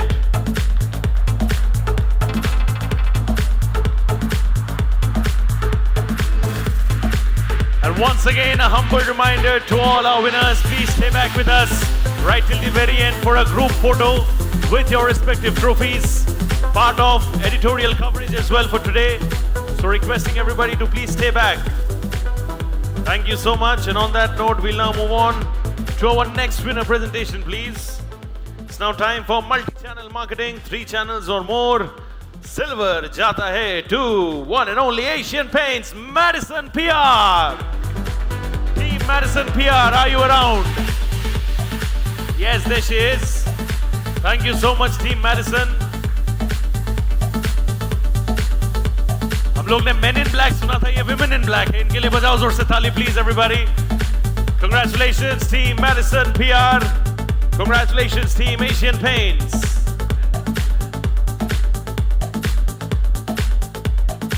And on that note, I'm going to be quickly flying to the next award, please. Multi-channel marketing, 3 channels or more. Gold jata hai to INOX Air Products. Team INOX, are you around? Yes, there she is. Team INOX Air Products. From silent strength to celebrate created impact. Kya baat hai? Congratulations. Kudos to the team of IMAGEXX Hair Products. Congratulations once again. Big one indeed. Congratulations, IMAGEXX Hair Products. And on that note, if you want to share the stage with me, jokes apart, on that note, we'll quickly move on to the next one, please. It's now time for sports, gaming, and esports. The bronze goes to AVW Global, ladies and gentlemen, Fusion PR. Team Fusion. Kya baat hai? And I request everybody in the room to clap it up for him because ye sabke liye taali baja rahe. I've been witnessing him doing that. Thank you so much even for the lady over here. They've been clapping for everyone, so they deserve a bigger round of applause, ladies and gentlemen. Team Fusion PR, AVW Global. On that note, बढ़ेंगे आगे to the next one. Sports, gaming and esports. Silver जाता है this time to Factors PR Sports Front. Congratulations, team Factors.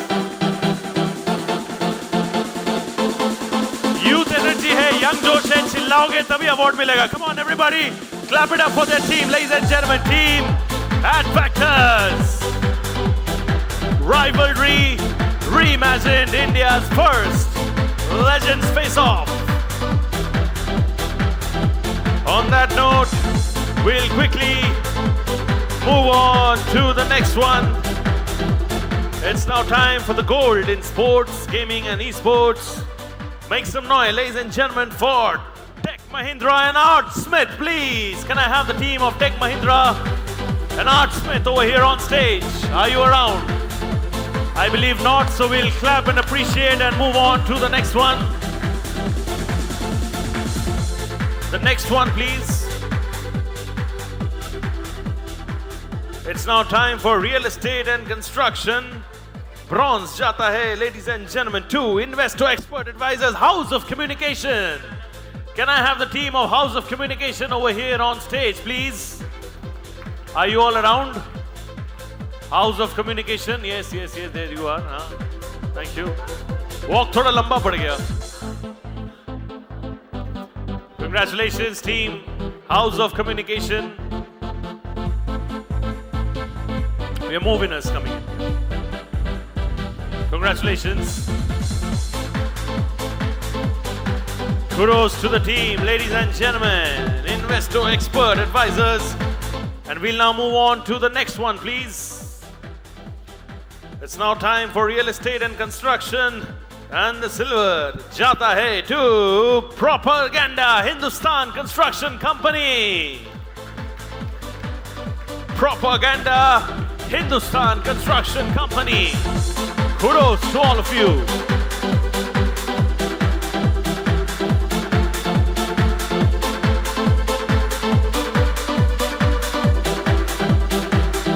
Congratulations, team Propaganda. They are building for Bharat. And on that note, we'll now move on to our next winner presentation, please. Now time for real estate and construction. Silver. Ye wala jata hai to Satva Developers Private Limited. Once again, Concept PR added, winning and how. Congratulations, team Concept.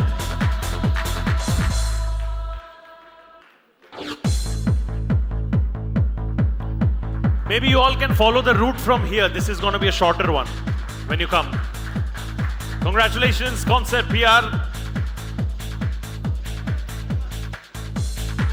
And on that note, we'll now move on to the next one, please. It's now time once again for real estate and construction. Gold jata hai to Godrej Properties for Breathe a Little Deeper. They're not around, so we'll clap and appreciate and move on. On that note, we'll now move on to the next one. It's now time for travel and leisure. Silver. This one goes to Hong Kong Tourism Board, Nothi Suton.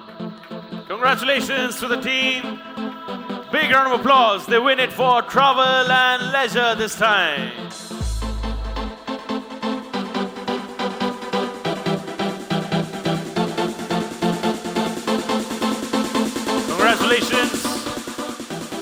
And on that note, we'll now move on to the next one, please. It's now time for the gold in travel and leisure.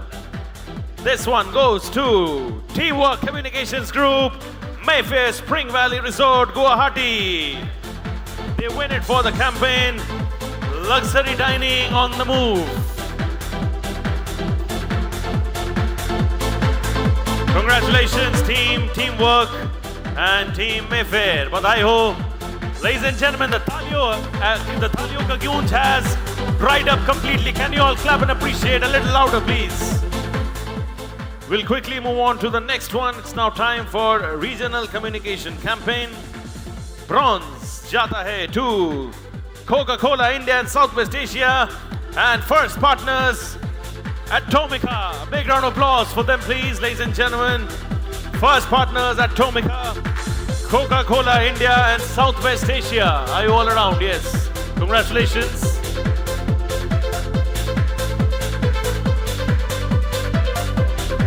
This is the bronze for regional communication campaign. Kudos to the team of first partners Atomica. Can we have a bigger round of applause for them, please? Thank you. We'll quickly move on to the next one. It's now time for regional communication campaign.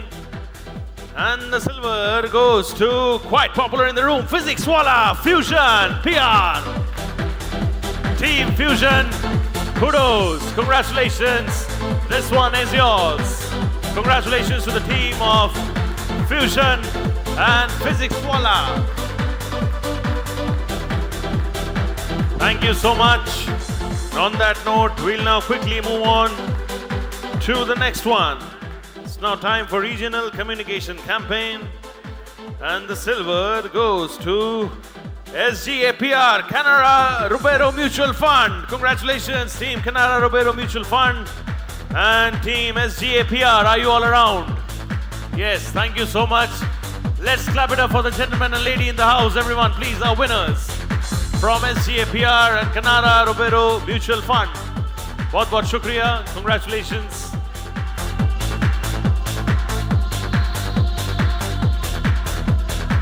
Thank you. And we'll quickly move on to the next winner presentation, please.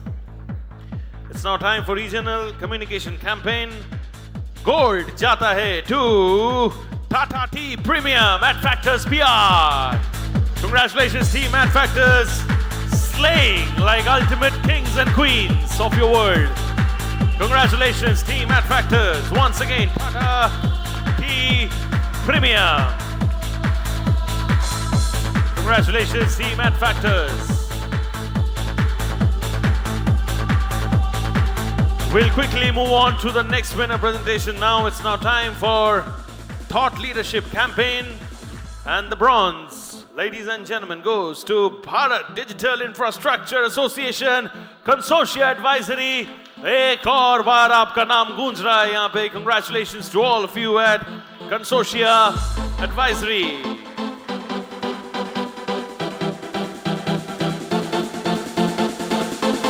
Congratulations, team Consortia Advisory. We'll quickly move on to the next one.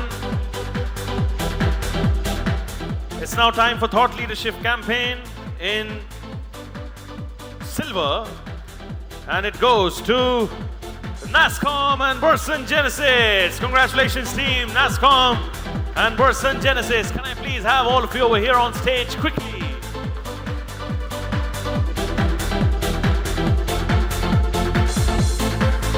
Team NASCOM, Team Burson Genesis, congratulations. Thought Leadership Campaign, silver hua aapke naam.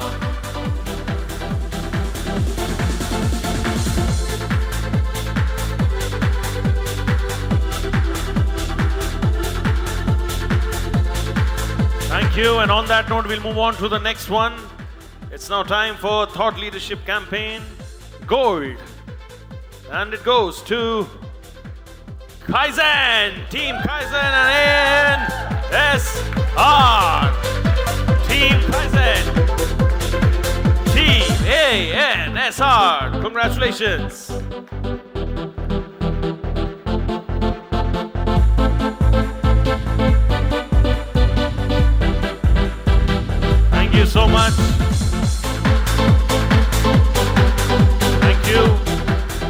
to request my presenters to take their seats now. बहुत shukriya now. Ma'am, you can take your seat. We'll move ahead with new presenters. Thank you. Clap it up for both of them, please, once again. I'm now going to be calling upon stage Ms. Pooja Premvada from Semicolon Consulting and Mr. Parminder Sani from Dominant PR. Can I have both of you over here on stage quickly, please? Thank you so much, ma'am. Thank you so much, sir. बहुत shukriya. And you too have been around. You have had a long day as well. You've been around since afternoon. Clap it up for him, please. He's been part of a session earlier as well. And truly dominating, like a true dominant. On that note, we'll move on to the next one, please. It's now time for integrated campaign. And the bronze, ladies and gentlemen, goes to Teamwork Communications and Bera. Congratulations, teamwork. Congratulations, team. Teamwork. Can I have all of you over here on stage?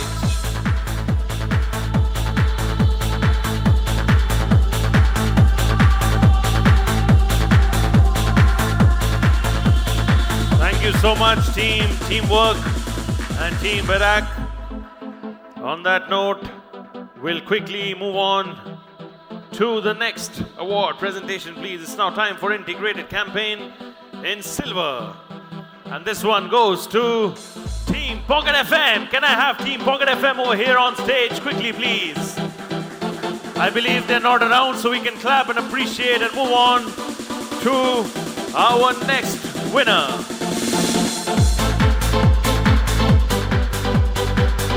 It's now time for integrated campaign. The gold goes to L&T Finance Limited. Congratulations, team L&T.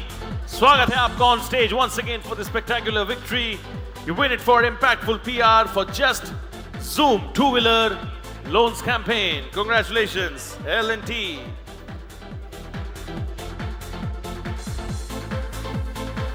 Congratulations.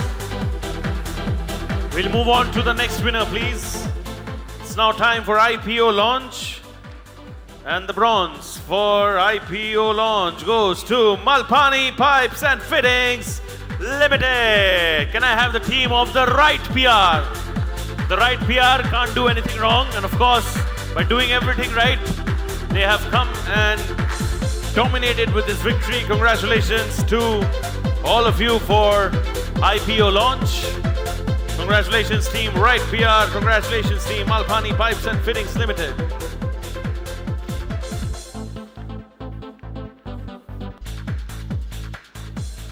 Quickly moving on to the next winner presentation, please. It's now time for IPO launch, and the silver goes to LG Electronics, ladies and gentlemen, Burson Genesis. Congratulations once again, Team Burson Genesis. Congratulations, LG Electronics.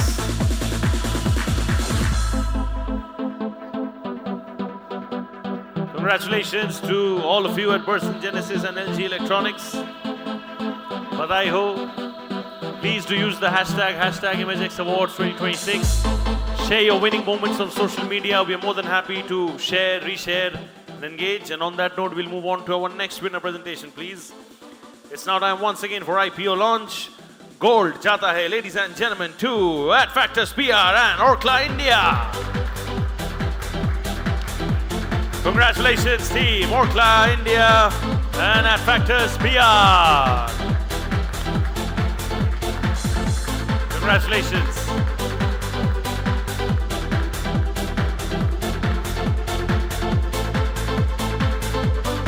We'll quickly move on to the next winner presentation.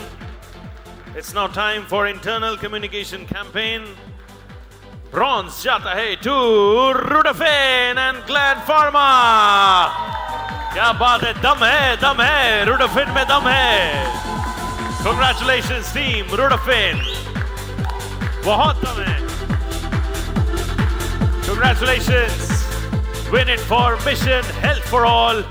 Driving change from within. Quickly moving on to the next one. Once again, internal communication campaign. Silver jata hai to HDFC Bank Limited. Our winner from HDFC Bank. Can I please have you over here on stage quickly? Are you all around? I believe not, so you all know the drill. clap, appreciate, and we move on to the next one. It's now time for, once again, internal communication campaign.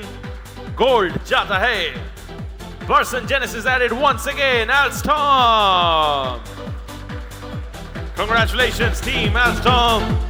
Congratulations to the team of Person Genesis.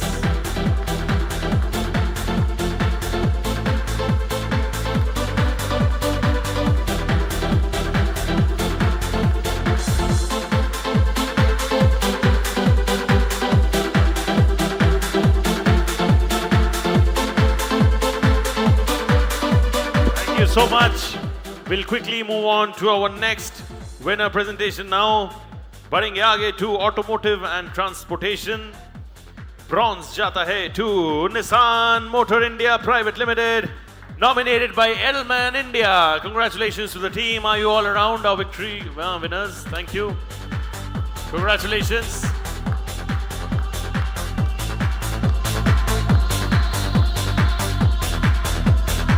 कोई बात नहीं sir, pressure ले लेके काम करके award जीतो. अभी यहाँ पे भी आप प्रेशर दे रहे हो उनको आगे आने के लिए.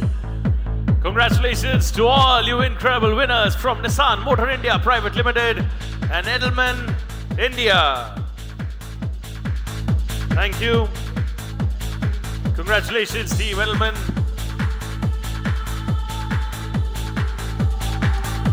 मैं जैसे ही बोलूं इतना सन्नाटा क्यों है भाई? You all know what is to be done next. Thank you. We'll quickly move on to the next winner presentation, please. It's now time once again for automotive and transportation. Bronze jata hai to Ather Energy Fusion PR at it once again. Fusion PR rukne nahi wale hai. Only gonna be slaying and killing and winning and dominating. Congratulations, Fusion PR. और अगर एथर energy नाम में ही energy है तो फिर काम में कितना एनर्जी है वो तो समझ ही सकते हैं. Congratulations to all of you. We'll quickly move on to our next winner presentation, please. It's now time once again for automotive and transportation. Silver jata hai to Nippon Paint India Commune Brand Communications. Are you all around? Team Commune, yes you are. Congratulations to all of you at Commune. A bigger round of applause, ladies and gentlemen, if I may request. At the back, please, if I may request, a bigger round of applause for them.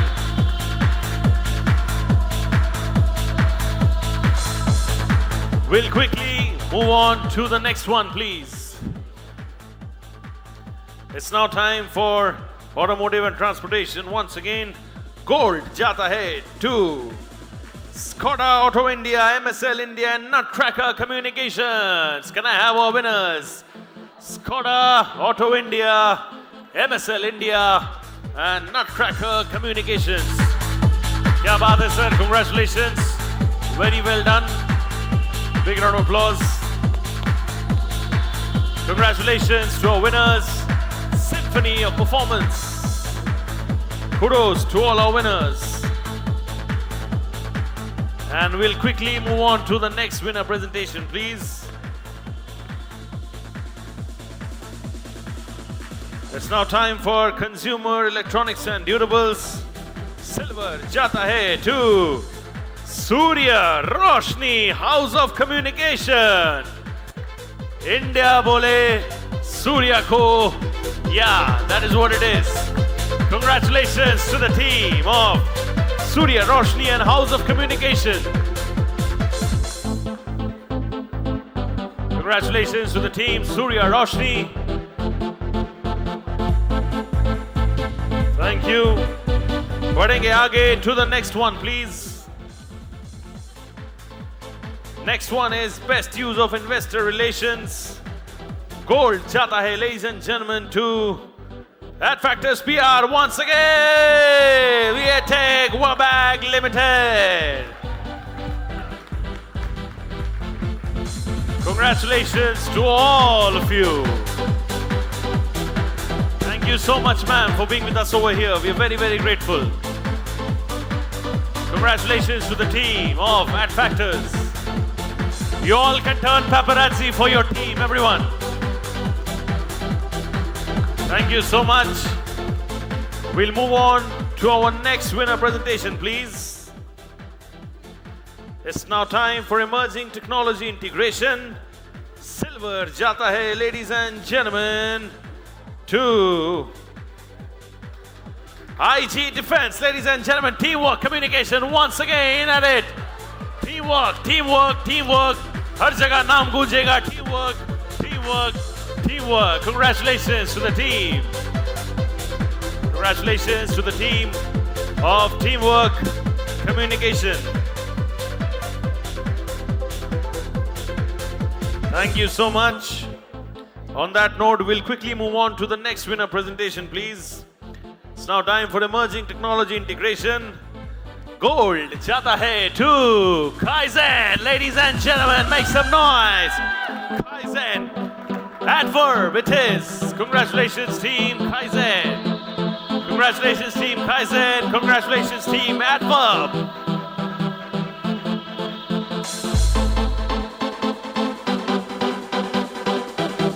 बढ़ेंगे आगे. On that note, to the next winner presentation, please. It's now time for best use of content. Bronze jata hai, ladies and gentlemen. 2 Inox Air products are winners from Inox Air products. Can I please request your presence on stage, please? Inox Air products. Clap it up for our winners from Inox Air products.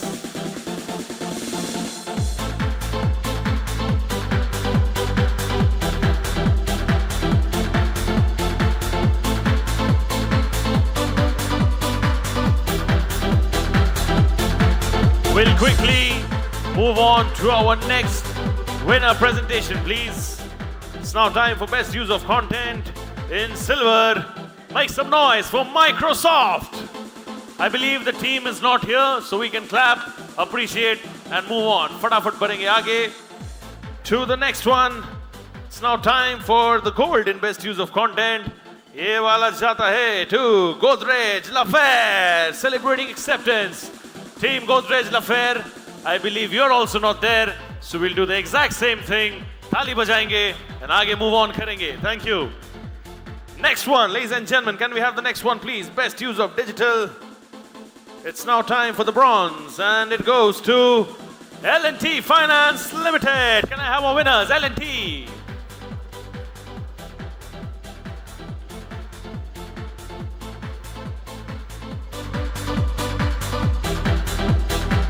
Sir आप जितने पीछे से आ रहे हो dialogue याद आ रहा है मुझे पता है क्या दिल्ली बहुत दूर है देन मुझे याद है दिल्ली में हम लोग हैं congratulations thank you so much I know I'm making you walk a lot but then it's all because of the good work that you have done congratulations to the team of L&T Finance and बढ़ेंगे आगे to the next award please best use of digital silver goes to ITC Limited. Congratulations team ITC Limited. क्या बात है congratulations sir. बधाई हो आपको. Silver हुआ आपके नाम. Congratulations ITC Limited. And on that note, we'll move on to our next winner presentation now. It's now time for best use of digital. Goes to Zen Diamond and Ad Factors PR. Congratulations, Ad Factors. Congratulations, Zen Diamond. Ad Factors वालों आप लोग का जोश खत्म हो गया क्या? Come on. Yes. Zen Diamond and Ad Factors PR. Win it for Jennifer Lopez and Zen Diamond. Congratulations, Silver हुआ आपके नाम. On that note, we'll quickly move on to the next one. It's now time for the gold in best use of digital. Ye wala jata hai to once again our winners from Consortia Advisory KRBL. Congratulations, our winners. KRBL. Consortia added once again. Congratulations.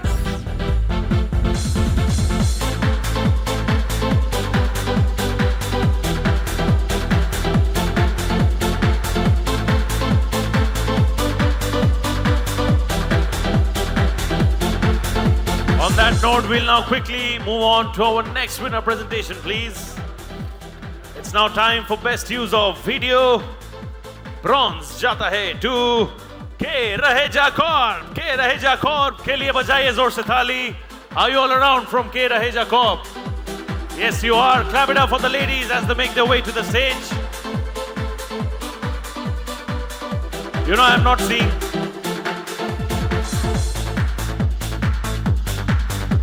और थोड़ी देर में खाना भी चालू होने वाला है, dinner भी चालू होने वाला है, ग्रुप फोटो भी हो जाएगा. आप लोग थोड़ा और जोर से, come on everybody, show us how you clap. Yes, I know. Yes, you can do it that way. Thank you so much. Thank you. We'll move on to our next winner presentation now. This is best use of video. And the winner is, congratulations, Skoda Auto India once again. Congratulations, MSL India and Nutcracker Communications. Congratulations to the team. Requesting your presence quickly on stage. We have a few more awards to go. Requesting everybody to be with us right till the very end. Dinner hai, cocktail hai, networking hoga, sab kuch hoga. Party has just begun, right? Yes. Congratulations to the team of Skoda Auto India and MSL. And on that note, we'll move on to our next winner presentation, please. Best use of video, gold. Hua Lava International ke naam, ladies and gentlemen, Yangan. Congratulations to the team, Lava. Congratulations, Yangan.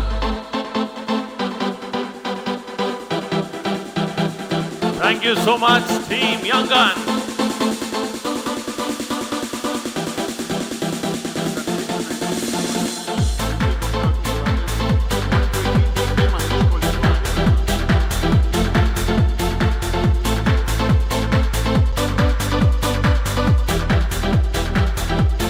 Thank you so much. मैं आप दोनों को request करूंगा, please kindly बैठ जाइए. Thank you so much. Clap it up for them, please, ladies and gentlemen. I'm now going to be calling upon stage our esteemed presenters for the next set of awards. May I please have Mr. Sandeep Fernandez from Skoda and Ms. Nikki Gupta from Teamwork on stage, please. Can I have both of your presence on stage? Is she around? Thank you, sir. अभी तक awards जीत रहे थे, अभी awards देंगे. Congratulations. Thank you. Thank you. Is Nikki ji around? So we begin. You tell me the next one. Okay? All right. So we'll move on to our next winner presentation. It's best use of PR by a brand, and the bronze goes to, ladies and gentlemen, Wari Energies Limited at Factors PR.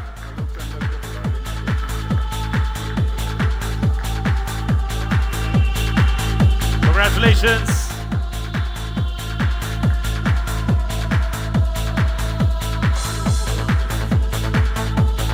Congratulations. Thank you so much. I'm going to request Mr. Alok Chander from HFCL to please join him on stage as an esteemed presenter.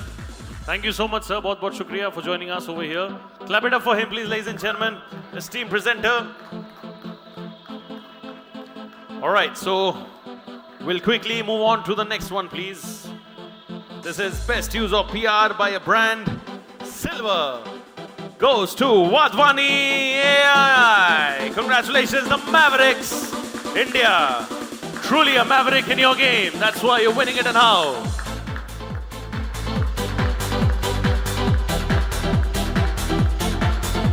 The video के लिए इधर आगे भी लोग ले लेंगे आपके लिए.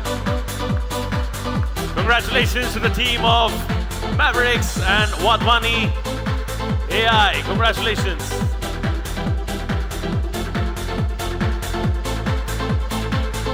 बहुत shukriya. Thank you so much. Congratulations. Please do share your winning shots on social media, Facebook, Instagram, LinkedIn, X, whichever profile you feel. Tag @Gali. Use the hashtag IMAGEXX Awards 2026 and hashtag IMAGEXX 2026. Next one, please.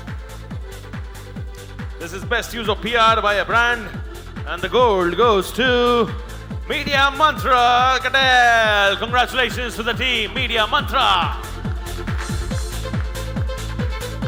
Congratulations to all of you at Media Mantra.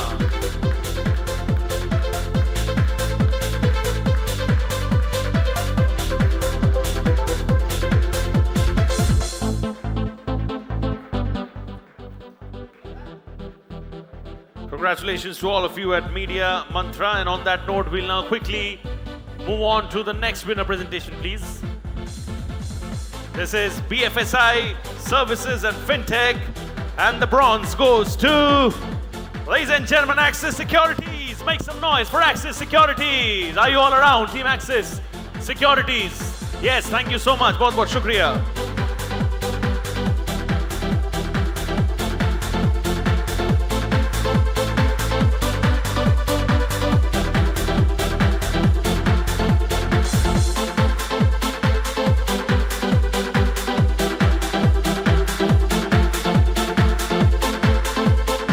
Axis Securities, BFSI Services and FinTech.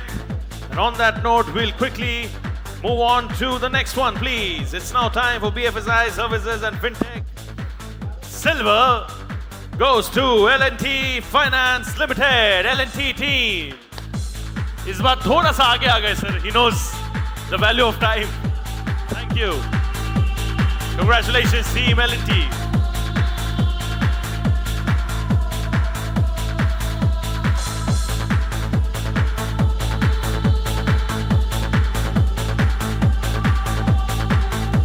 Thank you so much. We'll move on to our next winner. It's now time for BFSI Services and FinTech.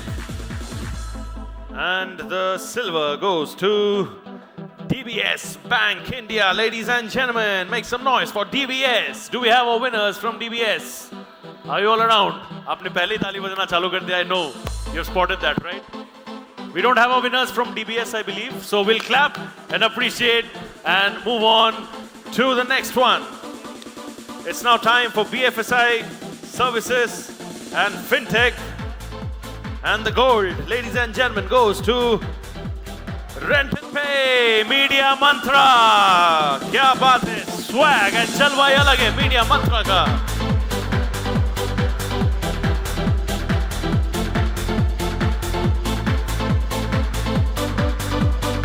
Congratulations, Media Mantra. We'll move on to the next one, please. It's now time for business to business category. And the bronze goes to House of Communication and IMAGEXX India. Kudos to the team of IMAGEXX India. Big round of applause for IMAGEXX and House of Communications.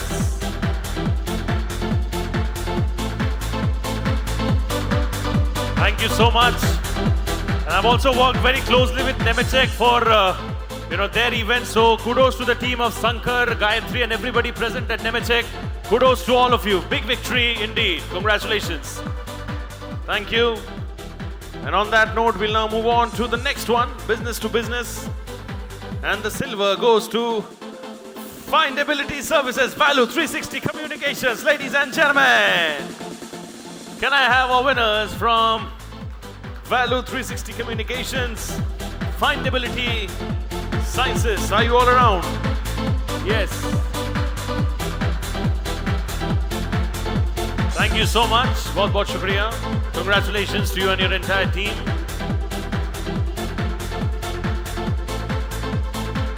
Thank you. Thank you. Congratulations. Clap it up for them loudly, please. Thank you. Before I move forward, I'm now going to be calling upon stage our esteemed presenter to join them as well. Can I have Mr. Manish Kohli from L&T Finance on stage, please? Mr. Kohli, are you around? Oh yes, there you are. You've been around throughout. Thank you so much, Mr. Kohli. If that Kohli is ruling in cricket, you're ruling in this domain, right? Business. Congratulations. Thank you so much. We'll quickly move on to the next one. It's now time for business to business. And the gold goes to, ladies and gentlemen, for... Make some noise for Consortia Advisory, India Electronics and Semiconductors Association Consortia team. Can I have you over here on stage quickly, please? Team Consortia, over here on stage quickly, please, if I may request. Thank you so much, Team Consortia. Badai ho, congratulations.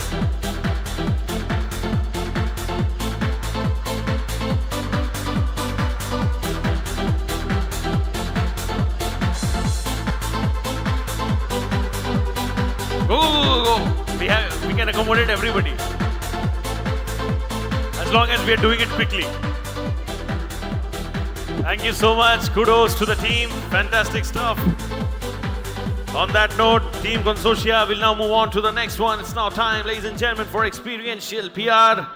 Ye wala bronze jata hai to ITC Foods and even we ITC for Bell. Can I have the team of ITC over here on stage? Can I have the team of ITC Foods and even we on stage? Bahut shukriya, sir. Thank you so much.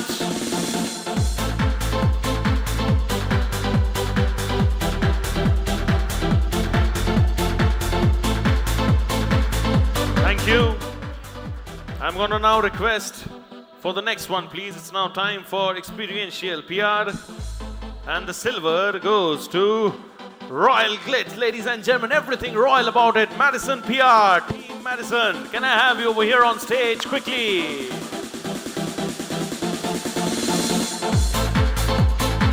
Congratulations. Thank you. Team Madison. And I believe this is Asian Paints Sharod Shomman, right? That's the campaign. Team Madison, is it? Just call them over there. They're busy clicking photos. Huh? Baat ho na ho, photo acha aana chahiye. Yeah. I just wanted to check. This is. Unko bulao ek baar. This is Asian Paints Sharod Shomman, right? The Bengali one. Yeah. Kudos. Thank you so much. Durga Puja is integral part of Bengalis, right? All right. So on that note, we'll quickly move on to the next one, please. Experiential PR mein, it's now time for gold. Goes to Fevicol, Pidilite Industries and Adfactors PR. Once again, Team Adfactors, a big round of applause for all you incredible people at Adfactors.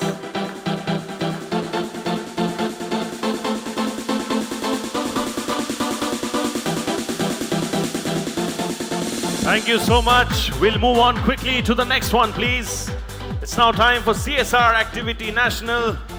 And the bronze goes to Nexus Select Trust. Once again, Consortia Advisory at it. Can I have Team Consortia once again on stage? Congratulations to the team of Consortia Advisory. Bahut shukriya. Thank you so much, Team Consortia. Can we have bigger round of applause for them, please, ladies and gentlemen, everybody in this room? Thank you. We'll quickly move on to the next one. It's now time for CSR Activity National. And the silver goes to Lotus Petal Foundation Media Mantra. Congratulations, Team Media Mantra. Ruling and slaying and how.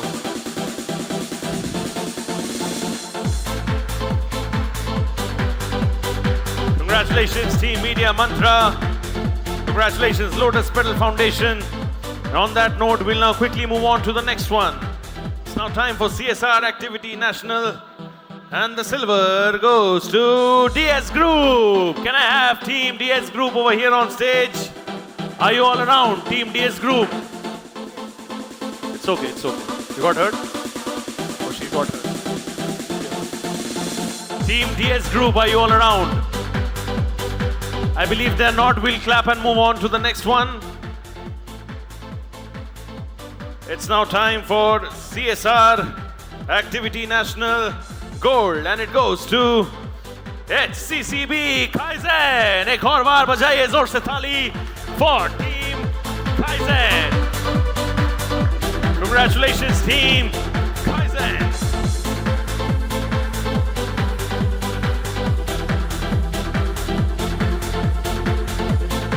On that note, we'll now move on to our next winner. Presentation now. Ye wala hai for cause-related public awareness. Bronze goes to Mars Pet Care. Once again, practice at it. Team practice. Can I have you on stage quickly? Thank you so much, Team Practice. Congratulations, Mars Pet Care.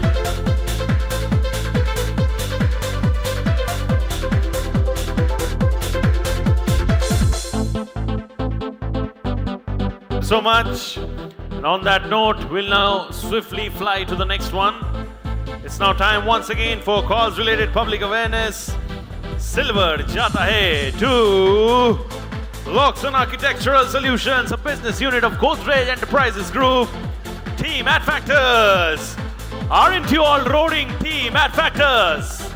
Yes, congratulations to the team of at Factors.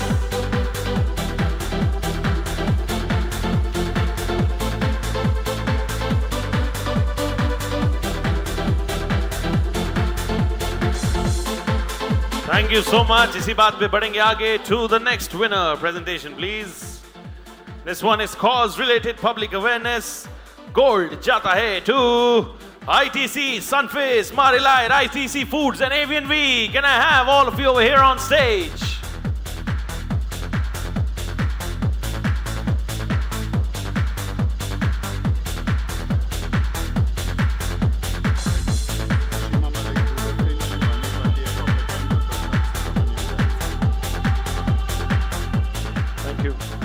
Thank you. I'll request both you gentlemen to please take their seats. बहुत shukriya. Thank you so much. Clap it up for them, please.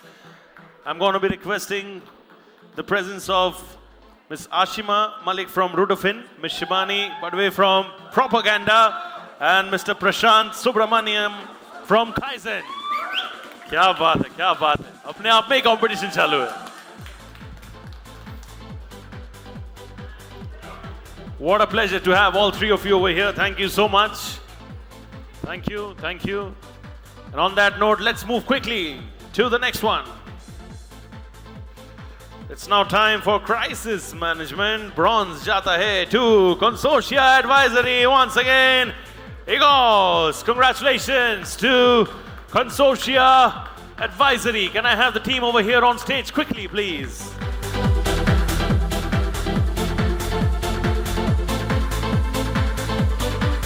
Thank you so much, Team Consortia.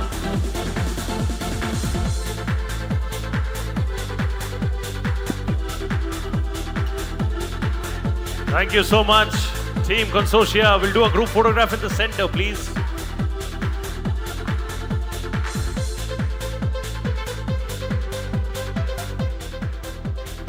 Thank you so much. And on that note, we'll now move on to our next winner. This is Crisis Management Silver, and it goes to Ad Factors PR once again. TransUnion Sibyl. Kya baat hai, kya baat hai. Congratulations, team Ad Factors once again at their very best. Congratulations, team Ad Factors.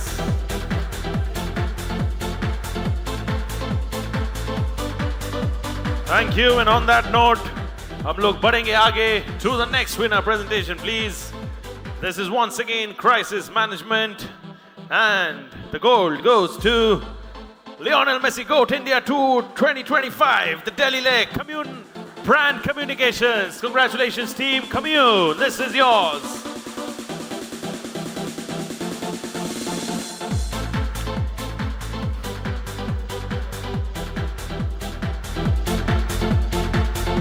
We'll quickly move on to the next winner presentation.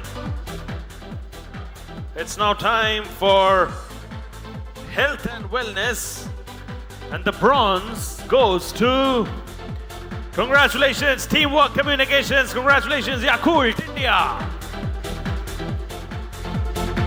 Congratulations, team Yakult India and Teamwork Communications. बहुत shukriya. Thank you.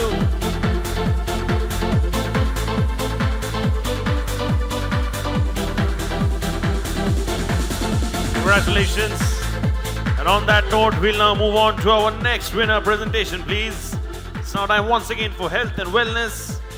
This one is the silver for Aditya Birla Memorial Hospital. Congratulations, team Fusion. Once again, Fusion PR. Citymar moment indeed. Kya baat hai. Go for it, brother. Congratulations, team Aditya Birla Memorial Hospital and team Fusion PR. On that note, we'll quickly move on to the next one, please. Once again, for health and wellness, Gold Jata Hai to Media Mantra. Congratulations, Media Mantra. Polo Credit Children's Hospital. You win it from womb to world. What a beautiful name indeed. Congratulations. Thank you so much.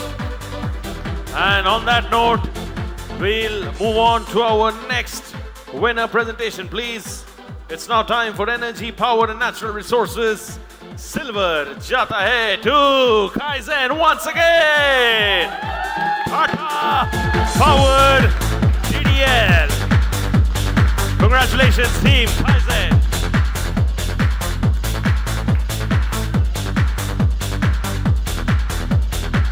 Congratulations, team Kaizen. And on that note, we will now move on to our next winner presentation, please. बढ़ेंगे आगे to the gold for energy, power, and natural resources. ये वाला जाता है to propaganda, team propaganda. Hero Future Energies. Are you all around, team propaganda? Yes, yes, there you are. I can see you, I can spot you. Congratulations, team propaganda.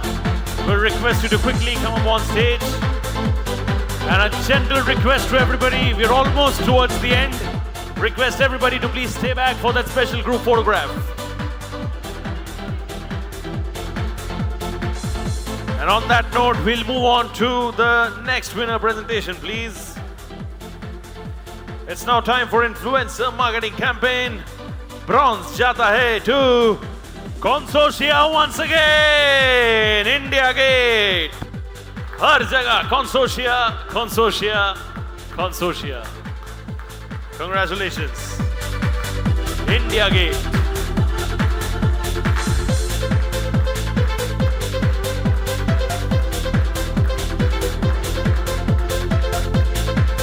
Thank you.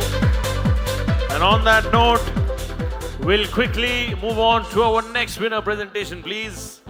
Once again, it's time for influencer marketing campaign. Abhi time hai for silver goes to At Factors. Once again, At Factors PR, Zen Diamond. Ye hua once again. Aapke naam, team At Factors. Congratulations to all of you.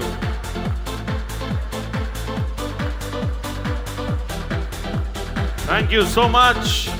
And on that note, we'll swiftly transition to the next winner presentation, please. Once again, influencer marketing campaign.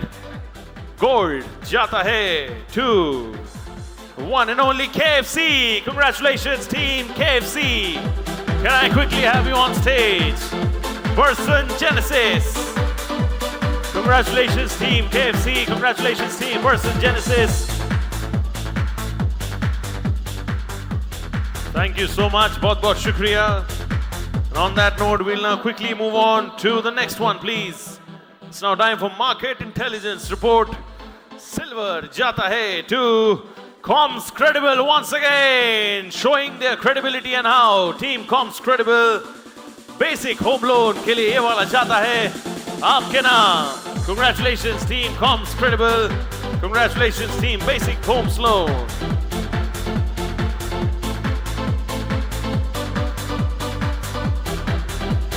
Thank you so much.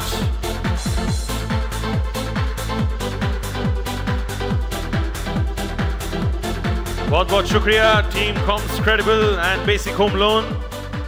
On that note, I'm going to quickly move on to the next winner presentation now. Time for Market Intelligence Report. And the gold goes to SGAPR, The Pulse by SGAPR. Congratulations to the team of SGAPR. Are you all around? Yes, yes. Kudos to the team of SGAPR.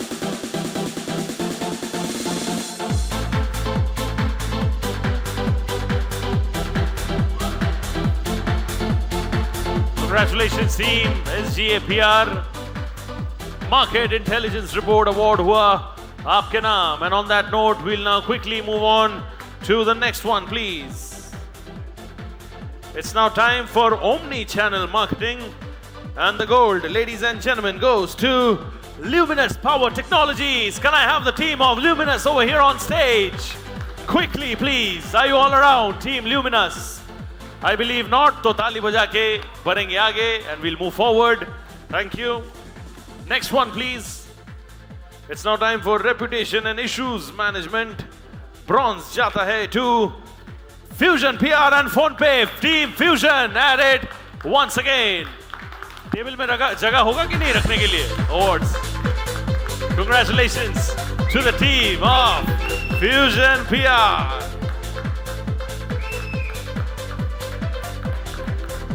बहुत shukriya. Thank you so much. We'll move on quickly to the next winner presentation, please. It's now time for Reputation and Issues Management, the silver. ये वाला जाता है to Consortia Advisory once again. India Electronics and Semiconductor Association. Team Consortia, can I have you on stage quickly, please? Thank you so much. Thank you, Team Consortia. A bigger round of applause for Team Consortia, if I may request, please. On that note, we'll quickly move on to the next one. Reputation and Issues Management. And the gold goes to, ladies and gentlemen, Coin Switch and Kaizen. क्या बात है, Team Kaizen at it once again.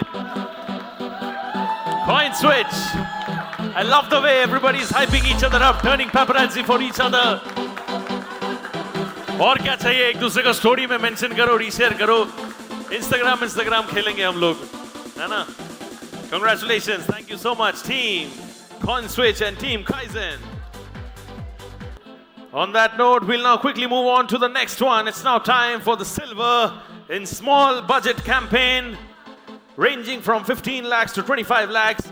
Clap it up, ladies and gentlemen, for the silver for Godrej Agrovet. Congratulations, team Godrej Agrovet. Can I quickly have the team of Godrej Agrovet over here? I believe they're not here. Again, tali baja ke. We'll move on to the next one, please. Can I have a pencil, please, quickly for myself?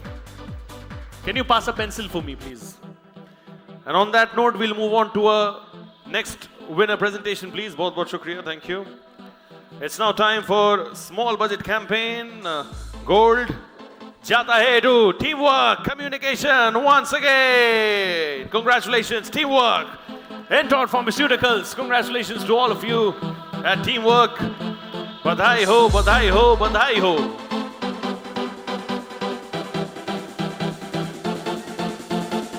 Congratulations, thank you so much, Teamwork. And on that note, we'll quickly move on to our next winner presentation, please.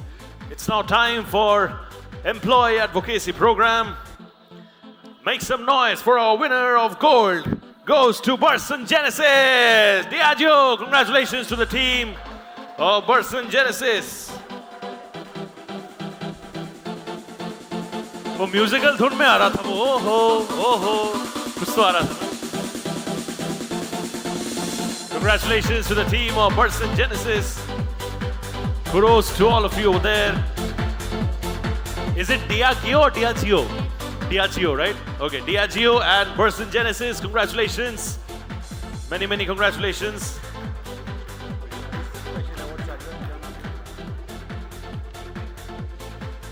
Thank you so much. All right, so I'm going to request all three of you to please take your seats. Bahut shukriya. Clap it up for them, please, ladies and gentlemen. Thank you so much, sir. Bahut shukriya. Pleasure to have you. All right, we now begin with a special set of awards, the last few awards, and to do the honors on stage, I'm going to be calling up the lady who matters the most. Ladies and gentlemen, make the highest amount of decibel for the one and only Bijoy Ghosh, ma'am, founder and CEO at Gully Media Network. Congratulations to all our winners who have won so far. I'm just going to request all of you to please remain with us thodi der aur for the group photograph, and then you all can enjoy your dinner, cocktail, networking, party hoga, masti hoga. We all will have fun. Thank you so much. Clap it up for Bijoy ma'am once again, please. Thank you. All right, last few awards to go.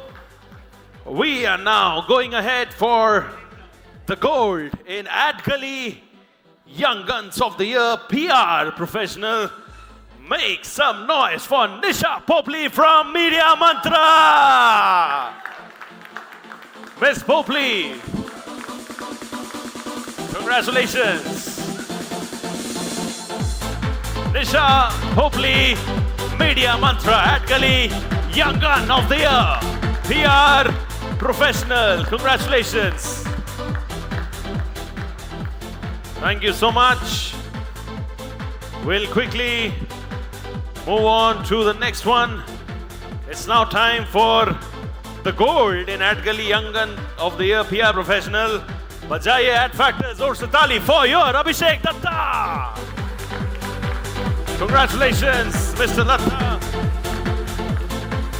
Can you all give him a bigger round of applause, please, ladies and gentlemen? Mr. Abhishek Datta. Thank you so much. We'll quickly move on to the next one. It's now time for Marketing Communications Professional of the Year at Gully Choice. Clap it up for the gold as it goes to Alok Chandar, IHFCL Limited. Mr. Chandar, thank you so much. Good to have you on stage once again. Congratulations, Mr. Chandar. Thank you so much. Many congratulations. And on that note, we'll quickly move on to the next one, please. It's now time for Marketing Communications Professional of the Year Jury Choice. And the gold goes to Manish Kohli, L&T Finance Limited. Mr. Kohli, requesting your presence back on stage once again. Make way for Mr. Kohli, please. Thank you so much.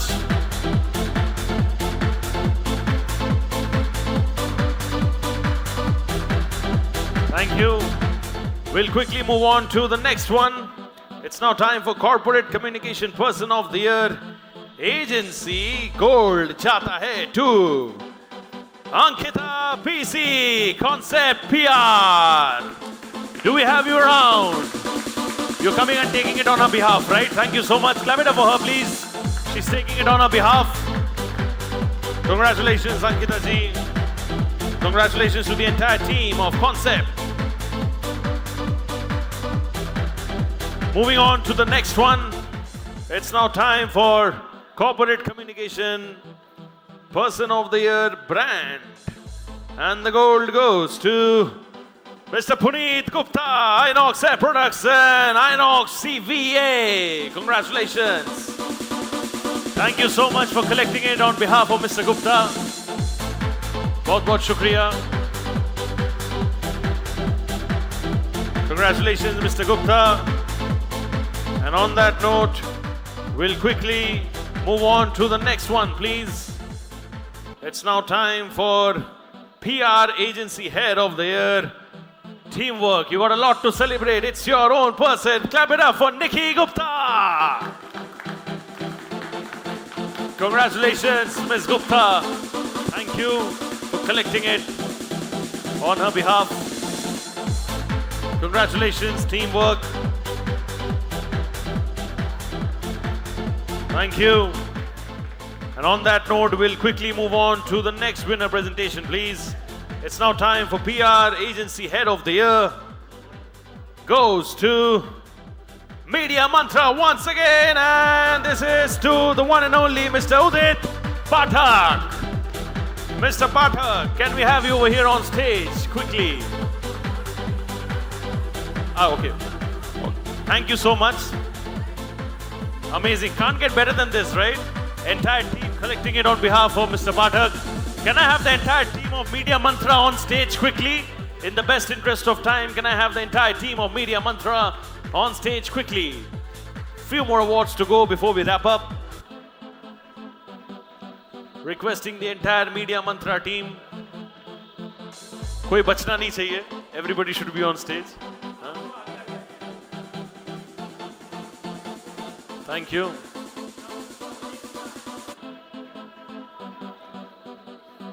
Congratulations to the team of Media Mantra. Congratulations to Udit ji. Thank you so much. Big round of applause for him, please. Thank you.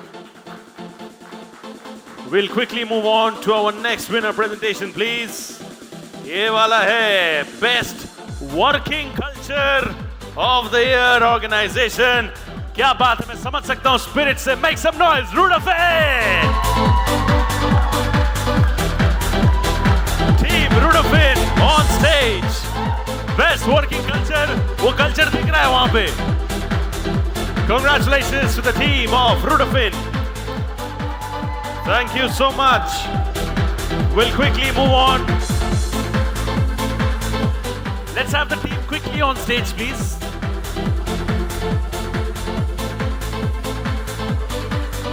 Congratulations to the team of Rudafin, ladies and gentlemen.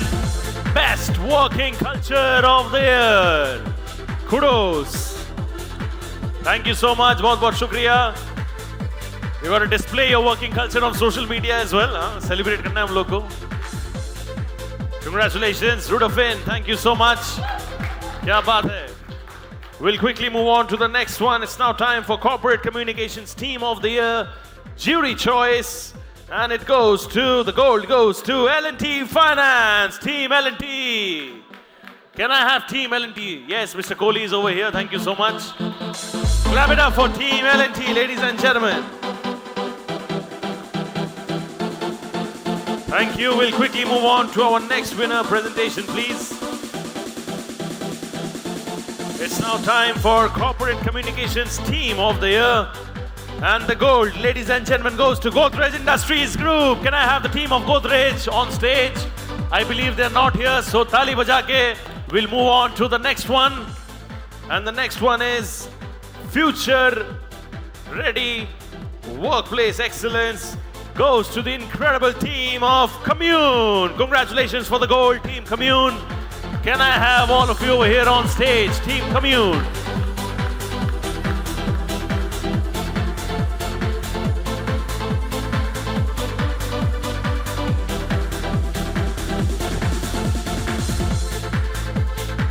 Congratulations, Team Commune. बहुत बहुत शुक्रिया. We'll quickly move on to the next one. This is gonna be Specialist Consultancy Firm of the Year Regional PR goes to all of you at Fusion PR. Gold is yours. I want the entire team of Fusion PR on stage. Please, everybody, on stage quickly. Team Fusion. Thank you so much. Team Fusion on stage. Quickly, congratulations to the team of Fusion. This is Specialist Consultancy Firm of the Year. Regional PR. Fusion PR. On that note, we'll now move on to the gold for Specialist Consultancy Firm of the Year Technology. And that goes to, ladies and gentlemen, Candor Communications. Can I have the team of Candor Communications over here on stage quickly? Do we have you around? I believe not, so we'll clap and appreciate and move on to the next one. In that way, you get extra time as well for the photographs. And we'll quickly move on to the next one. It's now going to be Specialist Consultancy Firm of the Year Healthcare. Make some noise for the gold for Teamwork Communications Group. Can I have the entire team of Teamwork over here on stage for this very spectacular trophy? I request the entire team of Teamwork, everybody present over here from Teamwork, to please kindly come up on stage.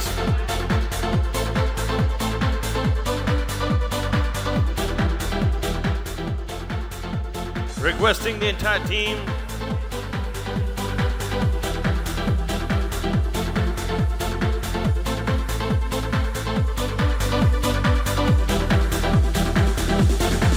We'll quickly move on to the next winner, please.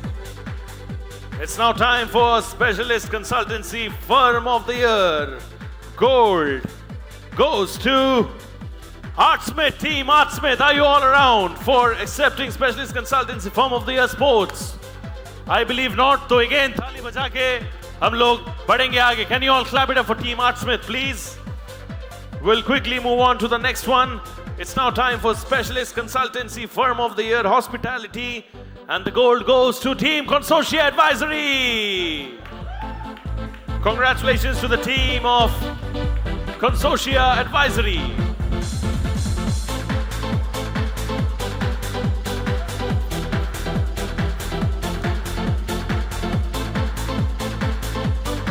Congratulations, Team Consortia Advisory. Specialist Consultancy Firm of the Year. Hospitality is yours. Team Consortia Advisory. इसके बाद इसके पहले वाला play करना वापस.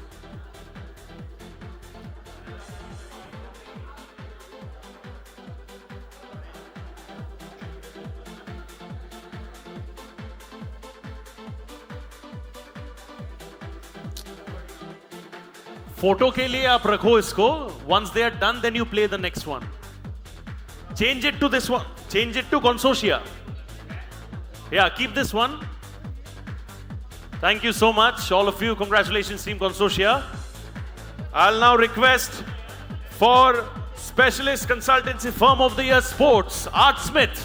Can you all play that one, please? Play the previous one.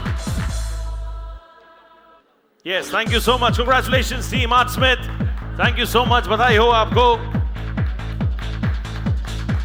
Congratulations to all of you at Art Smith. And on that note, we will now move on to our next winner presentation, please.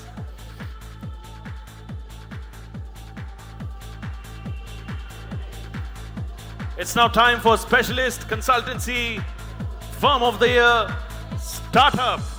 Congratulations to Team Comms Credible.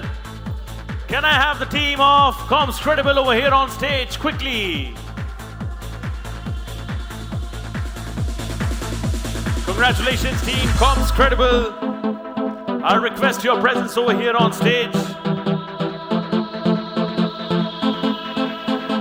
Congratulations, Team Comms Credible.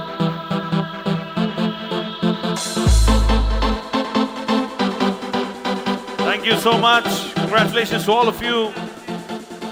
We'll quickly move on to our next winner presentation, please. It's now time for PR Agency of the Year at Gully Choice Gold. Ladies and gentlemen, make some noise for our winner, Media Mantra. Congratulations. I'll request the entire team of Media Mantra to come up on stage. Entire team of Media Mantra on stage, please, quickly.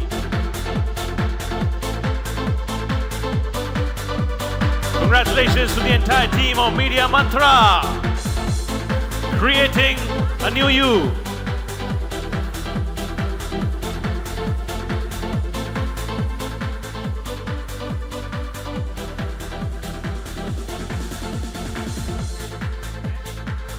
Congratulations to the entire team of Media Mantra. Congratulations, thank you so much. On that note, we'll quickly move on to our penultimate award for the evening. Can we move on to the next one? It's now time for PR Agency of the Year Jury Choice, and the gold, ladies and gentlemen, goes to Kaizen. Kaizen. PR Agency of the Year Jury Choice jata hai to Kaizen. I request the entire team of Kaizen to be on stage.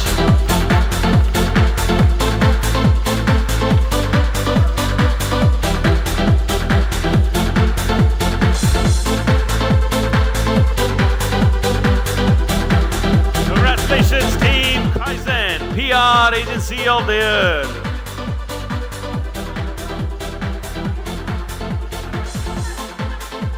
आप लोग इतना अच्छा काम कर करके इतना आगे आ गए हो जिंदगी में, फोटो के लिए भी आगे आ जाओ.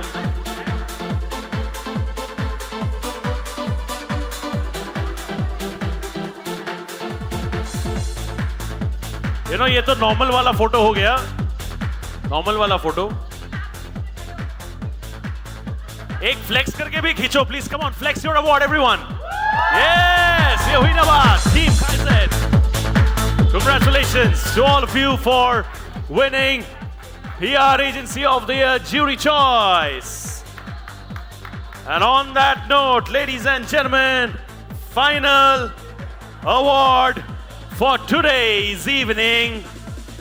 This one is gonna be PR Agency of the Year. Ladies and gentlemen, brace yourselves for the gold as it goes to Ad Factors PR! I request the entire team of Ad Factors PR to come up on stage quickly.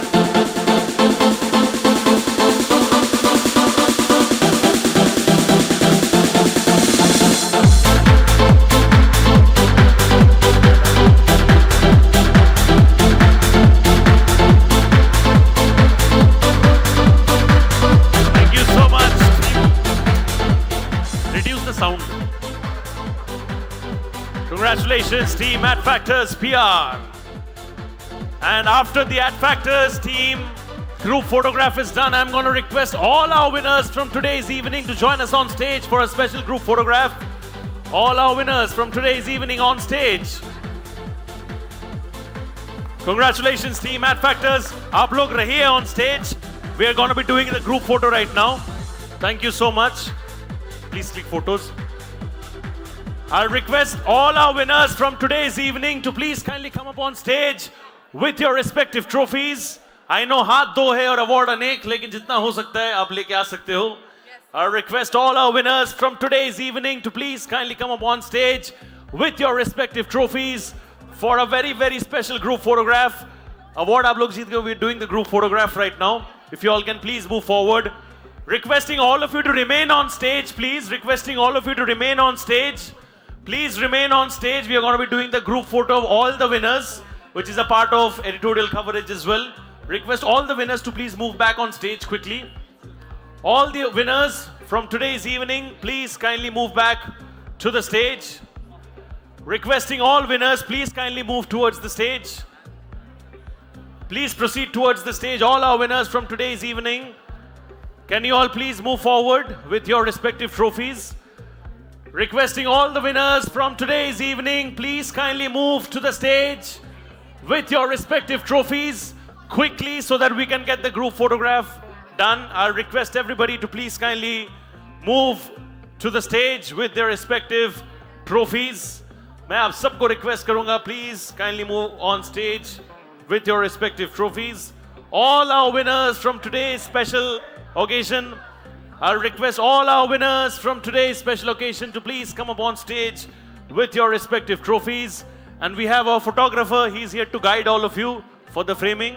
Ma'am, you join the photo as well, na? Vijay ma'am, you join the photo as well. Award leke jaiye please, huh? Of course. Yeah, how many? 1, 2, 3, 4, 5. दो करके लेके जाइए.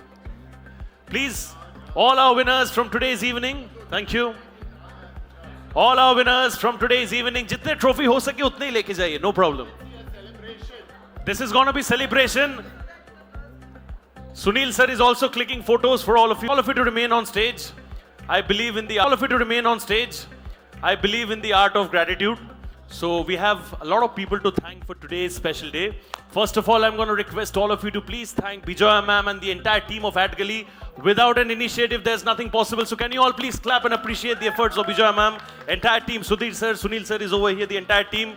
Can you all clap for yourselves being stalwarts in your fraternity? आप लोग मेहनत नहीं करोगे, अच्छा काम नहीं करोगे, तो फिर recognition कैसे होगा, right? A bit of extended thanksgiving as well. All the console members who have been working hard right since morning, can you all clap and appreciate their effort as well? Our photographer and videographer alongside all the boys out there who have been helping us with the tables and chairs, everything. All the hotel staff getting the food. And thank you so much. Only and only because of you, 6th edition of IMAGEXX.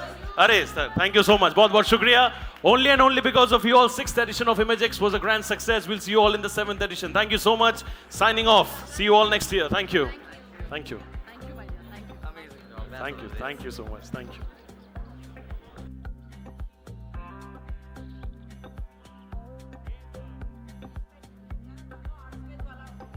171 एक बार play करो ना वापस for the photograph.